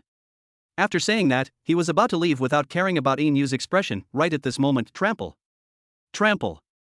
Trample, there was a sound of high heels stepping on the ground. Brush, Su Yuning and Inu subconsciously looked in the direction of the cat's eye. Then a girl with a charming figure and a baseball cap came to room 501 with a cat-like walk. Brush, just take out the room card. Sizzle, click, the door is open, the enchanting girl entered the room. Chapter 521. Wang Mengmeng seduces Qin Jiang and Xu Zhan. Get out, this. Inu pointed across and opened her mouth wide. Did a woman just go in? As he said this, he made a gesture showing his curvy figure. Su Yuning nodded dully. Swish. Swish, the two of them looked at each other with something a little unusual. After all, although the girl's appearance couldn't be seen clearly because of the baseball cap, you can tell she is a beauty by looking at her figure. The most important thing is that he actually had the room card for room 501 and he swiped the card to enter the room without even knocking on the door. Who would believe that there is no trick? Inu, didn't you say he wasn't interested in women? What was that woman like just now? His girlfriend? Su Yuning was stunned. Could it be Bai Lu? Wrong, she had seen Bai Lu before, but her figure didn't match. Moreover, Bai Lu is a senior executive of the Black Dragon Group, so there is no need for her to hide anything when she comes to see Qin Jiang. So, probably, perhaps, there is only one possibility, this woman. Qin Jiang called me over. Su Yuning didn't know what to say for a moment. She had just vowed that Qin Jiang was not interested in women, but now Qin Jiang called a woman over. At the same time, she couldn't help but look down at her figure. He is obviously lustful. Why doesn't he feel anything for me? I look pretty good, just a little flatter, not as big as that girl just now. Could it be he only likes big ones? For a while. Su Yuning fell into self-doubt. Inu on the side was also more worried. Qin Jiang, it is her only way to get rid of Uncle Long at the moment, but now Qin Jiang is lustful. So, will it lead to a wolf entering the house? No more asking Qin Jiang, should she give in to Uncle Long? No. That old man Uncle Long smells like an old man. She feels sick just thinking about it. If she has to commit herself to someone, it would be better to give it to Qin Jiang. Oops, Inu blushed slightly. What on earth are you thinking? Do you still have any shame? Inu. Ba. 501. At this moment, Qin Jiang and Zhu were playing chess and talking about the future construction of Songjiang City that never sleeps. Sizzle, click, the door suddenly opened. The next moment. A girl wearing a baseball cap immediately entered the room. Seeing this, Qin Jiang and Zhu Zhengquan almost instantly grabbed the stool under their buttocks to block in front of them. At the same time, Xu Zheng quickly put his hand into his arms and put it on the walkie-talkie. Who? Xu Zhengjia Jiao Dao. Wang Mengmeng a Sigma, surprised face. He was a little confused when he saw Qin Jiang and Xu Zheng's actions. Is it necessary to be so cautious? Why is he lifting the stool as if he is going to hit someone? She had no idea that both Qin Jiang and Zhu Zhang were experienced people, and some things were ingrained in their bones. If an inexplicable person broke into the room, it was definitely an enemy, not a friend, and they had to be on guard. If they were not afraid that Wang Mengmeng had a weapon in her hand that could not be stopped, Qin Jiang and Zhu Zhang would have immediately thrown the stools in their hands at Wang Mengmeng. This time, Wang Mengmeng did not dare to hesitate. He immediately took off his cap, revealing his delicate features, and introduced himself to Qin Jiang and Zhu Zhang. Boss Qin, Boss Zhu. I'm Wang Mengmeng. I'm a contracted artist of Starlight Entertainment, a subsidiary of the Black Dragon Group. Qin Jiang and Zhu Zhang saw that Wang Mengmeng did not have any weapons in her hands and was a girl dressed seductively. In addition, she introduced herself and they knew everything about her. They looked at each other and saw the answers they wanted in each other's eyes. Obviously, they guessed what Wang Mengmeng was here for in a short time. Bang. Bang, both of them put down the stools in their hands. Qin Jiang accidentally pressed his hand on a button on his chest, and Xu Zhenza said coldly, "What are you doing here? How did you get in? Who let you in without permission?" Wang Mengmeng looked pitiful. Boss Qin, Boss Xu. I'm just a small artist, relying on fame to make a living. I hope you two can give me a way out. I've been soft banned by Starlight Entertainment. They don't give me any notices at all. Now I have to find every notice myself. I don't know who I offended. So I can only come to Mr. Qin and beg him to give me a chance. As long as Director Qin gives me a chance, I will do whatever he says. She pretended to be hot and took off the clothes wrapped around her outer body to reveal the exquisite sexy clothes underneath, which showed off her curvy body to the fullest. At the same time, he lowered his head and looked at Qin Jiang pitifully, as if he would let Qin Jiang pick him as long as he nodded. Pity. Qin Jiang looked at her face with indifference and spat out two words coldly, "Get out." Wang Mengmeng looked at Qin Jiang in disbelief. No, are you still a man? Even a beauty like me appears in front of you like this, and you remain indifferent. She subconsciously looked at Zhu Zhang. Could it be? Is it because the other person is there? Grit your teeth. She lowered her head again and said softly, I sincerely admire Director Qin and Director Zhu. If you don't mind. I don't mind either. She didn't lie, she really doesn't mind. Did she really want to have something happen between her and Qin Jiang? She wasn't cooperating with Wang Wei's plan at all. She is not stupid. The most she could gain from cooperating with Wang Wei to frame Qin Jiang was to settle the matter with Starlight Entertainment. Even for that, he had to rely on Wang Wei to keep his promise in the future. As long as she really hooked up with Qin Jiang, there was no point in canceling the contract. In Starlight Entertainment, she was the boss. She had even decided that as long as Qin Jiang accepted her, she would reveal Wang Wei's plan in full as a token of her loyalty. In this way, she can be invincible. Anyway, it would be best if Qin Jiang could be seduced successfully. If seduction fails, execute plan 2. She was actually a little confident. Since ancient times, there has been no cat that doesn't steal fish, unless it can't steal anything. Now she takes the initiative to deliver it to your door. So, isn't that a matter of control? Then she added, don't worry, I'm a very disciplined person. I promise to be there whenever you call me. I won't disturb your lives in any way. I swear. She raised 3 fingers and swore with all her might. She firmly believes it. Even if she can't take down Qin Jiang or Zhu Zhang, she won't be picky as long as she succeeds in one of them. Both Qin Jiang and Zhu Zhang can satisfy her requirements and allow her to run rampant in Black Dragon. Besides, compared with the two of them, Wang Wei is just an old man, while Qin Jiang and Zhu Zhang are handsome young men. She will not suffer any loss. Yes, in her full anticipation, Qin Jiang and Zhu Zhang looked at her with increasingly cold eyes. They felt annoyed at even looking at this kind of woman whose red lips were so popular that everyone tasted them. It was only because Qin Jiang's parents and grandfather were in the next room and were afraid of causing trouble, otherwise Qin Jiang and Zhu Zhang would have had them thrown out. Brush, Zhu Zhang pointed outside the door and said, if you don't want me to help you get out, then get out. Brother, get out. Chapter 522, Plan in Progress, Wang Mengmeng, Molestation. 5th floor chaos. What? Wang Mengmeng looked up at Qin Jiang and Zhu Zhang in disbelief, and met their cold gazes. Is she a little panicked? How is that possible? It's fine that Qin Jiang is not interested in women, but why is Zhu Zhang also not interested in women? Besides, why did they look at me with such contempt and a hint of disgust, etc.? Could it be, you must be disgusted with yourself for being dirty? At this moment, Wang Mengmeng felt a huge shock in her heart.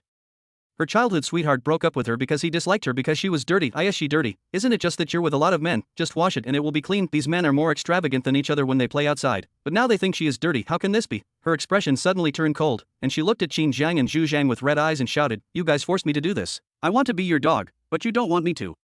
Fine. Then don't blame me.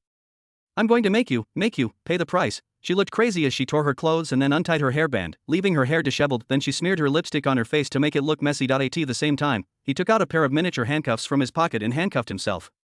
The next moment, he stretched his neck and yelled, help, help, someone is molesting me, someone come and save me. 2 people. I can't handle it. Please spare me. I can't do it, help. She had practiced the smooth and flowing movement in her mind countless times. The woman's sharp voice echoed throughout 501 and directly penetrated the room and resounded throughout the entire 5th floor, 506.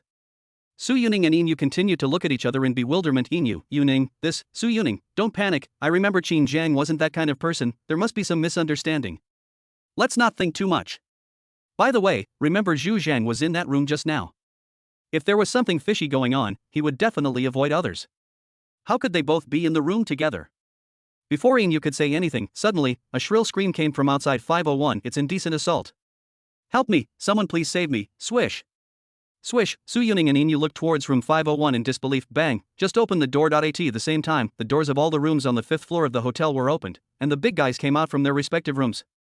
They all looked towards the direction of 501, their eyes full of surprise, confusion, and bewilderment. 512.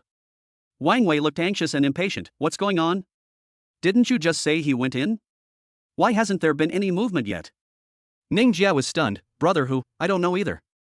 Wang Wei, have you explained everything clearly to this woman? Ning Jia, I've explained it clearly, brother who? We shouldn't be fooled by this woman. Wang Wei, she doesn't dare. Although he said he didn't dare, he was a little unsure in his heart, for he was afraid that Wang Mengmeng would turn against him. A glimmer of light flashed in Sun Yang's eyes. When she learned about Wang Wei's plan, she actually saw some incompleteness in it. If Wang Mengmeng really succeeds in seducing Qin Jiang, then why should she continue to carry out the plan? Following Qin Jiang is no better than following Wang Wei, not to mention Wang Mengmeng. Even if she had a choice, she would not follow Wang Wei but Qin Jiang. Comparison between the two. On status, chairman of Qinjiang Heilong Group, Wang Wei, chairman of Huwei Group, barely a draw. On appearance, Qin Jiang is not. Only handsome but also very elegant, Wang Wei is a middle-aged man with a big belly. On age, Qin Jiang is young and strong. Wang Wei has long become a thing of the past. What's more, Qin Jiang is unmarried. Following him might help you get promoted. Wang Wei is married. Whether he can have children is a question. Comprehensive comparison. It can be said to be a crushing situation. Bang! Wang Wei slammed the table fiercely. We can't wait any longer. To prevent this bitch from turning against us, we need to send the paparazzi up now. Even if we can't get Qin Jiang in jail, we must ruin his reputation. Yes. Ning Jia nodded and was about to carry out the order. At this moment, Wang Mengmeng's scream suddenly came from outside. Brush. Wang Wei stood up with an excited look in his eyes. It's done. And judging from the time when Wang Mengmeng entered, they might have already been doing things by then. So, this time, Qin Jiang will definitely be in trouble, and that Zhu Zhan, if both of them go in, even for just a period of time, the Black Dragon Group will be leaderless. At that time, Wang Wei can take this opportunity to launch an all-round attack on the Black Dragon Group. Grass. Wang Wei looked at Ning Jia standing there in a daze. What are you doing here? Hurry up and move. Yes. Ning Jia ran to the window and waved, then took out his phone and made a call. Hello. Is this security? I want to report something.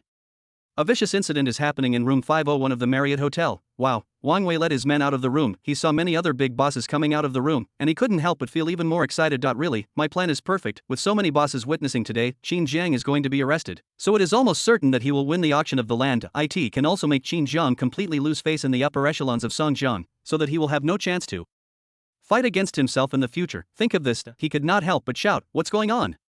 Why do I hear someone shouting for help? Today is the day of the auction. Who is so bold as to cause trouble in an occasion like this?" He deliberately escalated the matter to a higher level in order to deal as much damage to Qin Jiang as possible. Listen to this. Other bosses spoke up, but the sound came from inside 501. It sounded like a woman calling for help. It seems like they are shouting something about molestation. Two people, if I remember correctly, that room should be the Black Dragon Group's location. The bosses recognized the ownership of the room on the spot. The most important person lives in room number 1 on each floor. How could they not know that Qin Jiang occupies room number 1 on the 5th floor? They have been grumbling about it in private for a long time. Zai frowned. Isn't that Qin Jiang's room? What is he doing? Bullying women? Uncle Lon, things are still unclear. Zai, Wang Wei shouted. What is Qin Jiang doing? What's going on? Go and check it out. However, no boss rushed to 501 to take a look, and everyone was still standing there communicating. See this, Wang Wei cursed inwardly. What a fucking old fox. But he wasn't particularly anxious. He was waiting for the paparazzi to rush over. Downstairs, the 7 or 8 paparazzi were getting a little bored while waiting, and some of them were even planning to leave. Sudden. A paparazzi pointed in the direction of the 5th floor. Look. I'm waving. Wow. 7 or 8 paparazzi grabbed their cameras and rushed to the back door of the hotel without hesitation. Chapter 523, Reactions from all parties and quick handling. 501.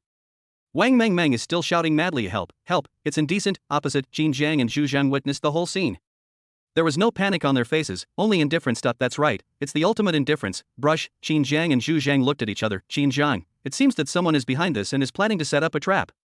Zhu Zhang, no need to guess, that old bastard Wang Wei.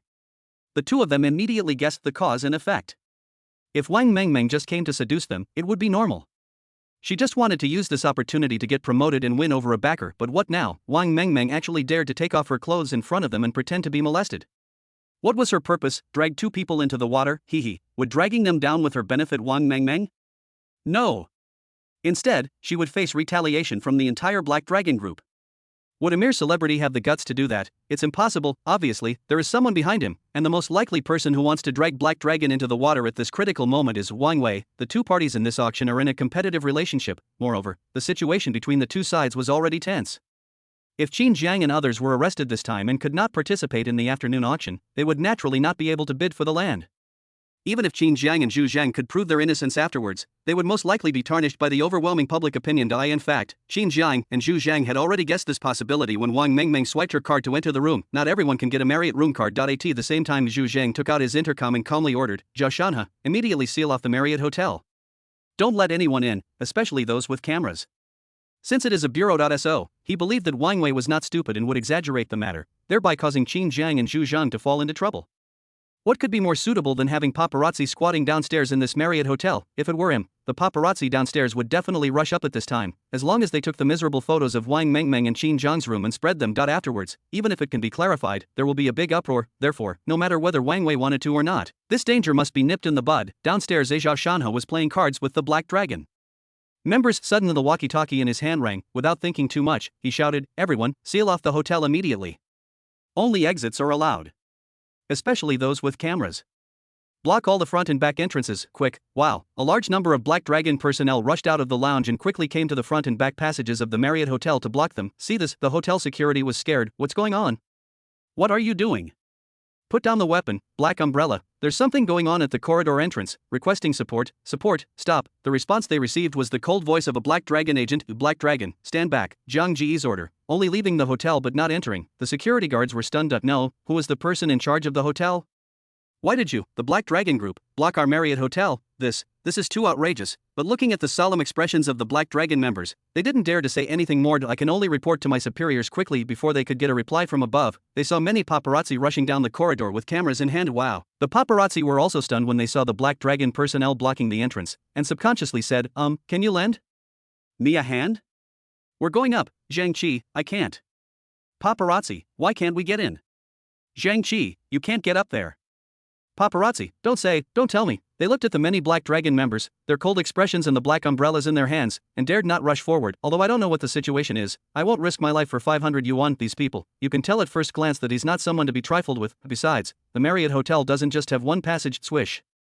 Swish, several paparazzi quickly rushed towards the elevator, and some also rushed towards the secret safety passage. See this, Zhao Shanha's expression was calmed naturally. There are Black Dragons people manning those positions. Zhao Shanha, Zhang Qi, take them directly to the 5th floor and seal it off. This will prevent these people from having any private passages to go up, and also prevent anyone from coming down from upstairs. Zhang Qi, understood. He immediately led a number of Black Dragon personnel to rush upstairs. Bang, Zhao Shanha brought 2 Black Dragon personnel to block the main road. Fortunately, they brought enough people this time, otherwise they would not be able to block the passage of Marriott Hotel. 7th floor, lounge. The director is communicating with several leaders of the auction to discuss the auction process. Bai Meng was also sitting nearby and participating. He was the security chief dispatched by the Public Security Department for this auction. During the positive communication period, boom. Boom, there was a knock on the door. A young man rushed in and said to several leaders, something terrible has happened. There's chaos on the 5th floor. 5th floor, it's getting chaotic. Several leaders were stunned. They all knew that the people in the lounge on the 5th floor were not simple people. Director, is it that Black Dragon and Tiger Power are fighting?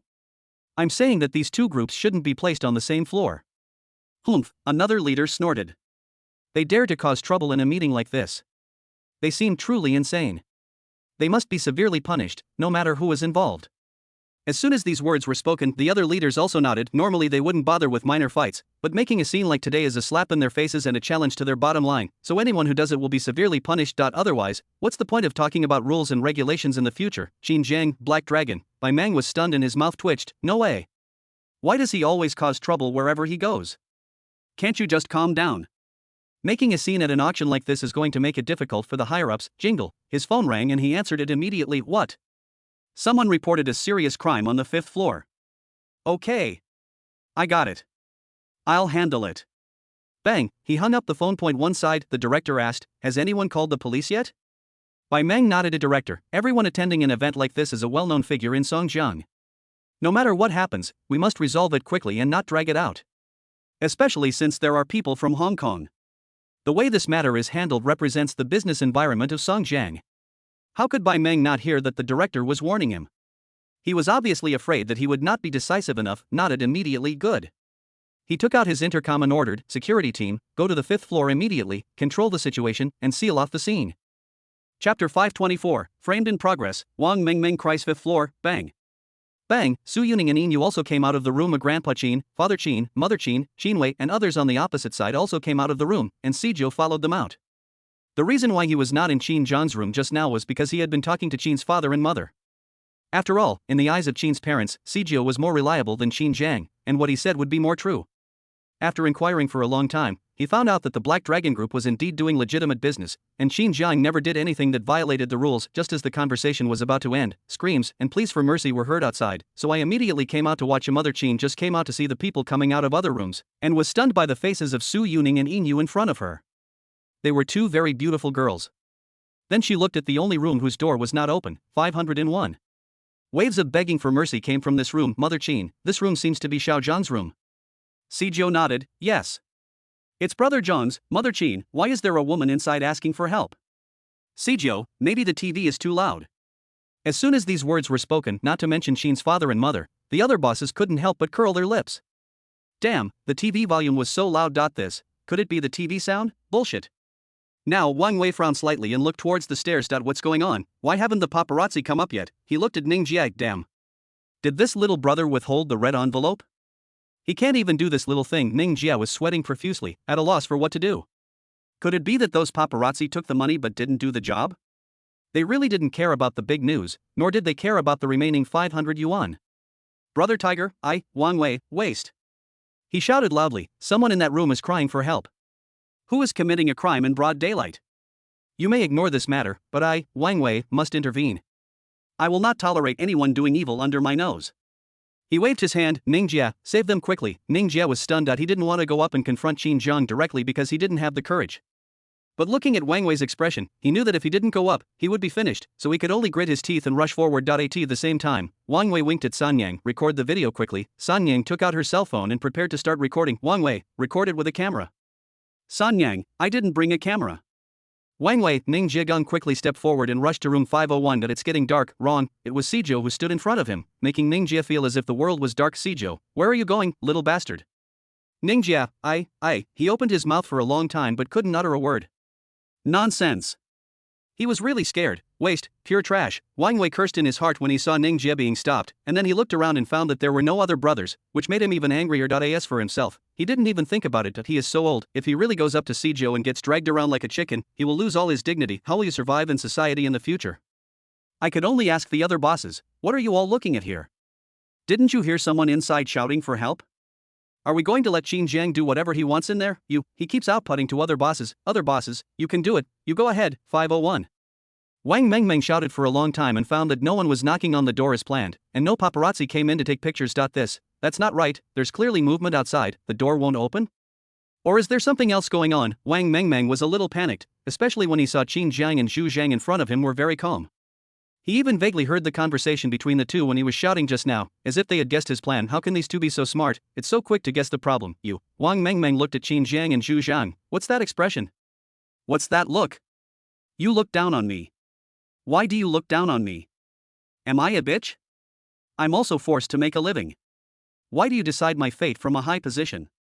Today, I will also decide yours. Fuck her. The more she spoke, the more excited she became, and without waiting to see what was happening outside, she rushed straight to the back door, bang, forced the door open from the inside and rushed out. This neither Qin Zhang nor Zhu Zhang stopped him. Outside, when the situation is at a stalemate, bang, the door of room 501 opened from the inside, and Wang Mengmeng staggered out with disheveled hair, disheveled clothes, and wearing erotic handcuffs. Wang Mengmeng was delighted to see all the bosses outside. The more people, the better. The more people there are, the bigger the noise will be, the bigger the commotion, the greater the impact on Qin Zhang. As for whether her reputation would be damaged in this storm, she wasn't afraid. In her eyes, being black and red was also red. She pretended to be exhausted and fell to the ground, screaming miserably, help, whoa. I don't want it. Whoa. Please spare me. I am just a weak woman. Wow, everyone was stunned when they saw Wang Mengmeng lying on the ground and screaming. Inu blurted out, Wang Mengmeng. Not only Inu, many bosses recognized Wang Mengmeng's identity. After all, she is a local female celebrity with some fame. Even if you don't know her, you can still tell her something if someone next to you tells her. Second-tier female star, with disheveled clothes and disheveled hair, he ran out of Qin Zhang's room shouting for help. Spare me. It's hard not to think too much. Trample. Boom. Boom. Boom, accompanied by the sound of footsteps and crutches, Grandpa Gu was seen coming down from upstairs with the support of Gu Chuan and Gu Xiaodong. They originally came down to reminisce with Grandpa Qin, but as soon as they reached the 5th floor, they saw Wang Mengmeng rushing out of Qin Zhang's room. Mr. Gu and Gu Chuan both frowned. Gu Xiaodong opened his mouth wide. No. He plays in this kind of occasion? And plays so intensely? Wang Wei growled. Record it quickly. Record it clearly. Under the watchful eyes of the crowd, Qin Zhang and Zhu Zhang also walked out of the room. They were not panicked or angry as the bosses had expected, but instead looked calm and indifferent. On the ground, Wang Mengmeng watched Qin Zhang and the other man come out and try their best to display their half-baked acting skills. Swish. Swish, she tried to crawl back and pretended to be scared. At the same time, he said in panic to Qin, Mr. Qin, please forgive me. I just came to discuss lifting the ban with you, but you, she shook the handcuffs in her hands, then he pointed at Zhu Zhang and said, and him, the two of you together. I am a human being, not a plaything. I also have dignity. Yes, I am just a small artist, but I would rather be banned than endure such a situation. Can't I just quit? Whoa, she was crying like crazy while she was talking, looking like she was venting her grievances and was so pitiful.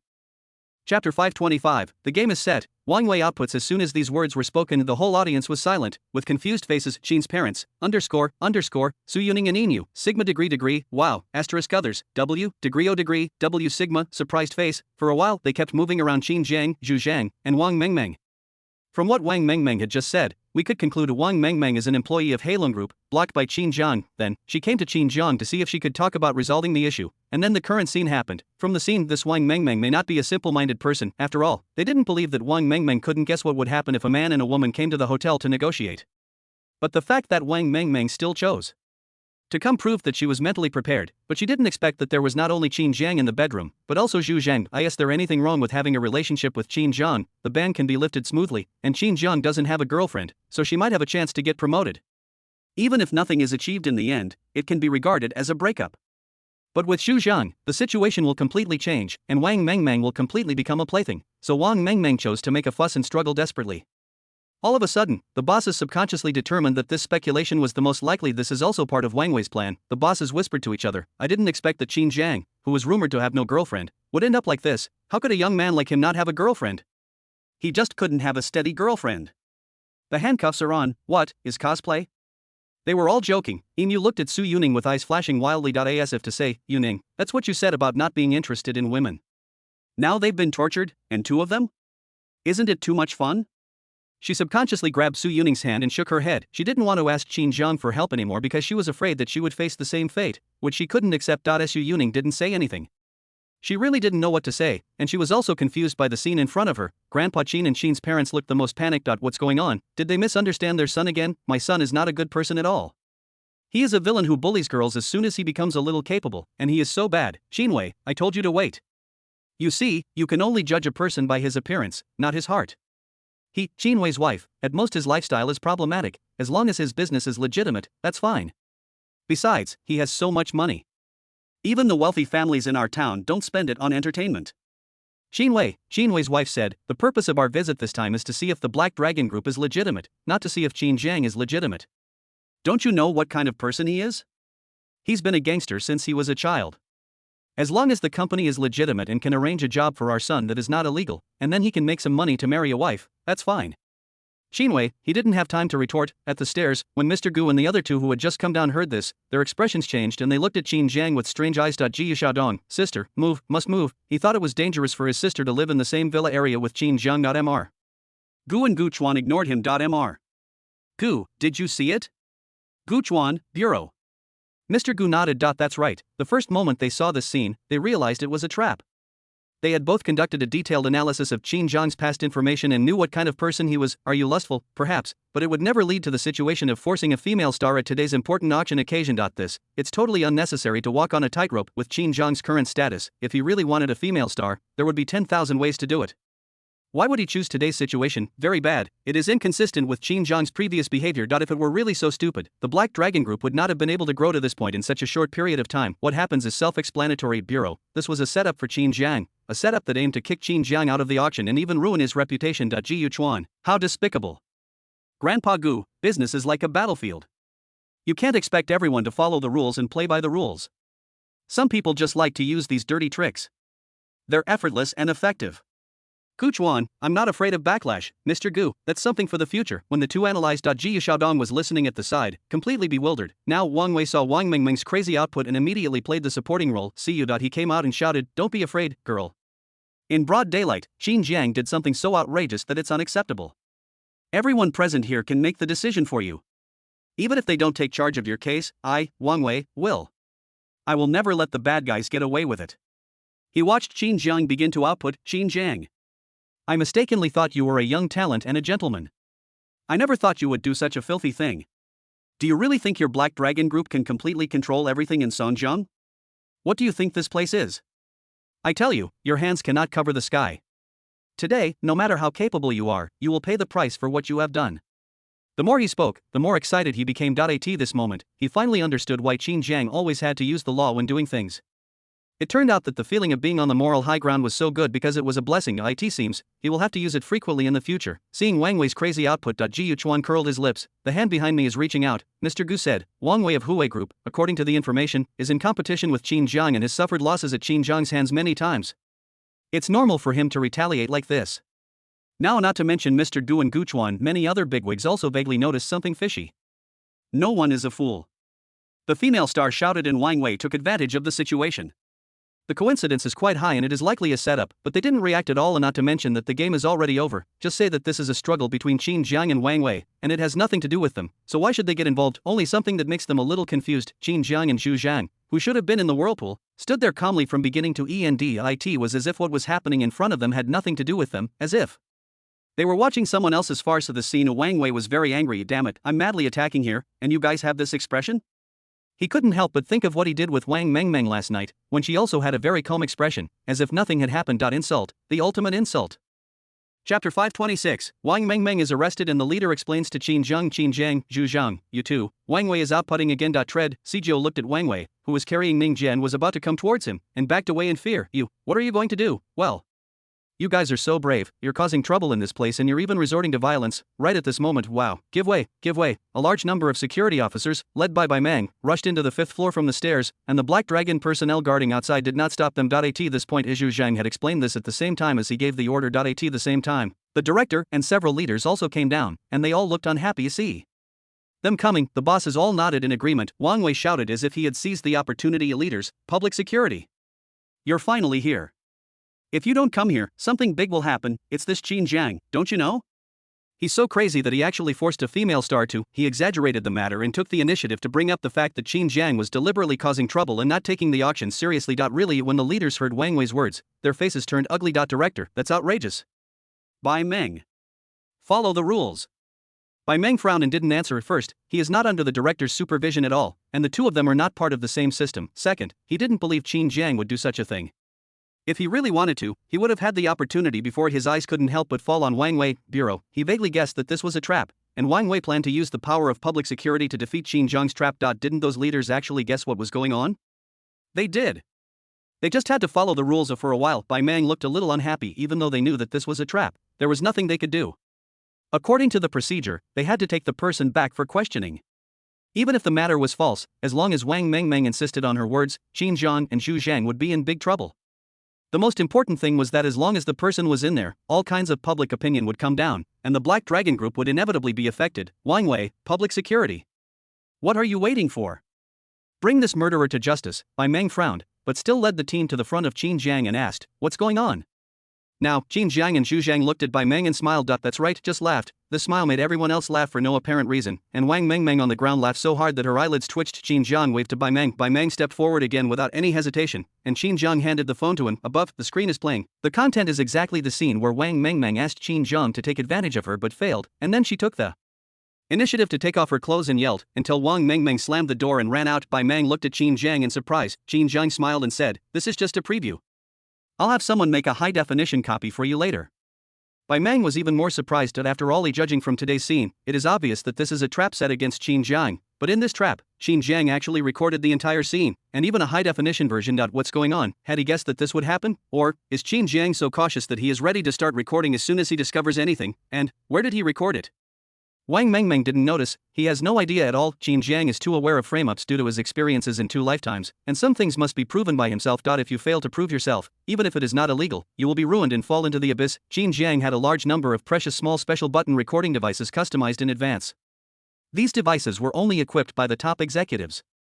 Therefore, the moment Wang Mengmeng entered the room, Qin Jiang had already pressed the buttons on his clothes to record, just in case. These recorded images will be copied to the mobile phone synchronously. At this time, seeing Bai Meng start to communicate with Qin Jiang, and Bai Meng's expression turned into surprise, Wang Wei had a bad feeling in his heart that he could not help shouting, Team White, what are you doing? How are you even talking to him? Arrest him. Arrest this criminal. Arrest someone, it's to arrest people. Bai Meng pointed at Wang Mengmeng on the ground. Take away. Wow, several police officers came forward and dragged Wang Mengmeng up. One of them was planning to handcuff her but suddenly found that she already had handcuffs on her hands. Oops, celebrities are just different. Are you so self-aware, Wang Mengmeng? What are you arresting me for? What are you doing? I'm the victim. If you want to catch them, just catch them. Let me go, Bai Meng, you are suspected of falsely accusing others and framing them. Come with us. At the same time, he looked at Qin Jiang and said, Mr. Qin, we promise to explain this matter to you and bring the bad guys to justice. After saying this, he waved his hand to take away, he led the team and turned to leave. Wang Mengmeng was dragged away, her face full of fear and panic. Don't arrest me. I'm a victim. I don't want to be arrested. Mr. Wang. Mr. Wang, please save me, Wang Mengmeng desperately asked Wang Wei for help. She is scared. This was completely different from what he expected. Don't talk about Wang Mengmeng, even if the bosses were incredulous, shouldn't Qin Jiang be taken away for investigation? Why did he arrest Wang Mengmeng just because Qin Jiang showed him his phone? And why did he have to give Qin Jiang an explanation? No matter how I look at it, something seems wrong inside, abuse of power and pervert the law, but it's too blatant. Wang Wei jumped out and said, Captain Bai, how can you arrest people randomly? Why don't you arrest Qin Jiang? He's the suspect. Why are you arresting the victim? Bai Meng's face was indifferent. Get out of the way. He naturally had no good face towards Wang Wei, who was obviously the one who set up the trap. Wang Wei, he suddenly remembered that Qin Jiang seemed to have a security backer. Could it be the person in front of him, last name Bai? That's right, he remembered something and looked at the leaders. Leaders, don't you guys care about this? They were so blatantly colluding. I just showed him my phone, and I seriously suspect it contained transfer records. Now, several leaders also looked at Bai Meng inquiringly. Before Bai Meng could say anything, Qin Jiang threw the phone to Zhang Qi, who rushed up and stood aside. Zhang Qi took the phone and walked in front of several leaders without hesitation and replayed the scene that Bai Meng had just seen. Not it's a silent version though, but the scene was clear enough to understand the whole story. Their gazes changed as they looked at Qin Jiang. He was clearly being set up, yet he remained so calm. He held a sharp weapon but didn't make a big fuss, clearly trying to save face for the auction. If Wang Mengmeng had gotten Qin Jiang's room card, it would have been a serious dereliction of duty on their part. Compared with Wang Wei, now to everyone's disbelief. See you, several leaders said to Qin Jiang. Don't blame me, Mr. Qin. We didn't conduct a thorough inspection this time. I promise to explain. This Wang Mengmeng is truly despicable and must be severely punished. I will submit a complaint to the Public Security Bureau. Chapter 527, Wang Wei's fallout and the leaders' explanation. For a while, the leaders began to criticize Wang Mengmeng and promised Qin Jiang that they would give him an explanation. As soon as these words were spoken, Wang Wei, Gu Xiaodong, other bosses, degree, Adi were speechless as they watched their leader looking at the arrested Wang Mengmeng and Qin Jiang, who was standing there calmly. What's going on? Even if this is a game, but judging from the situation at the scene, Wang Mengmeng was the victim, and the suspect Qin Jiang should be taken away. How could the situation change just by looking at my phone? What was on my phone? A transaction that couldn't be seen, but isn't this cover-up too obvious? Unless, there must be something special in that phone that caused several leaders to change their attitudes. For a while, everyone's heart was in turmoil. That's not right, Wang Wei exploded. That's not right. Why? Qin Jiang is clearly the suspect. Why don't you arrest the suspect, but instead arrest the informant? What's the point? You can't leave. You must give me an explanation today.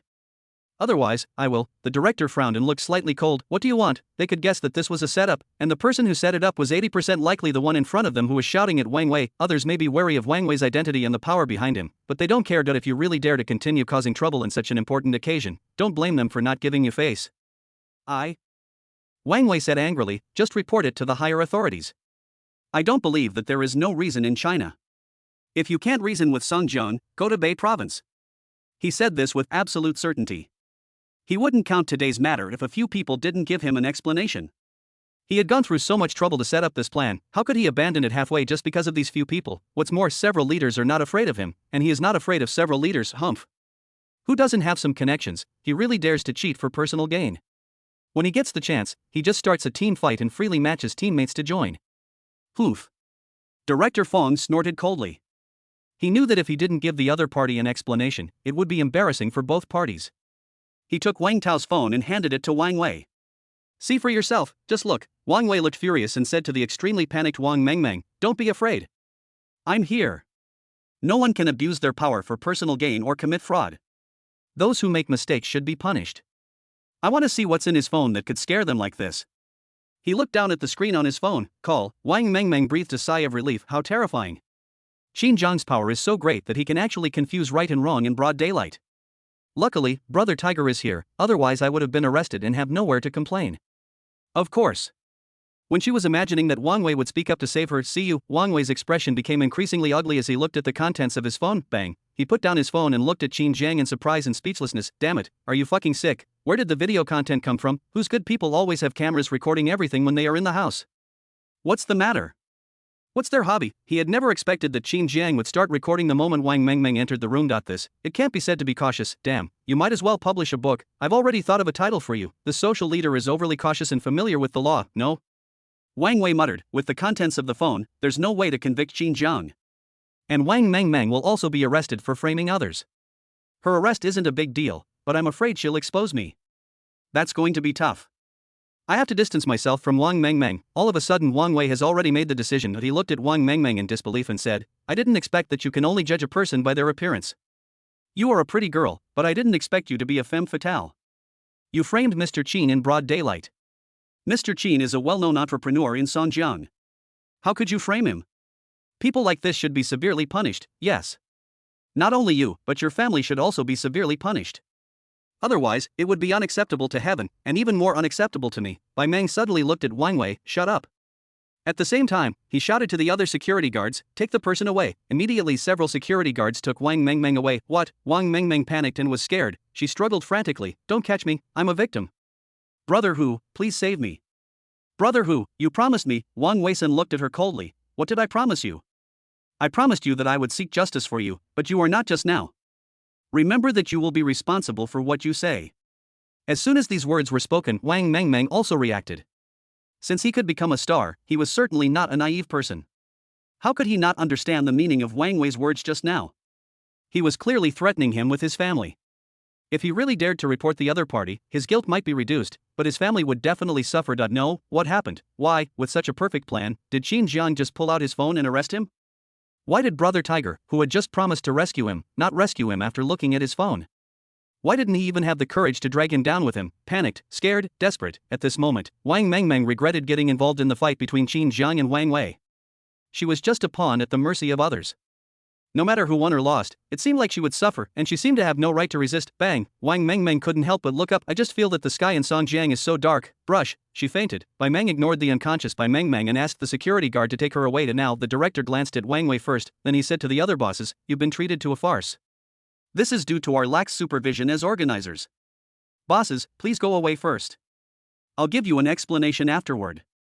After hearing this, the bosses had nothing else to say. They nodded to the leaders and returned to their respective rooms. Director Fong came up to Qin Jiang again and said, Boss Qin. This matter was indeed caused by our poor management, which allowed Wang Mengmeng to enter your room and harass you. We promised to resolve the matter as soon as possible.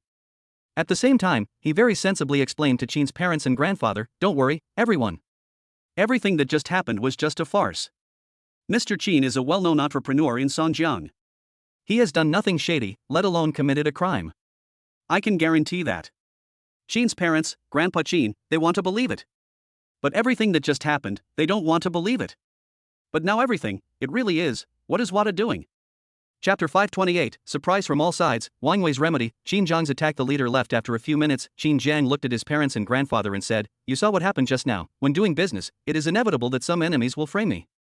A Tao. Send the video to them. He did not explain in detail why he had to waste time on it when it could be easily resolved. Sure enough, after watching the video, everyone in the Qin family understood the whole situation. Qin's father was furious. What a femme fatale. Qin's mother worried. The mall is too dangerous. Grandpa Qin, Xiao Jiang has a lot more potential and knows more than us. Let's not interfere in Xiao Zhang's affairs from now on. Let him make all the decisions on his own. Xiao Jiang is a child of the Qin family. It doesn't matter how outsiders misunderstand him. We, the family, must have confidence in him. He has always been loyal to his friends since he was a child. How can such a person be a bad person? Remember, he's not bad, it's society, it's people's hearts. Qin's father and mother nodded in agreement. Since they came to Songjiang this time, their son had been showing them the various businesses of the Black Dragon Group. His purpose was self-evident, which was to show them that Black Dragon was very formal. However, they still maintained a certain degree of suspicion. Is this normal, abnormal? What son could feel good seeing his parents doubt him so much, even if they were sons? That was a bit suspicious, but as parents we must support. Soon, the fifth floor fell silent, but secretly, the turmoil has not only not subsided but is continuing to ferment and spread. 10 minutes later, the security department sent out a copy of the high-definition video, and Director Fong asked someone to show it to some important bosses. Explain that your behavior just now is not a cover-up, but maintain justice, a boss said. I was wondering how such a corrupt and treacherous act could be done in such an environment. But isn't Qin Jiang being too cautious? He actually carries video equipment with him. A boss, you can even defend yourself against such a despicable trick? You're worthy of being a ruthless person who climbed up from the bottom. It seems I have to be more cautious with him in the future. I can't treat him like a young man in his early 20s. Wang Wei fell down and cursed madly in the room, outrageous. Wang Mengmeng is such a loser. Didn't he even notice Qin Zhang's video equipment? He let them record the entire scene. Why, are you worried that you don't have enough evidence to prove your guilt? Damn, and you, I told you to get paparazzi to come up and take pictures, but where are the paparazzi? They'll make you eat them. If paparazzi come up, they'll definitely muddy the waters. Even if he has evidence, they can still manipulate public opinion to make him look bad. Below, Ning Jie's body trembled slightly. Brother Tiger, don't blame me. Who could have imagined that the Black Dragon personnel would immediately block all exits, making it impossible for those paparazzi to get in? Wang Wei, fuck, what's wrong with your brain? You can react in such a short time. He's only in his early 20s. At this moment, Wang Wei felt like he was getting old. He shook his head and said, how could he accept his age? He ordered, send your men to find Wang Mengming's family and tell them to tell her not to talk nonsense to me in there, otherwise I will bring disaster to her whole family. Ning Jie, yes. He quickly turned around to carry out the order. Yin Yu and Su Yuning stared at each other. Given their status, they naturally did not receive the subsequent video explanation, so in their opinion, the incident just happened. Wang Mengmeng rushed out of Qin Zhang's room and begged for mercy. Then the police arrived and had a friendly conversation with Qin Zhang. Then the police arrested Wang Mengmeng, the victim. It's outrageous. It's outrageous. It's outrageous to the extreme. Yin Yu, Yuning, is he a little too awesome, right? She even stuttered a little when she spoke. Su Yuning, this is my first time experiencing this. Yin Yu, don't bother him with my affairs. I'm really afraid. Su Yuning, don't be afraid, he's not always like this. No, this is the first time he's like this. It's not right either. Yin Yu, I'm afraid. Su Yuning, don't be afraid. I'm here. Yin Yu, 6th floor. The Gu family is back. Originally, Mr. Gu wanted to reminisce about the past with Mr. Qin, but after something like this happened, he naturally had to wait a while. They are also watching the videos sent to them. Ji Xiaodong, fuck. Is Qin still a man? He didn't react even when this woman did this. She's in a room with a guy. Could it be? Bang! Gu Chuan gave him a big slap on the neck. Shut up. Gu Xiaodong, stop hitting me. If you hit me again, I'll be stupid. Mr. Gu, at such a young age, he's already so cautious. I doubt he was born in the wrong era. There weren't many people like him in our generation. He's truly a peculiar person. Gu Chuan, he is different from others. Mr. Gu, different? Gu Chuan, he's very special. He's extremely cautious, even a little too cautious. I always feel like he's afraid of something happening. Mr. Gu, I'm very curious about him. Gu Chuan, a little bit. Mr. Gu nodded with satisfaction. Office building, several leaders were sitting there with unhappy expressions on their faces. Although the recent disturbance has subsided, they still feel like they have been slapped in the face. Director, this Wang Wei. He dares to use such despicable means in such an occasion. Fortunately, Qin Jiang was cautious enough to record the video, otherwise there would definitely be a big commotion today. The other leaders also nodded in approval of Qin Zhang's caution. By Mang, his caution doesn't stop there. Director, what do you mean? By Mang, I just found out that at the same time as the incident on the 5th floor, all the paparazzi downstairs rushed upstairs with their cameras, but were temporarily blocked outside by the Black Dragon personnel. Several leaders were stunned with their intelligence. How could they not guess who hired the paparazzi, what they were going to do, and what would happen? If that happened, things would definitely cause a sensation. Unfortunately, Wang Wei's meticulous plan was completely ruined by Qin Zhang's perfect trick. A long time, I can't help but sigh. Young people nowadays are amazing. 501. Zhu Zheng, first the celebrities, then the paparazzi. Wang Wei is quite adept at using these despicable tactics. Zhao Shanhe was furious. Damn it. How dare you mess with Brother Jiang? Brother Jiang, just say one word and I'll bring my men to kill him. Qin Jiang glanced at him and said, how many times have I told you that Black Dragon is a legitimate company? Stop doing it halfway. Zhao Shanhe, yes, Qin Jiang ordered, contact Starlight Entertainment and have them retrieve Wang Mingming's home address. Immediately take your men to stake out her home. When Hu Wei's men arrive, rescue her and ensure her safety. Then have her parents contact Wang Mengmeng. By then, she'll know what to do. Chapter 529, Counterattack in Progress. Ning Jie beats paparazzi clear. Zhao Shanhe, I promise to protect her family well. No, I promise to protect them well. Qin Jiang curled his lips helplessly and was too lazy to correct it. Zhao Shanhe left in a hurry. Zhu Zhang, Brother Jiang, should we inform Bai Meng to resolve the case quickly? It would be best if Shanhe can get a result, otherwise we can handle it ourselves. He raised his hand and looked at the time on his watch. There are still 3 hours before the auction starts. As long as we operate properly in these 3 hours, then His words clearly meant that he intended to use this opportunity to drag Wang Wei into the water completely, and it would be best to drag Wang Wei away at the auction today. The method is even simpler. If Wang Wei doesn't send anyone, they will send someone on Wang Wei's behalf. Qin Jiang nodded and then shook his head. Things can be done, no need to put pressure on. Wang Wei will give it to you. With the experience of his previous life, Qin Jiang had a certain understanding of Wang Wei's methods.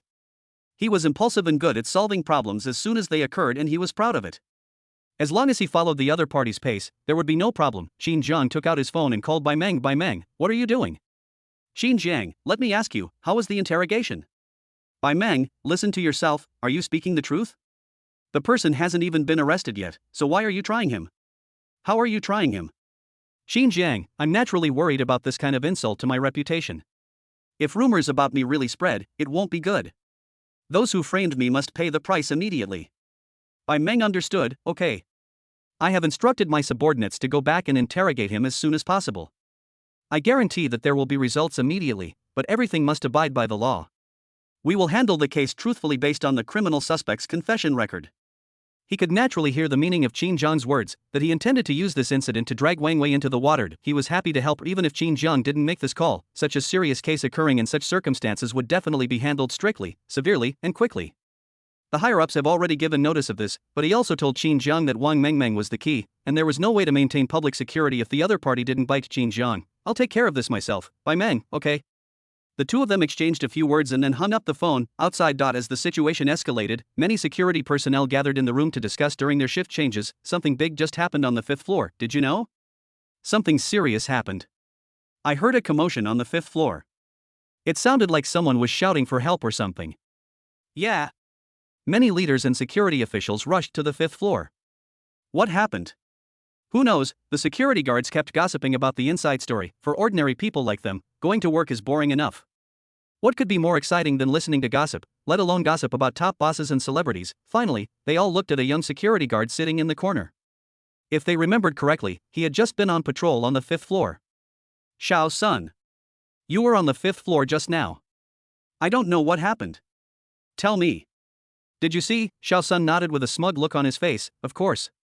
I happened to be at the 5th floor stairs at that time, and I saw it for real. All of a sudden, 7 or 8 security guards, including some other service personnel, came over and asked him to explain what was going on. Ahem. Xiao Sun was even more proud. Oh.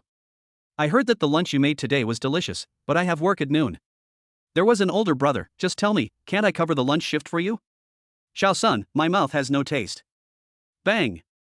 Another security guard immediately took out a cigarette, stuffed it into his mouth, and lit it. Hiss, hot. Xiao Sun took a deep breath before saying, speaking of this 5th floor, something truly significant just happened. If you ask others, they'd only have a vague idea, but if you ask me, I'll be honest. I was there on the 5th floor and witnessed the entire thing. Young security guard, don't waste time. I'm just riding on the water. Seeing the crowd's mockery, Xiao Sun didn't hesitate and immediately said, you two know each other, right? Young security guard, I know him. He's a local singer from Songjiang, and he's pretty good looking. What's up, Xiao Sun, what's going on? It was this Wang Mengmeng who was dressed so seductively just now? That guy, TSK, sneaked into Qin Jiang's room and begged Mr. Qin to give him a chance. Then Mr. Qin and Mr. Zhu wanted to come together and handcuff them. Wang Mengmeng disagreed and started making a scene.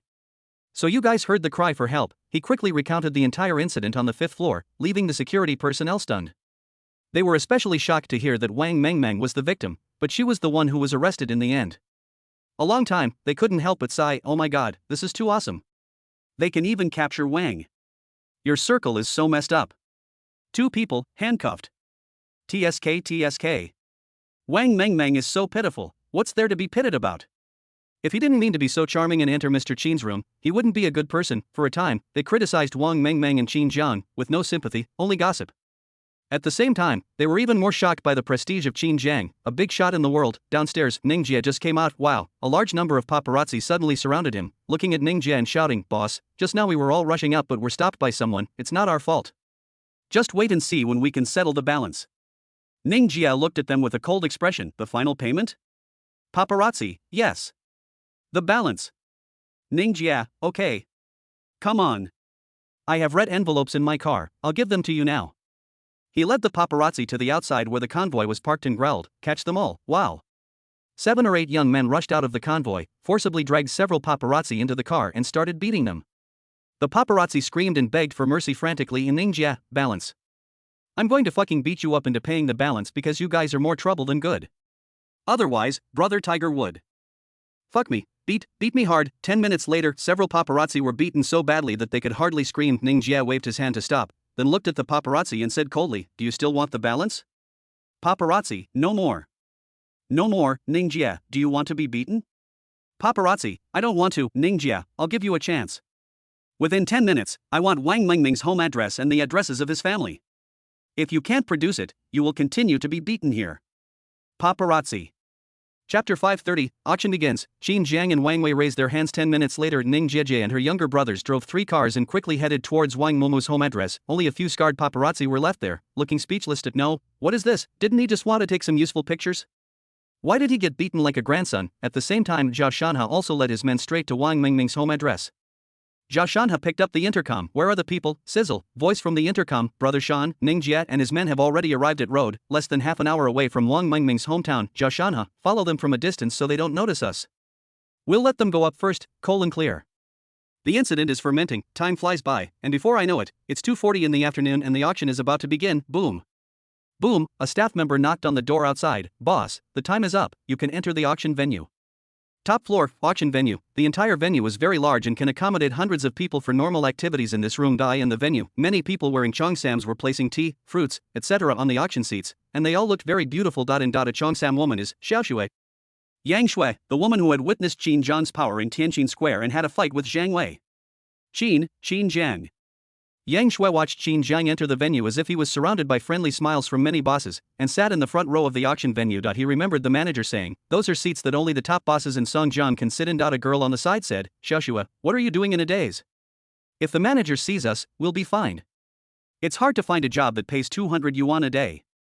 The corner of Yang Shui's mouth twitched. 200 a day, is that a lot? A lot of, at least in 2011, this kind of part-time job was absolutely rare. Only Yang Shui has this opportunity because she is good-looking and has a good figure, but even so she still gets harassed occasionally by the manager. But looking at Qin Jiang in front of her, she just wanted to say that 200 was nothing. He spent enough in an hour at the mall for her to spend 200 a day for a lifetime. Who could accept this extreme tension? It would have been fine if they had never had any connection, but she had to have one. This man was her roommate named Zhang Wei, and Zhang Wei was her bootlicker. A hint of determination flashed in her eyes. She walked to Qin Zhang's seat with charming steps, pretending to arrange the fruits and tea on the table, trying her best to show her figure and thighs in front of Qin Jiang, and facing Qin Jiang and Zhu Zhang. She was disappointed. Qin Jiang and Zhu Zhang just glanced at her indifferently, as if she was just a tool in their eyes. This, Yang Shui's face was grim. It was obvious that neither of them had any impression of her, let alone any interest in her. She didn't continue fiddling with them. Instead, she smiled calmly at Qin Jiang and Zhu Zhang and said, "Gentlemen, please feel free to call me if you need anything." She left without any regrets. Her arrogance did not mean she was stupid. Continuing to try to please someone who was being ignored would only bring shame upon herself. It would be better to leave a good impression. She returned to one side and stood with other service staff. Unlike other service staff who only wanted to finish the event and leave work early, she kept looking at the bosses in front of her. To be precise, it's the bosses' wives. Everyone is wearing jewelry and enjoying the service there. This is the upper-class society, and she, Yang Shui, also wants to live such a life. How to live? Work to earn a living. It is impossible for me to work, not in this life, so I can only rely on rich men. But how could it be so easy to get along with a rich man? She just had a good figure and an average appearance. She was attractive to ordinary people, but nothing to the big boss. Can find potential stocks, or find a ladder. 2 words unconsciously emerged in Yang Shui's mind. Zhang Wei. Time passes. Soon. 3 o'clock. Ahem. Director Fong took the microphone and said loudly, "Welcome everyone to the Songjiang land auction. This auction is for Songjiang's future development and planning." Described some scenes in a long speech. Of the bosses below were listening with gusto, almost falling asleep. They didn't care what Director Fong said, each of them was preoccupied with their own thoughts. Ahead, old Master Gu was already whispering to Grandpa Qin Jiang. Opposite, Wang Wei looked at Qin Jiang with a cold gaze. Qin Jiang didn't even look at Wang Wei with great contempt. Uncle Long looked at Qin Jiang and Wang Weilu with envy. Finally, after Director Fong finished speaking, he said loudly, "Now, I declare, the land auction officially begins. This time, the first land to be auctioned is R&F Development Zone, Plot Number 3, Plot Number 4, Plot Number 6. Following his speech, a city map and several pieces of land circled in red appeared on the big screen. The atmosphere on the scene is very exciting. R&F, Songjiang's promising development zone, has been eyed by many big bosses. In their view, this will become Songjiang's future wealthy area, and buying it to build a high-quality community will definitely make a profit. Director Fong, for Lot 3, the starting price is 60 million, and each increment must not be less than 1 million. As soon as the words fell below, there was a burst of signs raised. 65 million. 70 million. Soon, the price soared to 150 million. Next, the second plot of land, the third plot, the transaction price of each piece of land exceeded 100 million yuan, and the service staff were stunned by this auction of hundreds of millions of yuan. Qin Jiang did not participate from beginning to end. The scene also made many bosses breathe a sigh of relief. Just when they thought they had lost Songjiang's local dragon, Mr. Gu started raising his hand. 200 million. He directly raised the auction price of a piece of land by tens of millions, making other bosses look embarrassed. They wanted to compete with Mr. Gu, the outsider dragon, but the land price was beyond their psychological range. After that, Mr. Gu bought 3 pieces of land in a row before stopping, which made several local bosses curse and complain. These lands were originally in their pockets but were snatched away by Mr. Gu. But what can you do? Auctions are won and lost by money, and no one has deep pockets. Humph, one boss cursed, this outsider has no idea about the market in Songjiang. How can he build a residential complex at this price? Villas? Western-style houses? What? He's still expecting to sell them for 7,000 or 8,000 yuan per square meter after he finishes building them? For a clock, after a piece of land was auctioned in full swing, Director Feng said, the land to be auctioned next is very interesting. It's located close to Songjiang River and is divided into 5 sections. The starting price for each section is 20 million yuan, and each increment must not be less than 1 million yuan. We're auctioning the first section now. The bosses looked at the red circle on the big screen with little interest. This piece of land, it has long been confirmed that it is not possible to build high-rise buildings due to land problems. Only 4 or 5-story buildings can be built and the location is not advantageous, otherwise the starting price would not be so low.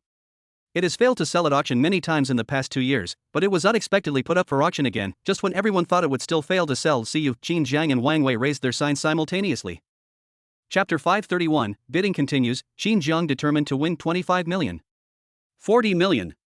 What? The bosses looked at Qin Jiang and Wang Wei.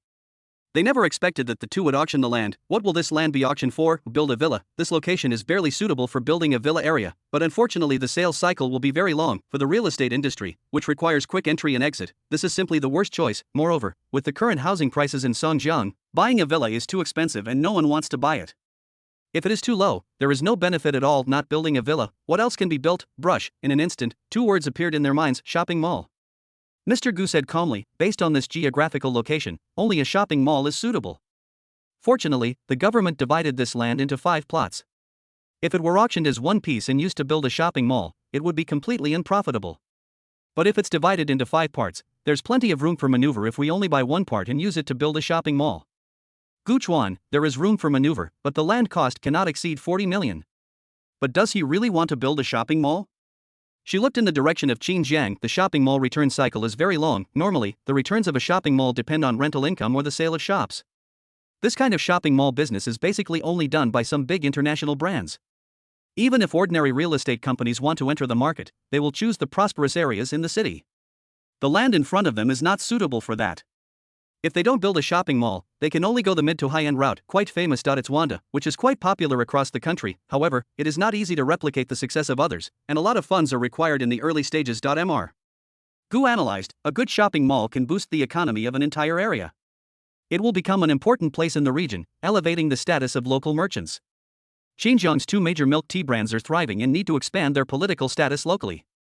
Gu Chuan nodded, maybe, but she always felt that Qin Jiang was doing more than just building a shopping mall. At this moment, all the bosses agreed that Qin Jiang and Wang Wei would auction the land to build a shopping mall. Certainly, they were half right. Wang Wei's purpose in auctioning the land was indeed to build a shopping mall.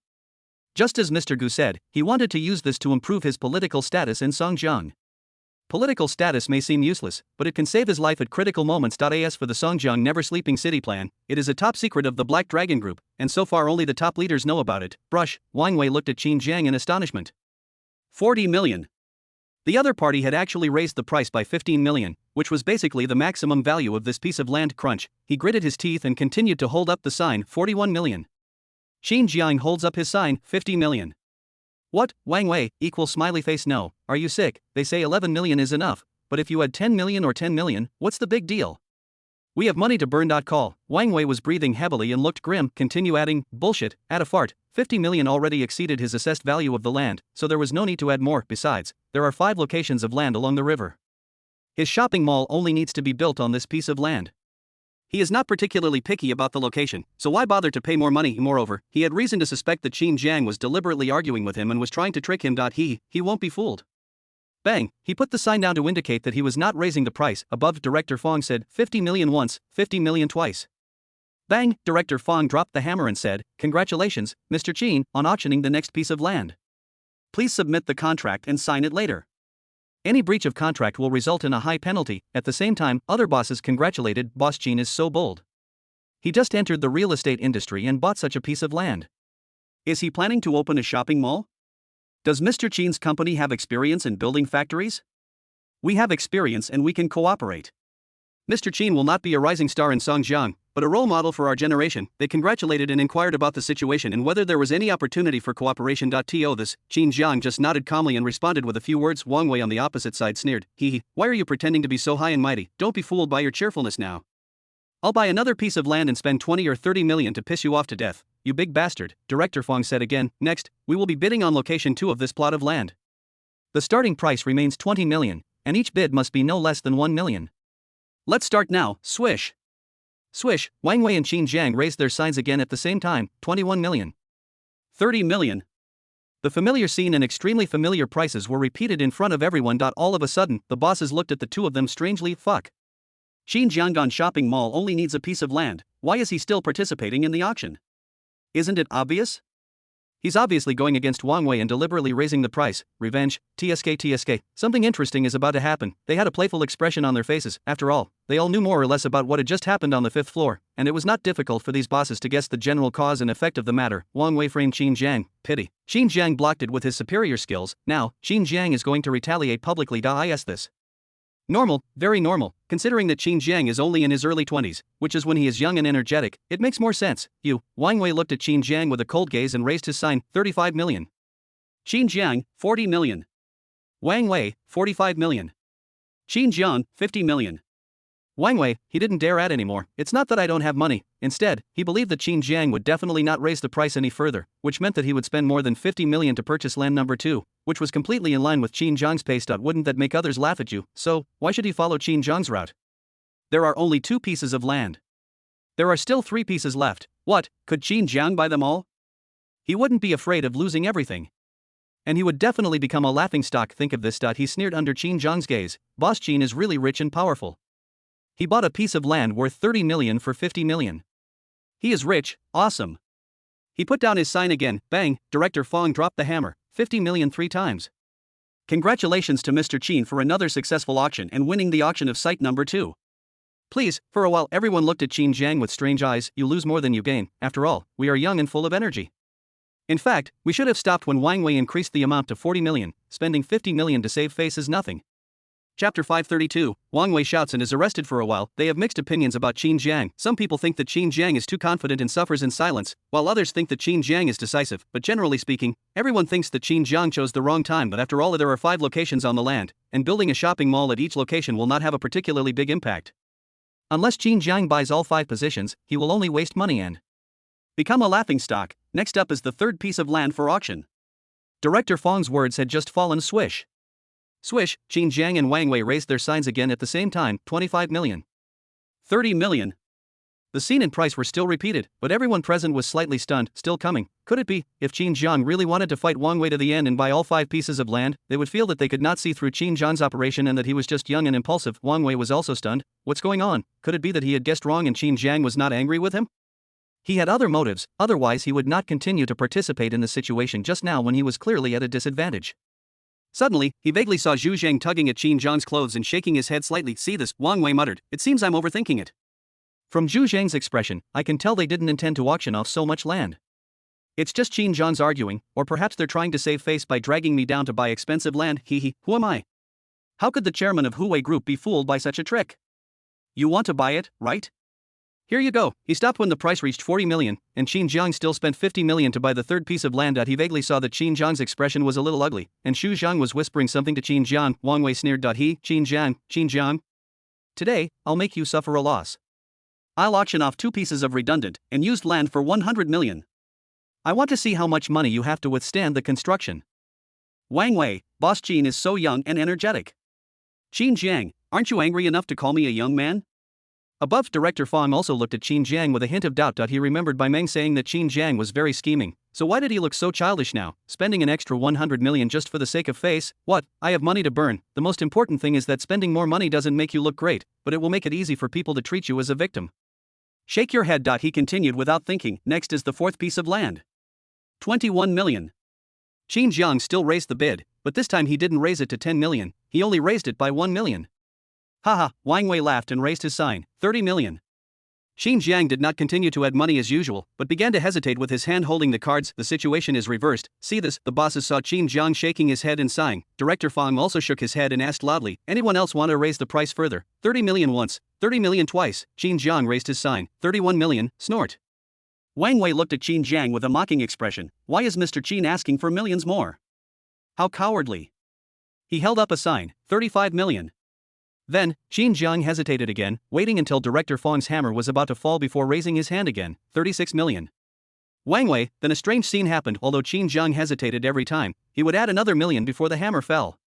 In the later stages, Wang Wei was afraid to increase the price significantly and could only add 1 million each time. 40 million, 45 million, soon. It will be increased to 50 million again. For a while, the bosses looked thoughtfully. Something's wrong. Does Qin Jiang want to buy this land, or not? Oh my god. I understand. He must be thinking that if all this money is spent on buying this piece of land, there will only be one piece of land left. Then Wang Wei will buy it at any price. That makes sense, Mr. Gu, what do you think? Gu Chuan, it seems a bit reckless, but I know him well and there must be a reason. Mr. Gu, let's wait and see. Wang Wei looked at Qin Jiang as if he wanted to eat him. Qin Jiang, what are you going to do? He also thought that Qin Jiang was going to buy this piece of land and then force himself to buy the fifth piece of land at an outrageous price. It's totally harmful to others and not beneficial to yourself. Qin Jiang ignored the other party. The anxious look on Zhu Zhang's face faded away. He looked down at his phone and said to Qin Jiang, Brother Jiang, we're here, let me explain this in two ways. While Qin Jiang was participating in the auction, the other side, Wang Mengming's parents' home, Ning Jie led his men in and rushed in, looking at Wang Mengming's parents and said, listen up. Two old guys, we are from Huawei Group. We will contact your daughter immediately and tell her to stay quiet in there, otherwise, He asked someone to take pictures of Wang Mengming's parents and planned to use them to intimidate Wang Mengming later. Just as they finished taking the photos, Wang Mengming's parents were scared to death. Bang, the door was kicked open again, and Zhao Shanhe led his men in and shouted, control them all. Ningjia, you guys, Zhao Shanhe, what do you mean by you or ours? You're breaking into a private residence in broad daylight and threatening the parents of our employees. You're really twisted, Ningjia. The battle was quicked out a few minutes. Ningjia and others were controlled by Zhao Shanhe and others. Another 2 minutes. Wang Hu led the team here. Wang Hu, what's going on? Zhao Shanhe, this group broke into the home of our employee Wang Mengming and threatened her to change her testimony.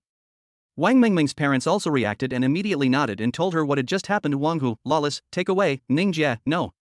Why am I so unlucky? Not long after he came out, he had to go back in.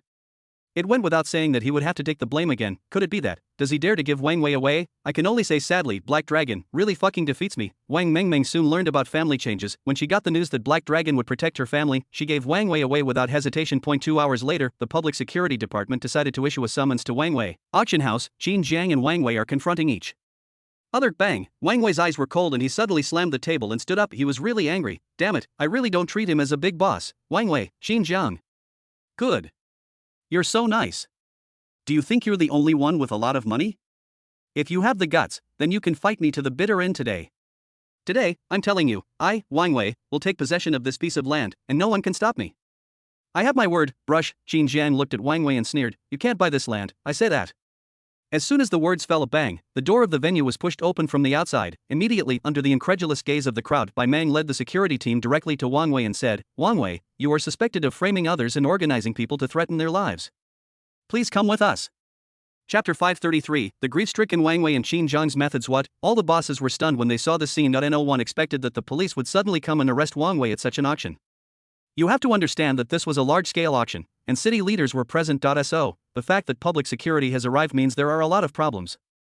I can't say there is 100% solid evidence, but it is definitely enough for detention. Why so sudden? And at this point, I feel like something's not right. Could it be because of what happened on the 5th floor? But the reaction speed is too fast. It shouldn't be like this unless there is some external pressure. Many bosses look towards Qin Jiang's position. Anyone could guess what happened on the 5th floor today. It must be Wang Wei framing Qin Jiang. Just now, the two of them were fighting with each other at the auction, and neither of them was willing to give in. And now, the police suddenly arrived to arrest Wang Wei. Who would believe it if it said there was no Qin Jiang involved? It seems. A boss murmured, it's Qin Jiang's revenge. He's so swift and decisive, and he's even able to get the police to arrest Wang Wei. Qin Jiang's background is unpredictable. At the same time, Wang Wei's face turned grim when he saw the police were about to arrest him. His mind was racing. Is she suspected of framing others? Wang Mengmeng has obviously given herself away, but how dare she? I clearly asked Ning Jie to go, unless, all of a sudden Wang Wei guessed a possibility. Ning Jie failed and was even controlled. He is not stupid either. If this situation were to happen, it would definitely not be the initiative of the public security. After all, the public security at the time had no evidence to prove that it was him, and Wang Mengmeng would not give herself up at the first time. There is only one possibility. Qin Jiang, brush. He looked at Qin Jiang with a cold gaze. Qin Jiang, it's you, okay. You are so cruel, you. He wanted to say that Qin Jiang was a despicable person for using the power of public security, but suddenly he remembered that he had just done a despicable thing to frame the other party, and Qin Jiang was just returning the favor. For a while that he didn't know what words to use to scold Qin Jiang. To this, Qin Jiang looked at Wang Wei indifferently, pointed outside, drew a circle and opened his mouth. Brother, get out. Wang Wei, he was so angry at Qin Jiang's indifferent tone and the words telling him to get out that he was about to rush up and hit him. Bai Meng said from the side, Wang Wei, what are you going to do? Now I want you to go back and assist me in the investigation. If you do anything extreme, don't blame us for handcuffing you. Wang Wei, he just scolded me? Didn't you hear it? Bai Meng, swearing isn't a criminal offense and isn't under our jurisdiction. It's just defamation. If you're still dissatisfied, you can sue him in court later. Wang Wei, you guys colluded with each other, you teamed up to mess with me. Bai Meng, please be careful with your words, otherwise we will define you as slander.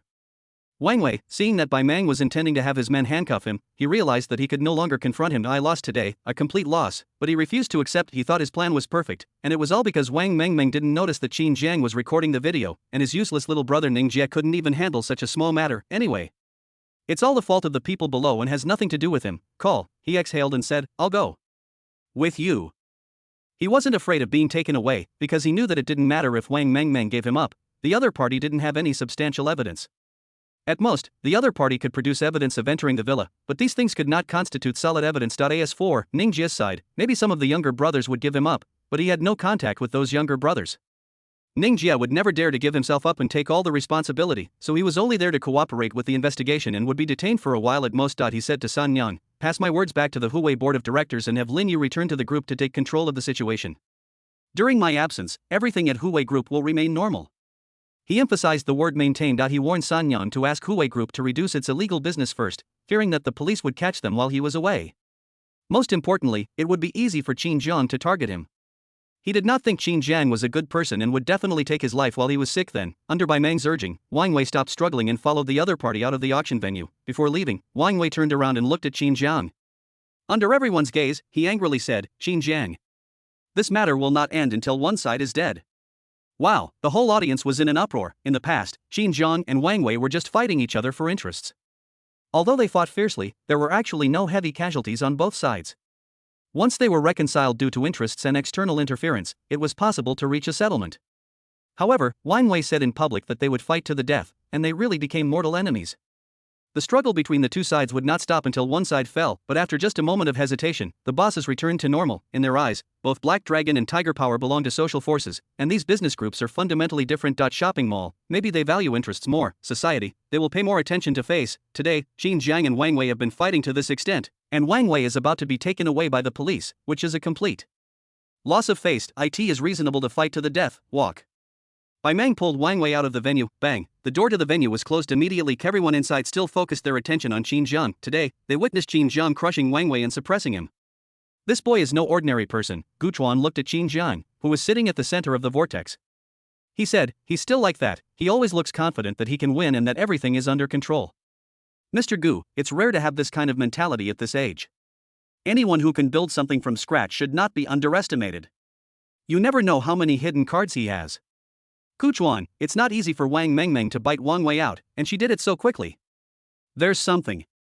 Mr. Gu, we should find Wang Mengmeng's weakness, or eliminate it. Gu Chuan nodded. Although they couldn't guess the whole story accurately with their intelligence, they could at least guess most of it. This was enough to make them pay more attention to Qin Jiang's methods. At the same time. Mr. Gu looked at Qin Jiang with increasing satisfaction. As for the service staff, they had no idea about the previous struggles between Qin Jiang and Wang Wei. In their opinion, it was just Wang Wei and Qin Jiang constantly shouting at each other, and then Wang Weizhou was taken away by the police. Taken away. This is too outrageous and dark. This moment, they looked at Qin Jiang with eyes full of fear. Chapter 534, all 5 plots of land purchased, auction concluded. Rumors arose and Song Jiang above Director Fong looked indifferent as he watched Wang Wei being taken away by the police. The other party dared to frame Qin Jiang on such an important occasion today, which was completely a slap in their faces, must be severely punished, strictly enforce and deal with it. It is precisely because of these leaders' attitude that Bai Meng would not have dared to go to Wang Wei's house and take him away without solid evidence, just to let him know the consequences. Ahem, Director Fong said loudly. Everyone, a small incident just happened. The auction will continue now. Given the problems that occurred in the previous auction, this fourth plot of land will be auctioned again. He chose to rebid the fourth plot of land. It stands to reason that Qin Jiang had just offered the highest price for the fourth piece of land, but Wang Wei was taken away without raising the price. In this way, Qin Jiang's auction would be successful, but Qin Jiang would suffer a loss. Director Fong decided to give Qin Jiang face. The other party had already provided great help to public security. This piece of land was originally put up for auction at the request of public security. It was normal to give Qin Jiang face. What's more, the first three pieces of land had been sold for far more than the value of this land. Fong would not have any objection to him doing this move. It also made the bosses pay more attention to Qin Jiang. After all, the auction leader turned a blind eye to Wang Wei taking him away and gave Qin Jiang the green light. Bang, Director Fong said loudly. The starting price is 20 million. Brush, Qin Jiang holds up his sign, 20 million. Director Fong was stunned, the other bosses were stunned. What does it mean? Wang Wei had already been taken away, so there was no point in continuing the land auction. Why was Qin Jiang still holding up his bid? Unless, Qin Jiang originally planned to auction this land. But why would he need so much land? One piece of land would be enough for a shopping mall. How many shopping malls would he build on so much land? It didn't make sense. They couldn't figure it out, and they didn't believe it. After Qin Jiang bought the fifth piece of land for 20 million, the bosses could only believe it. Even the dumbest ones could see that Qin Jiang really wanted to buy the 5 pieces of land and not just out of personal pride. Old Master Gu, is this guy so blind? No wonder he only increased the price by 1 million each time during the auction just now. Now it seems that he is clearly stalling for time to wait for the police to arrive. Taking Wang Wei away is secondary. His real goal is to buy all 5 plots of land. What is he going to do? Mr. Gu fell into deep thought. Ji Yuchuan also frowned, but no matter who looked at Qin Jiang, their eyes became more cautious and fearful. Other side, the real purpose is to auction off 5 pieces of land. To this end, the price was raised to the limit in the beginning to make Wang Wei give up, and then time was delayed to allow Wang Wei to be arrested, directly dealing with the biggest threat of land seizure.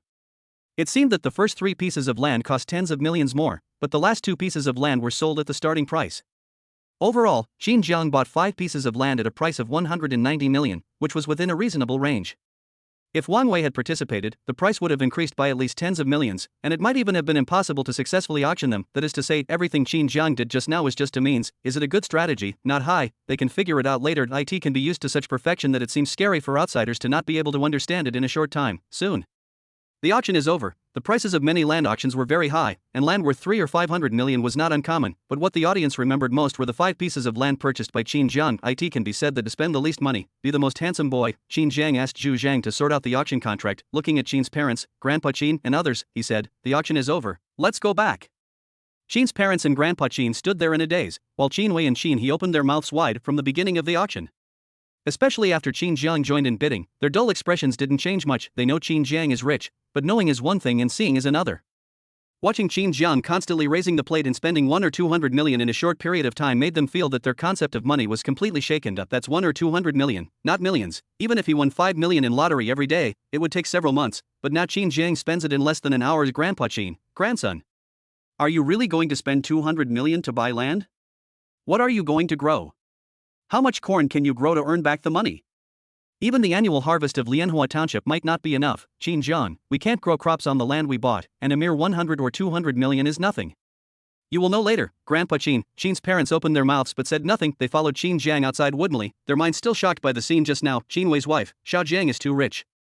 Let him find a job for his son. Any money he makes will be enough for his son to live for the rest of his life. Qin Wei, I have my own considerations. Uncle Long, let's go. Zai, I'll go get the car ready. Before he left, he looked in the direction Qin Jiang left. He is my target. Uncle Long. He's already old, and he doesn't want to get involved in society? Ha ha. Qin Jiang is doing well, he can get whatever he wants. He can even easily get a female celebrity. This is the life I want, not to be like a dog and have to obey people's orders. Quite a while, the bosses left one after another. Some of the bosses were quite excited because they bought the land they wanted, while some bosses were quite angry because they obviously didn't buy it. The one who snatched the most land from them was the Gu group. Wow. As the boss left, many of the service staff inside started whispering to each other. Wow. Rich people are just different, aren't they? They spend tens of millions like they spend a few dollars. Not so good. I have to think for a long time to spend 20 yuan on a braised chicken, but they spend 200 million yuan in just bid. 200 million yuan, I can't earn that in my lifetime. That Qin Jiang is so domineering, sitting there with an air of authority. He's so young. My boyfriend looks older than him, but he has to think for a long time before spending 50. For a moment, I couldn't help but sigh that life is different. Yang Shue's face was the most expressive in the crowd. Previously, she had only slightly changed her expression, but after Qin Jiang's casual spending of 200 million, she no longer hesitated. She pulled out her phone, picked up the call, and sent a message to Zhang Wei, "Are you free tonight?" As the auction ended, information about the Marriott Hotel auction also spread. Compared with the land auction information, the gossip about the fifth floor and the auction competition were spread more quickly. After all, a female star, young entrepreneurs, chairman of the group Marriott Hotel, it's a hot topic just by listening to it. The version is constantly changing due to word of mouth. Major incident. Qin Jiang had sex with a female celebrity in a hotel. Because he was too playful, the female celebrity disagreed and was arrested. It was the female celebrity who was arrested. Major incident. Wang Wei, chairman of the Huawei Group, was arrested on the spot for repeatedly arguing with Qin Jiang about land. Major event. Qin Jiang spent billions to buy a large piece of land in Songjiang, intending to build Songjiang's first shopping mall. Big guys, please support me with gifts. I have never stopped updating for a million words. Please give the author some delicious food. Chapter 535, the phone rings, Yan Hua talks nonsense, and Zhang Wei falls. All of a sudden, various messy versions of the legend continued to circulate in Songjiang, and became more and more bizarre. Even if the public security has issued a notice on this matter, but it is of no avail. What can I say? People only believe in what they judge. It doesn't matter whether it is right or wrong. They believe more in their own guesses. Dormitory 401, bang, Yan Hua pushed open the door and saw Luo Ping sorting books. He couldn't help but ask, "What are you doing?" "Luo Ping, there's a charity event being organized outside of school this afternoon, and I plan to participate." Yan Hua nodded, "Then go quickly." He knew clearly that Luo Ping was very passionate about this kind of thing and it would be helpful for his future career. Luo Ping asked, "Haven't seen Brother Jiang for a few days?" He called Qin Jiang Brother Jiang with all his heart. He was not a pedantic person. Moreover, during this period of time, he had come into contact with Qin Jiang and found that he was not as cruel and ruthless as the legend said. Instead, he was very disciplined and friendly. Saving the cafeteria impressed Luo Ping even more, and the fact that the charity project he was about to participate in was part of the Black Dragon Group further impressed him. Black Dragon's charity department. Black Dragon was recently established under Qin Jiang's orders and Zhu Zheng's execution, with the goal of participating in charity projects. Qin Jiang did this to remind himself that he was different from his previous life, and Zhu Zheng did this to help build a golden body for Qin Jiang. Yan Hua, aren't Jiang's parents here? He's been accompanying them all this time and hasn't been to school. Luo Ping nodded. They both knew that Qin Jiang would spend less and less time at school and would not pay much attention to him. Each of them had his or her own life trajectory, and Qin Jiang had already helped a lot and could not ask for more. Luo Ping pushed the door open and went out. Yan Hua looked at Zhang Wei. "I saw the other person sitting at the desk, holding his mobile phone, at a loss, with a look of confusion, suspicion, expectation, and loneliness on his face. Yan Hua, what's wrong? Who cooked it?" "Ah." Zhang Wei seemed to be startled. He looked back and saw Yan Hua, then he breathed a sigh of relief and said anxiously, "Brother Hua, you are finally back. Where have you been these 2 days?" "I was so worried." "Yan Hua, go home, what's wrong with you?" "Zhang Wei, Xiao Xue has been ignoring me since yesterday." "Do you think something happened to her?" "Yan Hua, isn't it normal for her to ignore you?" "Zhang Wei, that's not normal. She was very proactive the other day and even went out to play with me, on an outing. I even took a picture of her." Yan Hua, and then? He could probably guess that Yang Shui must have looked at Zhang differently because of how powerful he was when she saw him in the mall last time, and knowing that Zhang Wei was Zhang's roommate, she even tolerated Zhang Wei's low emotional intelligence. But looking at his current situation, Yang Shui either didn't know that Zhang Wei and Qin Jiang were just roommates, or Zhang Wei's performance was really too bad. Or both reasons. Zhang Wei, then she ignored me. Yan Hua, then ignore her too. He didn't want Zhang Wei to have too much involvement with Yang Shui. Zhang Wei couldn't handle a woman like Yang Shui. Pity. Unable to bear Zhang Wei's pleading, Yan Hua said helplessly, "Tell me why?" "Zhang Wei, we were good friends and took a lot of photos. Then she said the photos weren't good enough, so I sent them to those people in a group as you said, and they said they could find someone to review them for her." Yan Hua, isn't this pretty cool? Zhang Wei, but after I reviewed the pictures and sent them to her, she stopped replying. Yan Hua, how did you criticize it? Zhang Wei showed his phone to Yan Hua. I specially found a photo editor. He edited it very well and added subtitles to the photos. It has a very cinematic and sophisticated feel. Yan Hua was stunned when he looked at the photo, the editing is very good and very delicate. Yang Shui's various shortcomings have been corrected a lot. It seems that he is indeed a master of editing. Yes, the problem lies in the subtitles. See you. Beneath the photo it was written, this video is sponsored by www.u*********************************************************************************************************************************************************************************************************************************************************This, quite a movie indeed, but whether it is regular or not is debatable. Yanhua, where did you find this expert in image editing? Zhang Wei, online. Yanhua, did you two meet through formal channels? Zhang Wei, what's wrong? Yanhua, what's the matter? Don't you see what this picture looks like? Zhang Wei, like what? He took the photo and looked at it carefully.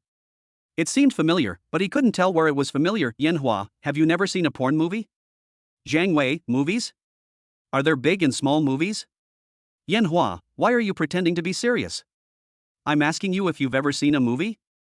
Zhang Wei, I've seen it, how do you know? Well, I've only secretly watched it once or twice in the past. Yanhua, don't you find this picture familiar? Zhang Wei looked at the picture again, and this time he finally realized something was wrong. It was not that he was pretending to be innocent, he really didn't think about it that way.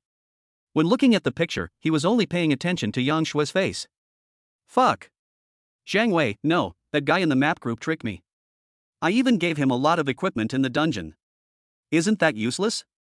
Yang Shui wouldn't mistake me for that kind of person, would she? Yanhua, what kind of person? Zhang Wei, the kind of person who loves to watch? Yanhua, what's wrong with her looking at it? Although it's indeed excessive for you to post this kind of picture, since she didn't reply to me, doesn't that prove that she has seen it too? Zhang Wei, girls watch it too? Yanhua, this thing doesn't distinguish between men and women. That's not what I want to tell you. Yang Shui isn't the right woman for you. Your family is ordinary, and she's a materialistic person. Don't rush to deny it. Can't you tell from her daily life that she really loves money? She loves refinement and shopping. Let's not talk about her as a person, just talk about her lifestyle. Can you bear it? Can you afford to spend it on him? Zhang Wei, I can't afford it. Zhang Wei lowered his head.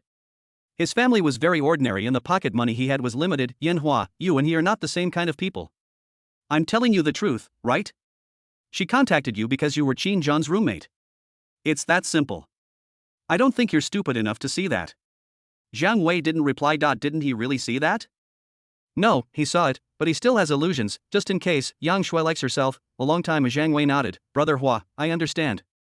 Seeing that he understood what he meant, Yanhua stopped wasting time and turned to leave the dormitory to do his own thing. I in the dormitory. Zhang Wei murmured even more dejectedly, it seems I'm overthinking it. How could Yang Shui like me? Right at this moment. Bite, his cell phone rang, and Yang Shui sent him a WeChat message asking for a meeting. Zhang Wei's expression instantly turned into excitement. Immediate reply, right there. It can be said that once the phone rings, everything is in vain. Once the transfer stops, love returns to zero. Chapter 536, City That Never Sleeps. Startup. Yize wants to build an ice and snow entertainment venue. Tiger Power Group. What? Bang. Wang Xian suddenly stood up from his office and angrily said, my father was arrested by the police for fighting with Qin Jiang? Younger brother, yes. I just received news that the entire top management of Huawei Group is in chaos.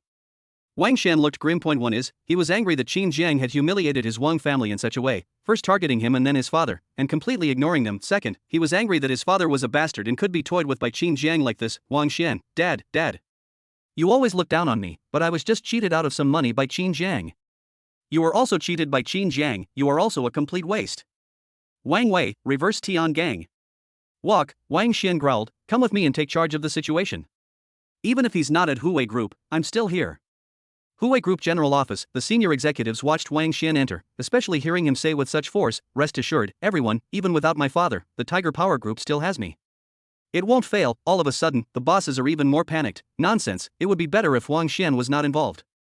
If he was involved, they were afraid that the Huawei Group would be completely finished. Fortunately, Lin Yu, Wang Wei's wife, appeared in time to stabilize the situation. After all, Lin Yu was an original member of the Huawei Group and the Lin family was behind her. Time passes. Black Dragon Group. Qin Jiang did not spend the past 2 days with his parents, letting them digest what had happened on their own. Zhu Zhengdao said, Brother Jiang, Tiger's power is shrinking rapidly. Using some tactics has only impacted his business. It's impossible to wipe him out in one fell swoop. Qin Jiang nodded. Tiger Power Group, it would be difficult to destroy it by normal means alone, not to mention that he has the support of the Lin family behind him. However, this turmoil will cause a certain amount of damage to the Huawei Group. This time, the Wang family of the Huawei Group will be quiet for a while to prevent being caught by the public security and destroyed, which will save the Black Dragon Group a lot of worries. Zhu Zhang, I've heard that Wang Xian and the Huawei Group is under strict control by his mother and is not allowed to cause any trouble. Obviously, the repeated losses have forced the Huawei Group to change its strategy.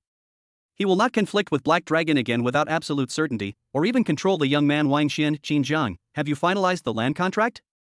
Zhu Zhang, the handover has been completed. From now on, all 5 plots of land belong to the Black Dragon Group. Qin Jiang, how are the engineering department's preparations? Xu Zhang, I've asked Shen Tianxi to prepare in advance. The engineering staff are currently gathering in Songjiang.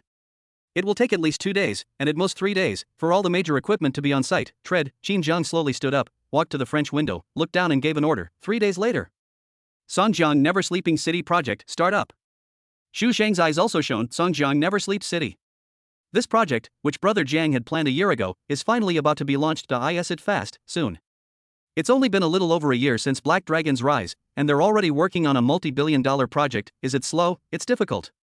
The Black Dragon Group has been through so much this year that if I wrote a novel about it, it would probably be over 1,000,000 words long. A few minutes later, all major departments received the order to start the Songjiang Never Sleeping City project and began to operate at full capacity. Downstairs, Su Yuning is wandering around the Black Dragon Group. At this time she came to see Qin Jiang to plead for her best friend Inu, but she was a little worried. He was worried that he didn't have enough face, and he was also worried that Qin Jiang might have any special requests. No. Su Yuning, reorganize your words and find another opportunity to talk about it later. Right at this moment. Ah. Zhang Qi, who had just finished cleaning the car, saw her and said, Su Yuning? Su Yuning looked at Zhang Qi and recognized him. Mr. Zhang? Zhang Qi, are you coming to the entertainment department? Su Yuning thought about it and told Zhang Qi everything without hiding anything. Zhang Qi, Uncle Long? Su Yuning, yes. Zhang Qi, you want to see Brother Jiang? I can ask someone to inform you. Of course, whether Brother Jiang sees you or not is Brother Jiang's business. You can wait here. Su Yuning looked at Zhang Qi and hesitated for a moment, her eyes slightly brightening. Mr. Zhang, I want to ask you for a favor, that, if you have time, could you please convey this to me and see if Brother Jiang can help you out? Money is not a problem, of course. I know Brother Jiang is not short of money, and I don't have much face, so I really have nowhere to ask for help. Afterwards, Inu can also sign a contract with a company under the Black Dragon Group. Think for a moment. Zhang Qi nodded, okay? He had a good impression of Su Yuning. This girl was independent and didn't have much celebrity pride. He had also seen the TV series she had acted in before and had some liking for her, so he didn't refuse such a small thing. That's right, it's just a small matter. For Inu, it is a matter of life and death, but for her brother Jiang, just one word can keep her safe. Zhang Qi, I'll help you talk when I have the chance. As I said before, Brother Jiang will make the decision. You don't have to worry. It's not a big deal. It's just a matter of Brother Jiang's word. Su Yuning left with great gratitude. A long time, she called Inu and said, I've already taken care of the matter for you. All that's left is to wait for news. Inu, what news are you waiting for? Su Yuning, wait for Brother Jiang to say something. As long as he mentions your name, you will be safe from now on. Inu, so simple? Su Yuning, it's that simple. Inu, a high-end office building. A man dressed in elite attire was reporting to the man above him. The man looked young and was obviously the leader. The only strange thing about him was that he was wearing Nike clothes that looked out of place. It's Yize, wait for others to report and leave. Yize picked up the message on the table with a puzzled look on his face. Qin Jiang. Land auction. Land that can't be built on the riverside? What's he going to do with it? Build a large shopping mall? Although Songjiang has entered an era of economic development, brick-and-mortar businesses aren't so easy. Competition in shopping malls is fierce, with so many high-end and low-end businesses. What's the point of building something in such a remote area? Even if we really start a fire, we can't make money by building a community on the nearby land? Weird. Really weird. Has he run out of ideas? Shake your head. Yize no longer thought about these things. After getting Gu Chuan's investment, his video website developed rapidly and is now valued at over 100 million and profitable. As long as he follows the steps, he can make the video website bigger. At the same time, he also had some thoughts about doing business. Originally, he was not interested in business, but the failure of milk tea made him a little obsessed, and he has been observing it for some time. He looked down at a plan: ice and snow playground. Yize, Songjiang's tourism industry is growing, and locals are short of places to go for snow and ice activities. This kind of ice and snow amusement park has great market prospects and can boost tourism. It can also be promoted online. With his vision, he can naturally see that the internet is the trend of the times, but the physical world has a greater status. He wanted to try a couple of them. The initial investment is at least tens of millions. The video website doesn't have enough cash flow, so it seems we need to find an investor. All of a sudden he thought of a name, Gu Chuan. After thinking it over, he looked down at his Nike clothes and said, it's probably useless now. Anyway, I don't have any conflicts with Qin Jiang now, so I can change. He pressed the phone, send the suit. Chapter 537, the Meng family comes and plans to attack Qin Jiangbrush. An international flight landed at Songjiang Airport. A young man walked out of the airport. If you looked closely, you could see that he looked somewhat similar to Meng Yu. Meng Yu would definitely recognize him here.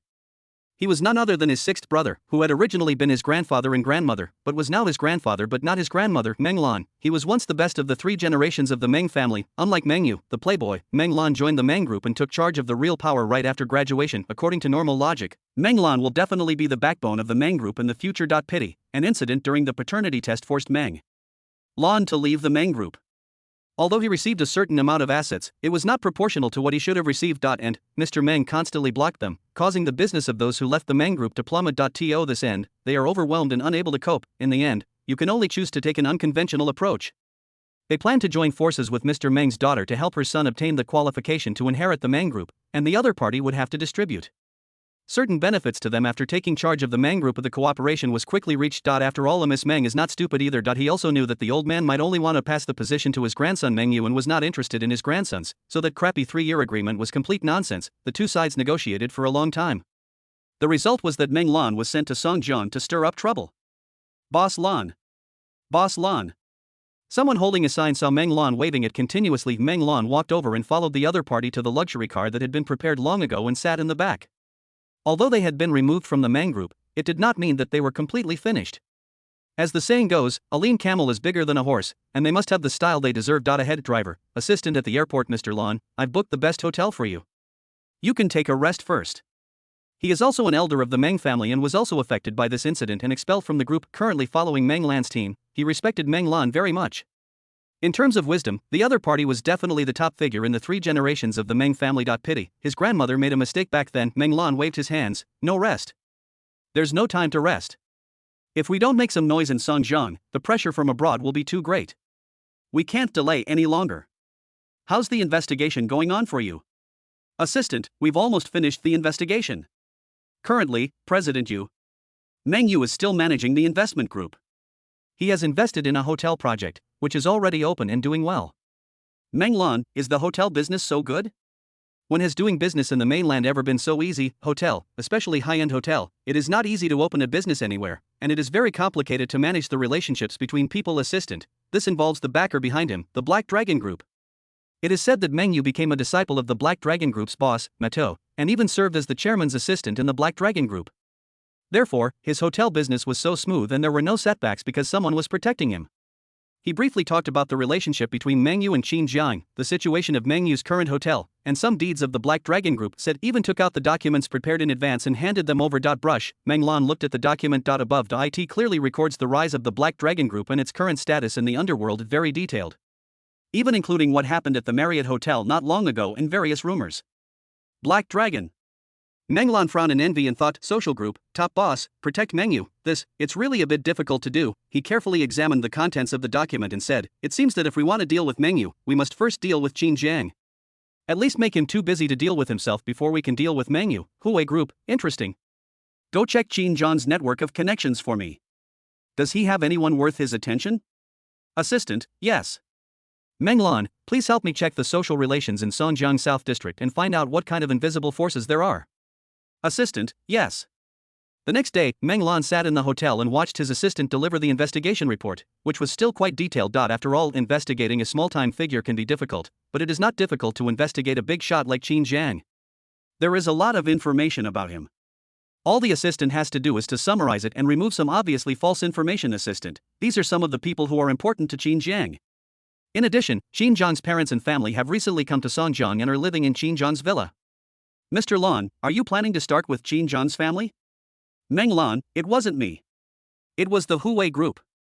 Meng Lan looked at the information about Qin Jiang's parents, grandfather, etc., and simply skipped them. Nonsense.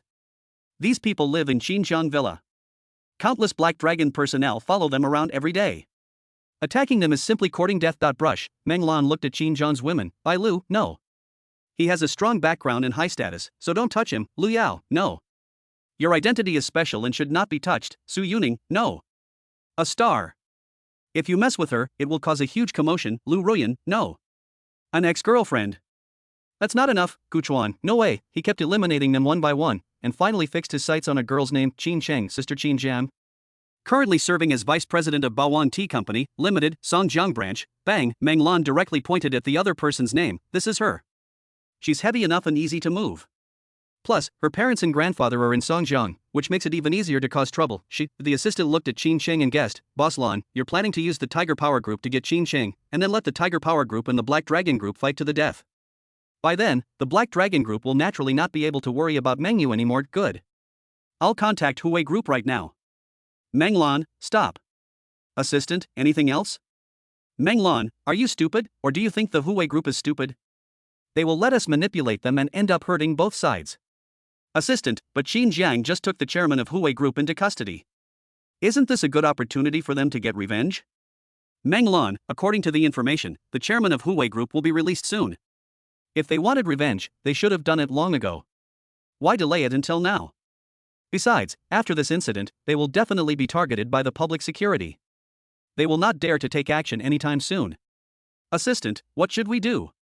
Meng Lan took out the information on the distribution of social forces in Songjiang that the other party had found and said, that's why I asked you to investigate the distribution of social forces in Songjiang. All we need to do is make the Black Dragon Group think that the Tiger Power Group is retaliating, so that the two sides will fight. Does it matter who did it? Chapter 538, Joining Forces with Azi, Provoking the Dragon and the Tiger, Target, Qin Sheng. The assistant agreed, Boss Lan is brilliant. We can try to sneak in and let a third party intervene to stir up trouble. Meng Lan nodded. Introducing a third party is also a helpless move. The Huawei Group has the Lin family behind it, and they have no shortage of funds. We simply cannot impress them. The funds I can mobilize now are very limited, so I can only start with a third party. Assistant, understood. Meng Lan lowered his head to check the distribution of various forces. Finally, his gaze fixed on a certain group. Tianqian Company. The assistant introduced, this group has risen in popularity in recent months. Many of them were once bigwigs in the North District. Due to the harsh crackdown in the North District, they moved to the South District to develop. Many small and medium-sized forces failed to join Tiger Power and Black Dragon, and were all integrated into one. It's a pretty big force. But it's not very well known because it borders Black Dragon and Tiger Power. Heavenly Dive, Meng Lan asked, how is his financial status? Assistant, it's probably not very good. There's no legitimate business. It's all the same old tricks. Meng Lan, then it's him. Such a force must be short of funds. As long as we can provide funds and sow discord among them, we can make him work for us, capture Qin Sheng, and let Black Dragon and Tiger Wei fight each other. Suddenly the assistant asked in confusion, Boss Lan, we can all kidnap Qin Sheng, why don't we just kidnap Meng Yu directly? Or even, he made a gesture of wiping his neck. In his opinion, since he was already able to command a force, why would he bother to kidnap Qin Sheng? Wouldn't it be easy to kill Meng Yu? Meng Lan looked at the assistant like a fool. You think it's so simple? Meng Yu wants something to happen, but it can't really happen. First of all, Meng Yu is Mr. Meng's darling, but he is his weak spot. When he's around, Mr. Meng will be wary. If anything goes wrong with him, Mr. Meng will use the Heaven and Earth longevity move, and all our plans will be ruined. Secondly, Auntie can't be 100% sure either. Without Meng Yu to hold her back, she might not take us seriously. To sum up, what we need to do is make it difficult for Meng Yu to move forward in Songjiang, subject to restrictions at every turn, and even put his life in danger, so that Mr. Meng will be hesitant to act rashly and split the group's interests. That's enough. Don't worry about anything else. Go and help me make an appointment with the leader of the Tianqian faction. His eyes flickered slightly. Obviously there are still many hidden secrets that have not been told. Yes. The assistant nodded and left quickly. South District, Tianqian Company. The company is located on the upper floor of an entertainment venue. It is an extremely traditional social group model. It is fundamentally different from Heilong and has a big gap with Huawei Group. Upstairs, a group of lazy young men were smoking and chatting, until a young man in a suit came up and they all stopped smoking and came forward to say hello. Brothers Eye. Brothers Eye. The young man was none other than Uncle Long's subordinate. Tianqian Company was founded by A Zai, and most of the young people he gathered were the backbone of the former Longfei Group. These people left the Longfei Group because they were dissatisfied with Uncle Long's arrangement, but in fact they were secretly lured by A Zai to the South District to establish Tianqian Company. After several months of development, Tianqian Company has developed quite well and has taken over many small forces. As I nodded to the young men. Immediately come to the office and sit down. Several core members followed him to the office. They watched Zai report, brother. We've taken in 2 more small gangs recently, bringing our total to 300 people. Now, apart from Black Dragon and Tiger Power, we have the largest number of people in the South District, Tianqian, and they are all brave and hardworking young people. They are full of vitality and ready to take off. All of this is under the leadership of Brother Zai. They talked about the situation and flattered him. Obviously, he is very satisfied with this kind of life of hanging out in the society and being surrounded by younger brothers. As for working hard as arranged by Uncle Long, who would like to do the crappy real estate business, Zai nodded with satisfaction. At this time, a young man said, "Brother, it's just that taking on so many people all of a sudden puts a lot of financial pressure on us. Should we just..." They poked upwards. As soon as these words were spoken, the faces of the other core brothers also brightened slightly. They followed Azai not only for the feeling of being surrounded by people but also for the merit of following the dragon. Why did they recruit people to expand their ranks? Of course, force the emperor to abdicate, force Uncle Long to abdicate, then let Brother Zai take over the entire Longfei group, and then they will all be the real top leaders of Longfei group. I have money if I want it. We need people. This, compared to following the routine and slowly accumulating experience in Longfei group, promotion is much faster. Since ancient times, the easiest way to get promoted has always been only one: get rid of your superiors. Zai nodded to everyone, rest assured. Uncle Long's land auction failed this time, and his real estate plans have been thwarted. Some of the old members of the group are already dissatisfied. We just need to accumulate enough manpower during this period of time. Everything is coming. When the time comes, I will definitely not let you down.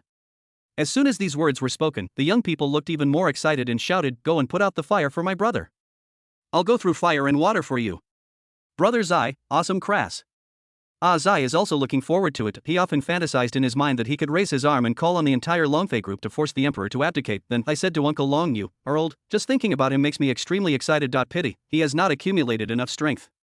To be more precise, there are many old people on Longfei's side who need him to win over. Money, there's just not enough money. Otherwise, with his prestige, he could easily win over a few old people and force Uncle Long to give up his position. But where can I get the money?" Just when he was frowning, a younger brother came to report, "Brother, there is a man outside who wants to discuss a big business with you." Zai was startled. "Let him come to the office." Half an hour later, Zai looked at Meng Lan across from him with a solemn expression. "You mean, let me kidnap Qin Sheng, and then put the blame on Hui, let Hui and Black Dragon fight so that I can be the winner?" Meng Lan, yes. Zai laughed out loud. "Ha, hilarious. Are you sick or am I sick? Why would I come up with such a dangerous plan? Meng Lan, wealth and honor are sought through risk." Zai, where does wealth come from? Meng Lan, the overseas Meng family. As long as you carry out the plan and cause chaos in the Black Dragon, my Meng family can provide you with financial support. The initial capital, 50 million. Just nod now. The money will be in your account in 10 minutes. Zai's eyes lit up slightly. What are you planning? Meng Lan, milk tea. Zai was stunned. Milk tea, the other party is interested in the Black Dragon milk tea business. He wasn't sure. His intuition told him that Meng Lan must have other intentions, but what did it have to do with him? This plan works. Once successful, not only can he borrow funds to get to the top of Longfei, he might be able to reap the benefits. By then, his son will become the next Qin Zhang, the next Songjiang legend. Is there any risk in doing this? But wealth and honor are achieved through risk. His son is not afraid of risks. Uncle Long, who is afraid of risks, is old, but his son is not old. All of a sudden, Zai laughed out loud with a determined look in his eyes. Done. Chapter 539, framed, Azai's plan. Uncle Long is old, happy. Meng Lan flattered Azai appropriately. Half an hour later, Meng Lan Kai left Tianshan Company, and a core member said, "Brother, this Meng Lan doesn't look like a good guy, and that Black Dragon Qin Jiang is not to be trifled with. It's said that he has connections that go far. Kidnapping Qin Zhang's sister is like walking a tightrope. If we're not careful," Azai waved his hand, "don't panic. I know Meng Lan must have ulterior motives, but he is right about one thing. If Longfei wants to develop, it must move away from the two giants, Black Dragon and Tiger Power. It's time to add fuel to the fire. Asako, exist. Zai, go find some capable people. Remember, disguise yourself as Hui and kidnap Qin Sheng. Have them sell him south, Ma Zi, Brother Zai. That's too extreme. It's going to expose Zai. Exposing what? Remember, shortly after Qin Sheng is sold, I will find an opportunity to contact Qin Jiang. By the way, I will find an excuse to say that one of my men saw Qin Sheng at the train station and give him clues to help him find Qin Sheng. When the time comes, not only will we not offend Qin Zhang, but we will also befriend him and make him owe us a favor. Then, sit on the mountain and watch the tigers fight." Ma Zi's face was slightly happy. Brother Zai is really tall. One of the younger brothers wondered. Qin Jiang and Zhu Zhang from the Black Dragon group are both incredibly smart, so they won't be discovered, right? Zai, they are smart but not gods. They can turn the target of the frame up to Wang Xian. What can't this idiot do? His father was put in jail by Qin Jiang, so is it abnormal for him to take revenge on Qin Zhang's sister? There are not many golden opportunities like this. Ma Zi, that makes sense. Very reasonable. That's right. Ma Zi asked again, what about Meng Lan? Ah Zai, I've already recorded the conversation I had with him. If I have to record every subsequent transaction with him, it'll be used against him. Then he'll have to suffer in silence when I ask for the balance. Does he dare to sue Qin Jiang? If he were to sue, he would be the first to suffer. Remember, don't let him leave Songjiang during this period. Fish are only obedient in the net. Everything will be discussed after the fight between Black Dragon and Tiger Wei is almost over and Long Fei appears. Ma Zi, I understand. Outside, the assistant looked at Meng Lan and said, Boss Lan, do you think this guy will do what we say? Meng Lan, yes. Assistant, then let's just give him 50 million. Isn't that a bit of a high price to pay? Meng Lan, it's nothing. He will only do it if he's paid. We're just trying to achieve our goal. As for this guy, we can wait until Black Dragon and Tiger Power have fought to their limit and then give him up. By then, it won't just be a fight between two families, but a fight between three families. It will become a complete chaos. Assistant, so what do we do next? Meng Lan, you can register a Milk Tea Alliance investment company. When Heilung is short of money in this struggle, we can let him take out the milk tea business. That's right, Meng Lan also has his eyes on the Black Dragon milk tea business. After all of the information shows that this is a project with great prospects and its annual revenue can reach 1 billion. If you wait for him to have the opportunity to take such a project into his own hands, it will definitely be a pleasant surprise. The assistant nodded and went to do it immediately. Longfei Group. Uncle Long was reviewing documents. The entire group had transformed into real estate, and many businesses had become formalized. The signatures were so complicated that he was a little overwhelmed. A long time after signing the document, he rubbed his temples. It seems, I'm really getting old. Once Longfei Group stabilizes its real estate business, I won't talk about how much profit it will make, but at least it will maintain a balance. Then I can retire and pass the job on to my son, letting the younger generation go out and explore. Although the business world is dangerous, it's not life-threatening. After thinking about it, he stood up and left the office, looking at the busy group employees, the hustle and bustle of traffic outside, and the bright sunshine. This moment, Uncle Long feels relieved, although his reputation has declined a lot now. When he talks about business with others outside, many business leaders ignore him and do not respect or fear him as before, but at the same time, he no longer gets scared to death at the slightest noise when he sleeps at night, and his insomnia gradually gets better. Really. Uncle Long let the sun bathe his face. It's still the most comfortable under the sun, and the shore is eternal. Rear, the secretary knocked on the door and came in. Uncle Long. That actress you liked last time is a bit stubborn. Should we use some tactics? Uncle Long waved his hand. Forget it. Since we're going ashore, let's not bother with that anymore. As the boss, I should set an example and ignore him. Secretary, Uncle Long is righteous. Uncle Long smiled and said, prepare the car. Secretary, where to? Uncle Long, *** club. Secretary, Uncle Long, what are you looking at? After all these years, can't you enjoy yourself? Boom. Boom, as I knocked on the office door. A secretary came over and said, boss. Uncle Long is not in the office anymore. He went to the club. As I frowned. Uncle Long, I'm really old, he only knows how to enjoy himself. Even though the group is in such a mess now, he still has the mind to enjoy himself. Good, very good. Then he looked at his secretary and said, call me Brother Zai from now on. If you keep calling me Boss Zai with that lame accent, watch out. He was indeed a little angry. Ever since the company was formalized, all the former brothers had become various general managers. Others were just a little awkward at best, but he was just such a badass. Especially since the secretary had an accent and it was like she was calling him bastard every time she called him. Damn. Zai glared at the secretary and left. He did not leave Longfei Group directly, but went to the offices of other senior executives. He had just received 10 million in initial funds from Meng Lan, plus the 40 million that was about to be received. He had the confidence to win over these old people to his side. After all, he has something in his hands. Over the years. Bang, he pushed open the door of an old man's room. Azzy. What are you doing here? Let me talk to you about the future of Longfei Group. What do you mean? Don't you think Uncle Long is old? Zai. You want to take over? Uncle Long is the head of Longfei Group. What gives you the right? Get out. I remember you under Taiping Bridge 3 years ago. What? How do you know about this? What do you mean? It doesn't matter what I mean, what matters is what you mean. I also think Uncle Long is old. Very good. Chapter 540, Plan begins. Xin Cheng is arrested. Songjiang, Boang Tea headquarters. A woman in a smart suit knocked on the office door, and a voice came from inside, come in. The woman stepped into the office. The general manager of Boang Tea, who was processing documents, was startled and his serious face turned into a smile. Boss Cheng. Come. Sit down. He gestured for the woman to sit down and talk. The other executives of Boang Tea would be shocked if they saw this scene. When did the stern and serious general manager become so friendly to his subordinates? But if they saw the identity of the girl, they would understand that she was not someone else. It's Qin Xing. Qin Xing sat down and looked at the general manager and said, "Boss Yuan, this is the report for our Songjiang branch this month." She submitted the report on Songjiang Bawang Tea. The general manager looked at the report and nodded with satisfaction. The group was right about you. The development and rise of Bawang milk tea cannot be separated from outstanding people like you. What he said was not entirely because of Qin Xing. Qin Xing's performance was indeed outstanding. It can be said that the performance of Qin Xing's store, region, district, and now the city level has always been among the top 3, and he often takes the lead and becomes the performance champion. Such talents are rare even in the huge Black Dragon group. Plus, Qin Xing, as Qin Zhang's sister, is currently the only member of the Qin family working in the Black Dragon group. Her status cannot be underestimated. Besides, Qin Zhang knew her limits and was not arrogant just because she was Qin Zhang's sister. She did the job of her position and showed enough respect to every superior. Qin Xing is very prestigious in the milk tea business department. There is no doubt that with her achievements, her status will only get higher and higher, and no one knows how high she will climb. 10 minutes later, Qin Xing finished talking with the general manager and left the headquarters. Along the way, everyone who sees her greets her with a smile. Sister Chang. Sister Chang. Regardless of her family background, position, and the achievements she has made, she deserves the respect and even flattery of these people. This, Qin Xing smiled and nodded in response. All the way, she walked out of the company headquarters and looked at the gradually darkening night with a smile on her face. 1 year, people finally stopped treating her as just Qin Zhang's sister, and for this, she worked several times harder than ordinary people. She got up earlier than the chickens and went to bed later than the dogs, thinking about boosting the milk tea business every day. Heaven pays off.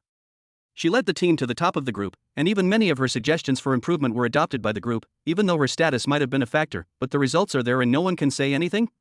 It's time to go to the villa. She knew that her parents and younger brother had also come to Songjiang and could guess what her parents were thinking, so she had never gone to the villa for fear that her parents would say something and start a quarrel with Qin Zhang, and she, as a child and sister, would be unable to do anything about it. Helping Qin Zhang disobey his parents, treason. Helping her parents to cheat Qin Zhang, she couldn't do it, so the best way is not to show uppity. Qin Wei called her and said that the Qin family dinner would be held at Xiaoxi Villa tonight, hosted by old man Qin himself, saying that he missed his granddaughter. She had no reason to refuse. Just thinking about it, suddenly, a young man appeared in front of him. He looked at the stunned Qin Xing and said, "What a coincidence, we meet again." This person, it was Qin Xing's pursuer, Su Lang. After the last Xinjiang incident, Su Lang stayed silent for a long time and did not dare to show up. However, as time passed, the gradual growth of the Black Dragon group rekindled his confidence. In addition, an independent woman like Qin Shang was so attractive to him that he began to pursue her fiercely again. Of course, he didn't dare to go too far. "I can only recognize your face occasionally." Qin Shang looked at Su Lang with a helpless expression but did not show any impatience. As the saying goes, a good woman is afraid of being pestered by a man. What's more, Su Lang himself is very outstanding and has a good family background. He is not a useless second generation. Funny and humorous, Qin Xing also gradually adapted to the other person's presence. Su Lang, I'll go with you wherever you want to go. Qin Xing, we're going to my brother's villa for a family dinner. Do you want to go? Su Lang, your brother? Qin Jiang. Black Dragon. Qin Sheng nodded. Su Lang shook his head. Nonsense, Su Lang and Qin Xing had not confirmed their relationship yet, so naturally they didn't dare to meet Qin Jiang. What if the other party was not satisfied and thought that he was pursuing her sister and directly let him sink into the river? Qin Xing, I'm thirsty. Su Lang, I'll buy you some milk tea. Qin Xing, water is fine, good. Su Lang nodded and ran to the supermarket to buy some water. Somewhere in the corner, several people were staring at Qin Xing stealthily. The leader was a skinny man, with a middle-aged man and woman standing on his left and right. The skinny man pointed at Qin Xing and said, "She." Middle-aged man, hey. She looks like an urban woman. How did she offend Hu Wei? The skinny man said, "Don't worry about how you offended her. Your mission is to capture her and sell her. The more remote the better. After you're done, you'll get 20,000 yuan each. I'm introducing you to Brother Xian. You know Brother Xian, right? He's the eldest son of the Hu Wei group. When the time comes, you can both join Hu Wei. With Hu Wei's protection, you won't have to hide around in Songjiang anymore." As soon as these words were spoken, the middle-aged men and women nodded. For these idle people in society, having a backer is very important, and Hu Wei is the force they have always dreamed of joining. Now that they have the opportunity, how can they not cherish it? When the time comes, they don't have to be sneaky anymore. As for whether the skinny man would lie to them, they didn't care. There was no loss anyway, but it was true. The middle-aged man picked up a brick from the ground and was about to rush out. "Fuck." The skinny man immediately grabbed him and said, "What are you going to do?" Middle-aged man, take a picture of him? The skinny man said, "No? You hit the beggar with a brick? Didn't you say you did it before?" Middle-aged man, "Yeah. I hit him with a brick last time and knocked him down in one go." Skinny man, and then? Middle-aged man, then he went in, skinny man, he looked at the middle-aged woman. The woman said, I'm very skilled at this, but this industry is almost extinct in the Northeast. I haven't done it in a long time. I can't take a photo without the powder on me. The skinny man's eyes were slightly cold. The woman said hurriedly, well, no need for powder. Pure technical skills are popular now. This woman looks to be in her early 20s and has a good face. She's kind and easy to deal with. She took out a wig from her backpack and put it on. Then she picked up a few bricks from the ground and put them in her backpack. She said to the middle-aged man, you two drive to the entrance of the alley and wait for me. As she spoke, she pretended to have difficulty carrying her bag as she walked out of the corner. When she reached Qin Shing, she pretended to be unable to lift the bag and put it on the ground. She looked at Qin Shing breathlessly and said, Miss, can you help me carry my luggage over? My home is in the alley in front, and I bought too much at once and I can't carry it. Qin Shang looked at the old lady and nodded without hesitation. Okay. Chapter 541, completely caught. Su Lang's reaction, quick response now. Qin Shang didn't refuse at all and went forward to pick up the luggage and said to the middle-aged woman, Grandma, your children are not around. Note, the middle-aged woman is wearing a hood and dressed up as an old lady. Middle-aged woman, my husband died, and my children don't come back to take care of me. I can't even carry the vegetables I bought at the market. Little girl, thank you so much for today, Qin Shang, it's just a piece of cake. She saw that the alley the woman pointed to was only a few hundred meters away and it wouldn't take him long. Besides, she didn't have anything important to do at the moment. Immediately, she chatted with the old lady in a random manner. Soon we arrived at the alley. Qin Shang, Grandma, where in the alley do you live? The middle-aged woman said casually, number 78. It's right up ahead, just around the corner. As soon as these words were spoken, Qin Shang was stunned. If she remembered correctly, there was no number 78 in this alley, and at most it was around number 30. The old lady remembered it wrongly, or all of a sudden Qin Shang noticed something was wrong, and she subconsciously looked down at the package in her hand. A bit heavy. Why would an old lady who already has limited mobility buy so many things with such heavy packages? Something is wrong, something is absolutely wrong. Tread, Qin Shang stood at the edge of the alley and stopped moving in. Middle-aged woman, what's wrong with you, little girl? Qin Shang pretended to be calm and said, I just remembered something urgent. Grandma, you can walk the rest of the way by yourself.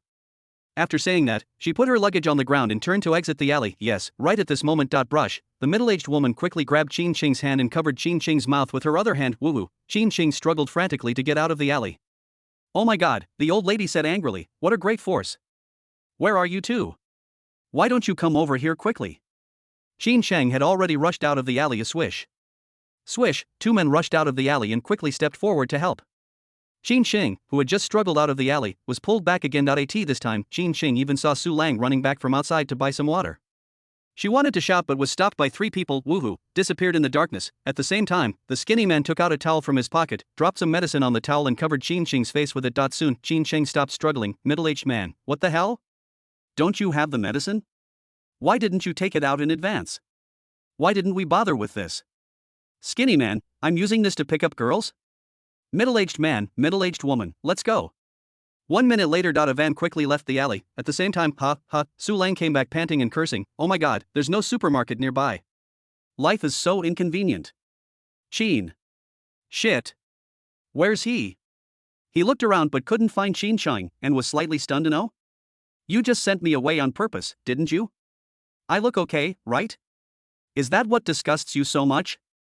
Am I really that bad? He began to doubt his life, but he didn't even notice that Qin Shang had been dragged away from the corner. Well, Su Lang took out his phone and sent a text message to Qin Shang. Qing. If you don't like something about me, can't you just tell me and I'll change it? That, you can't say you don't like me being alive. You can't say you don't like me getting close to you. He edited, deleted, and revised until he finished editing what he thought were humorous, witty, and ambiguous words. Whoosh, message sent successfully, waiting for reply. 1 minute, 5 minutes, an hour passed and Qin Shang still hadn't replied, prompting Su Lang to type another message. Shang. Am I not doing well enough? Can you tell me? Pity, still no reply. What is going on, Su Lang? I clearly feel that she has feelings for me. Normally, she would reply to my messages. And this year she attended a family dinner and was not busy with work. Why hasn't she replied in such a long time? No, I have to give her a call and ask. He took out his cell phone and hesitated again. After all, if Qin Shing calls and Qin Zhang finds out about it, will it cause unnecessary trouble? They asked themselves what to do. What should I do if I let myself go? A few minutes later, bang, Su Lang slapped himself. Su Lang, why are you so cowardly? You are not just planning to play with him. If you want to pursue him, why are you afraid? It's just Qin Zhang, isn't it? What can he do? Can he really drown my brother-in-law in the river? Besides, I didn't sign up for swimming lessons for nothing this year. Think of this. He straightened his voice and called Qin Ching. Soon, there was a busy tone on the phone. Beep, sorry, the number you dialed is turned off. What? Shut down? Su Lang's expression changed slightly. He had been pursuing Qin Ching for a year, so he naturally knew the other party's style of doing things.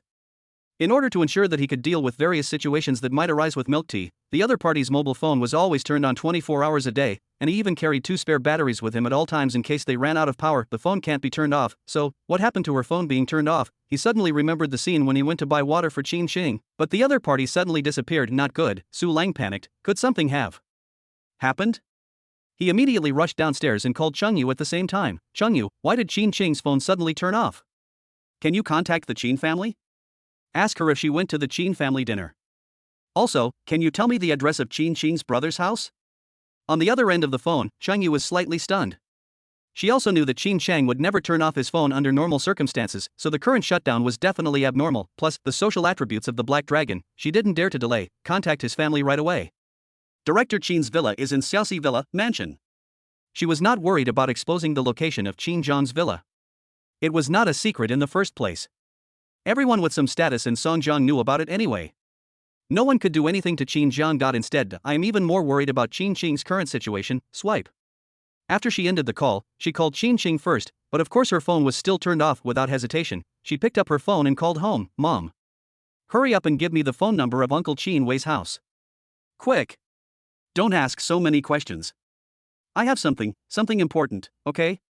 150 ****. The next moment, she immediately pressed the dial button to call Qin Wei. At the same time, boom, Su Lang quickly headed towards the Creek Villa. His intuition told him that something might have happened. Chapter 542, Qin Ching is missing? The plan is underway. Qin Jiang receives the letter abandoned factory building. In front of the door. A van was parked there, and a middle-aged woman was eating instant noodles in the abandoned factory. Outside, the skinny man was helping Ma Zi open the trunk and pointed at Qin Ching inside, saying, "This person is Qin Chang." Ma Zi looked at Qin Chang and nodded. He had seen Qin Ching's photo and had matched the person in front of him. Maz, were you discovered when you got it? Skinny man, no. Ma Zi, according to the time calculation, Qin Chang has a day off tomorrow and will stay at home all day, so this day is safe. The day after tomorrow, news of her disappearance will definitely spread, and then it will be difficult to deal with her. So you must get her out of Songjiang today, as far south as possible. The skinny man nodded. I'll tell them. They're pretty good at what they do. Ma Zi took out 40,000 yuan from the package and handed it to the skinny man. Here's 60,000 yuan. 20,000 each for them, and 20,000 for you. After the job is done, let them take the rest from this warehouse. You leave Songjiang. Go hide in the south first. Skinny man, understood. Ma Zi took out his cell phone and took a few photos of Qin Ching, who was in a coma, and left quickly. He wore a baseball cap and lowered his head from beginning to end, so his face could not be seen clearly. See him leave. The skinny man first stuffed 40,000 yuan into his pocket and then knocked on the door. Wow, the factory gate opened. A middle-aged couple came out with instant noodles in their hands, and their eyes lit up when they saw the 20,000 yen in the skinny man's hand. 20,000. That's no small number in 2011. Snap. Snap. The skinny man slapped 20,000 yuan into the two men's hands and said, I promise to give you two the money. I'll give you the remaining 10,000 yuan when you return from the south. But you have to do a good job and come back to this factory after you're done. Then I'll take you to see Brother Xian, and you two will be able to join the Huwei group and not wander around. The middle-aged men and women couldn't help nodding. Just wait and see. We promise to do it beautifully. The two nodded in assurance. The skinny man looked at the two of them without saying a word, his eyes fixed on the money. The middle-aged couple was stunned. The two men reacted and each took out 2,000 yuan from a stack of money and handed it to the man. Hard work pay for my brother. Brother, you've worked hard. Snap. Snap, holding the 4,000 yuan, the skinny man nodded with satisfaction, turned around and left, disappearing into the night. Pooh, pooh. The middle-aged couple spat at the skinny man as he left, obviously dissatisfied with his greed. Immediately the two of them drove away without hesitation. Tianshan Group. Maz handed the photo to Azid brother. It's done. Zai looked at the photo and nodded. Go. Send the photo to Meng Lan and ask him to transfer the balance. Motzi, okay. Zai, have someone watch him from today onwards and not allow him to leave Songjiang. He can't be out of our sight to prevent him from disrupting the plan. Ma Zi, I see. That's right. Brother Zai. With this money, can we return to Lonfei Group? Zai, of course. Ma Zi, what if those old guys don't agree? Zai, I don't agree. It's not up to them. I've already given them the gift. If they still don't know how to behave, he pointed to the safe next to him and said, the stuff in here can make those old guys, including Uncle Long, useless. Motzi, Brother Zai is wise. Ah Zai, tell the brothers to get ready. Tomorrow, the Tianqian group will officially force the emperor to abdicate. Creek Villa. A meeting is being held in a bustling atmosphere. Of Grandpa Qin's parents, Qin Wei and his wife, Qin Zhang, Sizhou, and even Zhu Zhang were there. You can say today is the Qin family dinner. The table was filled with various dishes sent by Henteng Hotel, and everyone's face was filled with smiles. They have seen a lot of the world in Songjiang these days and have some understanding of Qin Zhang business, formal. And it's something they can actually see and touch, selling milk tea. Opening a night market. Buying land. Is that illegal? Of course it's not illegal. Qin Zhang's parents were the happiest. They were so happy to see their son, whom they once worried would go astray, finally find himself on the right path. Even though there were still a lot of people around him, it wasn't illegal, was it? Grandpa Qin looked at the dishes on the table. Xiaoqing hasn't arrived yet? Qin Wei's wife replied, I don't know what's wrong with this damn girl. I clearly told her to come early. Xiaohe, call your sister. Really? As he spoke, he looked at Qin Jiang to observe his expression. The couple planned to find a future job for their son at today's banquet, and now they were worried that Qin Jiang would feel uncomfortable because their daughter was late for an important family dinner. Qin, he shook his phone. I called, it's turned off. Qin Wei's wife, that stupid girl. Her phone is turned off. Let's not wait for her, let's just start eating. Qin Wei, I see Xiao Jiang hasn't eaten yet, let's eat first. Don't wait for her. Mother Qin, maybe Xiaoqing is too busy at work. Wait a little longer. There's no rush. Just as Qin Wei was about to speak, he buzzed, his phone vibrated. Hello? What? You said you can't get through to Qin Qing's phone? Yeah. I can't get through to her either. Something's wrong? Isn't it just that her phone is turned off? What's wrong? What do you mean her phone is never turned off? Is she missing? Moment, Qin Wei was a little confused after hanging up the phone. The woman asked doubtfully, I just heard you say Xiaoqing is missing. I called her this morning. Could it be that this girl turned off her phone on purpose because she didn't want to come? No. Qin Jiang spoke directly. When everyone saw Qin Jiang speak, they all looked at him. Qin Jiang didn't explain. He knew that Qin Chang was unwilling to come and would not choose to turn off his phone and disappear. So, swish. Swish, Qin Jiang and Zhu Zhang looked at each other and felt something was wrong. Outside, there was a commotion. I want to see Qin Jiang. I'm Qin Qing's boyfriend. Let me in, I have something important to tell Qin Jiang. Bang, the door of the villa opened. Several Black Dragon personnel who were guarding the villa gate brought Su Lang in. Brother Jiang, this man said he was Sister Qing's boyfriend. Let's check if there are any dangerous items on him. Su Lang rushed in and set his sights on Qin Jiang. He lost his fear and said, Qin. Mr. Qin. Qin Qing is missing. I can't get through to her on her phone. If her phone was working, I'd definitely be able to get through. I just bought her some water, and then she disappeared. She said she was coming to the party, but she didn't even show up.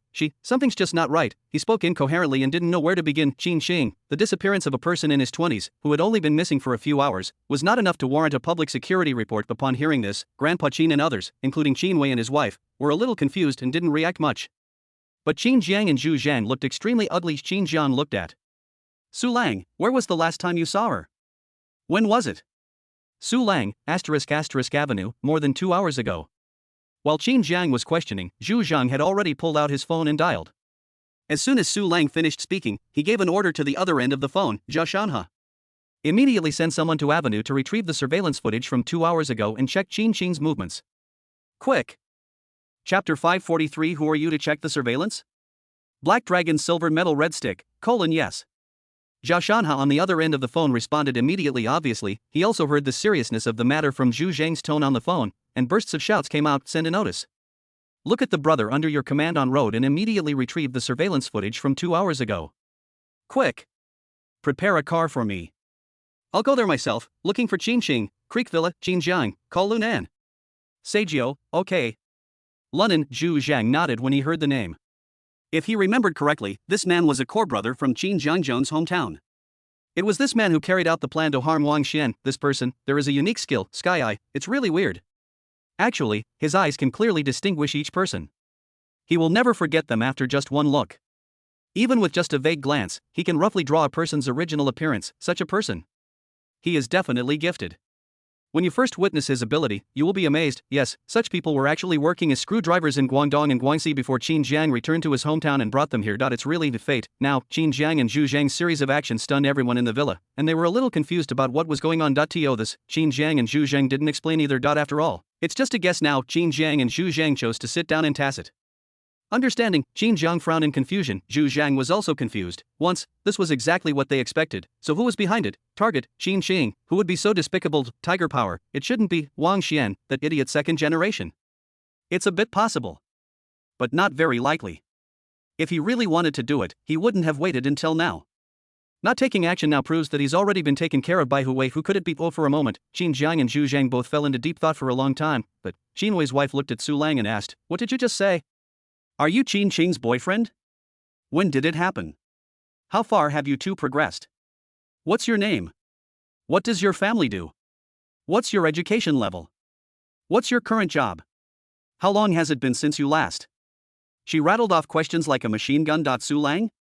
No, now is that the point? Shouldn't the point be that your daughter is missing? Neither Qin Wei's wife nor Qin's grandfather and others reacted much to Qin Qing's disappearance. They had contacted each other a few hours ago. These days, it is not normal for someone to not be contacted for an hour or two. The phone may be out of battery. Sometimes they will even turn off automatically to save power. So, it's not that they don't care about Qin Qing, really, I don't take it seriously. Instead, they paid more attention to Su Lang, who claimed to be Qin Qing's boyfriend. Qin Wei and Qin He were also looking at Su Lang with eyes full of scrutiny and investigation. Seeing this, Su Lang did not dare to hesitate. He once said that Qin Qing knew Qin Wei and the other two from the family photo. I quickly explained, "Uncle and aunt, my family runs a big restaurant business, and the income is decent." He originally wanted to open a big hotel. The hotel at his home also has stars, but looking at Qin Zhang next to him, he really doesn't feel confident. He continued, "As for me, I graduated from a university of science and technology, and am currently starting my own business. I've already bought a house in Songjiang." He quickly recounted his own situation. Qin Wei and the other two became more and more satisfied as they listened, and their looks towards Su Lang changed from scrutiny to kindness. "Xiao Su. Qin Wei's wife, quick. Come in. Sit down.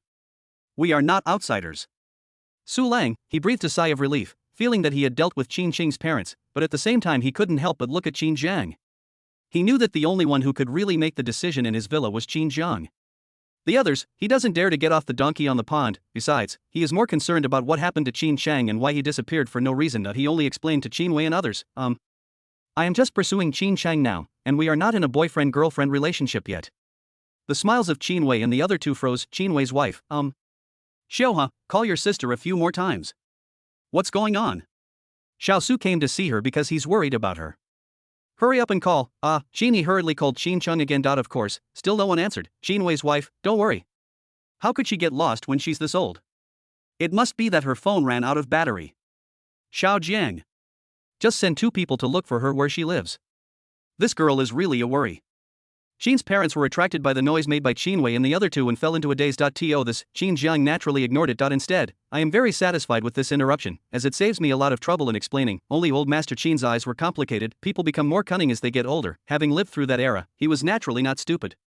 Even if he did not understand the situation clearly, he could guess a thing or two by looking at the expressions and actions of Qin Jiang and Zhu Zhang, but he didn't say anything and just sat there quietly for a while. The villa fell into a strange atmosphere. Qin Jiang and Zhu Zhang sat there smoking silently, while Sizhou leaned on the sofa and played with the iron ball. Old Master Qin was worried but remained silent. Qin's parents were a little confused and couldn't get a word in. Qin Wei and the other two continued to interrogate Su Lang. The other side, the intersection where Qin Qing disappeared, swish. Swish, 3 vans stopped and more than a dozen young men in black suits got out. Headed by It's Li Hao, split up and open all nearby shops with cameras and check the surveillance footage. Time, 2 to 3 hours ago. Target, Sister Chang. Check her movements, yes. The Black Dragon personnel nodded and quickly dispersed. Some shops were still open, and Black Dragon's staff rushed in and shouted, "Boss, check the surveillance." The boss shuddered. Check what? Heilong personnel, check the surveillance, boss, oh my god. I was so scared. I thought you were going to check the hygiene. The surveillance camera is broken. Black Dragon staff, broken? Ha ha. He couldn't help but laugh. That's perfect. He turned his neck and made a creaking sound. Combined with his all-black clothes and unfriendly look, the boss was frightened and hurriedly asked, "What are you doing?" "I told you to take a picture of this, Black Dragon staff. Didn't you just say it was broken?" "Boss, who are you to check the surveillance?" "Black Dragon personnel, Heilong security level 2 employee Su Xiaoyuan." "Boss." The boss was panicking. After all, to him, this self-proclaimed title sounded like, I. Black Dragon Fighter Hall, silver metal red stick, brush. He stood up hurriedly. Check. Check as much as you want, check whatever you want. Check however you want? Chapter 544, Clues Found. A black dragon emerges from the river. The other Black Dragon personnel also made very smooth progress. No matter which boss heard the word Black Dragon, they would not dare to disrespect him, let alone just adjusting the surveillance. Except for a few stores where the surveillance was really broken, there were Black Dragon personnel checking the surveillance in most other stores. Brother, have one. The boss took out a pack of cigarettes from his pocket and handed it to Su Xiaoyuan with great respect. Su Xiaoyuan didn't answer at all and just stared at the surveillance camera.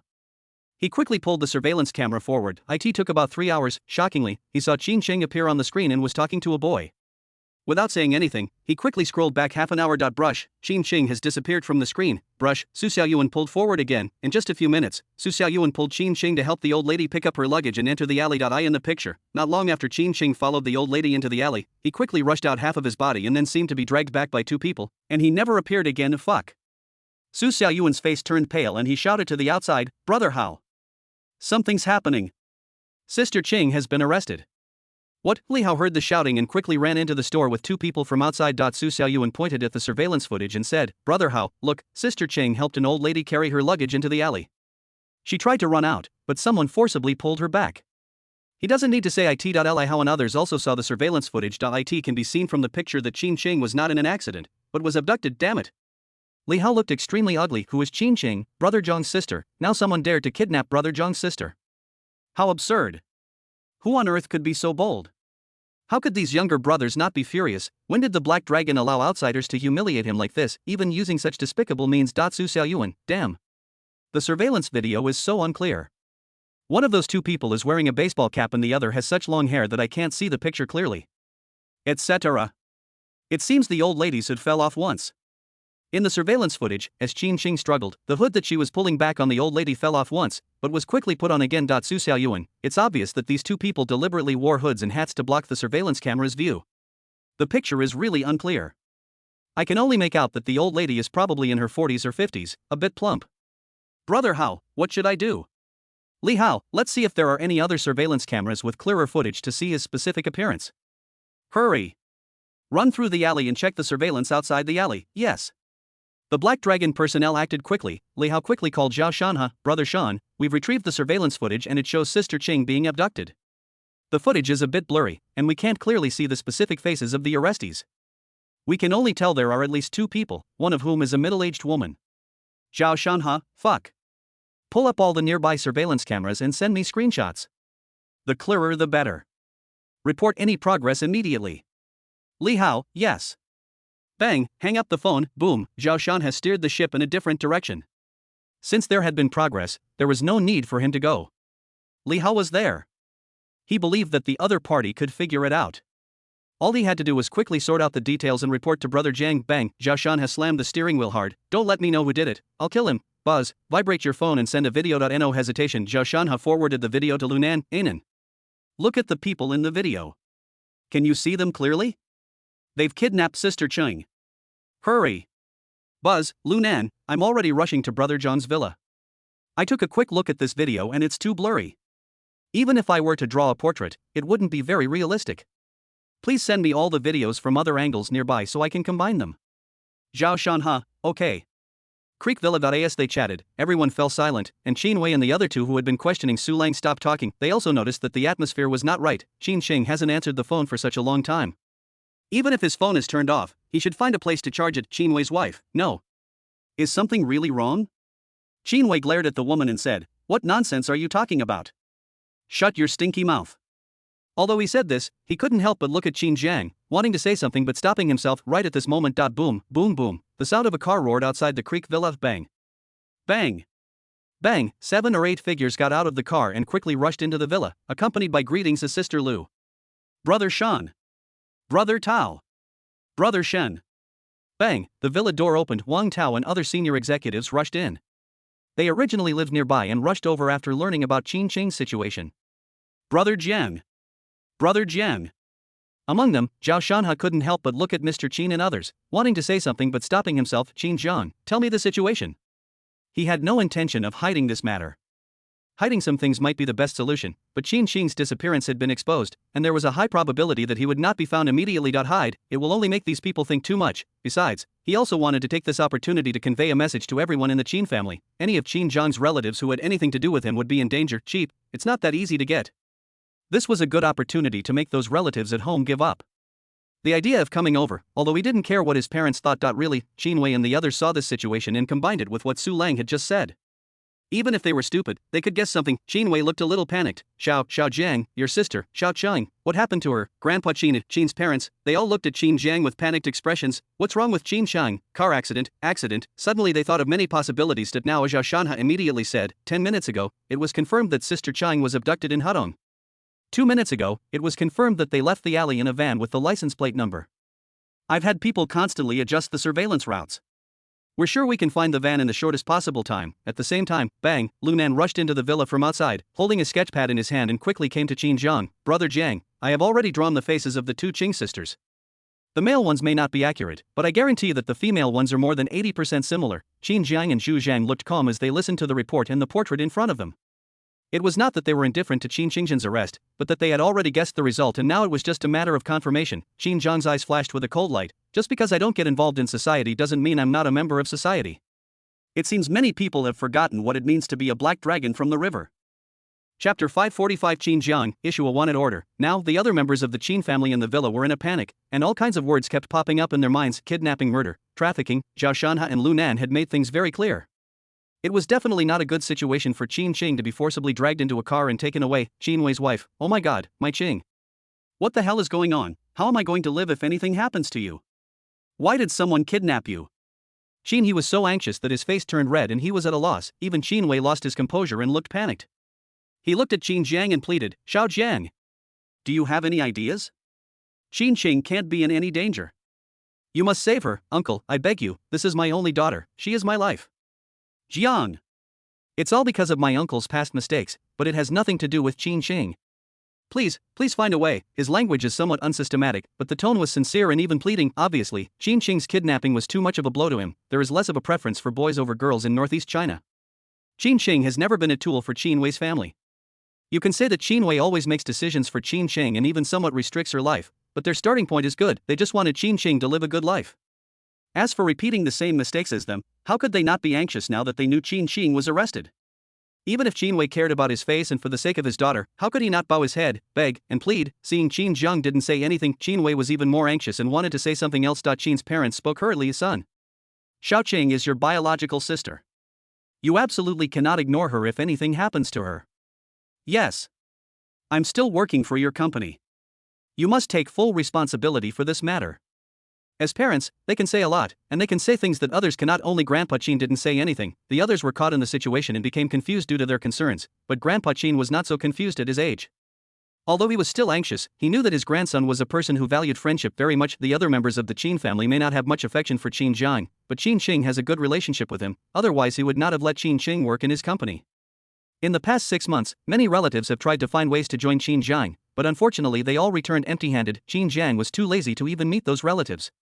In fact, those relatives who Qin's parents had greeted but could not be welcomed were also asked to be handled by his subordinates and recommended to Heilong's low-level cooperative companies. So far, Qin Qing is still the only member of the Qin family who has joined the Black Dragon Group. How could he stand idly by when someone was trying to touch Qin Qing?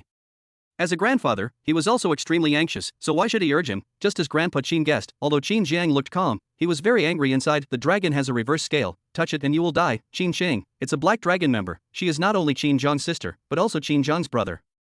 He swore long ago, anyone who touches his brother in this life will die. Qin Jiang, Zhao Shanha. Zhao Shanha, here. Qin Jiang, send this portrait around and issue a wanted notice. Anyone who recognizes the person in the portrait will be rewarded 100,000 yuan, and anyone who can provide clues will be rewarded 500,000 yuan. A reward of 2 million will be offered to anyone who can catch him. Yes.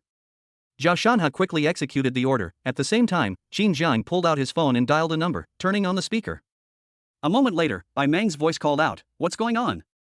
Have you been set up again? Qin Jiang, Qin Chang was arrested? Bai Meng, what crime have you committed? Let me make it clear that I will never help you rescue people. Qin Jiang, Qin Chang was arrested." He repeated what he had just said, but in a more serious tone without any smile. Bai Meng, who was standing opposite him, also sensed something was wrong with Qin Jiang's tone and withdrew his smile, asking doubtfully, "Caught? Are you saying your sister Qin Qing was kidnapped?" Qin Jiang, time, 2.5 hours ago, location, Hudong, people, a middle-aged couple, possibly others, vehicle, a van, license plate number. I've had a portrait of the middle-aged woman drawn and sent to you.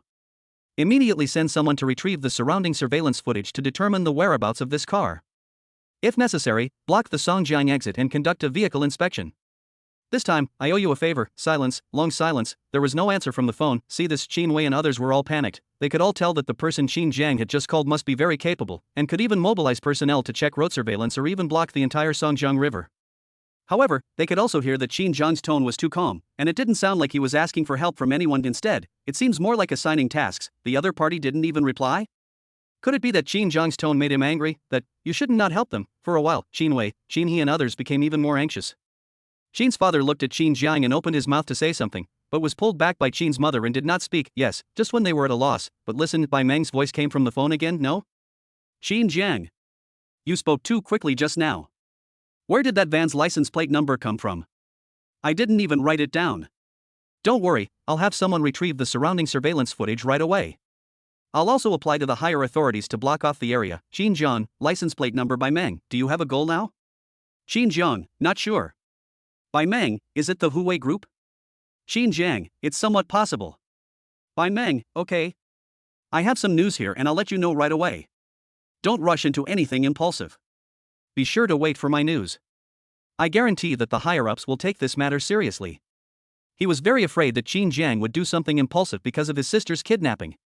He knew too well how big a turmoil would be caused if Qin Jiang really exploded. He didn't want the Black Dragon Group to be in danger because of this incident. Qin Jiang didn't reply. Bai Meng didn't waste any time before his phone was completely disconnected. His signature roar echoed from the other end. All overtime personnel, gather in the conference room. Check the surveillance footage at the intersection for a van with license plate number. All rest personnel, recall them. Prepare to block the Songjiang exit. I'll go make the application. Meanwhile, after Qin Jiang hung up the phone, Zhu Zhang had already taken a photo of Lu Nan's portrait with a high-definition camera and sent it to Bai Meng, with a note: the female portrait is over 80% similar. I'll investigate the female portrait first and will reply as soon as I know her name. He knew that the public security department had a matching system that could match people, and it would definitely save time to compare the women first. At this moment, everyone in the villa was stunned when they heard Bai Meng's voice on the phone about mobilizing personnel and even blocking Songjiang. Qin Wei and his wife, smiley face, Qin's parents, Sigma, oh. Chapter 546, Blocking Songjiang, changing hands again. Can't get out now? What did they hear? The other side really agreed to this, and immediately mobilized surveillance and even blocked the entire city. Is Qin Jiang so capable? Su Lang was the most shocked. He knew better than anyone else in the Qin family how much energy this kind of thing required. Normally, a missing person case like this would have to be filed for more than 24 hours.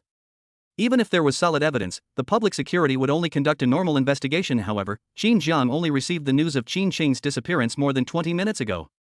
In a short period of time, he not only confirmed that Qin Qing was abducted by a middle-aged couple, but also found the license plate of the van. Even the whole city has to be sealed off and arrested. Bang! Qin Jiang hung up the phone and sat quietly without saying a word. He had done everything he could and all that was left was to wait for news. Qin Wei asked, Xiao Jiang, what should we do next? Should your aunt and I go out and look for him? Qin Jiang, wait. Qin Wei's wife, how can we just wait and find it? Shut up. Grandpa Qin said directly, Xiao Jiang has made all the arrangements. We'll do whatever he says. Wait.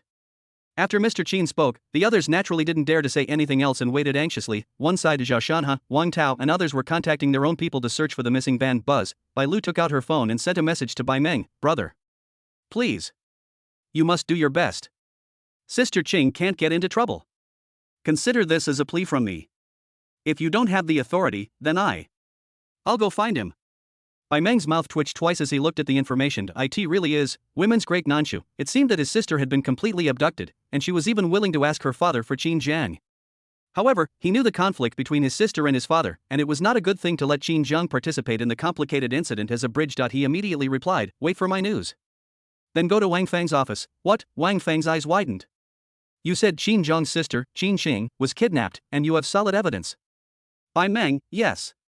He handed the video sent by Zhu Zhang to Wang Feng. Wang Feng's face turned grim as he watched the scene on the video. Trafficking. Kidnapping. It was a vicious crime in itself. Furthermore, the person involved was Qin Jiang's sister. This was very likely to lead to wild speculation. By Meng, look, what should we do?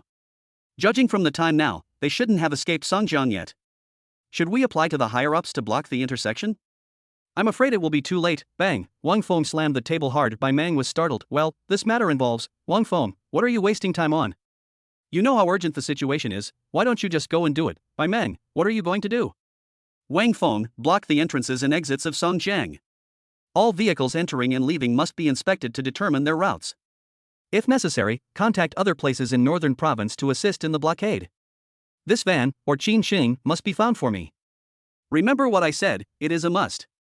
Bai Meng stood at attention, yes.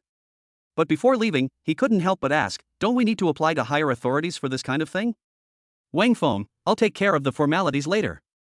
Bai Meng left quickly without any hesitation. Wang Feng sat in the office with an extremely ugly expression. He was thinking on a deeper level than Bai Meng. Songjiang is now entering a period of rapid development. The upper level has ordered that all circumstances must pave the way for the economy, and attracting investment is also a top priority.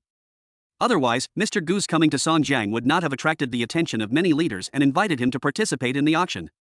The formalities were all completed for him later. The purpose was to leave outsiders with the impression that Songjiang's market environment is very good, making it easier to attract investment. But what is happening now? A famous local entrepreneur. A star entrepreneur. A top young entrepreneur.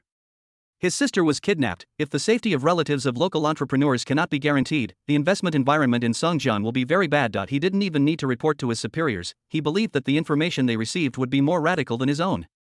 How can this be possible? Wang Feng, who is so bold as to think they are Songjiang?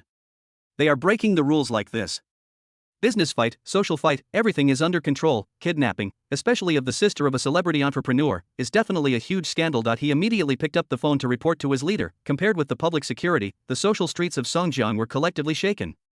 All forces were frantically looking for the middle-aged woman in the van, either for money or to make friends with Heilong. For a while, a major earthquake struck both the black and white worlds of Songjiang. An abandoned factory building on the border of Songjiang card. The van stopped. The middle-aged man got out of the car and knocked rhythmically on the door of the abandoned factory.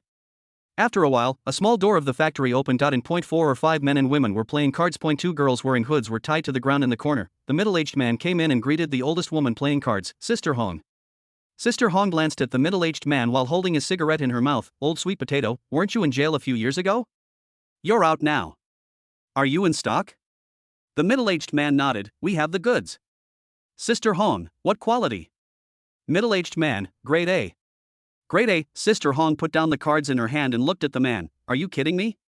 You should know what my definition of a top-grade product is. Don't make yourself look bad, the middle-aged man said. Look at what you said, Sister Hong. How could I dare to lie to you? I guarantee it's top-notch quality. You can check it out.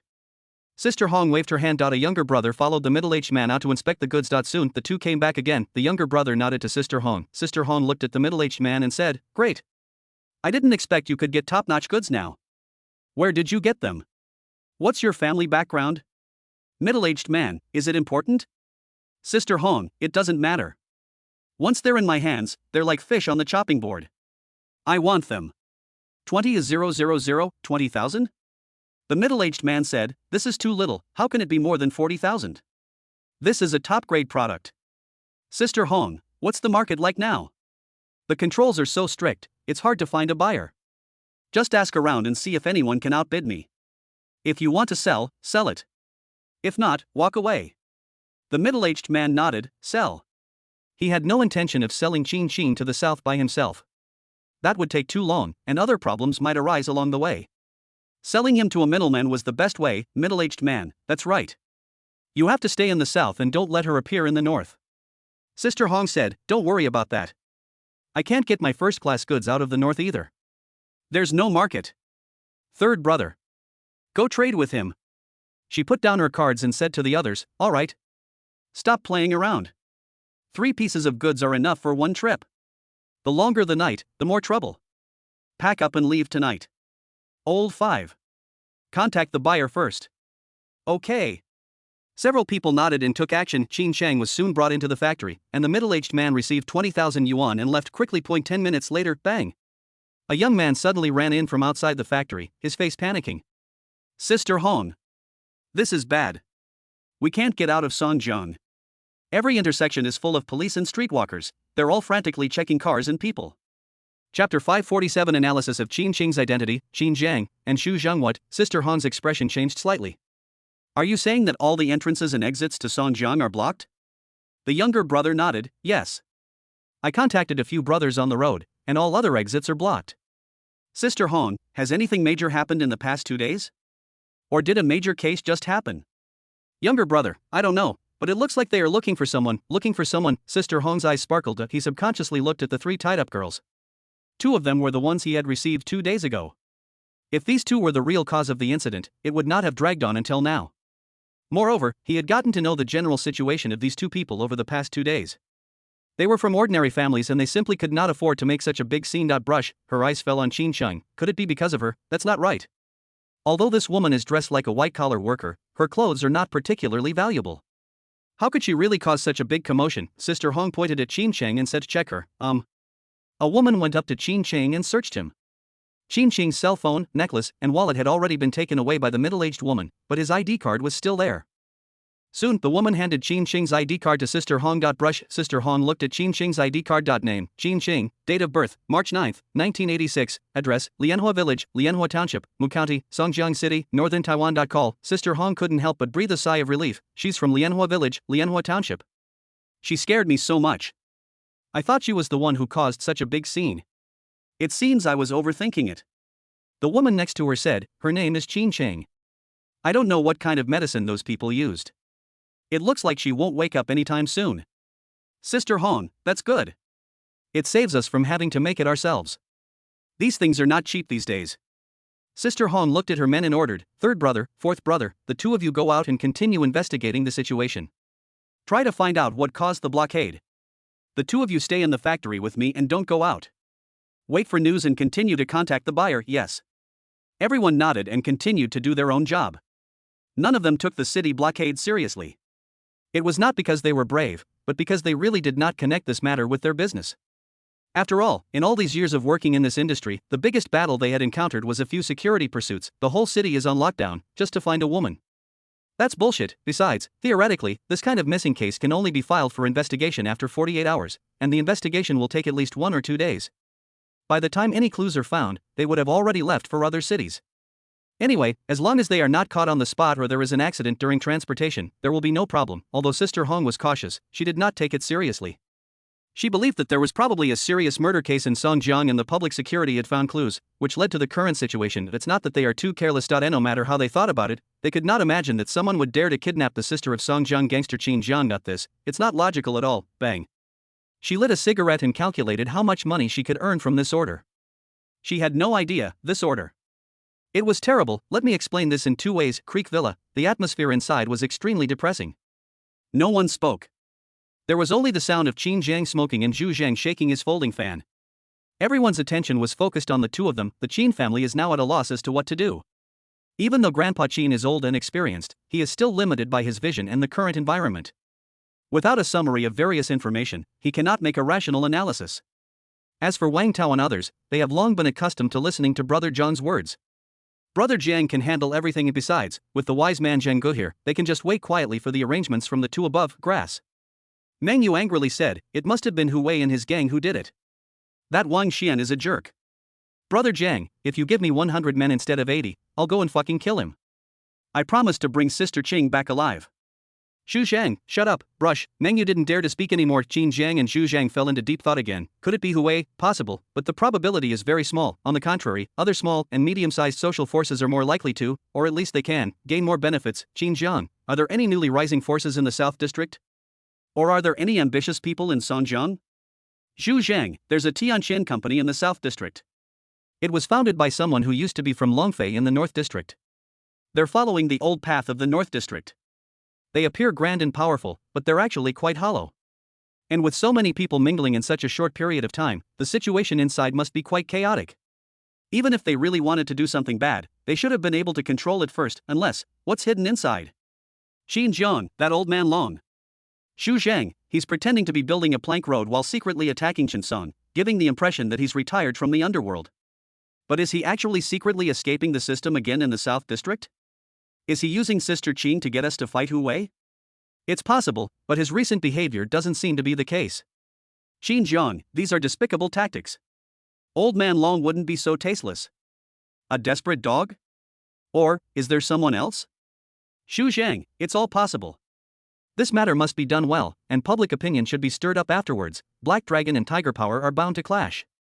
Sometimes it is not the process that matters but the result. Them, creating a flashpoint. Obviously, Qin Jiang and Zhu Zhang both knew that this matter was most likely a trap to add fuel to the fire of Heilong and Hui, two powder kegs, with the purpose of naturally watching the fight from behind the mountain. Zhu Zhang, it's also possible that the Lin family thinks the Hui group is too powerful to be eliminated, so they're using us to suppress Hui, and then they can clean up the mess later. Qin Jiang, or, the two continue to speculate on various possibilities. There's no way. Although the two are smart and knowledgeable, they are not gods. Moreover, the Black Dragon Group has developed to the point where it can't be said that it has offended anyone. If you stand in that position, you are the enemy. The people below will always want to get rid of you and take over. Enemy, it's really a bit too much. There are many people who would attack the Black Dragon just for profit, but of course such despicable people are rare. Qin Jiang looked at Mengyu. Your family is doing well recently, Mengyu, it's going well. My grandfather called me a few days ago and told me he's progressing very well. Is it going well, overseas Meng family? It's possible, but Qin Jiang did not continue to ask. It doesn't matter who the enemy is now, the important thing is where is Qin Qing? Is he safe now? Has he left Songjiang? While thinking, Qin Jiang's phone vibrated. Chapter 548, Abducting a Mountain Village and Preparing to Run Away in the Factory. Boom. Boom, not long after they went out, the two younger brothers came back and said to Sister Hong, Sister Hong, the police have not retreated. It seems that they are currently investigating and looking for someone. Sister Hong, do you think it could be? The younger brother pointed to Qin Shang, who was just sent to the ground and was still in a coma. Sister Hong, impossible. Besides, we bought it with real money, so even if it was, could we still let him go? As soon as these words were spoken, the other brothers shook their heads. Nonsense, let him go, are you kidding me?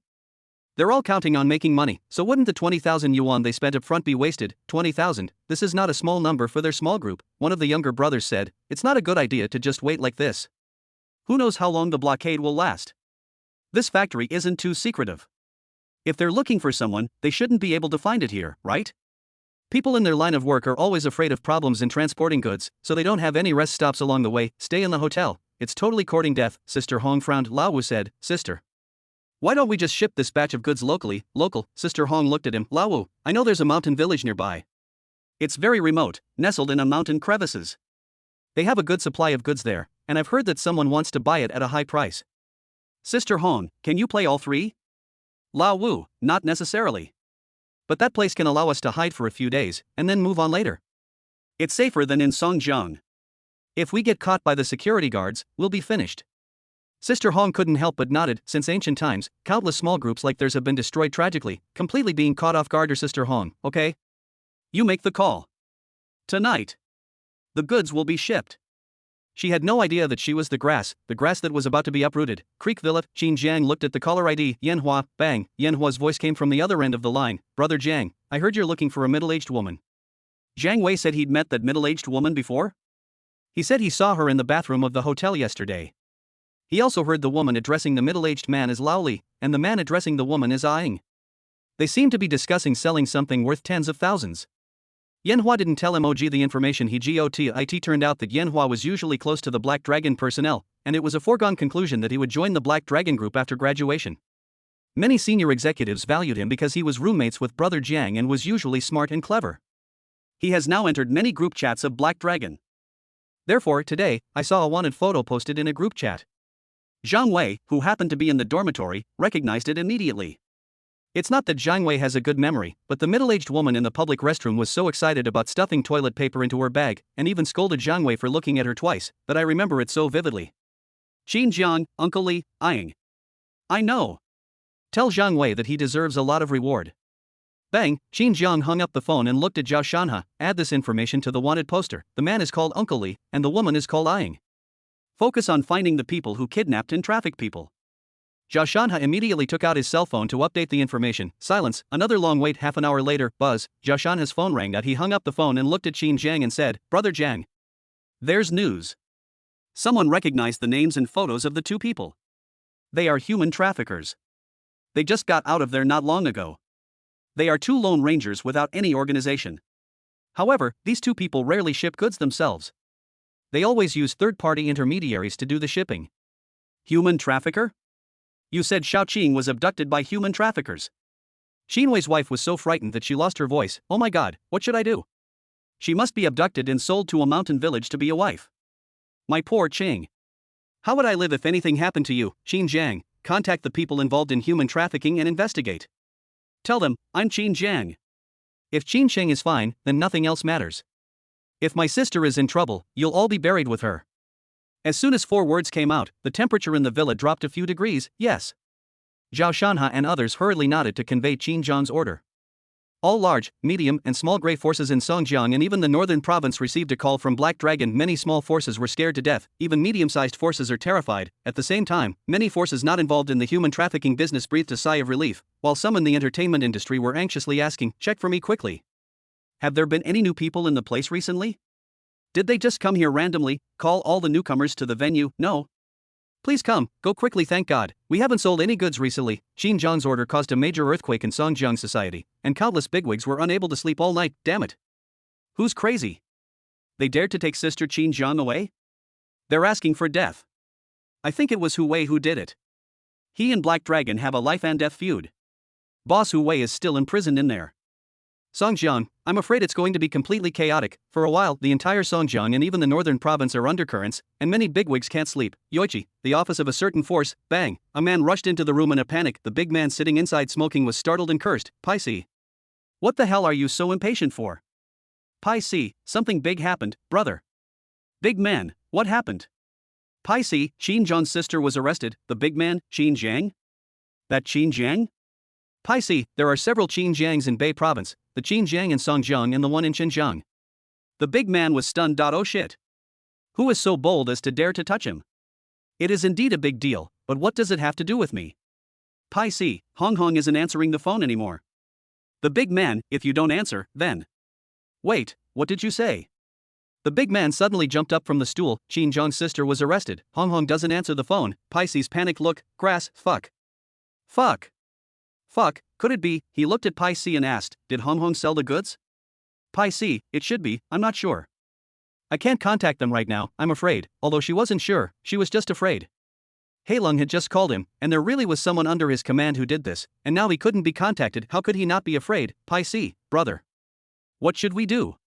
The big man said, don't fucking call me big brother. Now you are the big brother, and the people under you are so powerful that they dared to do it to Qin Zhang's sister. Pai Si, it's not certain yet. The big man said, then what are you still doing here? Hurry up and make sure. If something really happens, we must ensure Qin Qing's safety. Nothing can happen. Otherwise, we will have no room for maneuver. Pai Si nodded and ran out in a panic to try to contact him again. I in the house, the big man thought for a moment and took out his phone. Wife. Pack up all the money, gold and silver jewelry in the house and wait for my news. We can retreat at any time. Chapter 549, the village is sold, the transaction is completed, and disaster begins. What? The wife's puzzled voice came from the phone. The big man said, what? I told you to clean up quickly, so hurry up and stop dawdling. Wife, what's going on? The big man said, we are all in danger of being drowned in the river. Don't ask so many questions and pack up your things quickly. As soon as I receive confirmed information, I will leave immediately. That's right, he panicked, completely panicked. Although his city wasn't Songjiang, what was Songjiang? The provincial capital. Theoretically, the boss of this place was the boss of the entire northern province. Even though Uncle Long and the others in Songjiang were being beaten like grandsons, they were still the top figures in the social world of northern province, far beyond his reach. What's more, the Black Dragon is such a huge monster, it is very likely that his men kidnapped Qin Zhang's sister. If nothing happened, there would still be some possibility of turning the situation around. But if something really happened, he really didn't know what he would face. Sink into the river. As for resistance, whether in terms of status or social relations, he doesn't think he can be better than Qin Zhang. Only, it just means you have the advantage of being a local tyrant, but this advantage seems insignificant when facing a behemoth like the Black Dragon. Besides, the northern province has recently cracked down on their industry, and he has a hard time locally. Qin Zhang not only has absolute power in society, but also has great influence in the official circles. Don't do it right, he's really finished, so say, it's better to be prepared to retreat at any time. After Pai Si left, he continued to contact Sister Hong. Pity, when shipping, Sister Hong does not allow her team members to use any communication equipment, for it is to prevent leaks. Go to the mountain village. Sister Hong brought her people here over mountains and rivers. Sister Hong, old 5, where is the buyer? You contacted? There really is a village here, but it's so remote. Damn. I almost got lost when I asked you to lead the way. How can you have money? Lao Wu, don't worry. The village still has money to marry a wife. They will sell everything they have to give. People here believe in continuing the family line, so they are in a hurry. Sister Hong, okay. Let's trade quickly. It will save us trouble if we sell all the goods we have. Okay. Several people walked along the village path in the night, cursing all the way, or this is such a rubbish place, the car can't even get in. These women are so dead heavy I can barely carry them. During the war, the enemy couldn't even find this place. Lao Wu. How the hell did you find it? I even doubt if there's really anyone living there. Lao Wu continued to pat his chest and assure them. Fortunately, when they approached the village, they saw lights inside, proving that there were indeed people living there east end of the village. Gugu, Lao Wu gave his own secret signal. Soon, an old man came out with a few young men. They saw Lao Wu and smiled. You are finally here. Lao Wu went up to them and chatted with them. Obviously, the two parties know each other. Trade, starting soon. Lao Wu, how many do you want? Old man, how many more do you want? One is enough. Lao Wu, one. We can bring 3. The old man said, I can't afford it, and I don't need it. Just buy one. Of course. I'll sell you 3 for the price of 1, and that'll give me 2 sons as wives. Lao Wu, if you weren't old man Zhang, you'd be so poor and yet you still gave birth to a 3rd son? What were you thinking? Old man Zhang, what's it to you? This is called having many children, more blessings. Who knows, someone might rise up. As long as I am born, the Zhang family will prosper in the future, so we must continue the family line. Okay. Where is the girl? Take me to see. Soon, the young son Zhang Lauda, who was following behind the old man, saw the tied-up Qin Cheng and the 3 sleeping girls. Their eyes widened especially when they saw Qin Cheng.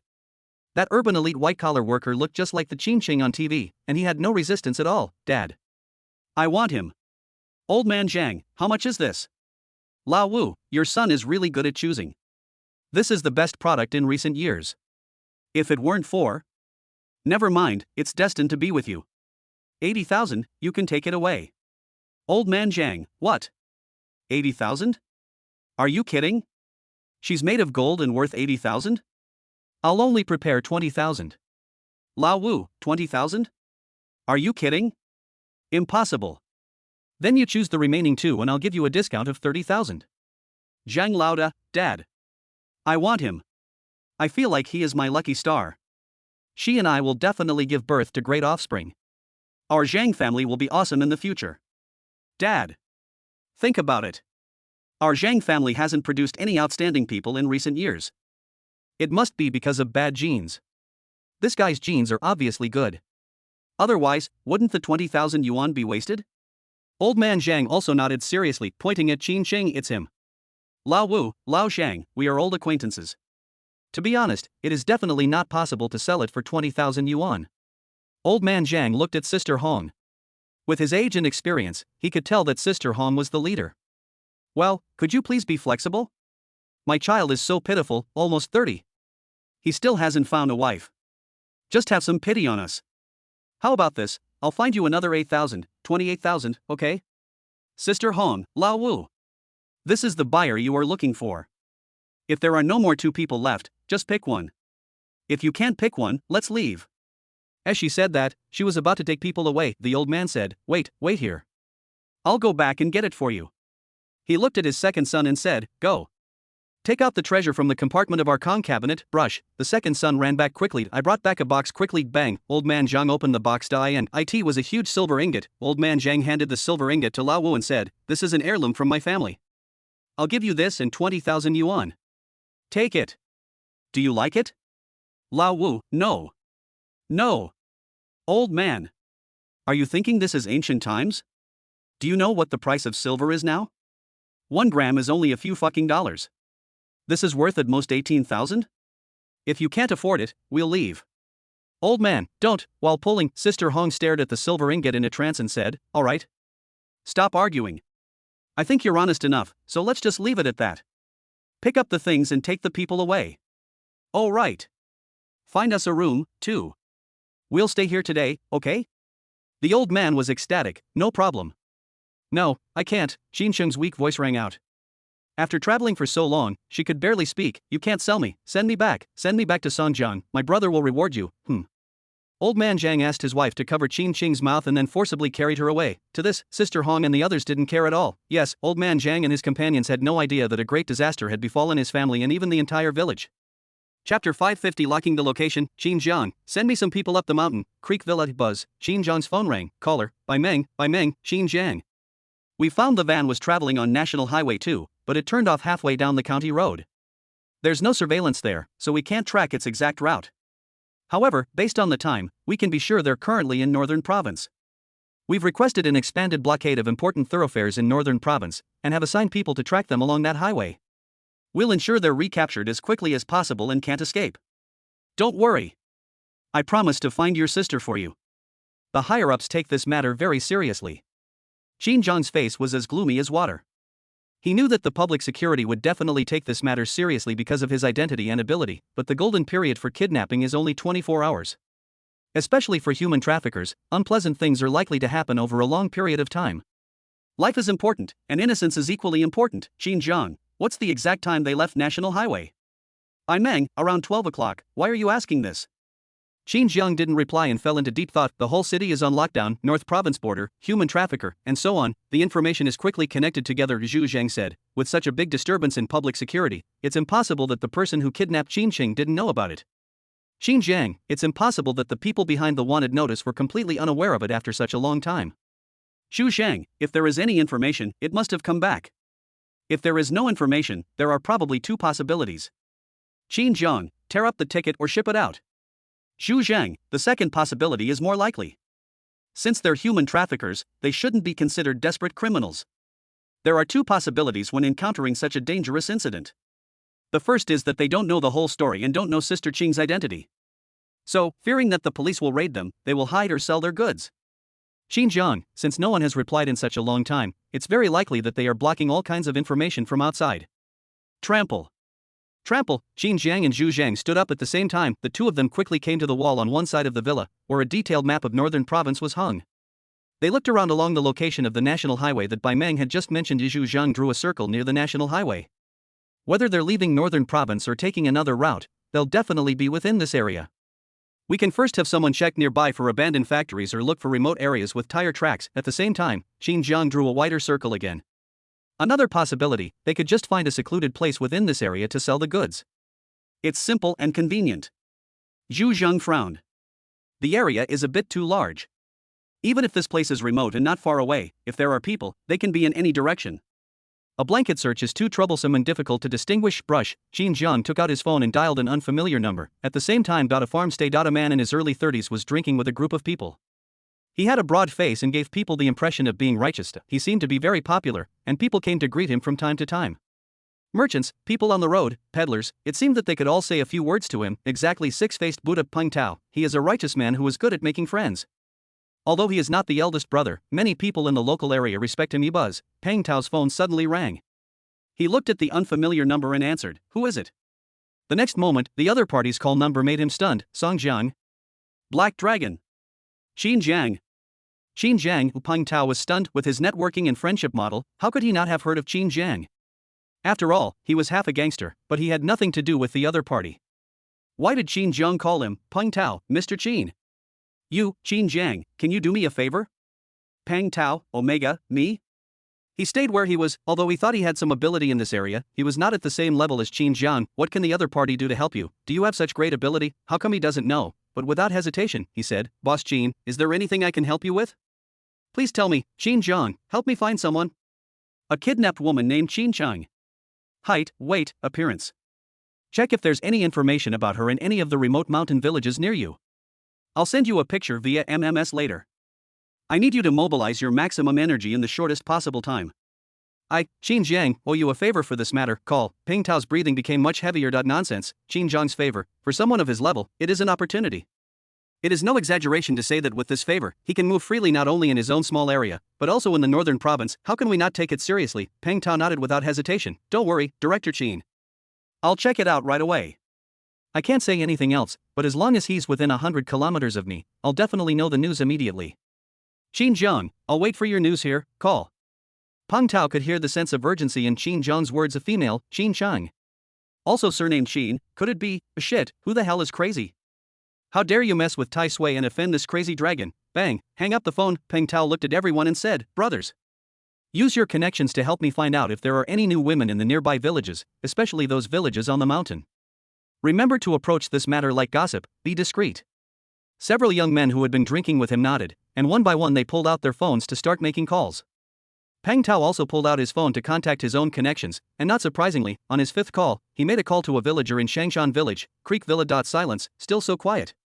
They saw Qin Jiang standing there smoking while making a phone call, and no one dared to ask anything. I don't know how much time has passed. Buzz, Qin Jiang's phone rang again. Peng Tao, Boss Qin. I just heard that not long ago. In Shanshan Village. It's a small village near us. A family there bought a woman who looks and dresses 90% similar to the one you described. They are currently planning to hold a wedding. He was actually 100% sure that the man was Qin Xing, but he didn't dare to say anything definite. Qin Jiang, are you sure you can get him out? Peng Tao, I can only say I'll do my best. This village is too remote, and the people here are all of the same surname and stick together.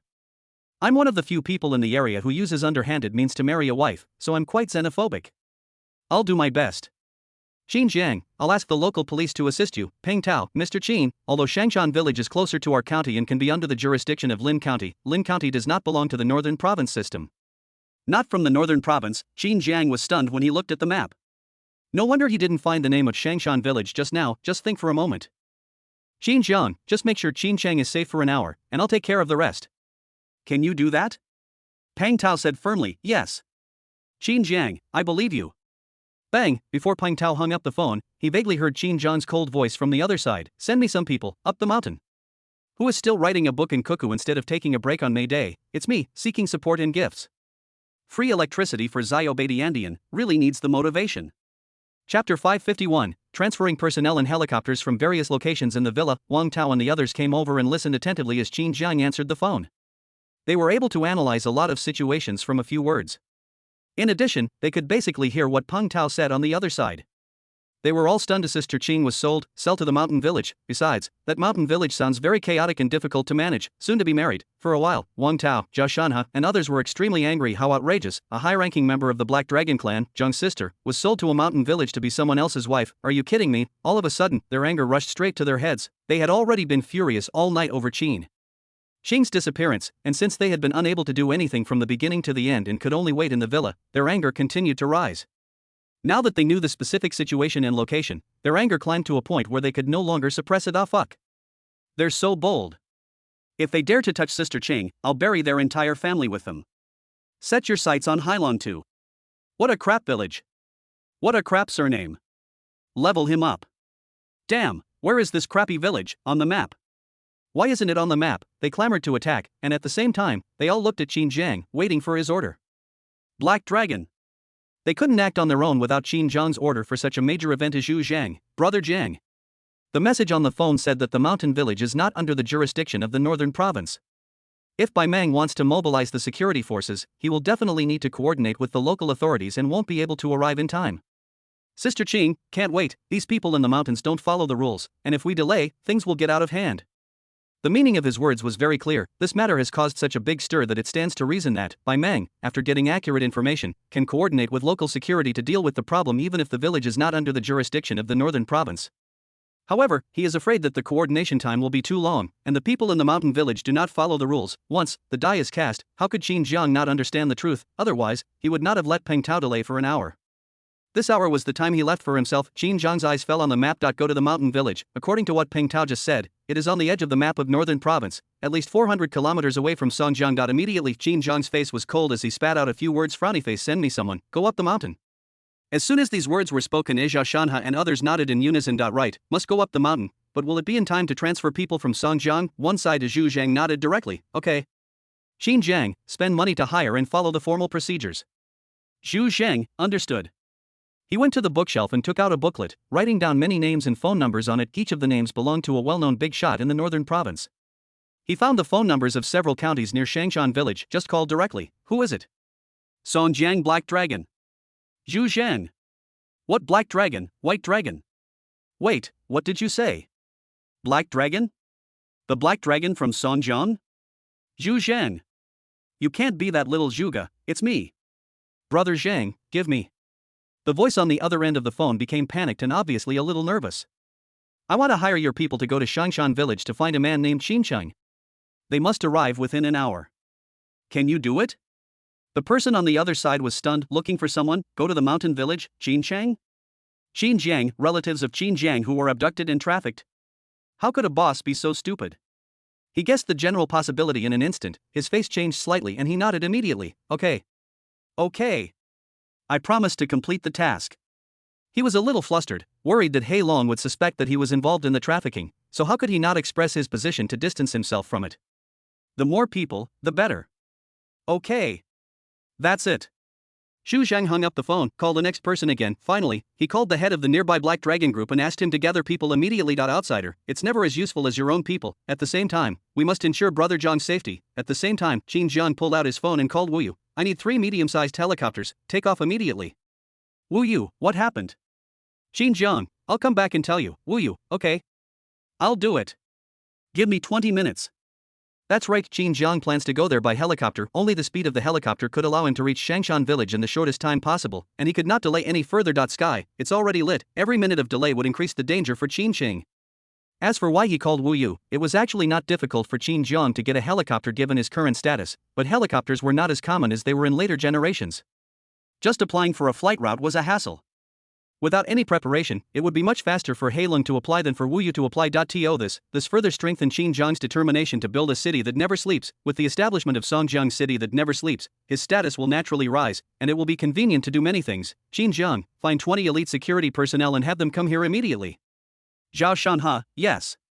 Qin Zhang, this time we're heading to Shangshan village. 49, Wang Tao, Zhao Shanha, and Shin Tianxi will follow, and the rest will stay behind at Black Dragon. Xu Zhengtong will be in charge, yes.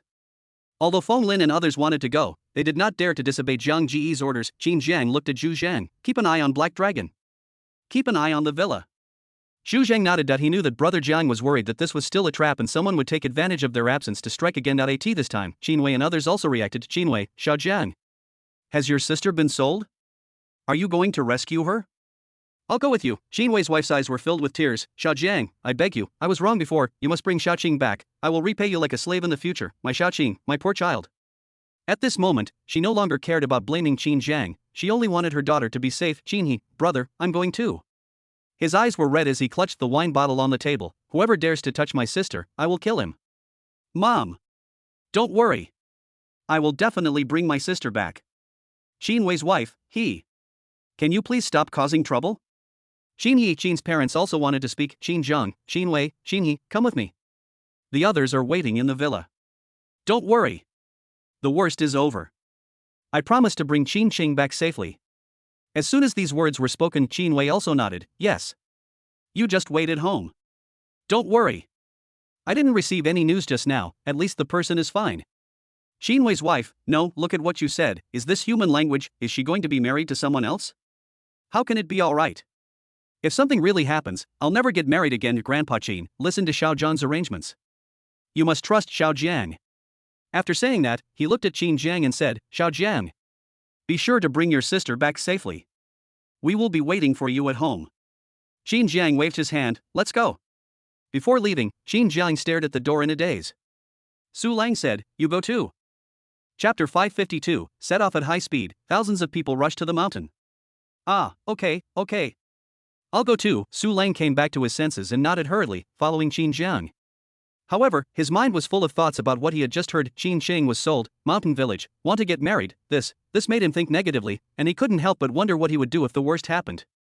What would be the next step for him and Qin Qing?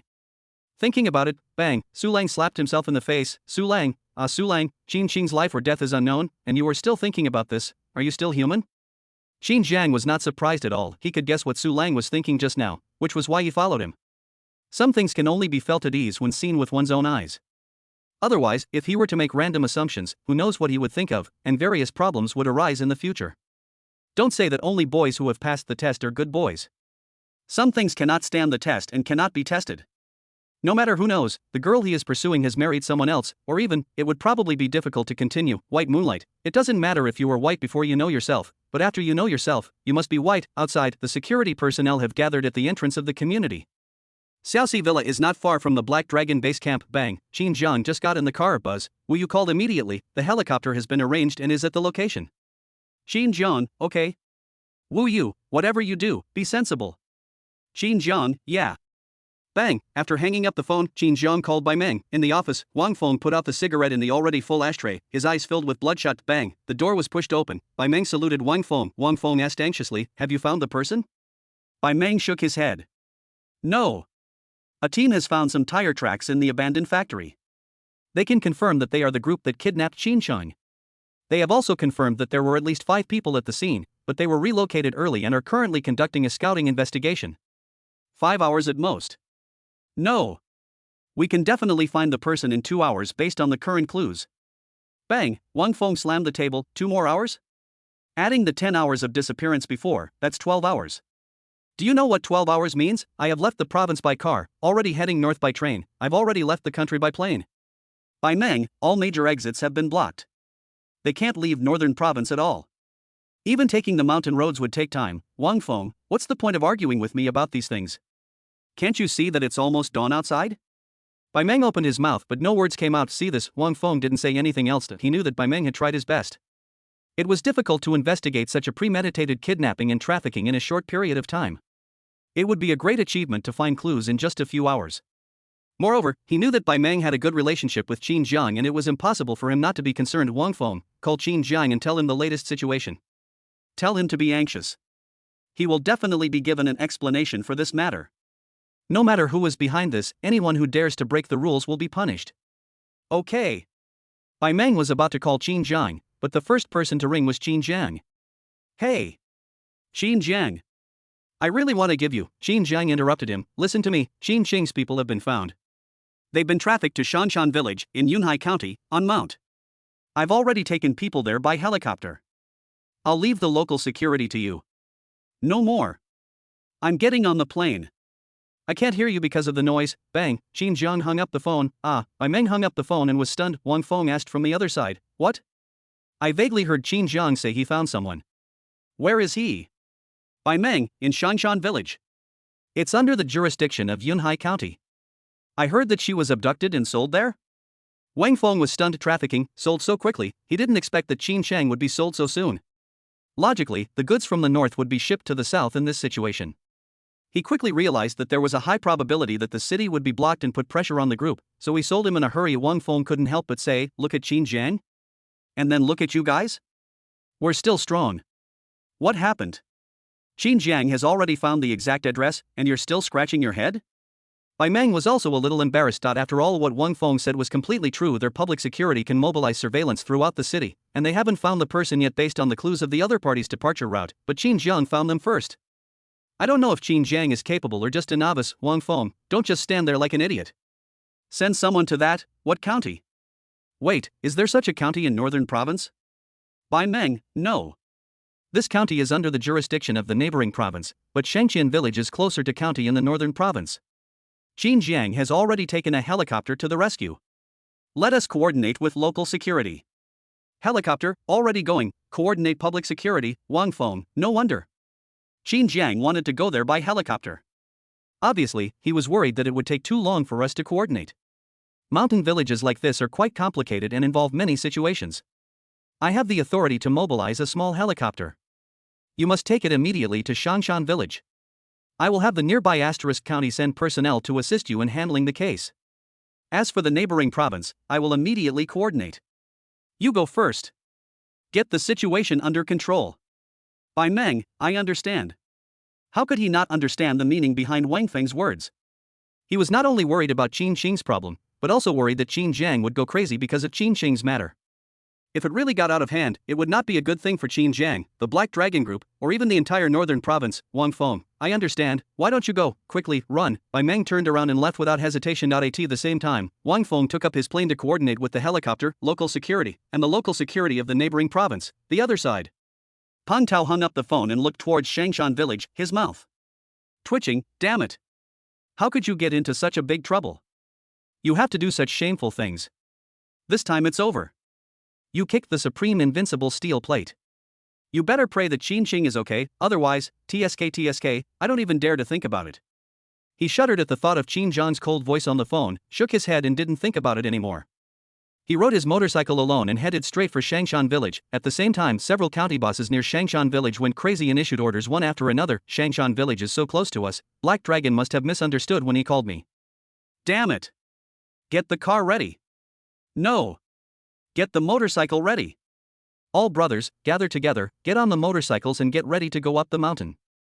Don't delay. Hurry! Oh my god! Is Shangshan village going crazy? What does Black Dragon mean? Are you suspecting me? No. Get the car ready, gather, everyone, gather, go up the mountain. For a while, more than 1,000 people gathered in the direction of several county towns and rushed madly towards the mountain village on motorcycles. P.S. My head hurts thinking about the big scenes, please support me. Big guys, please give me some free electricity. Chapter 553, 1 hour, Pisces curses square point 3 medium-sized helicopters were parked there, and several staff members were standing there waiting. Boom, Qin Zhang's convoy drove quickly and stopped in front of the helicopter. Bang. Bang. Bang, Qin Jiang, Sijou, and the others quickly got out of the car. The staff quickly came over to Qin Jiang and said, "Hello, Director Qin, we have received orders to assign these 3 medium-sized helicopters to you. The flight path has been requested, you may proceed to the Yunhai County area."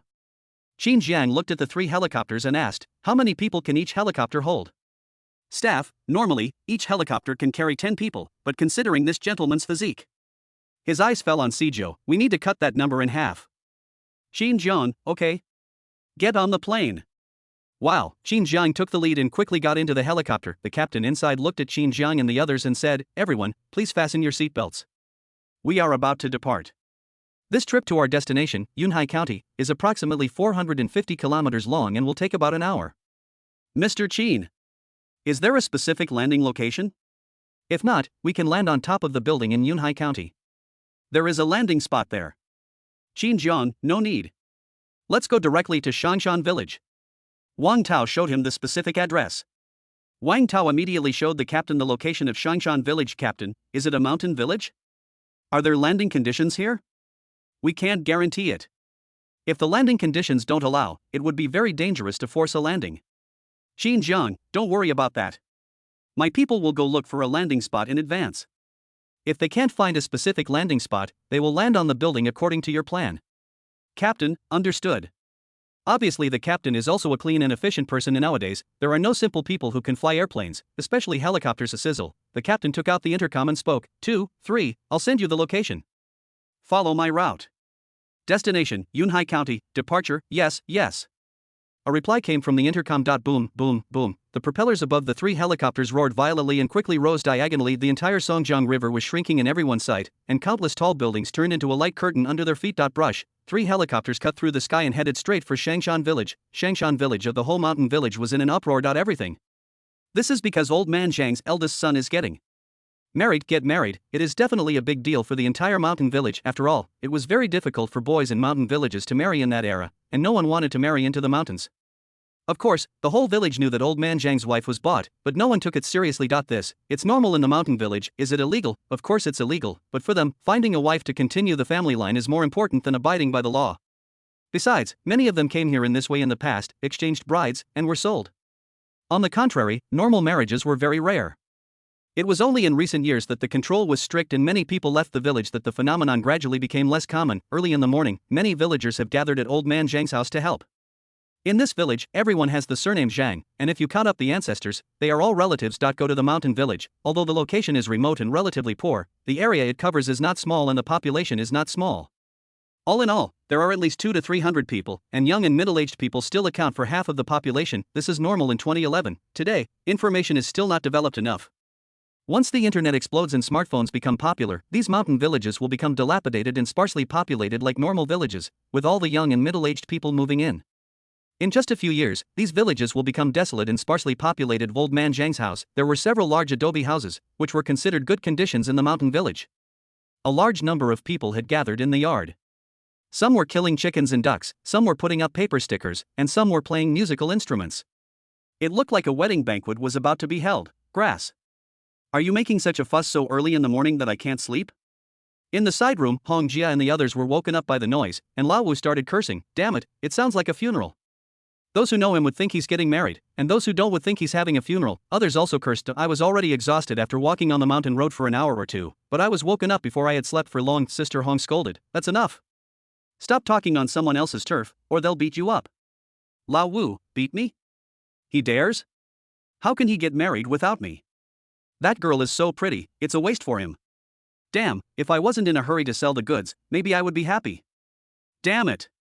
Why blockade Songjiang for no reason? Sister Hong, I'll call to ask about the situation outside and see if I can find a buyer for the silver ingot. Everyone, be careful. People in the mountains don't follow the rules.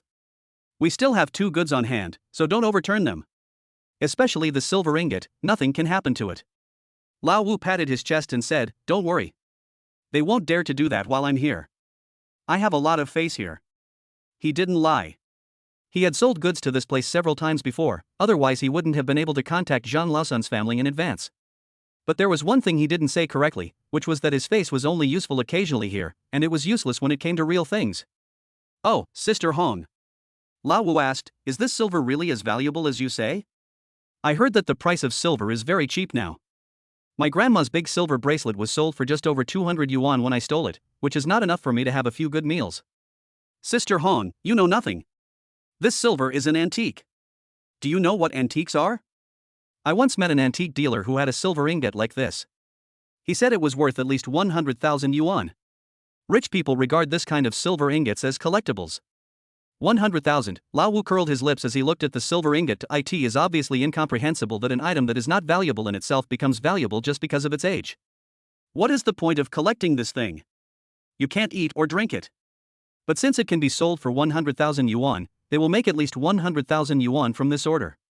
Once they sell the remaining two items, they will definitely be able to enjoy it comfortably for a few months. The others also looked excited. A few days of work, it was easy to make more than 100,000 yuan, and each person could get more than 20,000 yuan. It was definitely a huge profit in 2011, otherwise it would not be worth the risk of being beaten to death. Brush, Sister Hong took out her phone and turned it on a buzz. As soon as she turned on her phone and before she could choose to call someone else, her own phone vibrated and rang. "Caller, Pai Siggy." Sister Hong was stunned and pressed the answer button. Then, there was a crazy roar from the other side. "Fuck you, you big fucking idiot, why did your phone fall into your crotch? Damn. I called you half the night and your phone was turned off. Fuck." Chapter 554. Qin Xing cannot get into trouble. Sister Hong is in despair. Now. Pisces series of crazy curses made the room silent. Sister Hong, sigma degree, others are good, equal smiley face. Oh, they didn't understand why the fourth brother, who usually talked and laughed with Sister Hong and even had an affair with her, would curse her like that. A long time. The other party stopped scolding until he was tired as Sister Hong, fourth brother. "It's not that I don't answer your call, it's that I'm shipping and my phone is turned off." "Really? I've sold all my goods, so I made quite a bit of money, and I even got a silver ingot antique." She quickly explained why she didn't answer the phone. Although it was a bit embarrassing to hear Pai Si cursing, she didn't dare to offend him because he was her backer. People in their line of work were already third class in the underworld, and they couldn't get by without a backer. Pai Si didn't listen to her messy explanation at all. He only heard, "shipping." Their heads buzzed. A gulp, Pai Si swallowed his saliva and said anxiously, "Shipment? Where did you ship the goods? What kind of goods? What's your name? How old are you? You, tell me quickly." Sister Hong was stunned and replied subconsciously, "It's on the edge of the northern province." "What's his specific name?" "To Qin Xing, it's called Qin Xing, in his early 20s, Pai Si." "Oh my god, you're asking for death, you even dared to kidnap her, you're just hanging around down there. When did you dare to kidnap someone in Songjiang? Do you even know who she is? How dare you kidnap her? You're fucked." Pai Si started swearing and speaking madly again. Sister Hong realized something was wrong. "Fourth brother, what do you mean? Who is she?" "Pai Si, Qin Cheng." "Sister Hong, who is Qin Cheng?" "Pai Si, you don't need to know who she is. You just need to know that she is Qin Zhang's sister. They share the same surname. Qin Jiang?" One voice, "Qin Jiang." Crackling, Sister Hong's eyes suddenly widened. "Fourth brother, you are talking about Songjiang Qin Jiang. The Qin Jiang who crossed the river. Pai Si, if not him, who else? I'm telling you, Qin Jiang has issued a wanted order. You're fucking ruined. You've implicated us all. You're fucking ruined. I'm fucking ruined too. We're all fucking ruined. Damn, destroy." Sister Hong could hardly hear Pai Si scolding, and she felt a little dazed and unsteady. Who is Qin Jiang, the top boss in the northern province? He has thousands of subordinates, even her big brother wasn't qualified to talk to Qin Jiang, let alone her. Now she has kidnapped and sold Qin Jiang's sister to someone else as a wife. Isn't this pure courting death? According to Pai Si, Qin Jiang has issued a wanted order? Doesn't that mean I'm going to be drowned? Think of this. Sister Hong shuddered and said, "Fourth brother, I really don't know who she is. I didn't kidnap her. I bought her from someone else. She has nothing to do with me. Fourth brother, please save me. I don't want to die. I'm only in my 30s. Fourth brother, Pai Si, I'm not your fourth brother, you are the fourth brother." He didn't want to get involved in this mess, but he also knew he couldn't get out of it. If anything really happened to Qin Xing, Sister Hong wouldn't be able to cover it up. He would definitely suffer as well, so he immediately yelled, "What's the situation with the person now? Is there any trouble?" "Sister Hong, it was just sold. The buyer is planning the wedding but hasn't had a formal ceremony yet? The custom here is that the ceremony is necessary before the wedding night." Pai Si breathed a sigh of relief. "I don't care what method you use, you must ensure Qin Qing's safety and rescue her. If something happens, no one can save you. Everyone will die. Remember. Rescue Qin Chang. I'm going to report to my eldest brother now and ask him to help you find a solution." Sister Hong, okay. Bang, Sister Hong hung up the phone woodenly, and not just him, the other gang members in the room also widened their eyes in panic. They also heard the conversation between Pai Si and Hong Jia. How could it be? She is Qin Zhang's sister? We have exposed the truth, it's over. I heard that Qin Jian likes to drown people in the river. Song Jiang is full of people who have offended him. We won't. Oh. Why are we so unlucky? What should I do? Run, Sister Hong waved her hands. Don't panic. Don't panic. First of all, we can't be sure if she is Qin Zhang's sister right now, so don't panic. Secondly, don't run. If she really wants to, we must rescue her, otherwise she'll be in great danger. As soon as these words were spoken, the others nodded. Right, as long as nothing has happened to anyone, there is still room for easing the situation. You can't run. If someone is in danger, Qin Jiang won't be safe even if he runs to the ends of the earth. Sister Hong and the others quickly rushed to the wedding scene. Hall, in a closed room. Bang, the door opened. A woman came in with a dress and looked at Qin Qing, who was still struggling. She sighed. Why? She came to Qin Chang and sat down. Don't struggle, even if you can break free from the ropes, you can't leave the room. Even if you can leave the room, you can't leave the village. She took the cloth off Qin Qing's mouth. Qin Qing looked at her and said, "How much did you spend to buy me?" "I'll pay double. I have money." The woman shook her head. "You're not the first one to say that. It's useless." "They don't believe it, them." Qin Chang looked at the woman and blurted out, "You too." The woman nodded. "Yeah. Me too. I've tried to escape many times but always failed. The village only has one exit and there are always villagers there. Even if I rush out, the way down the mountain takes an hour even on a motorcycle and half a day on foot. Plus, there's a high chance I'll get lost. Every time I'm caught, I get beaten. I can't get out." Obviously, she had tried many times and was completely desperate. The reason she came here was not to persuade Qin Cheng but to let him know that once he came in, he could not get out, so he should just accept his fate and avoid being beaten. Old man Zhang said outside the door, "Little girl, just marry my son and continue the Zheng family line. If you don't obey, don't blame me for slapping you." Qin Cheng looked at old man Zhang. "Do you know Qin Zhang? He is my brother. He is very rich. If you let me go, he can give you a lot of money. Besides, I am not feeling well today. My period has come, so it is not suitable for the wedding ceremony. It is unlucky, she wanted to delay as much as possible. I disappeared. She believed that her brother would definitely look for him, and as long as she delayed, she would be saved." Zhang Laosan, what do you mean you don't know Qin Jiang and Ba Jiang? And, don't play tricks on me. Time's almost up. Xiaoyu, change your clothes quickly. Outside, many people who were helping also heard what Qin Qing said, but they didn't take it seriously as they were used to it. Every girl who was bought would be like this at the beginning. Qin Chang was considered normal.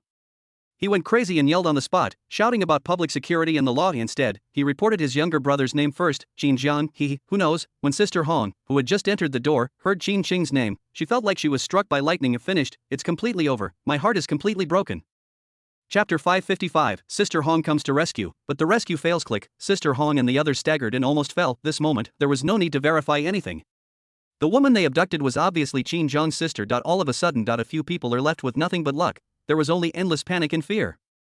They all looked at Sister Hong and saw that her expression had calmed down a little. They asked to Sister Hong, "What should we do next? Sister Hong, are we supposed to listen to you? What do you say?"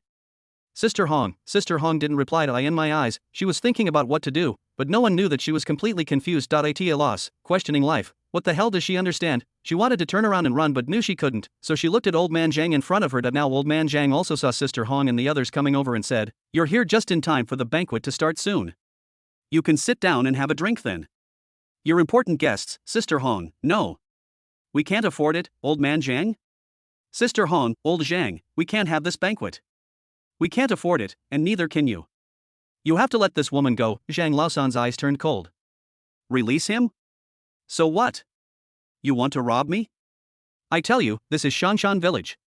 Believe it or not, if I shout, you won't be able to come down the mountain.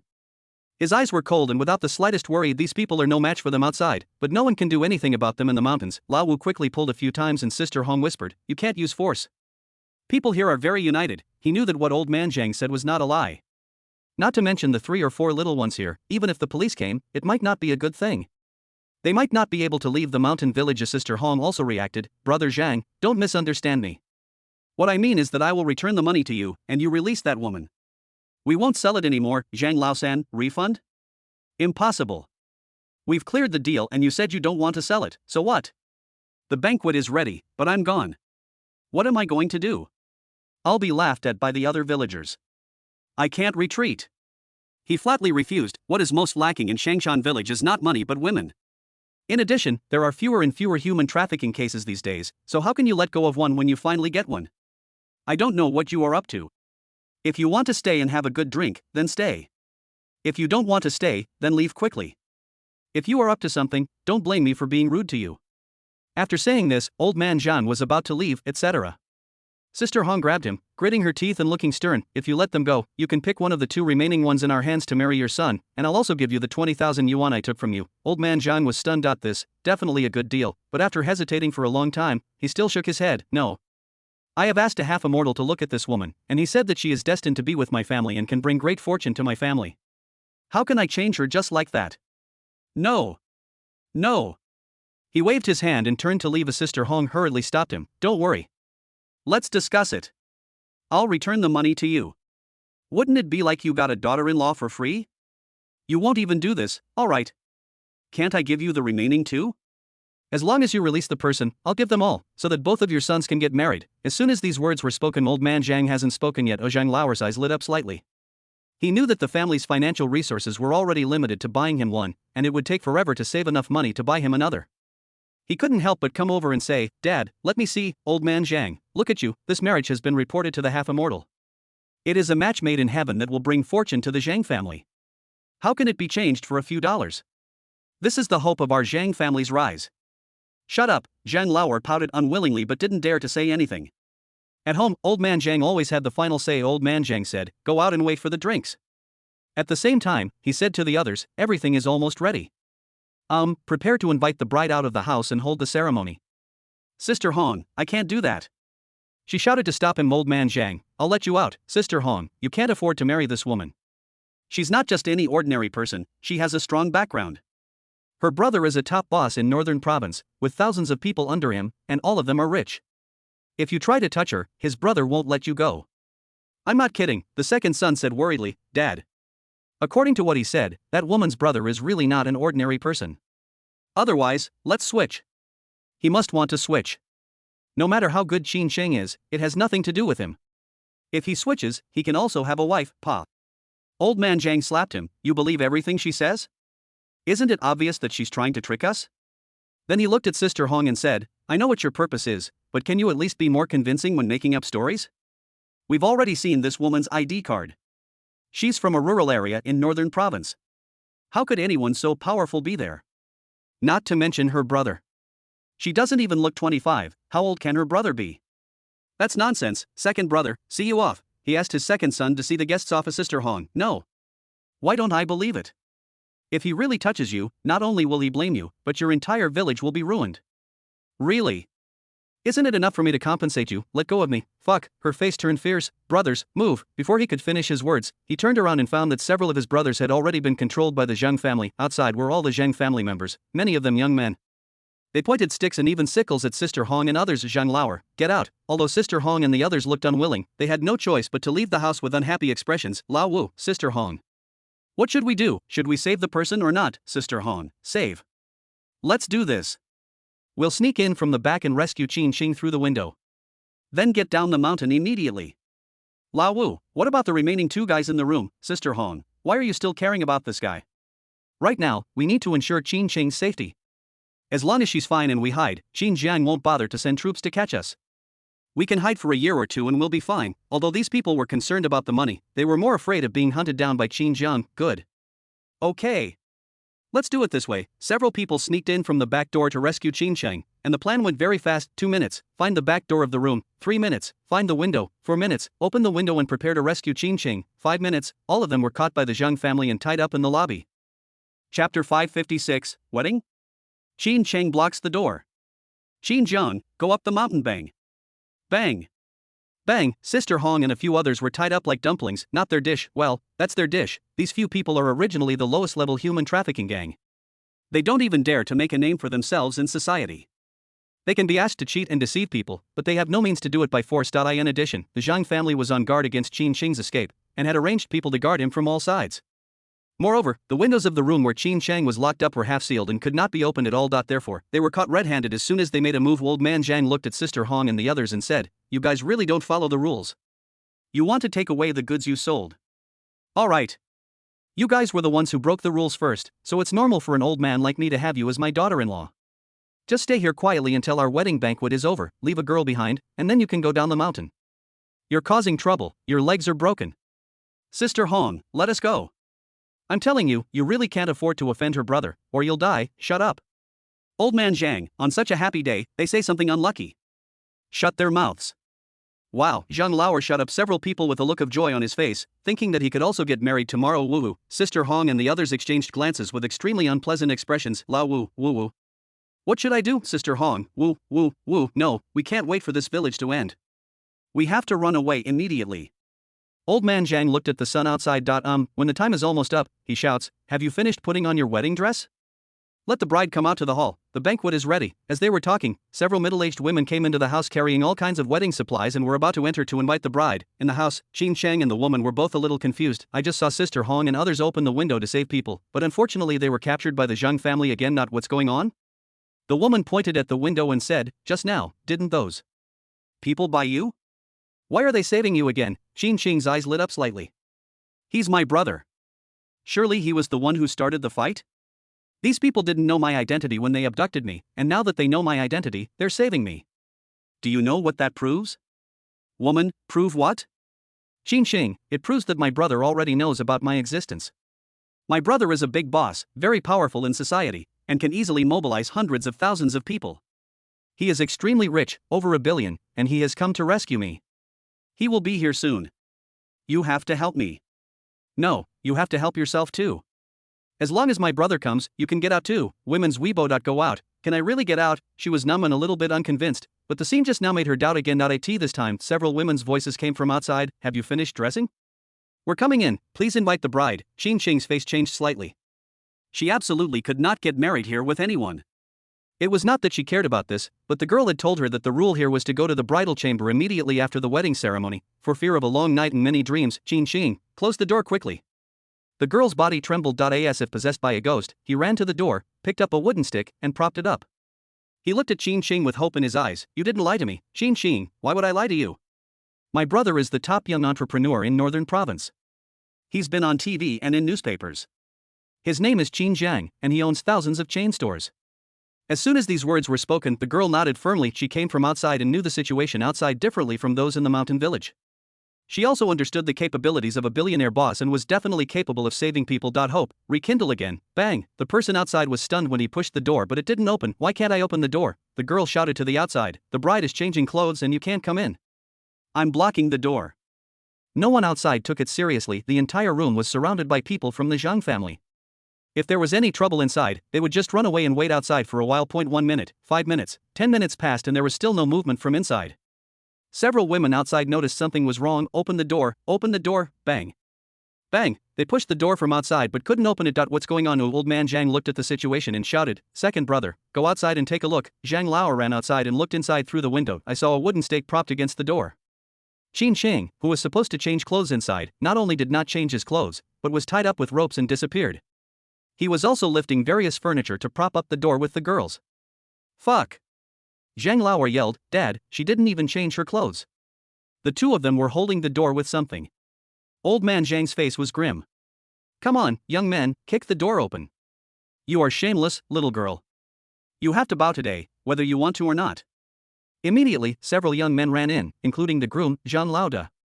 When he heard that Qin Sheng was resisting and blocking the door, he wanted to kick him. Old man Zhang stopped him and said, "You are wearing your groom's suit. It is precious. Don't kick it and damage it. You guys go. Zhang the lame, your wife is inside helping to block the door. How can you take care of it, what? The slightly lame young man said angrily, damn it, this woman really deserves to be punished if she hasn't been beaten for 3 days. Get out of my way and watch me. Fuck, he rushed forward and kicked, bang, Zhang Kezi grimaced in pain. The other young men burst into laughter, and then after being scolded by old man Zhang, they went forward and kicked the door, bang, bang. Bang. Bang, the broken wooden door was kicked with a loud bang, and cracks appeared on some parts of the wooden boards, and it looked like it was about to collapse. And Qin Chang leaned against the door tightly, his face determined, and he said, hold on. My brother will definitely come to save me. The girl also pushed against the door tightly, but her face was full of fear. Did she know what would greet her after the door was broken? Withstand, must hold on. Over Yunhai County. Boom, rumble. 3 helicopters streaked across the sky, speeding forward. At this time, it's dawn. Along the way, many people couldn't help but look up to see the helicopter. After all, helicopters were rare in small places in that era. A child pointed at the helicopters and said, 3 helicopters. I want to make a helicopter when I grow up. Bang, his mother patted the back of his head and said, study hard first. When you get into college and have a promising future, you can sit there. Those are seats for the bigwigs. Oh. The younger brother nodded. More than 10 minutes later, the child pointed to the sky again. Look. There's another helicopter, the same color as the security car, front ROW in the helicopter. The captain looked back at Qin Zhang and said, Mr. Qin, we have entered the Sea of Clouds. The map shows that Shangshan village is just ahead. Our next move, Qin Zhang uttered 2 words clearly and neatly, go straight up the mountain. Chapter 557. Peng Tao comes, but loses face, bang. Bang. Bang. Fuck. You stinky bitch, open the door quickly, or I'll break your legs. Open the door quickly. If you miss the auspicious time, you will suffer. Do you hear me? Open the door. Why fuck, 2 damn girls. Qin Chang was holding the door tightly and looking at the girl next to him. What's your name? Girl, my name is Sun Ying. Qin Qing, hold on. My brother will definitely be here soon. Then you can not only leave, but I promise you will live a good life, drive a luxury car, live in a large flat. She painted a rosy picture for Sun Ying. Obviously she was worried that the other party would betray her at the critical moment. If that happened, she would be doomed. Life is precious, chastity is more valuable. Don't say that the atmosphere in 2011 was far from being as open as it is now. Girls are very concerned about this aspect. Even in later generations, girls will only talk to boys they like. If they don't like, they will be accused. What's more, she was trafficked. Bang, just when they could no longer hold on. Boom, there were bursts of motorcycle sounds coming from outside. See you. A motorcycle came speeding from a distance and stopped in front of old Zhang's house. A loud shout was heard, stop it, brush. All of a sudden, the whole audience fell silent and looked at the newcomer. Someone immediately recognized the person's identity. Peng Tao. 6th Master Peng. As expected of a well-connected person, even the banquets in our mountain village can hear the news. Old man Zhang is quite prestigious. Even 6th Master Peng came to the banquet. He has some connections, 6th Master. Come and have a drink, someone greeted Peng Tao. Apparently, Peng Tao was somewhat well known even in this mountain village. Old man Zhang brought his men out to see Peng Tao and was delighted. Who wouldn't be happy if someone of status came to their banquet? 6th Master. You're here for the wedding. Hurry up and arrange a seat of honor for him. The banquet will start soon. Peng Tao waved his hand. What are you drinking? I'm asking you, is your son going to marry a girl? Old man Zhang, yes. Peng Tao, is that girl called Qin Chang? Old man Zhang, how do you know? They had seen Qin Ching's ID card and hid it for fear that he would run away. Peng Tao, how would I know? Don't worry about how I know, just release this person immediately. At the same time, he kept looking into the inner room and found several people banging on the door, and he immediately guessed something. I feel relieved. Bang the door. This proves that the marriage hasn't been formally concluded yet, and the final result hasn't come out yet. Then everything will be fine. Now old man Zhang's expression darkened. 6th Master. What do you mean by that? Peng Tao, I'm not kidding you. This guy is Qin Ching and his brother is Qin Zhang. He's a top boss in Northern Province. You don't even know that the whole Northern Province went crazy looking for him the night he went missing. You should pray that she's okay, otherwise you'll die without knowing how. Let her go immediately. Old Zhang and the others were all stunned. Qin Zhang, big boss from Northern Province, both black and white, these words sound familiar. I think they match what Qin Ching, Sister Hong, and others just said. They may not believe what Sister Hong and others say, but they have to believe what Peng Tao says. Peng Tao, a well-known connections king in several nearby counties, with friends within 100 miles? And he never tells lies. This, Zhang Lauer said worriedly, Dad. That woman seems to be really not simple. Let's release her, brush. Old man Zhang glared at him, then he looked at Peng Tao and said, let's discuss it. Listen to this. Peng Tao breathed a sigh of relief and saw that the people over there had stopped banging on the door. He nodded and said, okay. On the ground, when the tied-up Hong Jia and others saw Peng Tao coming, they were not happy but extremely scared. Unbelievable, how is that possible? How could Qin Zhang's men arrive so quickly? It wouldn't have taken more than a few hours. Most importantly, Peng Tao's arrival meant Qin Zhang knew about this place and was likely coming too. What would they do once Qin Zhang arrived? What will Qin Zhang do to them? It goes without saying, you can tell with your but that there will definitely not be a good ending, and there is a high probability that he will sink into the river. Woohoo, woohoo. They tried to think of a way to deal with woohoo, but what could they do? He was tied up and couldn't move at all at this moment. They felt a little regretful. I don't regret doing this. Instead, he regretted buying out Qin Sheng, the troublemaker, and even more so, why he didn't just run away, ending up in this dilemma, unable to resist, and Qin Zhang and Sun Ying's faces were full of surprise. They also heard Peng Tao's voice outside just now. Sun Ying, someone is really coming to save us. We are going to be saved. I am finally going to be saved. As she said this, she was about to open the door and go out. Wait. Qin Sheng stopped him. You can't go out. The situation outside is not clear yet. Wait a little longer. After all, she had worked as a senior executive in a milk tea shop and had a lot of experience. She could guess that there were very few people based on the conversation outside. What's more, what old man Zhao just said was to discuss it instead of letting the person go directly. Sun Ying nodded in surprise.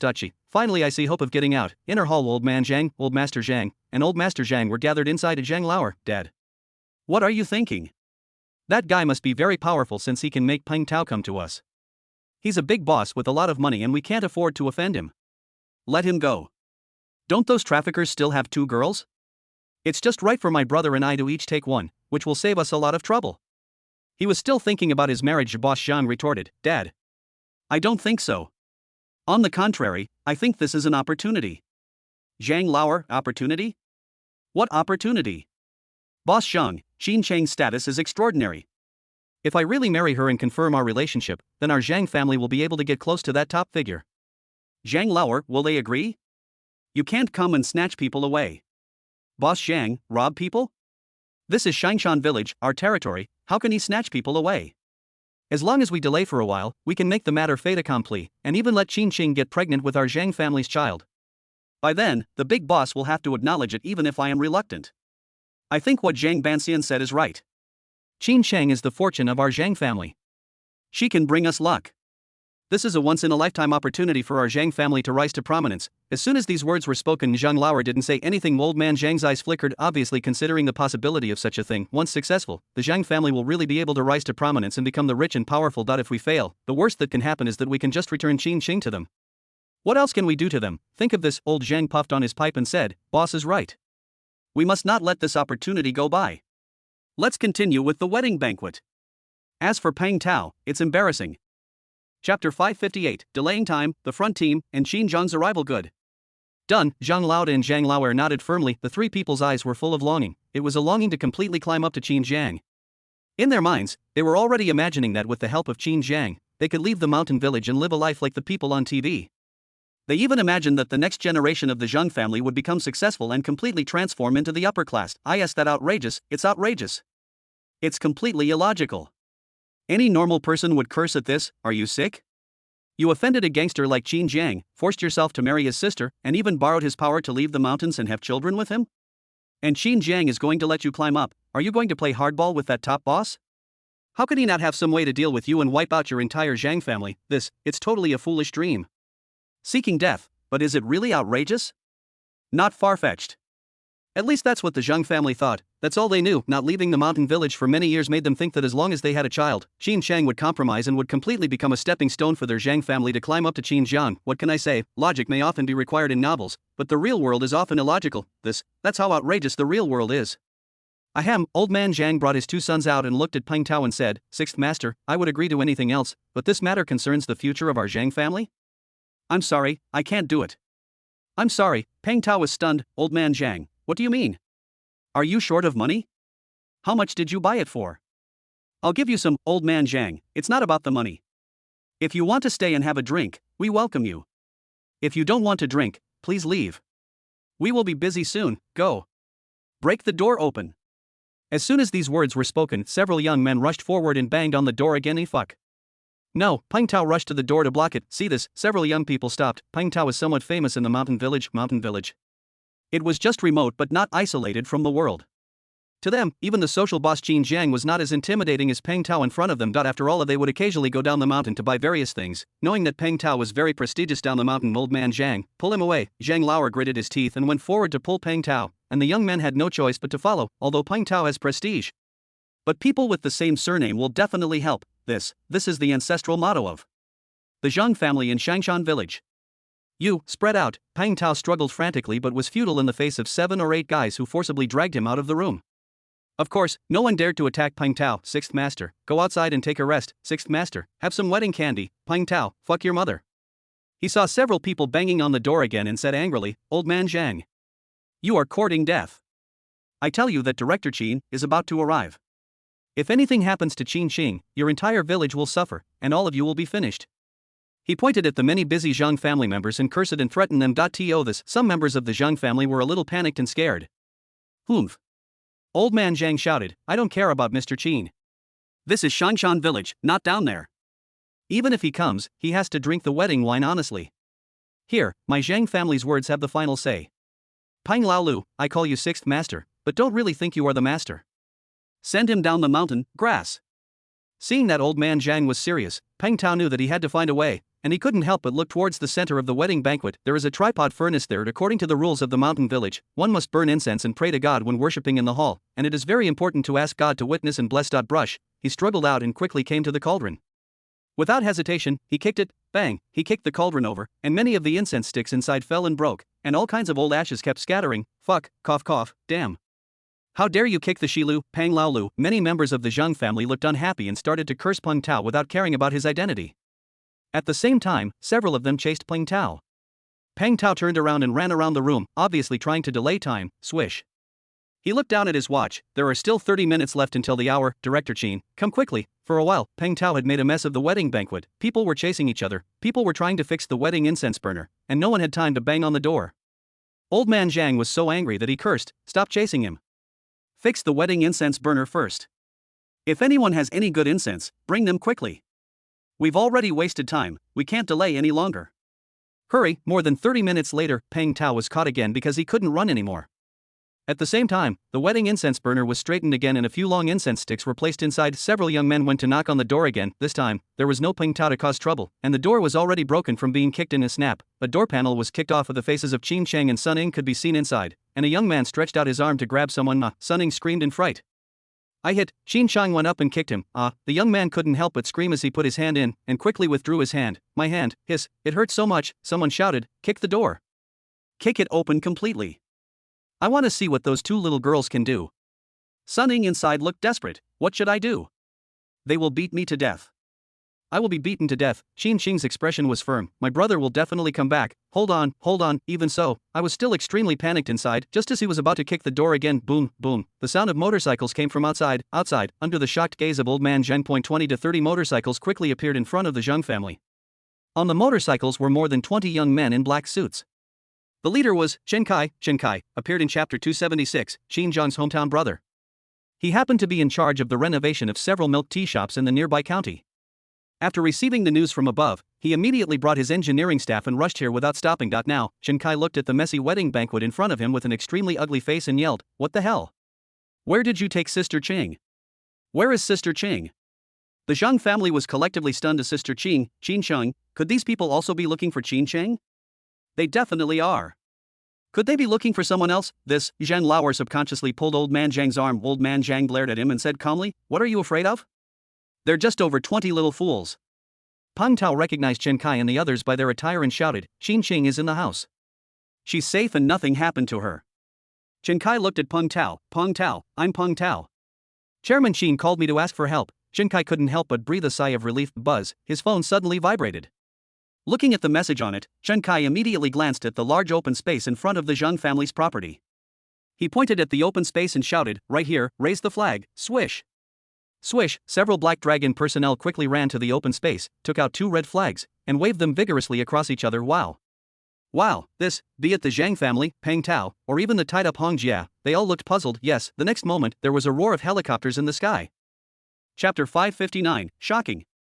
The boss appears in person. In the house, Qin Cheng and Sun Ing also heard the sound of motorcycles and voices calling for Sister Qing coming from outside. Sun Ing, Sister Qing? Are they calling you, Jin Xing? It should be, Sunning, your brother's people are here, brush. Brush, the two men subconsciously looked outside the door. The door was already mostly broken. In addition, the door was facing the door outside, and the young man who was banging on the door was also attracted by the situation outside. Therefore, Qin Sheng and Sun Ing could easily see what was happening outside. Qin Sheng looked at Chen Kai and others outside wearing black formal suits with an ecstatic look on his face. It's Chen Kai, my brother's man.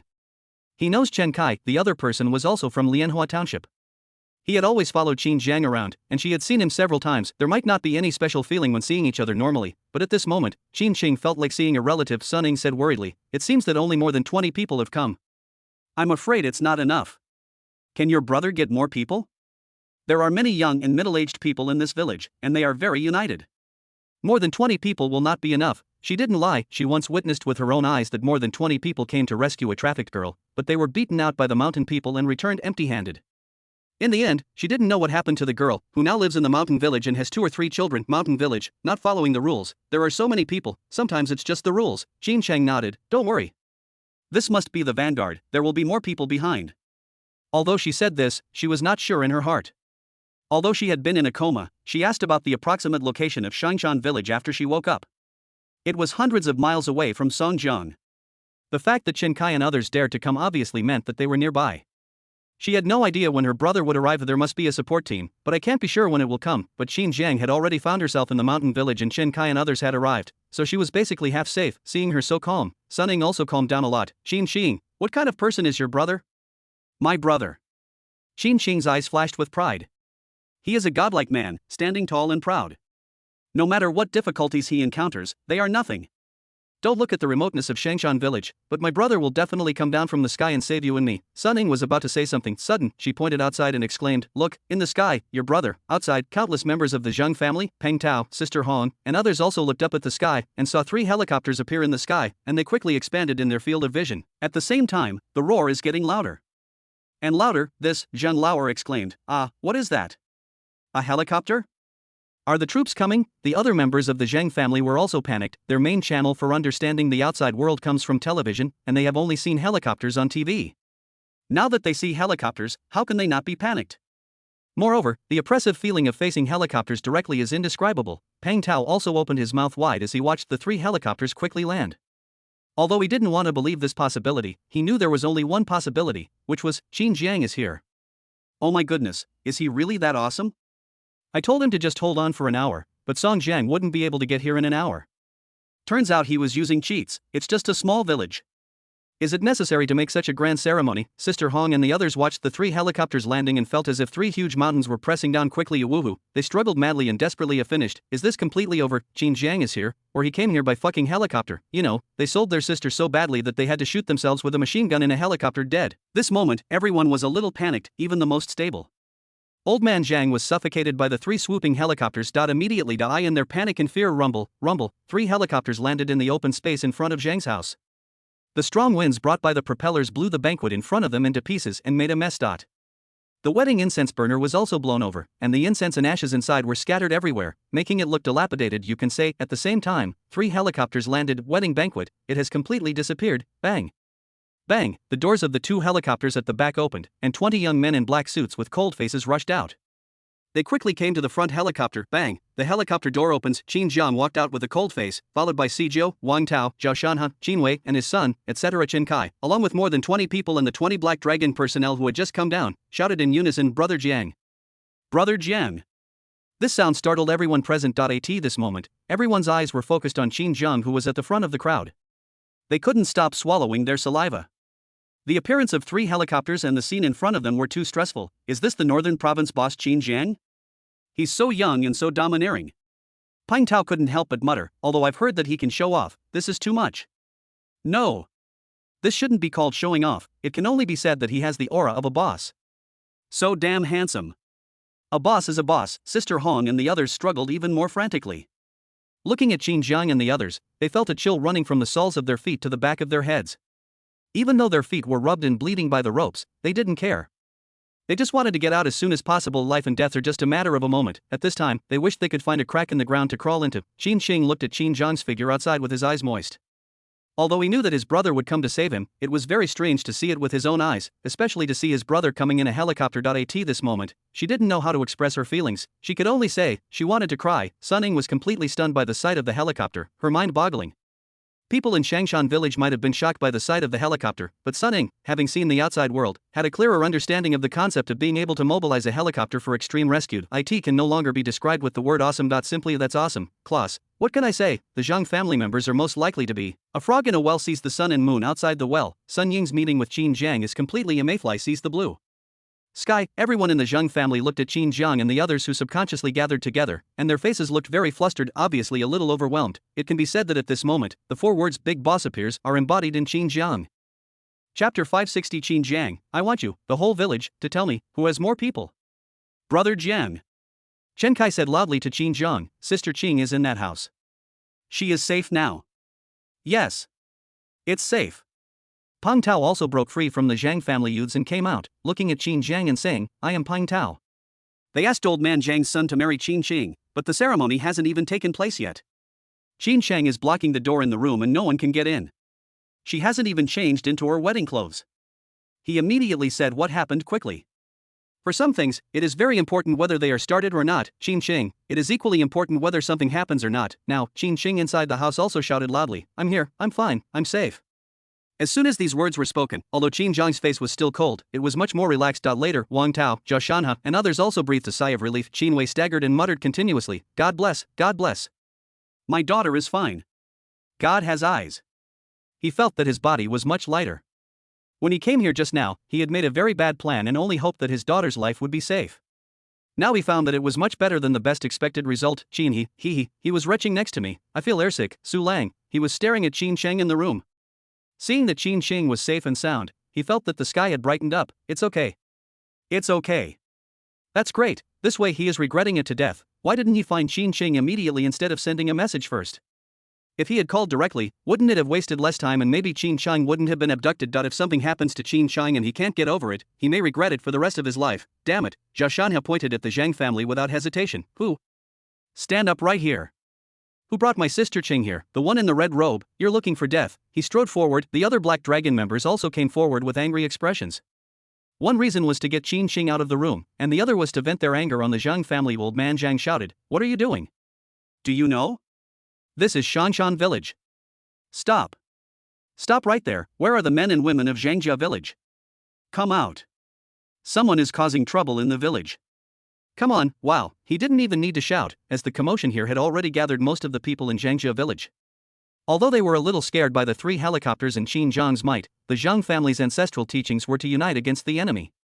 So when they saw Zhao Shanha and others preparing to take action, the people of Zhangjia village gathered together with various weapons in their hands, hoe, wooden stick, shovel. In the blink of an eye, more than 100 people surrounded Qin Jiang and others. In Zhang Laoda, Zhang Laoer and others also picked up tables, chairs, and benches as weapons and shouted, stop.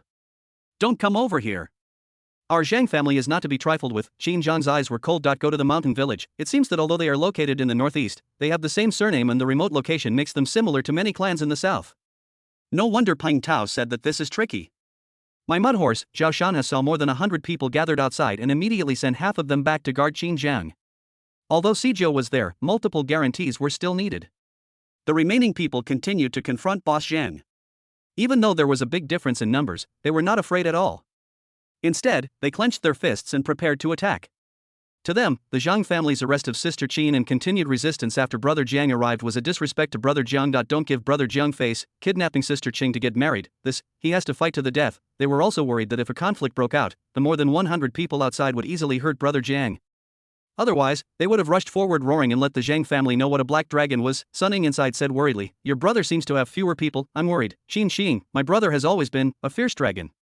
Now old man Zhang felt a little panicked when he saw that even with more than 100 people coming, he still couldn't calm down the young men in black clothes in front of him, but he felt a little relieved when the number difference was 3 or 4 times. Tread, he stepped out and looked at Qin Jiang.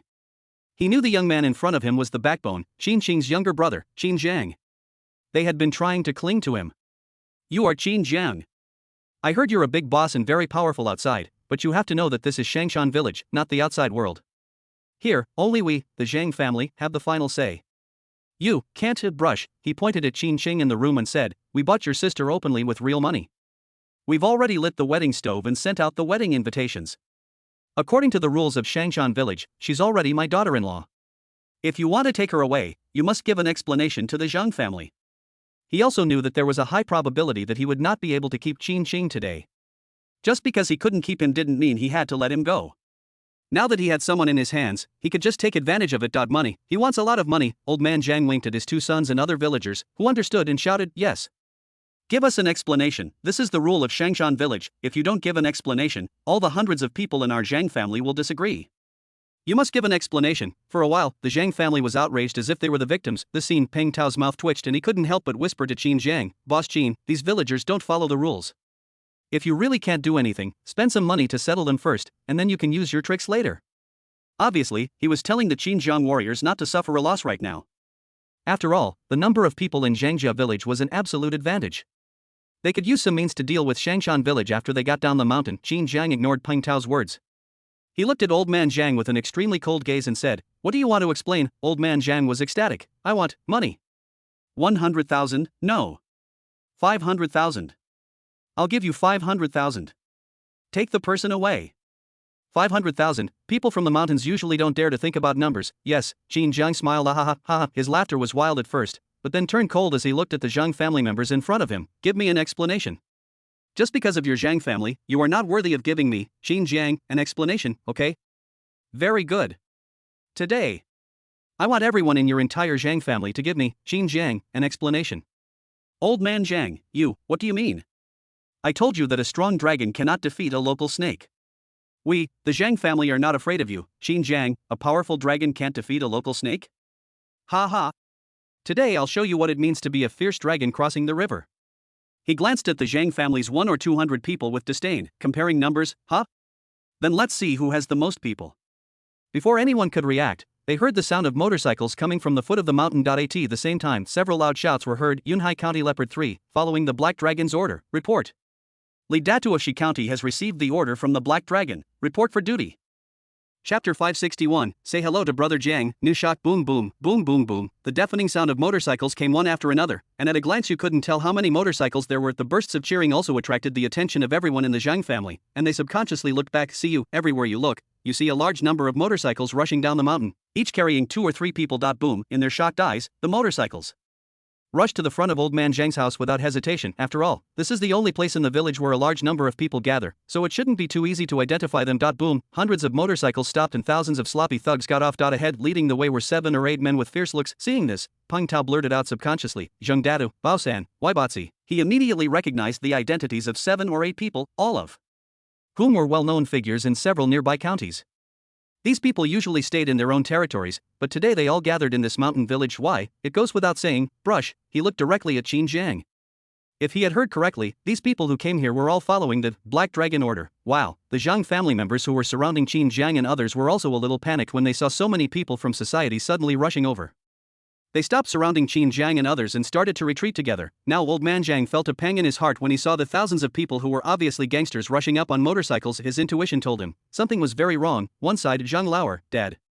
They just seemed to be shouting something about the Black Dragon order. What is the Black Dragon? It sounds so scary. Boss Zhang, Dad.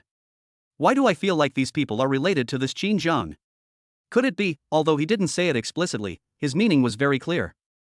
He suspected that these people were in cahoots with Qin Zhang and others. In the past, not even a dog would enter their mountain village, but today so many people came in.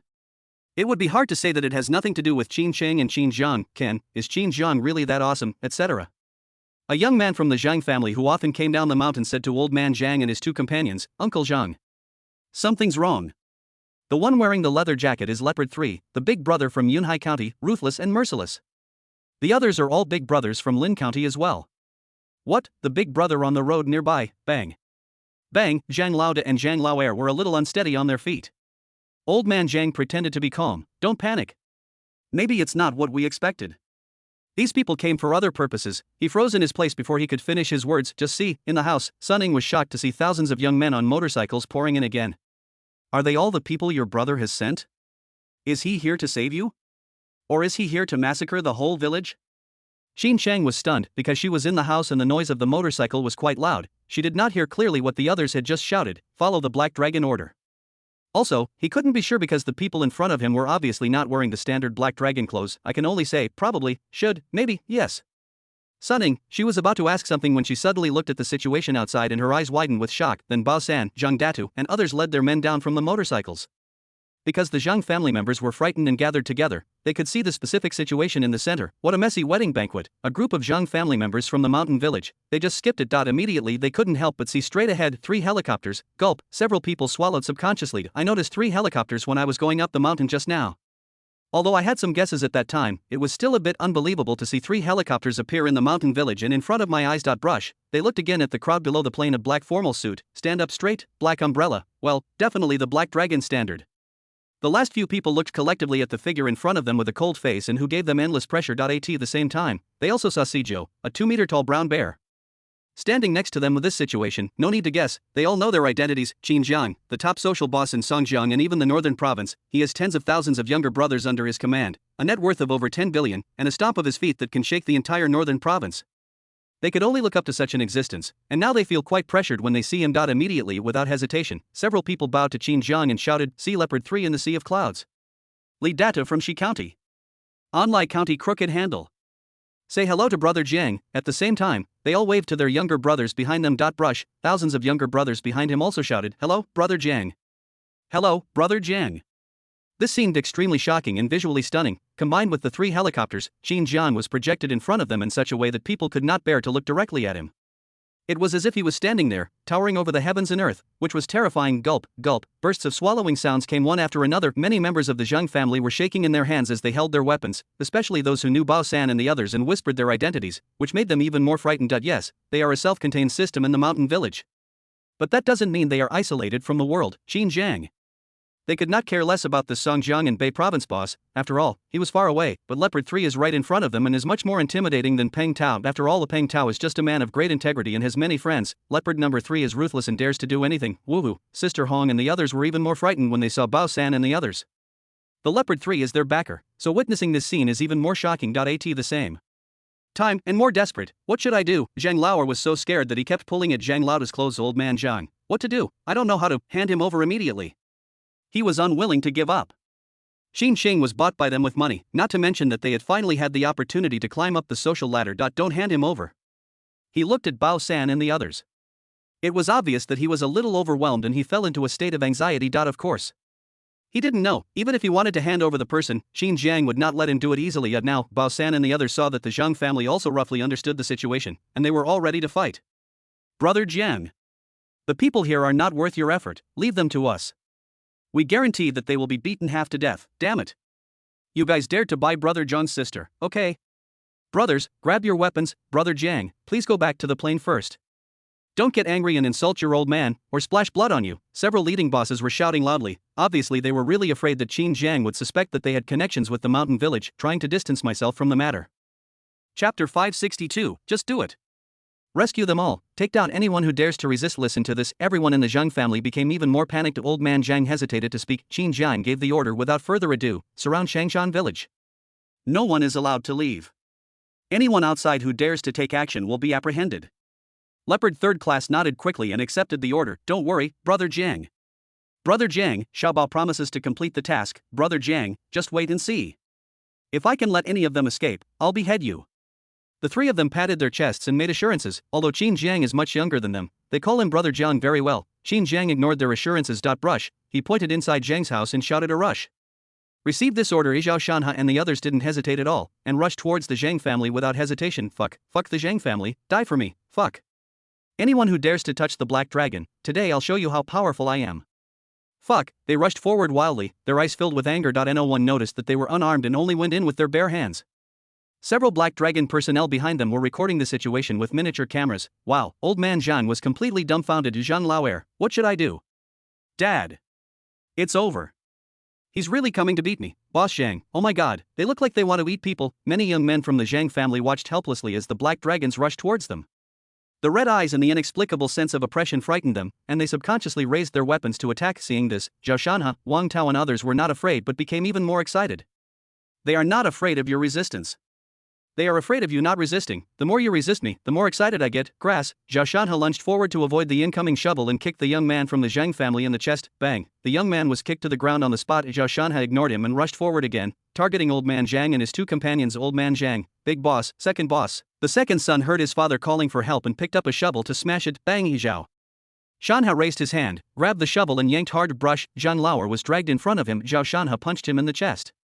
Chinese law, when facing armed persecution by criminals, you have unlimited right to strike back until the other party loses the threat. Bang.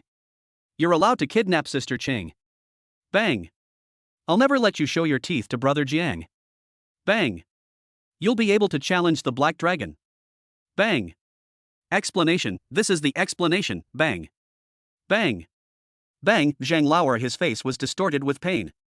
You should know that Zhao Shanhe has specialized in this area and knows how to hit people in such a way that the pain would make them feel worse than death without causing any specific damage. Zhang Lauer, it hurts, stop hitting me. I was wrong. He begged for mercy the moment he was hit with the first punch, but it was in so much pain that he couldn't utter a word. At the same time, Wang Tao, Li Hao, and others also rushed forward and beat up Boss Zhang and even Old Man Zhang. Never mind, they don't even care about the Black Dragon rules, such as who strikes first or who has the weapon. That's it. Almost all the other Black Dragon members also attacked frantically. The Zhang family was already frightened by today's scene, and naturally had no ability to resist in the face of such a scene. Therefore, the Black Dragon personnel were crushed. Soon everyone in the Zhang family was pinned to the ground and beaten. Zhao Shanhe and the others were also very measured and did not hit any vital parts. Their attacks were painful but not fatal. They even deliberately wrapped their fists with something to hit from above, so that no scars could be seen at all. Waves of pleas for mercy echoed throughout Changjia village. Oh my god, stop hitting me, it hurts so much. I was wrong, although I don't know what I did wrong. It's not me getting married. Why are you guys hitting me? I'm just here to attend the wedding. Woo woo, I'm a half immortal, my last name isn't even Zhang. I'm just a fortune teller, fuck. Chen Kai, you didn't figure out that you have a disaster today. I asked you to calculate. To this, Qin Jiang rarely stopped it. He waved. The Black Dragon personnel behind him had already taken away his filming equipment, and the nonsense was providing strong evidence. The Zhang family members beating people with weapons and resisting had to be filmed, so there was naturally no need to film the current scene. The scene frightened the 200 members of the Zhang family nearby, but no one dared to come out as they watched Bao San and others staring at them. Hungrily, what a bullshit ancestral precept. What do you mean by helping people with the same surname? All of this was in vain in the face of danger. They used to be united because they had the advantage of numbers and were always invincible, but now the other side had too many people and they would definitely be defeated if they really took action, so they naturally backed down. The most important thing is, his fundamental interests have not been harmed. At present, only Old Man Zhang's family is the worst off. As for the people who are closest to his family, they are all being beaten. Soon, under the command of Zhao Shanhe and others, Old Man Zhang and others were subdued and tied up with clothes one by one. With Qin Zhang's nod, Sijio led Qin Wei, Qin He, Su Lang and took a video camera to film Li Hao quickly entering Zhang's house. And Qin Sheng and Sun Ning witnessed everything that happened outside throughout the city. Sun Ning, Sigma, a winky faced Qin Sheng. Qin Sheng calmed down a little. Sijio looked at Qin Sheng behind the dilapidated door and said, Sister Qing, you two should step back a little. Swish. Swish, Qin Sheng pulled Sunning back. 49 uses its number 49 big foot to face the door. Boom, the door, which had held its own after being kicked for more than 10 minutes by 5 or 6 young men, was directly broken into pieces, and the furniture and table behind the door were all kicked into the house. Qin Wei, Qin He, and Su Lang rushed in. Girl. Are you okay? Sister. Are you okay? Qin Cheng. Are you hurt? It's all my fault. The three men looked Qin Qing up and down to check her condition. Qin Qing simply said that she was safe, and then asked Li how to use a camera to record the scratches on her body and the injuries on Sunning next to her. She knew that her brother Qin Jiang must have asked them to come in for a reason. Call. Qin Wei and the others breathed a sigh of relief when they saw that Qin Qing was fine, both physically and mentally. After a while, they came out of the house again. Qin Chang brought Sunning to Qin Jiang and said, Boss Qin. Her name is Sun Ing, and she was also kidnapped. Without her help, I wouldn't be able to hold on until now. She wants to come with us. As soon as these words were spoken out on the ground, a lame man being held captive by the Black Dragon personnel yelled, No. She can't leave. I paid for her, my wife, why are you taking my wife away? Suing trembled as she heard him yelling. Qin Chang grabbed her hand and said, Don't worry. My brother is here. Now, Qin Jiang looked at Suing and asked, How many people in this village have been bought like you? Suing, there are 7 or 8 more, some of them have been there for many years. They are all locked in the house. She is not allowed to leave the house normally, and she came to Qin Qing today just to ask her to persuade her. Qin Jiang, do you know the location? Suing nodded. Qin Jiang, Zhao Shanhe. Zhao Shanhe, here. Qin Jiang, you take people with her to rescue all the kidnapped victims. Record the whole process. Anyone who dares to stop us will be arrested. Chapter 563, the fight is over. The Zhang family screams collectively, that's right, it would be fine if he didn't know, but now that he knew the situation in Shangshan village, how could he just save Qin Xing, Yugong? This kind of trafficking of girls is an unforgivable crime. Saving people is an instinct. Why you see, since the villagers of Zhang family dared to kidnap Qin Xing, he would make the whole village pay the price. This, only then can he relieve the hatred in his heart, yes. Zhao Shanha immediately nodded and shouted, "Follow me." Wow, a large number of Black Dragon personnel followed behind him. Front Sun Ing quickly pointed to an adobe house and said, "There's a kidnapped girl in that house." Brush. Zhao Shanha led his men to rush directly. See this, many members of the Zhang family were furious. No. That's my house, my wife is imprisoned there, you can't rescue her, you can't, stop. My Zhang family is counting on this woman to give birth to a son. Stop, stop. Several members of the Zhang family, who were obviously the owners of the adobe house, rushed out of the crowd and headed towards the house. Pity, stopped by Leopard 3. Leopard 3, you old men, stand still here, or I'll tear your heads off, brothers. Watch me. I'll deal with anyone who dares to mess up. This sentence, he is not trying to please Qin Zhang completely, he just can't stand the situation of buying and selling women. You can say these gangsters are bad, but what they despise most are the low-level human traffickers. That's why it's difficult to have a real big brother behind the human trafficking organization. Although the Zhang family members in front of him are not human traffickers, buying and selling are equally punishable, no trade, no sin, even in some ways they are the culprits. Bang, Zhao Shan had kicked open the door of the adobe house. There were bursts of screams coming from inside. It took a while to calm down. A young girl with lifeless eyes was brought out of the room by Sun Ing. Later there was also an old woman chasing after him, cursing loudly, "You can't take people away, this is my grandson's wife, the lifeblood of my Zhang family, and she hasn't even given birth to a son for my grandson yet. You are robbers." Bang, there was no use for the Black Dragon personnel to step forward to restrain the old lady. As she slipped and fell to the ground, the old lady's legs were not in good condition to begin with. She fell to the ground and couldn't stand up for a while. She could only slap the ground with her hands and cry even louder. It's unjust, bullying. There's no law, robber. To this Zhao Shanha and others ignored it. Hee, why didn't you talk about the law when you sold people and held them captive? Now that you see you can't win, you have to understand the law. What, you think the law is yours? Immediately Zhao Shanha led his men to the next adobe house under the guidance of Sun Ing. Go to the mountain village. Although the area is not small, most of it is vacant land, and the adobe houses are relatively concentrated. In addition, there are only 7 or 8 families who have purchased wives, so the rescue speed is very fast. Such a large-scale rescue. All of a sudden, this angered most of the hundreds of Zhang family members trapped by the Leopard 3. It should be understood that among those rescued were the wives and daughters-in-law they had bought with their own money. Anyway, most of the Zhang family members had their fundamental interests affected, so they all rushed out to stop it. Stop? Stop now. Whoever dares to touch my wife, I will fight you to the death. This is too much. That's my wife, you can't take her away, you are robbers. Swish. Swish. Swish, they rushed out howling. See this, Leopard 3, Type 99 rifle, and others all looked icy cold superior. Wow, thousands of little brothers are not vegetarians at all. Point 1 is, they all knew Qin Zhang's identity, and they all wanted to show their faces in front of this Song Jiang boss. If they were noticed by this boss and taken in as his subordinates, wouldn't they be able to soar to the sky? By then, I will be able to rise to prominence. Maybe within a few months, their elder brothers will all call me elder brother. Second, they were also angry at the shamelessness of the people in Zhangjia village. Your wife. Did you marry her mother? When can someone be so confident when buying someone? What? You really take yourself too seriously. Just because there are 100 or 200 people with the same surname, you want to act lawless? You guys can bark at ordinary people, but if you mess with a big shot like Qin Jiang, your life or death is in jeopardy. Wow, the younger brothers roared and rushed forward, each showing their best spirit and unique skills. General, I'll kick you, fuck. Just big crutch, big neck slipper, accurately hit the chicken, the monkey steals the peach. The two sides soon met formally, the battle went smoothly. The Zhang family might be able to hold their own against ordinary people by relying on their numbers, but when facing professional thugs, it was no surprise that they were completely defeated when the number gap was too large. As soon as they met, they were beaten and screamed, "I'm going to fight you." Oh my. Stop it. You can't fight there, die. Oh my god. Stop hitting me. I'm going to kill someone if you keep hitting me. Xiao Jiang, Qin Wei watched as Shangshan village descended into chaos and fighting, filled with screams and said, "Nothing will happen, will it?" Qin Jiang, what happened? Qin Wei, don't hurt him. Qin Zhang, it's okay if they're injured. Look carefully, my men are saving people. The ones who attacked them weren't Black Dragon's men, so what does it matter? Qin Wei, but, Qin Jiang, nothing is impossible. Qin Jiang had no intention of stopping it. Just because he had to be cautious in this life didn't mean he had to be cowardly. The Zhang family kidnapped Qin Sheng. If you want to rescue him, then forget it. He should just go home and feed the baby. Besides, in today's incident, Black Dragon has the absolute moral high ground, and the Zhang family has committed numerous crimes. In addition, the people who took action were not Black Dragon personnel, and these people were hindering the rescue. In all cases, as long as no one is killed, no department dares to make a fuss about this matter. Qin Jiang had already thought this through when he came, otherwise he would not have let Leopard 3 and others Take action. Of course, these thugs are not stupid.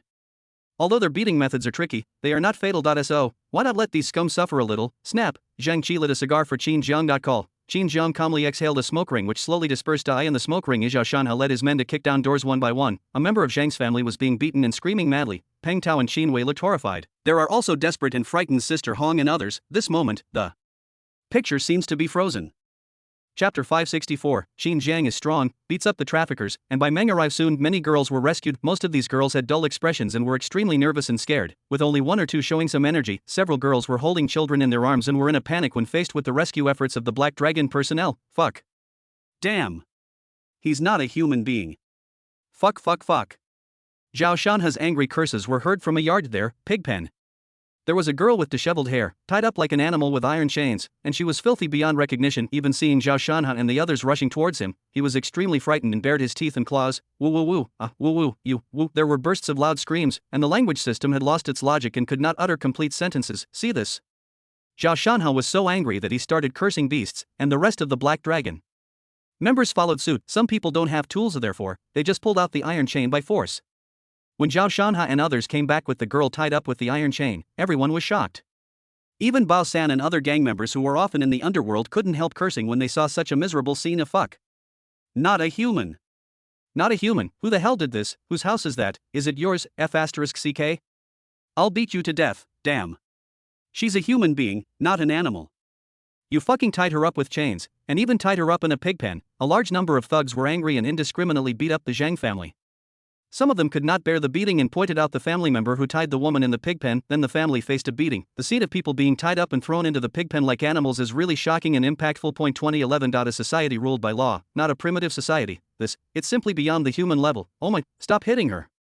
It's not that we have to tie her up, she just keeps trying to run away. Fuck. What's wrong with you kidnapping a good girl? Fuck.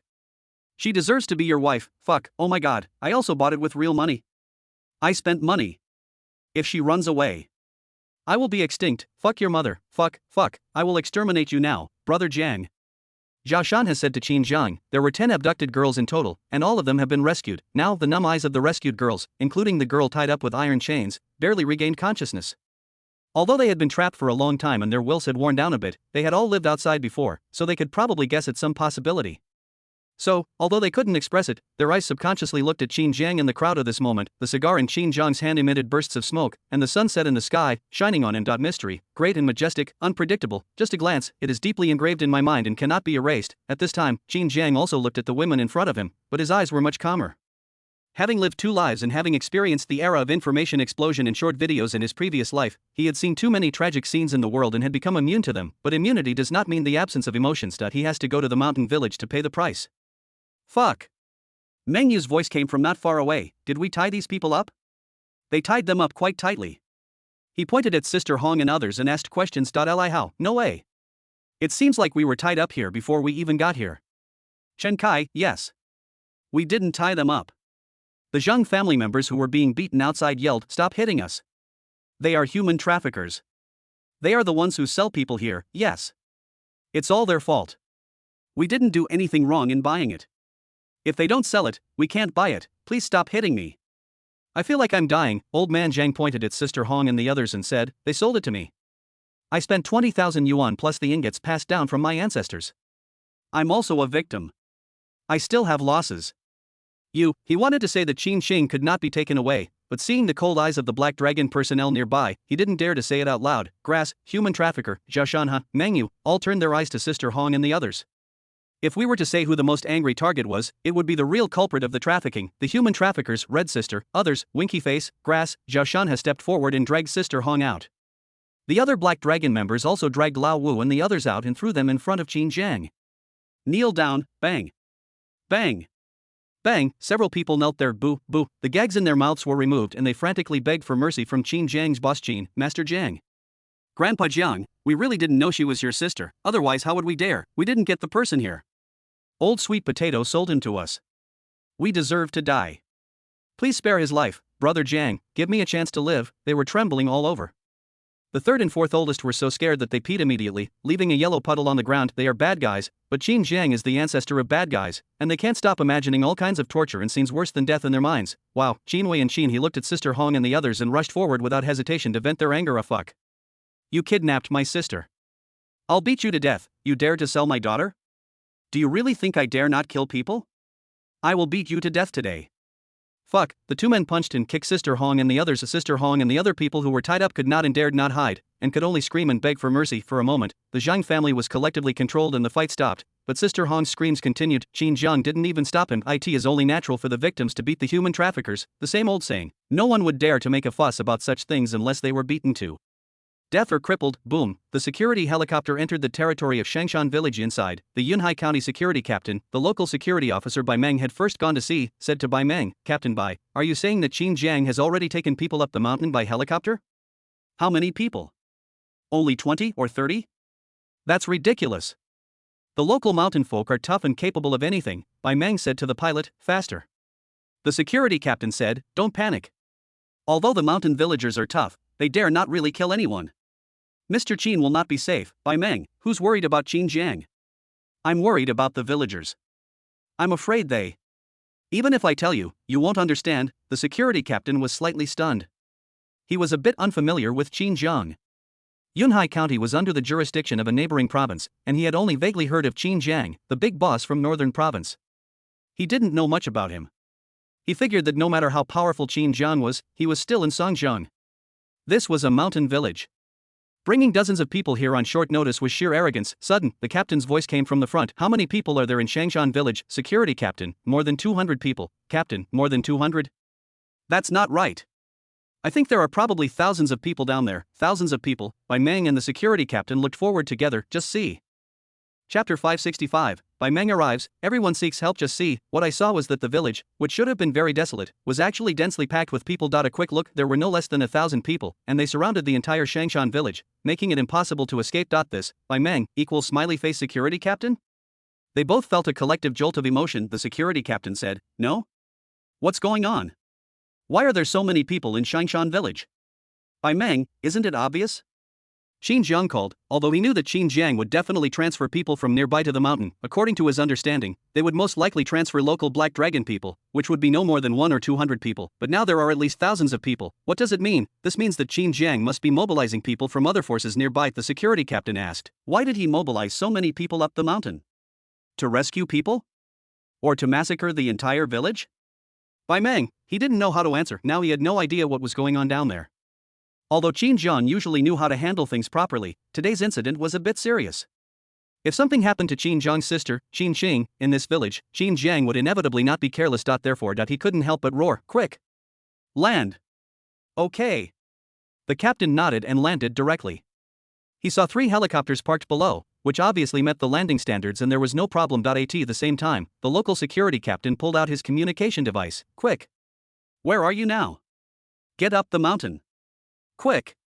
He was really a little panicked. As the local security captain, he was ordered by his superiors to be responsible for handling this matter urgently. If something shocking really happened in Shangshan village, he, as the person in charge, would definitely be implicated. Really, while you are at home, disaster may come from the sky. Fuck you! He said angrily. Shangshan village is actually engaging in these despicable activities, and the local public security office doesn't care. I'll see if I don't rectify this immediately when I get back. Besides, Qin Jiang, too. If you want to make such a big scene, please don't let anyone get killed, at least a few will do. He just took a quick look at the scene below and prepared for the worst. Now he didn't ask for no damage below, but only hoped that there would be no major and severe mass casualties. Sizzle, a voice came from the intercom, we are almost there. We can already see Shangshan village. Listen to this, the security captain was not relieved but still looked worried. After all, there were thousands of people under him. This time, Yunhai County has made every effort with the coordination of neighboring provinces, but it has only mobilized hundreds of security personnel. It seems that the situation in Shangshan village may not be enough. The only thing that made him feel a little relieved was that they brought some equipment with them to prevent any emergencies. Bai Meng ignored his wild thoughts and prayed in his heart, it's okay, it will definitely be. Okay, he couldn't imagine that if there were mass casualties today, it would shock the entire northern province. Until then, it can't be suppressed at all. As the core person in the incident, Qin Jiang will also be transformed from a victim's family member into a criminal of a vicious case. Once this happens, he doesn't know how to explain to his sister Rumble, accompanied by a rapid helicopter landing. Below, the scene in Shangshan village became clearer and clearer. Immediately, they saw the shocking scene. Thousands of people surrounded the village, hundreds of villagers were beaten to their knees on the ground. Central, a very domineering young man, Qin Jiang, stood there, with a large group of people kneeling in front of him and being beaten alone. The whole village, the same scene. Viewing it from the ground and viewing it from the sky are two completely different concepts. Even such a super large scene is more domineering and shocking only when viewed from the sky. Gulp, the security captain couldn't help swallowing his saliva. Wow, boom, is he Qin Jiang? He just went up the mountain earlier than us? And he can stun the whole place? Is this guy kneeling down? Those guys in front are still getting beaten. This is too arrogant. No. How dare he be so arrogant? He actually let thousands of people rush up the mountain and wipe out the entire village? Is there still law? Bai Meng didn't listen to his nonsense. He kept looking to see if there was any large area of blood. Boom, the security helicopter quickly landed in the open space. At this moment, everyone's eyes could not help but look at the security helicopter, watching Bai Meng and the security captain coming out of it in security uniforms, with different expressions on their faces. Qin Wei and Qin He also stopped beating Sister Hong and the others. They were a little nervous. They knew that beating people was illegal, but they did not regret it. Even if they hadn't retained their sanity, they would have both killed each other. Bao Sandung's expression changed slightly, especially when someone recognized the identity of the security captain. He felt extremely guilty. Their identities are somewhat sensitive, and they are naturally afraid of public security. Moreover, with such a large scene and the public security even deploying helicopters, they are very afraid that they will be directly sanctioned in this situation. When the people in Zhangjia village saw the two security guards coming, they shouted as if they had seen their saviors. Yes, someone is faster than them. See you. When the human traffickers, including Sister Hong, looked at Bai Meng and the security captain, it was as if they had seen a living bodhisattva, regardless of being tied up. They rushed towards the two men like maggots. Public security. Why did you come just now? Whoa! Arrest me. I'm a human trafficker. Whoa! Arrest me, I am guilty. I have trafficked women. I am a sinner. I admit it all. Come on, arrest me. Arrest me, please, both of you, arrest me. I'm guilty, they shouted and kept looking back at Qin Jiang. At this moment, they didn't think too much and just wanted to stay away from Qin Jiang, the evil man. They didn't care even if they were caught by the police and had to spend half their lives in jail. At least they could survive in jail. If they really fell into Qin Jiang's hands, they were afraid that they would be worse than death. Now, the Yunhai County security captain's eyes narrowed as he looked at Sister Hong and others on the ground who were rushing towards him frantically. He saw extreme fear in their eyes and subconsciously looked in the direction of Qin Jiang. This person, what on earth had he just done to those people to scare them so much? Would they rather plead guilty and go to jail? Threats? Intimidation? That's not right. If they were really being coerced, shouldn't they have called for help after they arrived? Furthermore, their injuries didn't look serious, let alone fatal. So, they are just afraid of this Qin Jiang. I'm scared to my core, so scared that I'd do anything to get away from the other person. For a while, the security captain, Feiyu, couldn't help but be shocked. Beside, Bai Meng quickly looked around. Although he saw people everywhere with bruised eyes and swollen noses and screaming, he didn't see any casualties. He couldn't help but breathe a sigh of relief. It's good that no one died. It's good that no one died. Chapter 566. Qin Jiang, tell me what you mean. Look at me. Wow, Sister Hong and others quickly rushed behind the security captain and Bai Meng, and even got under the helicopter right at this moment. Boom, boom, dozens of security motorcycles rushed up quickly. If you look closely, you can see that no less than half of them are of unknown brands. It is obvious that the security forces came in a hurry. Feiyu shouted, surround the entire village and don't let anyone out. Wow, hundreds of security personnel got off their motorcycles and were stunned. They looked at the thousands of gangsters and people from Zhangjia village in front of them and had no idea how to surround them. In the end, the only option was to block the upper exit. Then the rest of the security officers rushed in front of Bai Meng and the other man, each of them extremely alert. Feiyu lowered his head and said to Bai Meng, Captain Bai, should we call for support and block the foot of the mountain? Bai Meng rolled his eyes, no need. Feiyu looked at the dozens of security officers around him and felt much more at ease. Just as he was about to speak, see you, everyone in the Zhang family cried out, oh my god, honorable lord, you are finally here. If you hadn't come earlier, we would have been beaten to death. There's no law, the majority is bullying the minority, they're trying to steal my wife. I'm dying, you have to make the decision for us, they cried out to Feiyu frantically. Listen to this. Feiyu frowned. He quickly asked a few security personnel to check the scene. After confirming that there were no casualties, he breathed a sigh of relief and said thankfully, thank God, this matter didn't get out of hand, otherwise, there really would be nothing we could do. Then he looked at the leopard third-class thugs who controlled the Zhang family and couldn't help but get angry. What's going on with you? Gathering a group of people to the mountain to beat others? And even controlling them? Who gave you the power? Let go, the Leopard 3, Type 99 light infantry and other tanks were a little panicked. Let him go, they didn't dare. Qin Jiang had just asked them to control the person? How could they let him go? Don't let him go, it is not a wise move to confront the public security head-on. So Quan was a little unsure of what to do and subconsciously looked at Qin Jiang. Feiyu also looked at Qin Jiang, his tone slightly softer, but he still questioned, Boss Qin. I know you were kidnapped because you were looking for your sister, but wasn't the noise too loud? Look, your people are everywhere in the mountains. They gathered a crowd to surround the village, instigated others to collectively beat up a large number of villagers, causing mass incidents. Do you understand the impact of this? He wasn't speaking for the villagers of Shangshan village out of favoritism or bending the law. He thought it was most likely that a villager had bought Qin Zhang's sister. Yes. That villager was guilty. But that didn't mean the entire village was guilty. If you, Qin Zhang, were to bring people to rescue your sister, even if they beat up the person who abducted your sister and then made arrangements with her relatives, or at most had their house demolished, as long as no one died, that would be understandable. But now, you bring 1,000 people to rush into the village and beat up all the 100 or 200 villagers. If there is a collective disturbance, it will definitely be a big deal. You will definitely be in trouble in his territory, only then will they ask angrily. As for Qin Zhang's background, sorry, he doesn't care, by Meng, he is not afraid. No matter how high the other party's level is, they are not in the same provincial sequence as him and cannot control him. Wow, the Zhang family members were all looking forward to it. Finally, someone come and make the decision for them. Leopard third class looked grim. Obviously, he was afraid that the matter would escalate into a mass incident, and then he and others would be in trouble. Qin Zhang faced the question with a cold look and said, what kind of impact? Extremely bad impact. Shouldn't you give me an explanation? Fei Yu was stunned. Explain, should I explain to you? No, what does it mean, Fei Yu, what do you mean?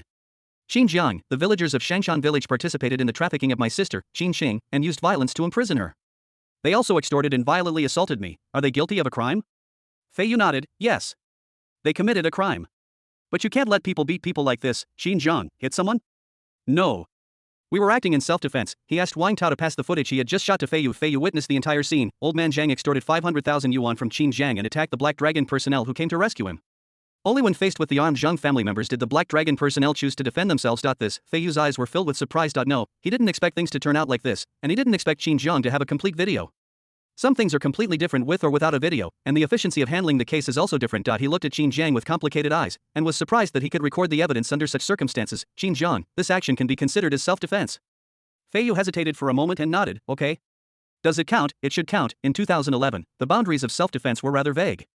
Normally, even though the Zhang family was armed, such a group conflict would most likely be considered a mutual fight, but this is different. First, the Heilong personnel are here to rescue the abducted people. Secondly, there is video evidence, and the Zhang family members were not killed or disabled, not even seriously injured.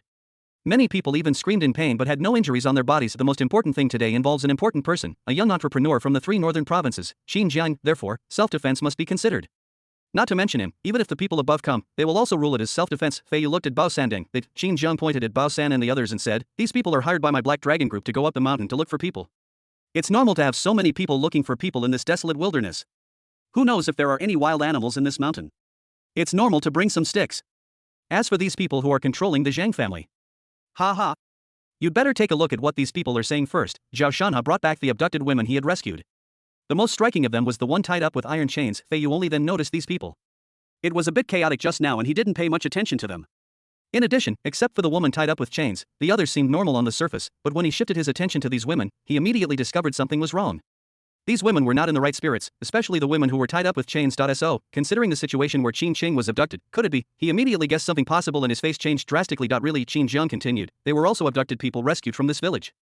Some had been there for years, and some were even tied up in pig pens and tortured like animals. The entire process of their rescue was recorded, and these people dared to stop them. Do you think being beaten constitutes self-defense? Finished. Qin Zhang looked at Fei Yu with a cold gaze. Such a terrible mass incident happened in your area. Tell me, who should be held accountable? Speak. Look directly at me.